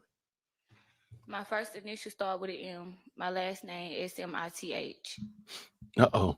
Say, good afternoon. Good afternoon. Can you tell the jurors how old you are? I'm 23. And can you tell the jurors, did you grow up in the Atlanta area? Yes. And where did you go to high school? I went to Forest Hill and Maynard. Okay. And back in February of 2019, can you tell the jurors where you were working? McDonald's on Moreland. Okay. And what were your hours or the shift that you typically worked? 3 p.m. to 11 p.m. Okay. And I want to ask you a few questions about people you may know or may have known back in February of 2019. Okay. Mm-hmm. Can you tell the jurors, do you know someone by the name of Miss Tahira Hartfield? Yes, sir. Okay. And how do you know her? I grew up with her. I went to school with her. She was a friend back then. Okay. And are you guys the same age? I'm not sure. Okay. And you said you grew up with her. You went to school with her. How many years would you say that you knew her? From like the 5th grade to probably up to that time. Okay. So 5th grade up until at least February of 2019? Mm-hmm. You gotta say yes for the record. Yes. Okay. Now, can you tell the jurors, did you call her by her first name or did she have a nickname? I mean, she had a nickname, but I call her by both. Okay. Can you tell the jurors the times that you called her by her nickname, what was it? Brazy. Okay. But I rarely called her that because I don't know her by that. Okay. Did other people, when you guys were hanging out with your other friends, call her by that nickname? Yes, sir. Okay. And can you tell the jurors, did you have an Instagram back in 2019? Yes, I did. And did Miss Hartsfield, did she have one? Yes. Okay. And were you friends with her on Instagram? Were you familiar with her Instagram account? Yes. Okay. Now I want to show you.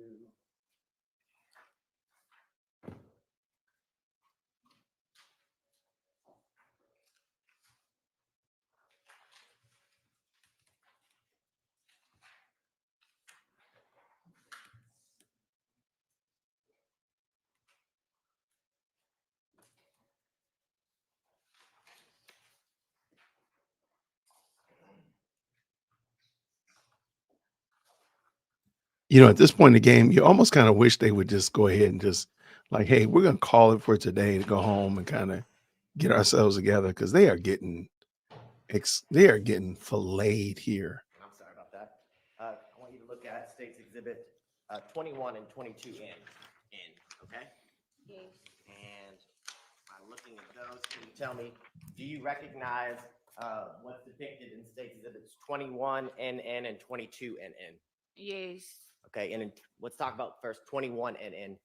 What is States Exhibit 21 NN a picture of? Tahira Hartfield. Okay, and is that her Instagram account that she had back in February of 2019? Yes, sir. And in 22 NN, can you tell the jurors, do you recognize that one? Yes. And how do you recognize the picture in 22 NN? This me.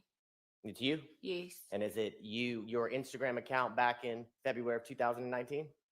Yes. Okay, and does both 21 NN and 22 NN represent the Instagram account for your friend Miss Hartsfield as well as yourself back in February of 2019? Yes.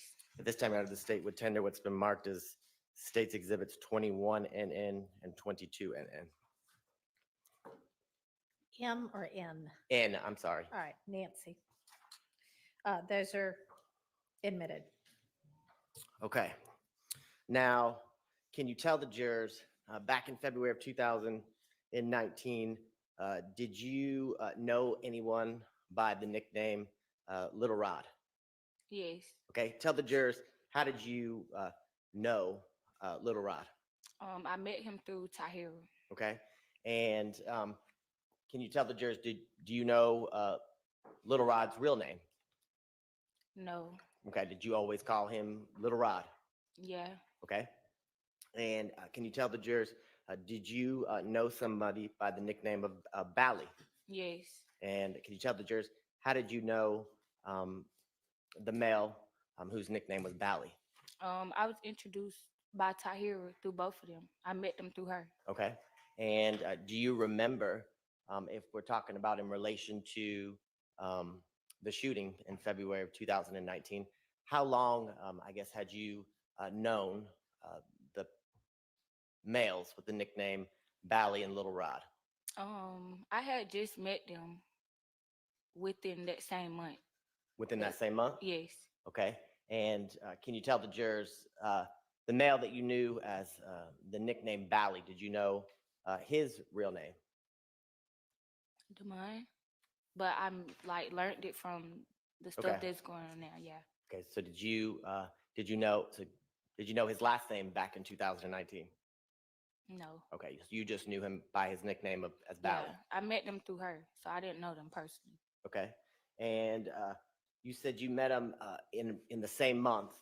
Can you tell the jurors within that month how many times had you hung out with Bally and Lil Rod? I mean, that first day I seen them, from that day, like the second day, we was going over there to Plea like them house every night. Like, it was never a dull moment. Like, we was having fun. So when that situation occurred, it was just like came out of nowhere. Okay. And you said you would go to whose house and hang out and have Blaylock. fun and chill? Blaylock. Okay. And can you tell the jurors how many times do you think that you went to Blaylock's or I'm not Bally's sure. house? I'm not sure. Okay. More than once? Yeah, it was more than one. Okay. And did you ever have an opportunity to go to the person you knew by the name of Lil Rod? I mean, we all just used to be right there at Blaylock house. Okay. And do you remember, I know it's been some time, where or what general area that Blaylock's house was? I just knew it was on Cleveland. I'm not familiar with over there because I don't hang over there. I just went to school over there. I was introduced to over there by them. I don't hang over there. I don't know nothing about Cleveland for real. Okay. And you said off of Cleveland? Mm-hmm. Yes? Yes. Okay. Now, in the times that you spent with Lil Rod and Bally, can you tell the jurors in your interactions with them, did they tell you they were in a gang? I mean, I'm not sure. Okay. Do you remember the detectives after this incident asking you if you knew if Lil Rod and Bally were in a gang? I'm not sure. Okay. Do you remember telling the detectives that both Lil Rod and Bally were members of the YSL gang? Yes. Okay. Now, let's talk about some other people that you may have known back in 2019. Did you know a male named BJ? Yeah. Okay. Did you know his real name? Bernard. Okay. And how did you meet Bernard, or the person whose nickname was BJ? I was long time friends with him. Like, he used to come over my house and stuff. We grew up in the same neighborhood. Okay. Was he friends with Miss Brazy? I mean, I really don't know. I could just only speak for me, but we all was around each other one time. Yeah. Okay. So I guess a better question is, did you and Miss Brazy and Mr. BJ, did you guys all hang out fairly often? She didn't used to be with us, but when I used to hang with him, like, I used to see him in apartments and stuff like that. It was like a hey and bye situation. Okay. Now, can you tell the jurors back on February 23rd of 2019, did you work that day? On the night of the shooting? Yes, I did. Okay. Did you work your regular shift or the hours that you talked about today, 3 to 11 p.m.? Yes. And can you tell the jurors after your shift at McDonald's was over, what did you do next?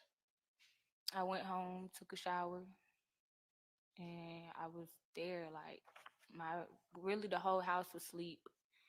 My mom, she was up and out. Like, my sister, she was downstairs asleep, everybody kept really telling me not to go out the door and go out the house with her that night. But me, I just wanted to be hard headed, go with my friend, have fun. I went with my friend, and that's what went down. Okay. And when you say go out of the house with her, who are you referring to?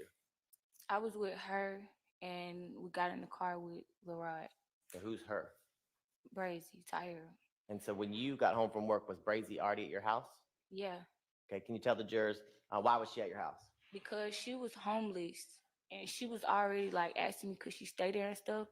But my mama had already been telling me like she had to go prior to that because I guess she was doing stuff or giving them little signs when I was at work about what was going to go on and stuff like that. So my mom told me she had to go, but she was staying with me. Okay. Mhm. And you said you guys were leaving the house. Who picked you up? Lil Rod. And can you tell the jurors if you got off from work around 11, you went home, what time would you say you left your house that you live with your mom and Miss Brazy I was can't staying? really remember what time we left. Okay. Do you think you, after you got home from work, that you were home for an hour or 2 hours or longer? Probably like an hour or two. Okay. And can you tell the jurors, do you remember what kind of car Lil Rob picked you up in?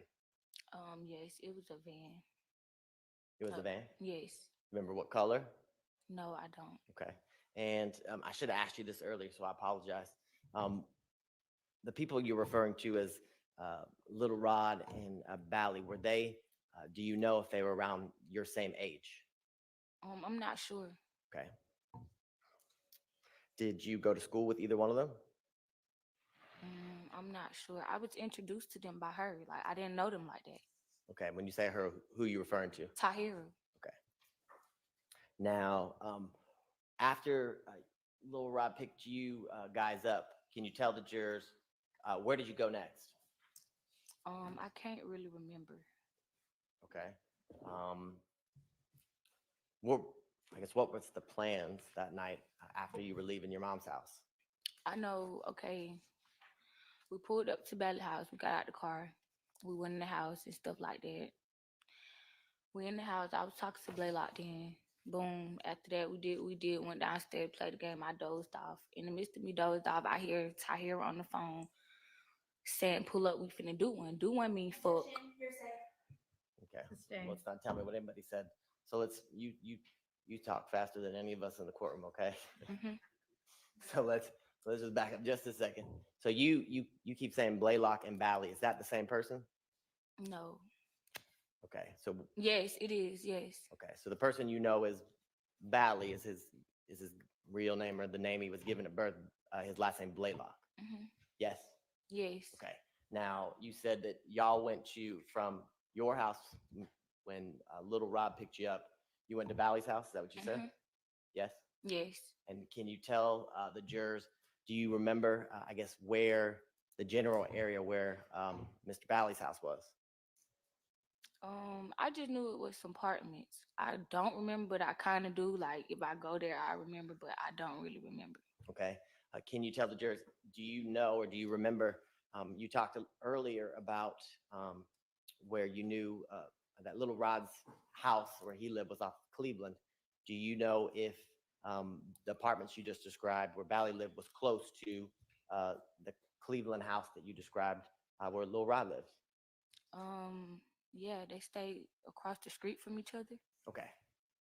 Now, when you got to Bally's house, was it still just you, Miss Brazy, Lil Rod, and Bally? Was anybody else there? I'm not sure. I just knew it was us four though. Okay. And you said once you got there, you dozed off? Yes? Yeah, I went to sleep, and after that, I heard like Well, I hear her. don't tell me what anyone said. I heard her in the background. Boom. After that, I heard what she said. I got up. In the midst of me getting up, Blaylock attacked me. I went out the door. I see a Dodge blue Charger pulling up.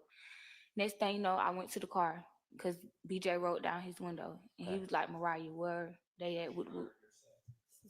He was asking me where somebody was. Boom. After that, me and he was talking about going to do like get some weed or whatever. Boom. After that. Hold on one second. Ms. Smith. So Yes. you said there was a conversation. Was Miss Brazy, was she talking to somebody in the room or was she talking on the phone? She was never outside with me No. when I went out the door. When you Oh, she was over the phone. Yes, she was over the phone. conversation that woke you up was with Miss Brazy on the phone with was it a male or a female? I'm not really sure. I don't know. And you said then you went outside and there was a blue Charger. Gotta say yes or no. Yes. Okay. And when you got outside, did you know anyone did you know a blue Charger was going to pull up? No, I didn't. Okay. And when you got outside and the blue Charger was there, did you recognize anyone inside the Charger? Only BJ. Okay. And was it just BJ in the car, or were there other people in the car? It was 2 other people in the car, but I didn't know them. Okay. Never seen them. Okay. Was this the first time you met him? Yes. Yes. And do you ever get into the car? Yeah. Okay. And can you tell the jurors, once you got into the car, did you get introduced to, you said there was 2 other people in the car? Yes. I mean, I can't really remember. I don't know. I just know we was all in the car Okay. and we drove to the other side. Was BJ driving? Was he in the passenger seat? BJ was driving. Okay. And do you know who was in the front seat when you got in? And Jamari. Okay. And who was seated in the back seat with you? Brazy was by the door. I was in the middle, and little boy Red was on the other side. Okay. So let's talk about that. So you said that you went outside and you met BJ and the people you met that night as Jamari and Red. Can you tell the jurors, when does Brazy enter into the picture? When does she come outside? She came outside when I got in the car. Okay. And did she also get into the car? Yes, she did. Okay. Where in the car did she sit? She sat by the door. I was in the middle. Okay. So was she in the back with you? Yes. Okay. And so can you tell the jurors when everyone's in the car, where are you guys going next? I guess we was going to get weed. Okay. After that, we pulled over there, whatever she led them to, some apartments I never been in. I'm sitting in the car for a little minute. Next thing you know, she get out the car. She leaves. She come back and get me as soon as I got the car. Hold on, before we get there. So how far did you go from where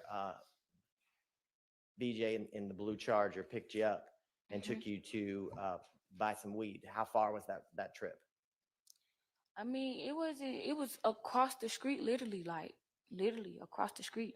And I think I heard you say that Ms. Brazy directed BJ where to go? Yes? Yes, she did. Okay. And when you guys got there, do you remember inside the car, did you or anybody else give anyone any money to purchase marijuana? No. Okay. I don't remember. Okay. And so once you get there, can you tell the jurors, do you all go inside to an apartment or? No, she get out the car first. Then next thing you know, she come back and get me out the car, and the car just got shot up all of a sudden. But when we get out the car and we started running, I seen Plea and Leroy running towards the car, like literally shooting the car. I saw them. Okay. And had you ever been, you said this was an apartment complex. Had you ever been there before? Never. Okay. And I want to show you what's been marked as States Exhibit 10, N as in Nancy, N as in Nancy, through 19, N as in Nancy, N as in Nancy.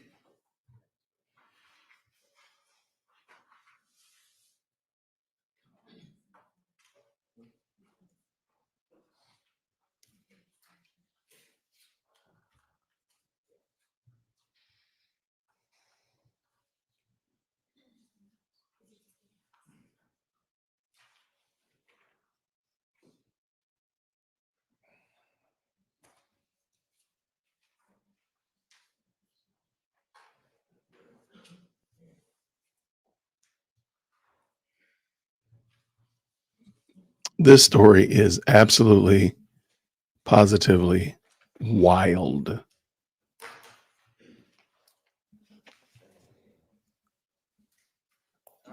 This is wild. Okay, let's go. Come on. 10, 11, and 12, and N. Okay. Do you recognize those? Yes, I do. Okay. And how do you recognize them? Cause this were right here on this thing. I can't really. Well, know. don't show us. Okay. Do you You can have you- show it to Mr. Abbasi who's questioning you, just don't show it to the jury. Yes, ma'am. I remember this right here because this where we was parked at. This the breezeway I ran down to go in the back with Tahira. We was in the bushes hiding right here until Lorette came to get us. She led us through a cut.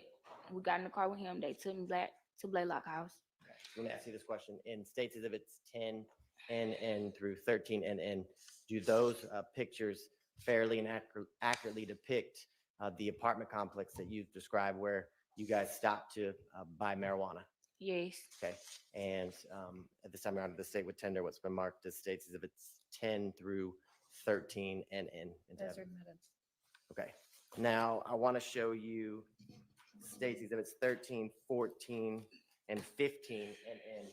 And can you tell me, do you recognize what's depicted in those photographs? Yes. Okay. And how do you recognize the photographs in States Exhibits? This the car that we was in that pulled up.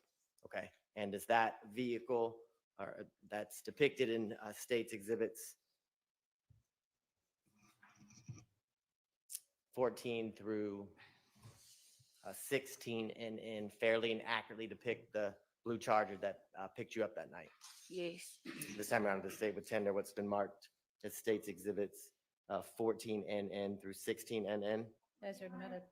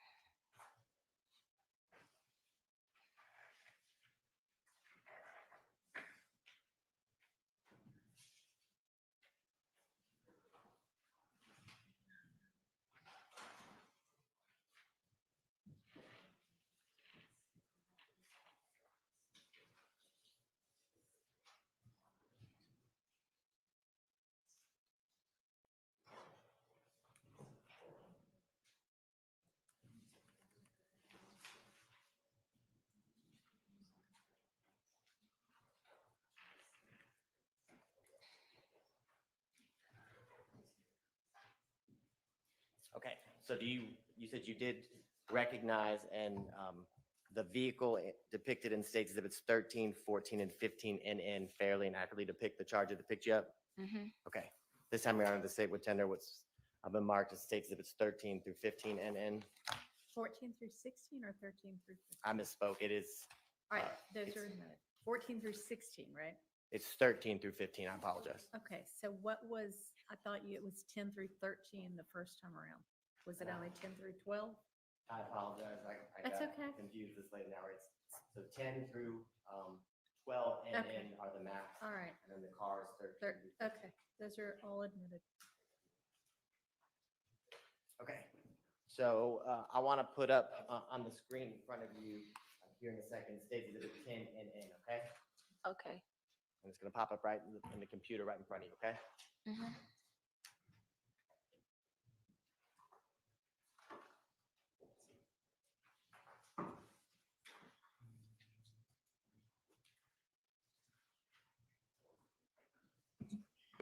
Okay. I fully believe at this point now that they are trying to Being put up. throw this case. Miss- I think they're trying to ruin the Can you case. tell me, so you said you guys parked, the car parked? Mm-hmm. Yes? You guys say yes for the record? Yes. And how long was Ms. Brazy, how long was she gone from the car when she left to go to the apartment? I'm not really sure.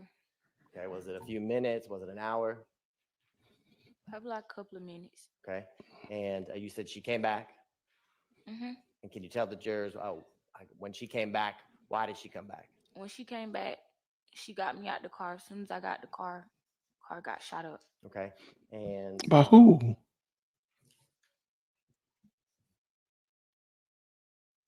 Why they are pulling that up on the screen, I want to show you state exhibit 17, 18, and 19.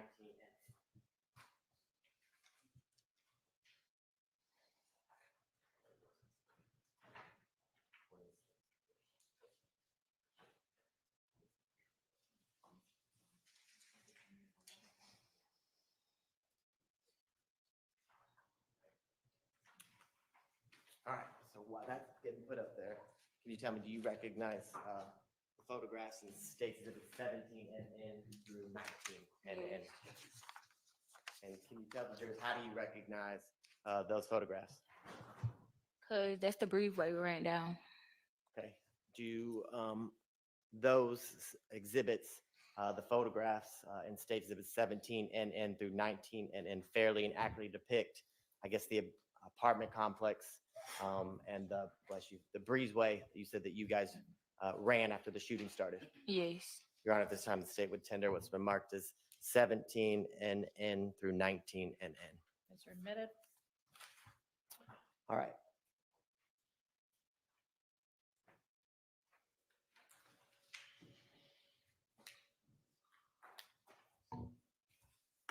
Okay.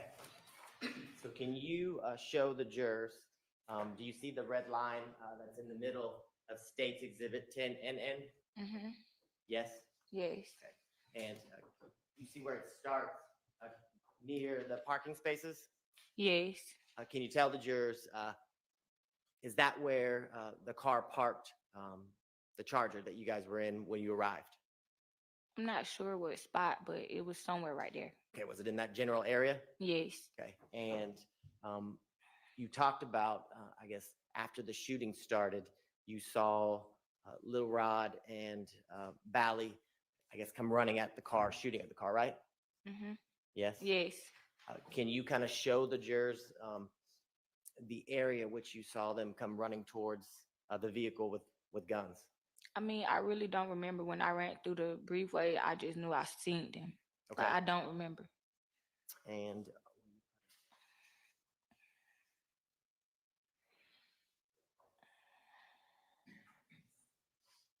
in 18 and can you tell the jurors, is this the breezeway that you're talking about? As soon as it comes up.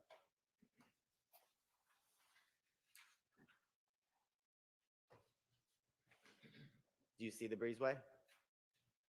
Yes. And is it the area in the middle of State's Exhibit 18 and where there's an opening with stairs? Yes. Okay, and can you tell the jurors, you said you ran through that breezeway, and where did you go? In some bushes with tire. Okay, and the bushes, in relation to, I guess, the building that we're looking at, where you ran through the breezeway, where is this, I guess, the area with the bushes in the field? I mean, the bushes was right there, literally, in the back. Like, as soon as we ran through the breezeway, the bushes was right there. It was a field in the bushes. And in State Exhibit 10 and which will be in front of you in 2 seconds. Can you kind of show the jurors, orient them kind of where you ran through the breezeway and past the buildings? I mean, I'm assuming these the bushes right here. Well, I don't want you to assume. So can you kind of circle the area or point to the area on the photograph? You can't see it on the screen? Oh, I forgot your screen isn't interactive. Okay. Yeah. So I'm gonna walk over here, okay? And I want you to tell me where to stop. So if this is the breezeway and you ran through it. The bushes right there. These bushes? Mm-hmm. So the bushes at the top left-hand corner of State Exhibit 10 NN? Yes. Okay. And did you go to those the bushes or the area where the bushes were by yourself? No, I was with Tahir. Okay. I ran in the bushes with her. And you said you ran towards those bushes because you heard and saw Lil Rod and Bally shooting at the Charger. Correct. Can you tell the jurors how many shots did you hear? I'm not sure. Okay, did you hear one shot, two shot? Multiple. Okay. 3 shots forward. More than 10? I'm not sure. I just know I heard shots. Okay. And how long did you guys kind of, I guess, wait or stay in the bushes? Not for long. Like after it happened, she led me through a cut with her, and we got in the car. Okay. And prior to kind of going, I guess, through the cut into the car you just talked about, can you tell the jurors, as the shots are being fired at the Charger, who's inside of it?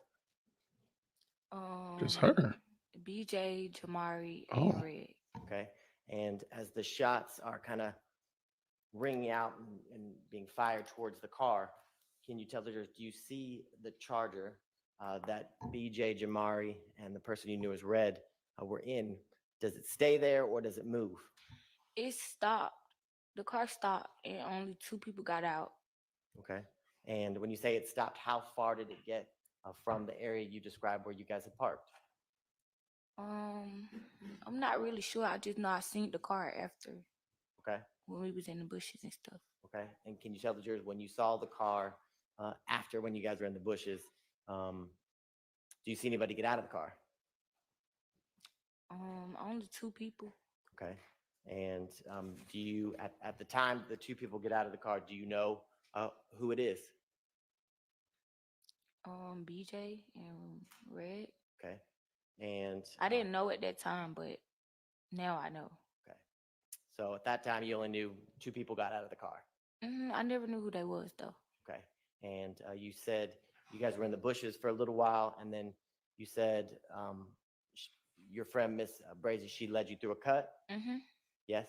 Yes. And how far, I guess, from the bushes, or how long does it take you to get from the bushes and through the cut to the car? I'm not sure. Okay. Was it a long walk? I mean, I really can't remember like that. It's been so long. Okay. And once you said, how did the car know, I guess, to where to pick you up? I don't know. I was following her. Okay. And who was driving the car? Lil Rod. Okay. And can you tell the jurors, was it the same car that Little Rod had picked you up in earlier that night from your house? Yes. Okay. And once you got in the car, who was in it? Just Lil Rod, me, and Tahir. That's it. Okay. And where did you, Lil Rod, Miss Brazy, and you, where did y'all go next? They took me back to Blaylock house. Okay. And we was there. They left, locked me in the basement, and went back to the scene. Okay. And you said they locked you in a basement.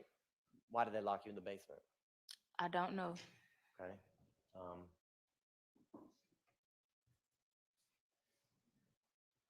How long were they gone? I mean, I'll say like 30 minutes at the most because the mom came in. She was screaming and stuff. It's like she knew what was going on. And she locked me back inside the basement. After that. Whose mom? Blaylock.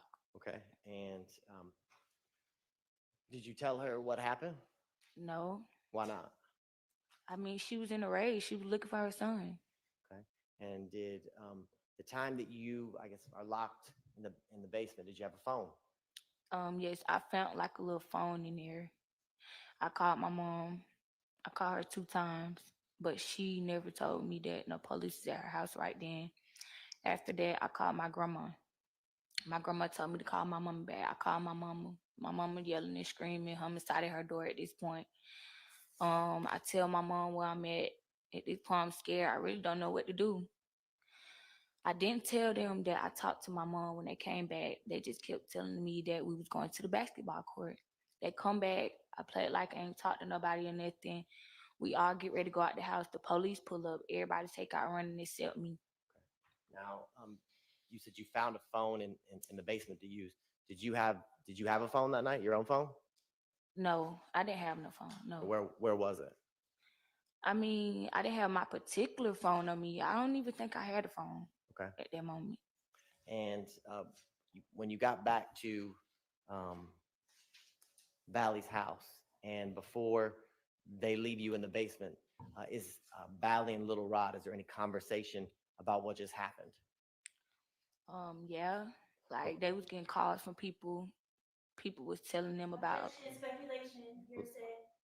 And let me I'll ask a more direct question, okay? So, and I should ask you this first. So when you guys get to Bally's house, is he already there? Yeah. Okay. Mm-hmm. And you three go back, I guess, you, Miss Brazy, and Lil Rod, you all go down to the basement. Is that where Bally is? Yes? Okay, so I just want to ask you these direct questions. So what do you hear Little Rod and Bally discussing about what happened with the shooting? I mean, I really don't know what to say because they keep saying objection every time I say something. So I really don't know. All right, I get it. You don't worry about what they say. Just stop, and then if he asks you another question, unless you hear objection again, go ahead and answer. Okay. Just tell me what Bally and Lil Rod say. Don't tell me what anybody else said, okay? Yeah. I'm not sure. I Okay. really don't know. Do they say, well, let me ask you this. Are they talking about the shooting of the Charger? Yes. Okay, what do they say? I mean, I just hear Blaylock saying, "Oh man, I ain't know that was him." This and the third. Okay, and does Lil Rod say anything? I'm not sure. Okay, and as they continue to talk, would you say they're kind of bragging about the shooting? I'm not sure. Okay.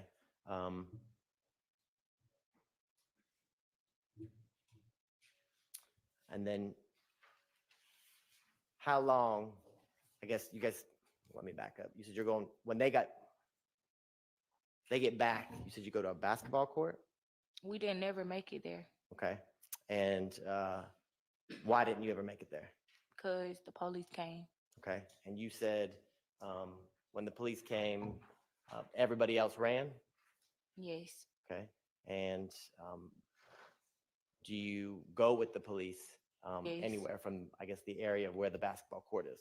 Yes, I went with them. All right. And where do you go? Down to homicide investigation. Okay. And do you remember, do you speak with a Detective Hogan and a Detective Casey? Yes. Okay. And when you, I guess, are talking with Detective Hogan and Detective Casey, does your sister, I guess, come down to APD Yes. headquarters? Yes, she did. And when you first begin to talk with Detective Hogan and Detective Casey, is it just you and the two of them in the room? I'm not really sure. Okay. And tell me this, when you initially start, I guess, answering the questions that the detectives have for you, can you tell the jury, are you honest? Do you tell them the truth about what happened that night? I mean, at first I was kind of shook up. I kind of lied a couple of times, but when my sister came in there, I felt more comfortable and told the truth. Okay. And do you, I guess, kind of tell them a series of stories and lies about what you knew happened with the shooting of Jamari? Mm-hmm. Yes? Yes. Okay. And why do you tell them several different stories or different lies as they're questioning you? Because I was scared. Response. Self-serving what? Overruled. You can answer. You can answer. Could you ask me again? So why don't you tell them the truth as they continue to ask you questions? Because I was scared. I was feared. I never been in nothing like that. I don't even get in trouble. I don't even have a record. So, What were you scared of? I mean, life. Things go on. Now, you said your sister, they let your sister eventually come in the room with you? Mm-hmm. Okay. And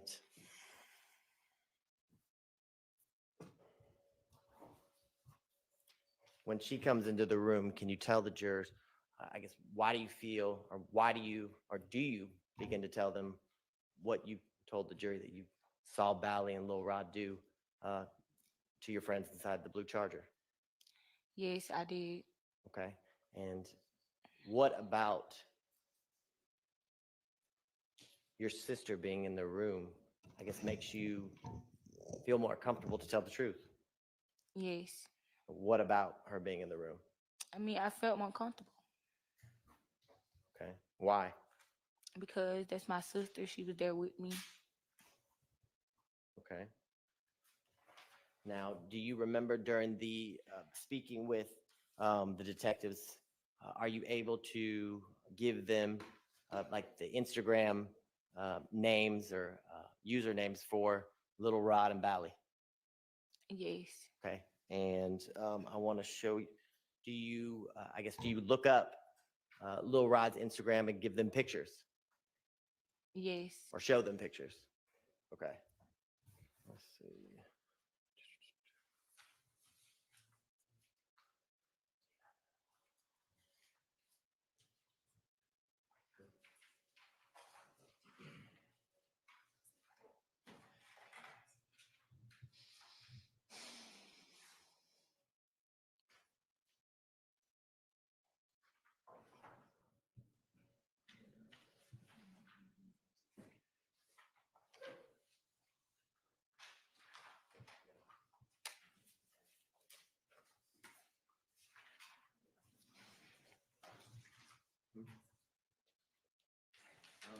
So I want to show you in States Exhibits 23 NN and 24 NN. Do you recognize those photographs? Yes. And how do you recognize those? Because that's Lil Rod.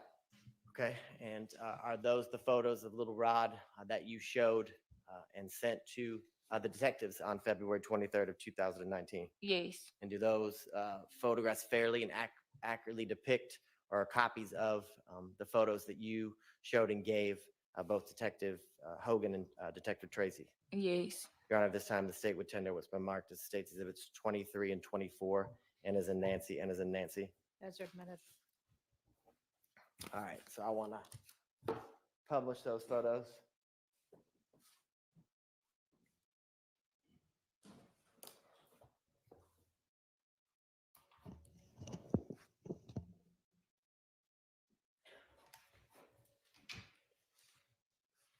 Now, in States Exhibit 23, is this how you, I guess, how Little Rod looked back in February of 2019? Yes. I'm not sure if that's how he looked, but that was a picture of him. Okay. And is that the same with States Exhibit 24 and as in Nancy and as in Nancy? Yes. Okay. And do you see in both of those photos, person you've described as Little Rod is holding a gun? Yes. And does that, can you tell the jurors the guns that you see in either one of those photos, does it look similar to the gun that you saw Little Rod with on? I'm not sure. I'm not familiar what type of guns they had. Okay.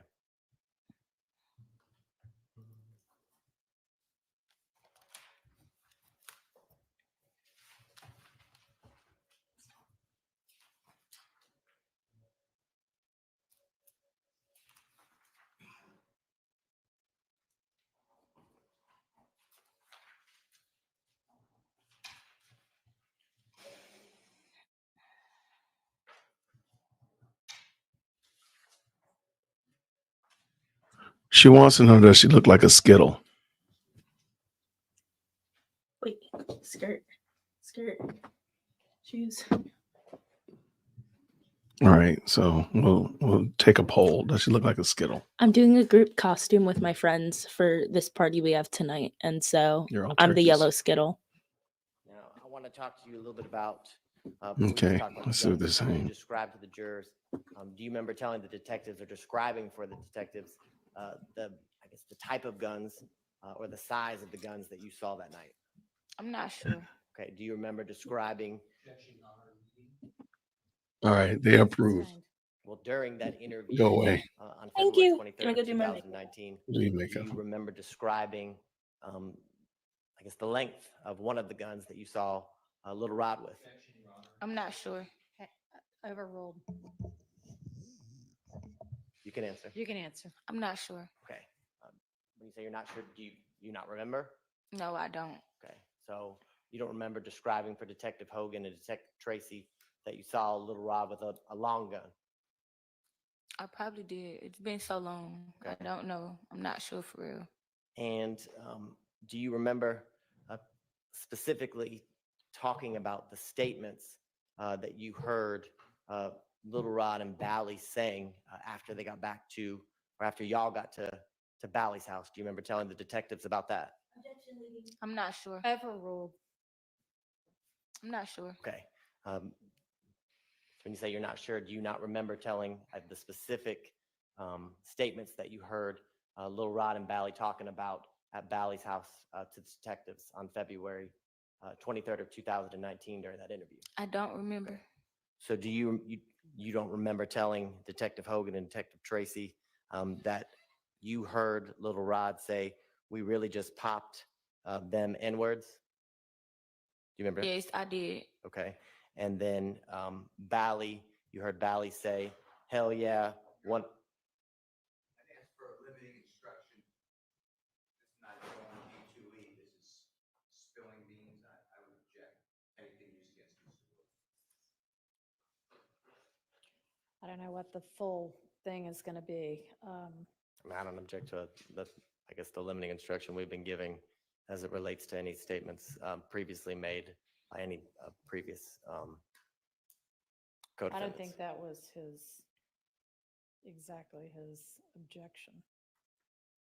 Y'all come up to the bench real fast for me.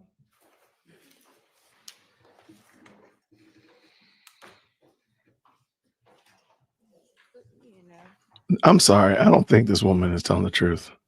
I don't think she is. Yeah, I think that's probably the best thing she should have stuck with. I don't recall. Because she's telling a story that don't make sense. Guy attacked her, then she gets in the car and rides with the guy. They go get some weed, and then it just doesn't make sense.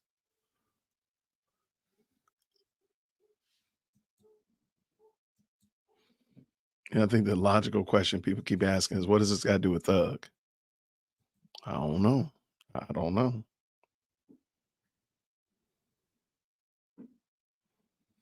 Yeah, I'm sorry. I just don't believe her. And by don't believe her, I just don't think she hasn't taken the time to remember what the story was or how it plays out. So she rode with somebody else. Okay, because she said she was going upstairs and they was doing whatever it was about to do or whatever they do. And she went downstairs and she went to sleep and she woke up and the guy attacked her. Now, maybe I'm wrong. Maybe yeah, a lot of people are saying they're not feeling this math. There's some of that extra kind of math. But we know the music did it. The music did it. Music did these crimes, Greg. Yeah, at this point, I mean, it's past leading. I mean, I think he jumped. Yeah, that's what happened, Raynette. That's what happened. She said she didn't want to answer because they kept saying objection. Well, ma'am, we just don't believe you. It was the music did the crimes. Yo, that rap expert, that was terrible. That was so bad. Man, that was bad. I feel sorry for that lady because she really thought she was cooking. And not only was she not cooking, she was not cooking. Wow. So All right, ladies and All right, let's go. gentlemen, I've already told you a couple of times that sometimes witness comes in a testimony, evidence only comes in for a limited purpose or against only particular people, and this is another one of those circumstances. So you have just heard and are going to hear about statements by Blaylock and defendant Ryan, and you may consider those statements only against defendant Ryan and only as to count one. You may not consider either of the statements from Blaylock or Ryan as to any other count, and you may not consider them in any way in determining the guilt or innocence of any of the other defendants in this case besides Mr. Ryan is to count one. Okay. All right, let's get the witness back in.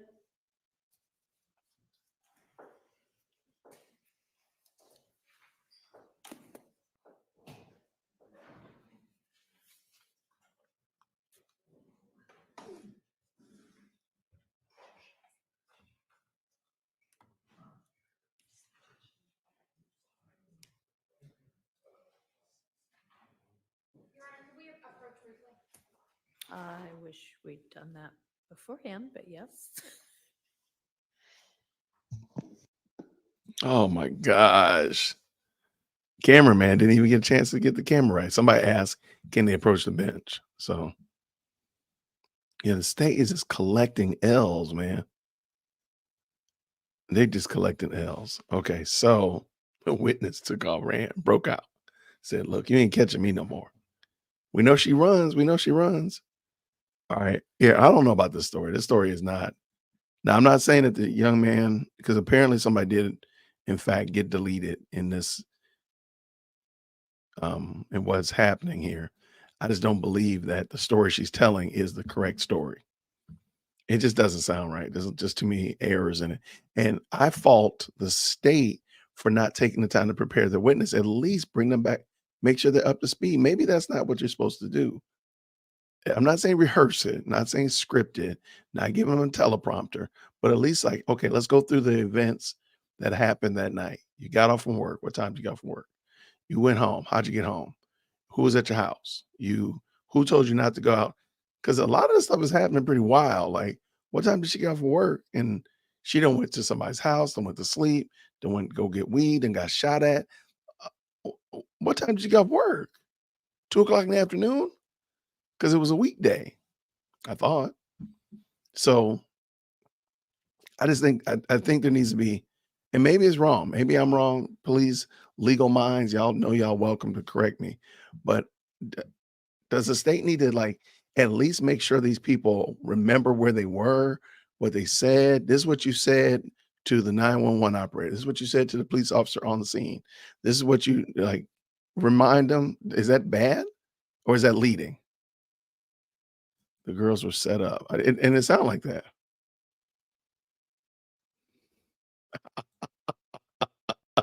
That would be fun. I like that, Amethyst Angel. I like that. Yeah, because he'll be the Doug that laughs, the anti-Doug. He might not want to be called the anti-Doug, though. I won't call him that. Yeah, I don't. I'm not arguing, and I believe that Lil Rod did this. More than likely, he did probably do exactly what they're trying to pin on him to have done. But what's the girl got to do with it? He's already been tried. Oh, that's right. You're trying to drag it into. You're trying to make it a RICO and try to tie it to Young Thug. Oh, I forgot. My bad. Okay, continue. This is just whack. And that poor young lady, now she done got out there. Now she done put herself out there again. For what? So you can tag other people to a crime that they weren't involved with. None of these people that they've mentioned are anybody that's sitting in that courtroom except for Lil Rod.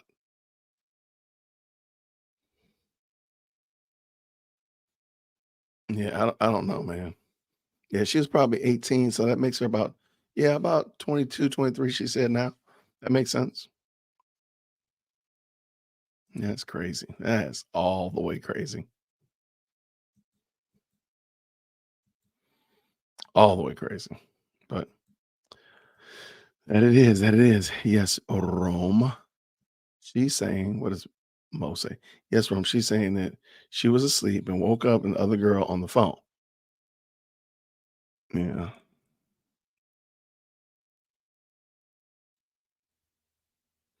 Mm.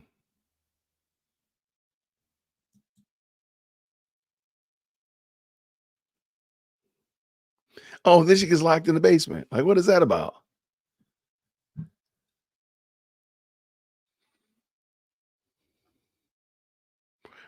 That's what I'm saying. Like, that story does not make sense. Yeah. So, and by the way, they have not come back. So I'm not just signifying like they're really not back.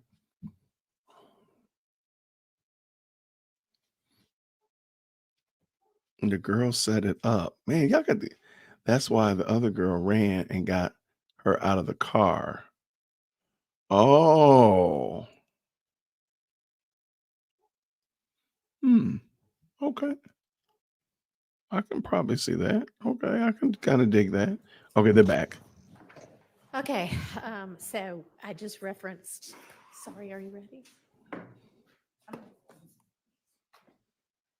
I just referenced statements by Blaylock and Defendant Ryan, and what the court means to say is that according to this witness, statements were made. The court's not making any kind of finding or comment or determination whether the statements were in fact made, whether they exist or not. Okay, obviously it's up for you to determine all of the evidence in the case. So, okay. Back with the witness. Mm.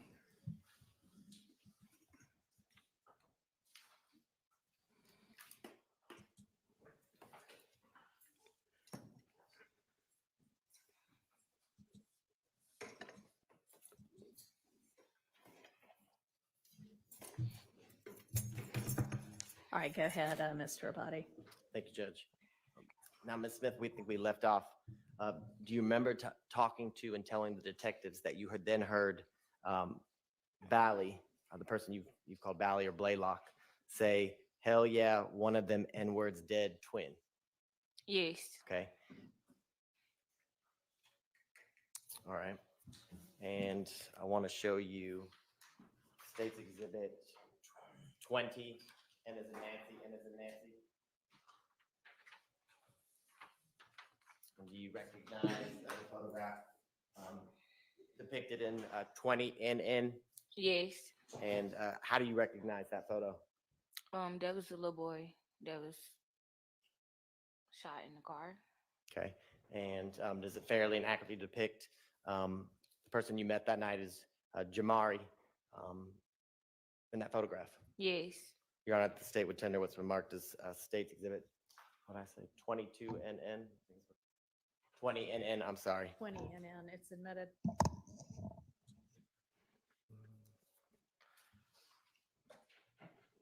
Now, Ms. Smith, can you tell the jurors, did you set up BJ, Jamari, and Red to be shot that night? No. Oh my gosh. Did you know that Bally and Little Rod were going to come running out, shooting at the Charger with BJ, Jamari, and Red? No.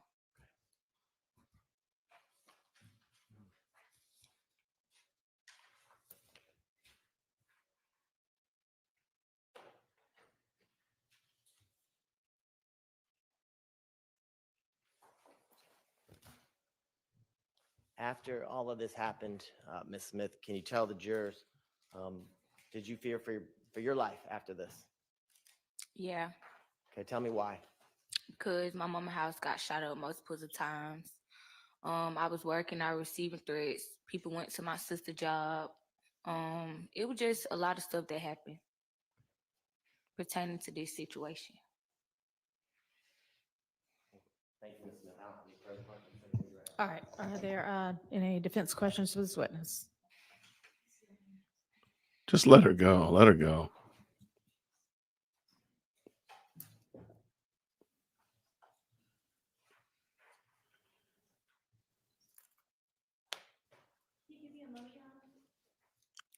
No, we need to go ahead and get moving on this. So She said no.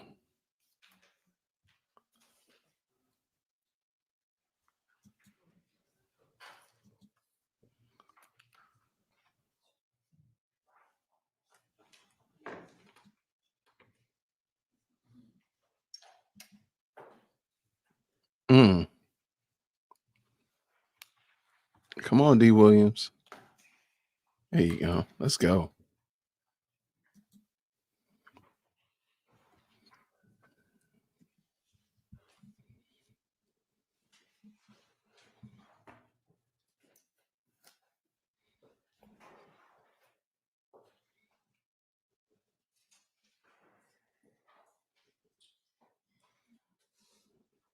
Oh man.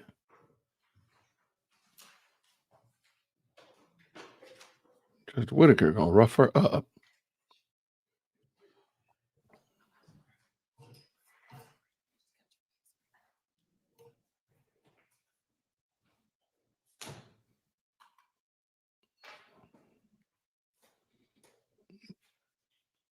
Good morning. Good afternoon. I'm attorney Angela D. Williams, and I represent Rodeo Ryan.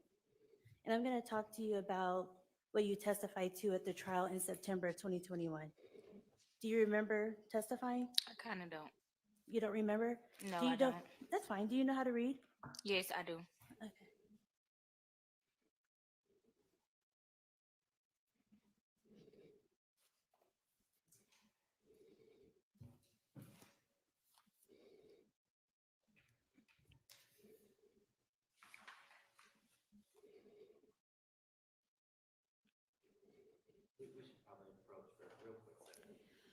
All right.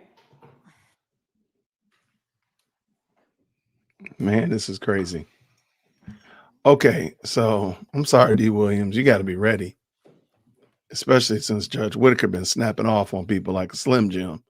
You need to be ready, boo. So D. Williams is, I don't know if she's I guess she's co-counsel because Leah Abbasi is sitting there next to her, but she's not usually there. D. Williams is there every day. And so they're Rodarius's counsel. Rodarius, of course, has been tried for murder, for deletion, and he's in appeals right now for that. So she's outlining, and kind of the young lady on the stand is outlining and explaining what happened the night that Rodarius allegedly, or I guess did delete somebody. I don't know why she I wish D. Williams was ready to jump up, because it's 5:30, 5:40, please forgive me. Judge Whitaker's going to probably say call it a game, because they don't like going up to 6:00, and they're going to still have motions at the end and all that kind of stuff like that. She probably won't I call think it. we're going to break here for called the it. I told you. day and start back again at 9. So I'm going to excuse y'all with your same instructions as always. I told you.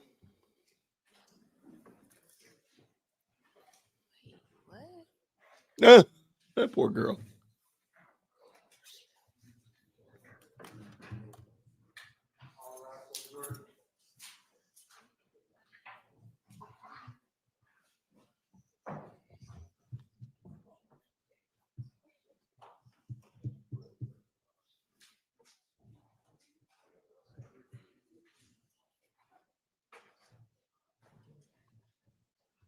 I knew it. I knew it.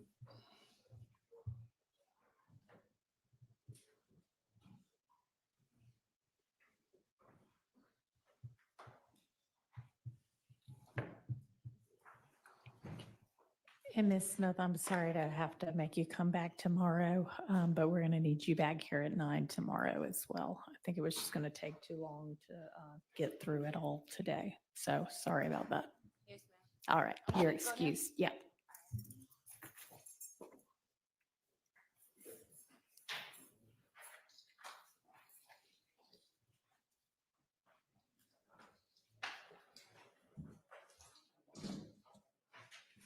I don't know if this is serious. I don't know. So the issue on the floor had been Ms. D. Williams' reference to a trial and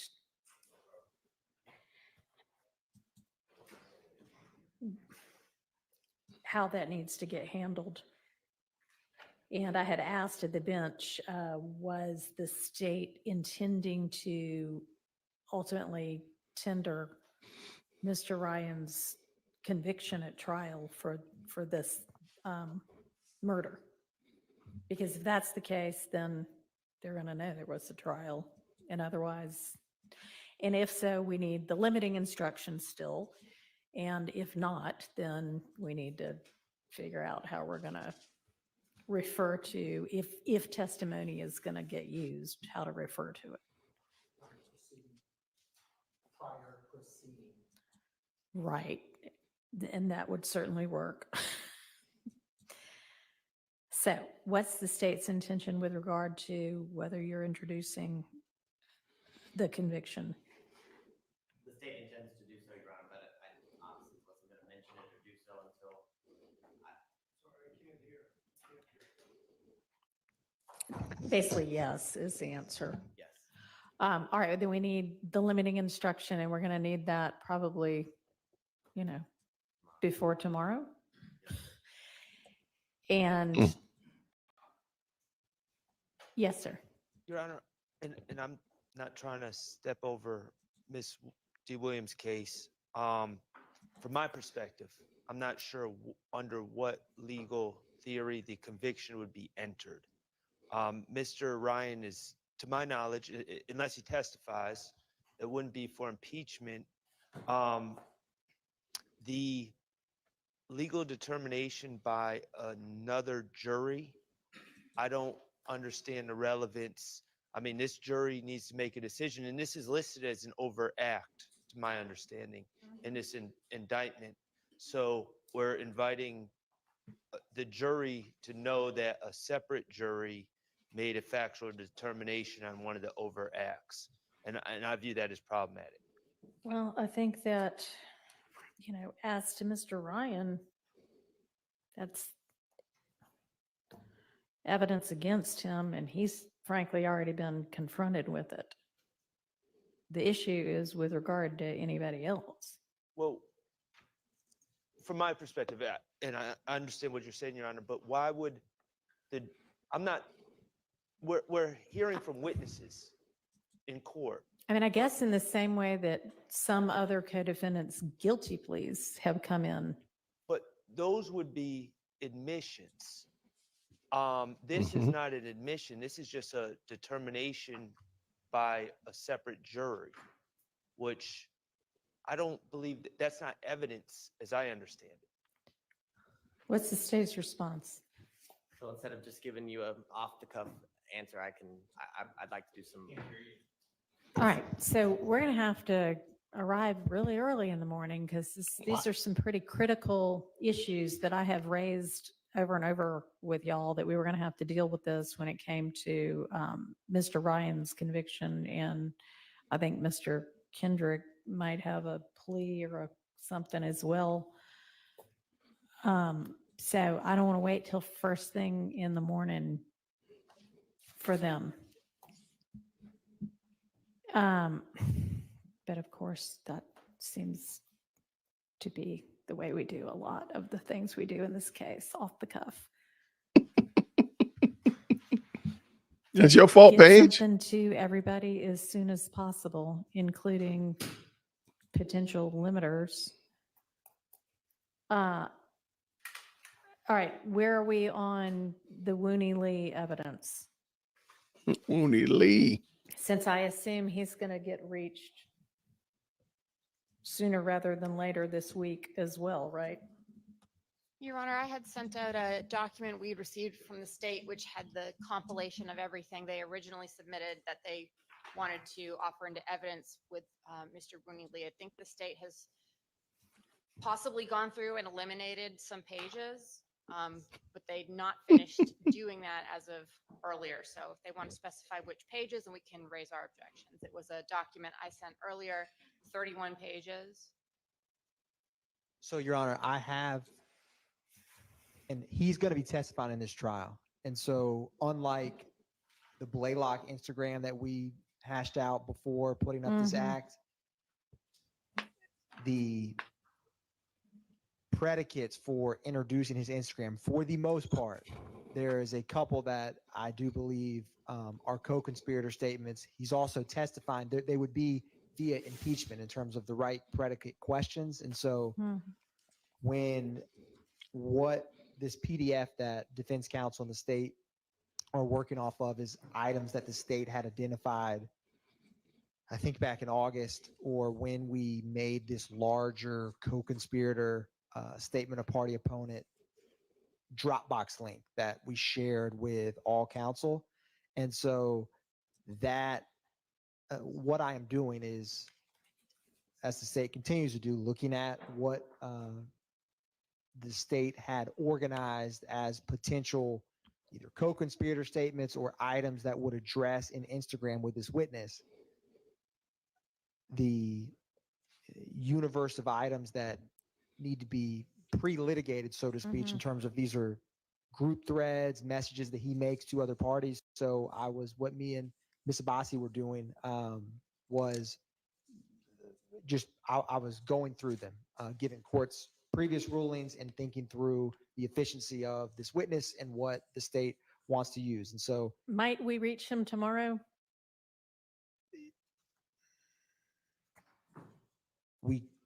we could reach him tomorrow, Your Honor. I think it's most likely to reach him Wednesday. Okay. But we could reach him tomorrow. So then our lunch will be spent at least partly hashing out whatever y'all don't sort out. Yes, Your Honor. Okay. Okay. And I do think one key thing with this witness is pre-hashing out. It's essentially what questions the state can ask is kind of predicated on these items, because the state, other than just a small few, can't introduce any of these Instagrams unless we ask the question. So for example, some of these are firearms. Mm-hmm. If we asked this witness a question about, has he ever possessed firearms, ever sold firearms to other YSL members? I'm using hypotheticals for purposes of this. The court may let us ask one of those questions. He may agree we can never get these in. The court and the state would not intend to ask him repetitive questions on that. And so I highlight that in terms of this evidence for him is just like, for example, if he said something contradictory on the stand, the state could use as impeachment purposes a wide range of items. Right. So I just highlight that for the court in terms of the efficacy of going through his specific Instagram before he if y'all testifies. end up concluding that this is just kind of normal trial evidence, that if it comes in for impeachment because he needs to get impeached, then it comes in just like anything else, that's fine. If it's stuff that we're going to have to litigate other issues about, even if it does come in, then obviously I'll need to know that. Yes, Your Honor. So y'all need to be thinking about and working on that before lunchtime tomorrow. I just need to know which ones the state actually Well, intends y'all to can get together on that. Okay, so witnesses, and I know we haven't gone through all of the Monday witnesses, but witnesses 3 and 4, you now intend to call both of those people, or no? Or is that just still an either or? It was an either or before. You don't know? It's like, yes. Your Honor, it was an either or before.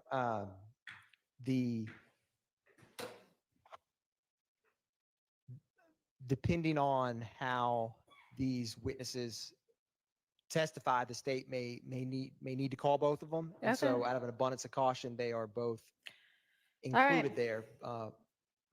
And then ADA Hiles, is he like taking the place of some other witness? 'Cause Yes, I Your didn't Honor. see him on this list before. So, Your Honor, he testified in the initial trial specifically about Mr. Ryan's trial? Correct, Your Honor. Okay. And so there's trial transcripts. He actually testified at the motion for new trial as well. And so when defense counsel and I, and by defense counsel, I mean Ms. D. Williams, Ms. Sabasi, and myself, given the guardrails, so to speak, of his testimony is well lined out, he's essentially describing these Instagram records that both so that witness is replacing what initially on that list was going to be either investigator Viv Rita or Sprinkle for the Jamari Holmes murder. Okay. Thank you. Yes, Your Honor. And just FYI for the media, it is okay to show that witness whenever he takes the stand. Hiles. All right. And can I also just ask, as long as we're talking about scheduling, I know y'all are going to circle back on your big order of proof and exhibits list to Mr. Arnold at some point, and y'all have indicated the date. Other than him, is there any other witness in the first 50 that the state still intends to call? Are we through with those acts and counts and what have you? How about if y'all just take a look at that tonight and let me know in the morning? Yes, Your Honor. Okay. Because it appears to me that we're through most of 1 through 50, like I said, other than Arnold, but they're, just let me know. Okay. All right. I think we need to be here at 8:30 in the morning. And that probably is, we're still, I mean, I'll see whether we end up starting at 9 or not. Hopefully we can, if y'all can get me things. Yes, Your Honor. All right. Okay. See everybody at 8:30. Thank you, Your Honor.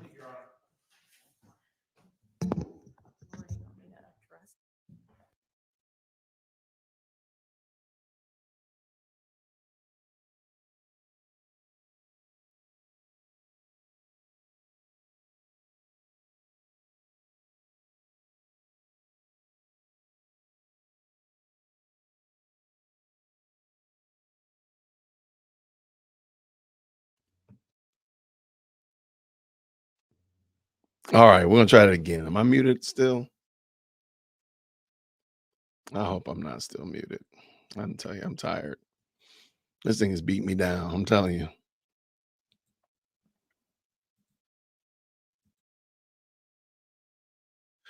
All right. Woo. All right. Try and get it together. Trying to pull it together, y'all.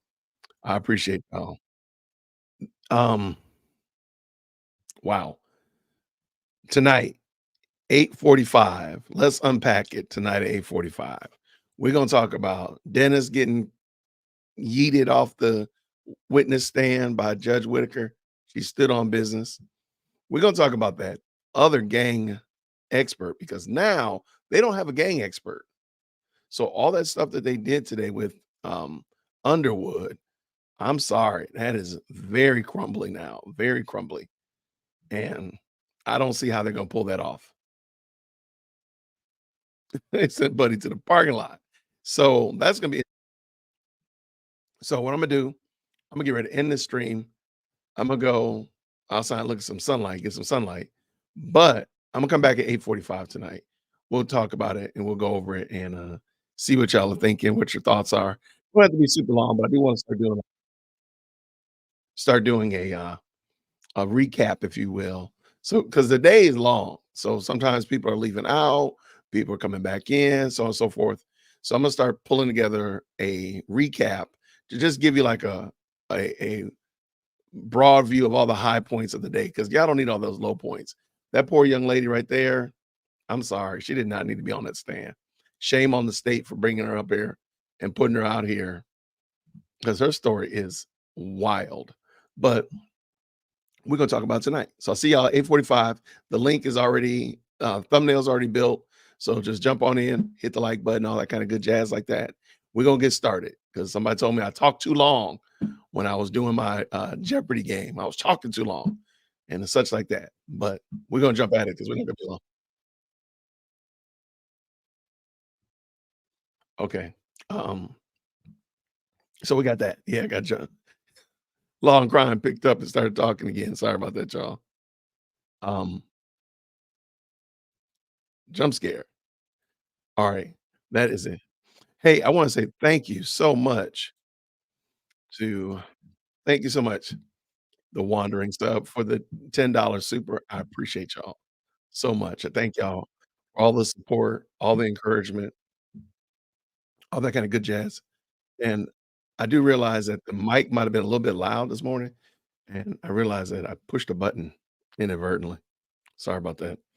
So I appreciate y'all so much. Let's do this again real soon. I'll see y'all in a few, Lord willing. I'll see y'all around 8:45 Eastern Standard Time. Eastern Standard Time. So I'll see y'all then, everybody. Grace and peace. Take care. Yo, hit that like for a deal with Christian. Yo, for a deal with Christian. Smash that bell for the upsy. Yo, smash it. Just smash it. Hit that like for a deal with Christian. For a deal with Christian. Smash that bell for the upsy. Yo, smash it. Just smash it. Hit that like for a deal with Christian.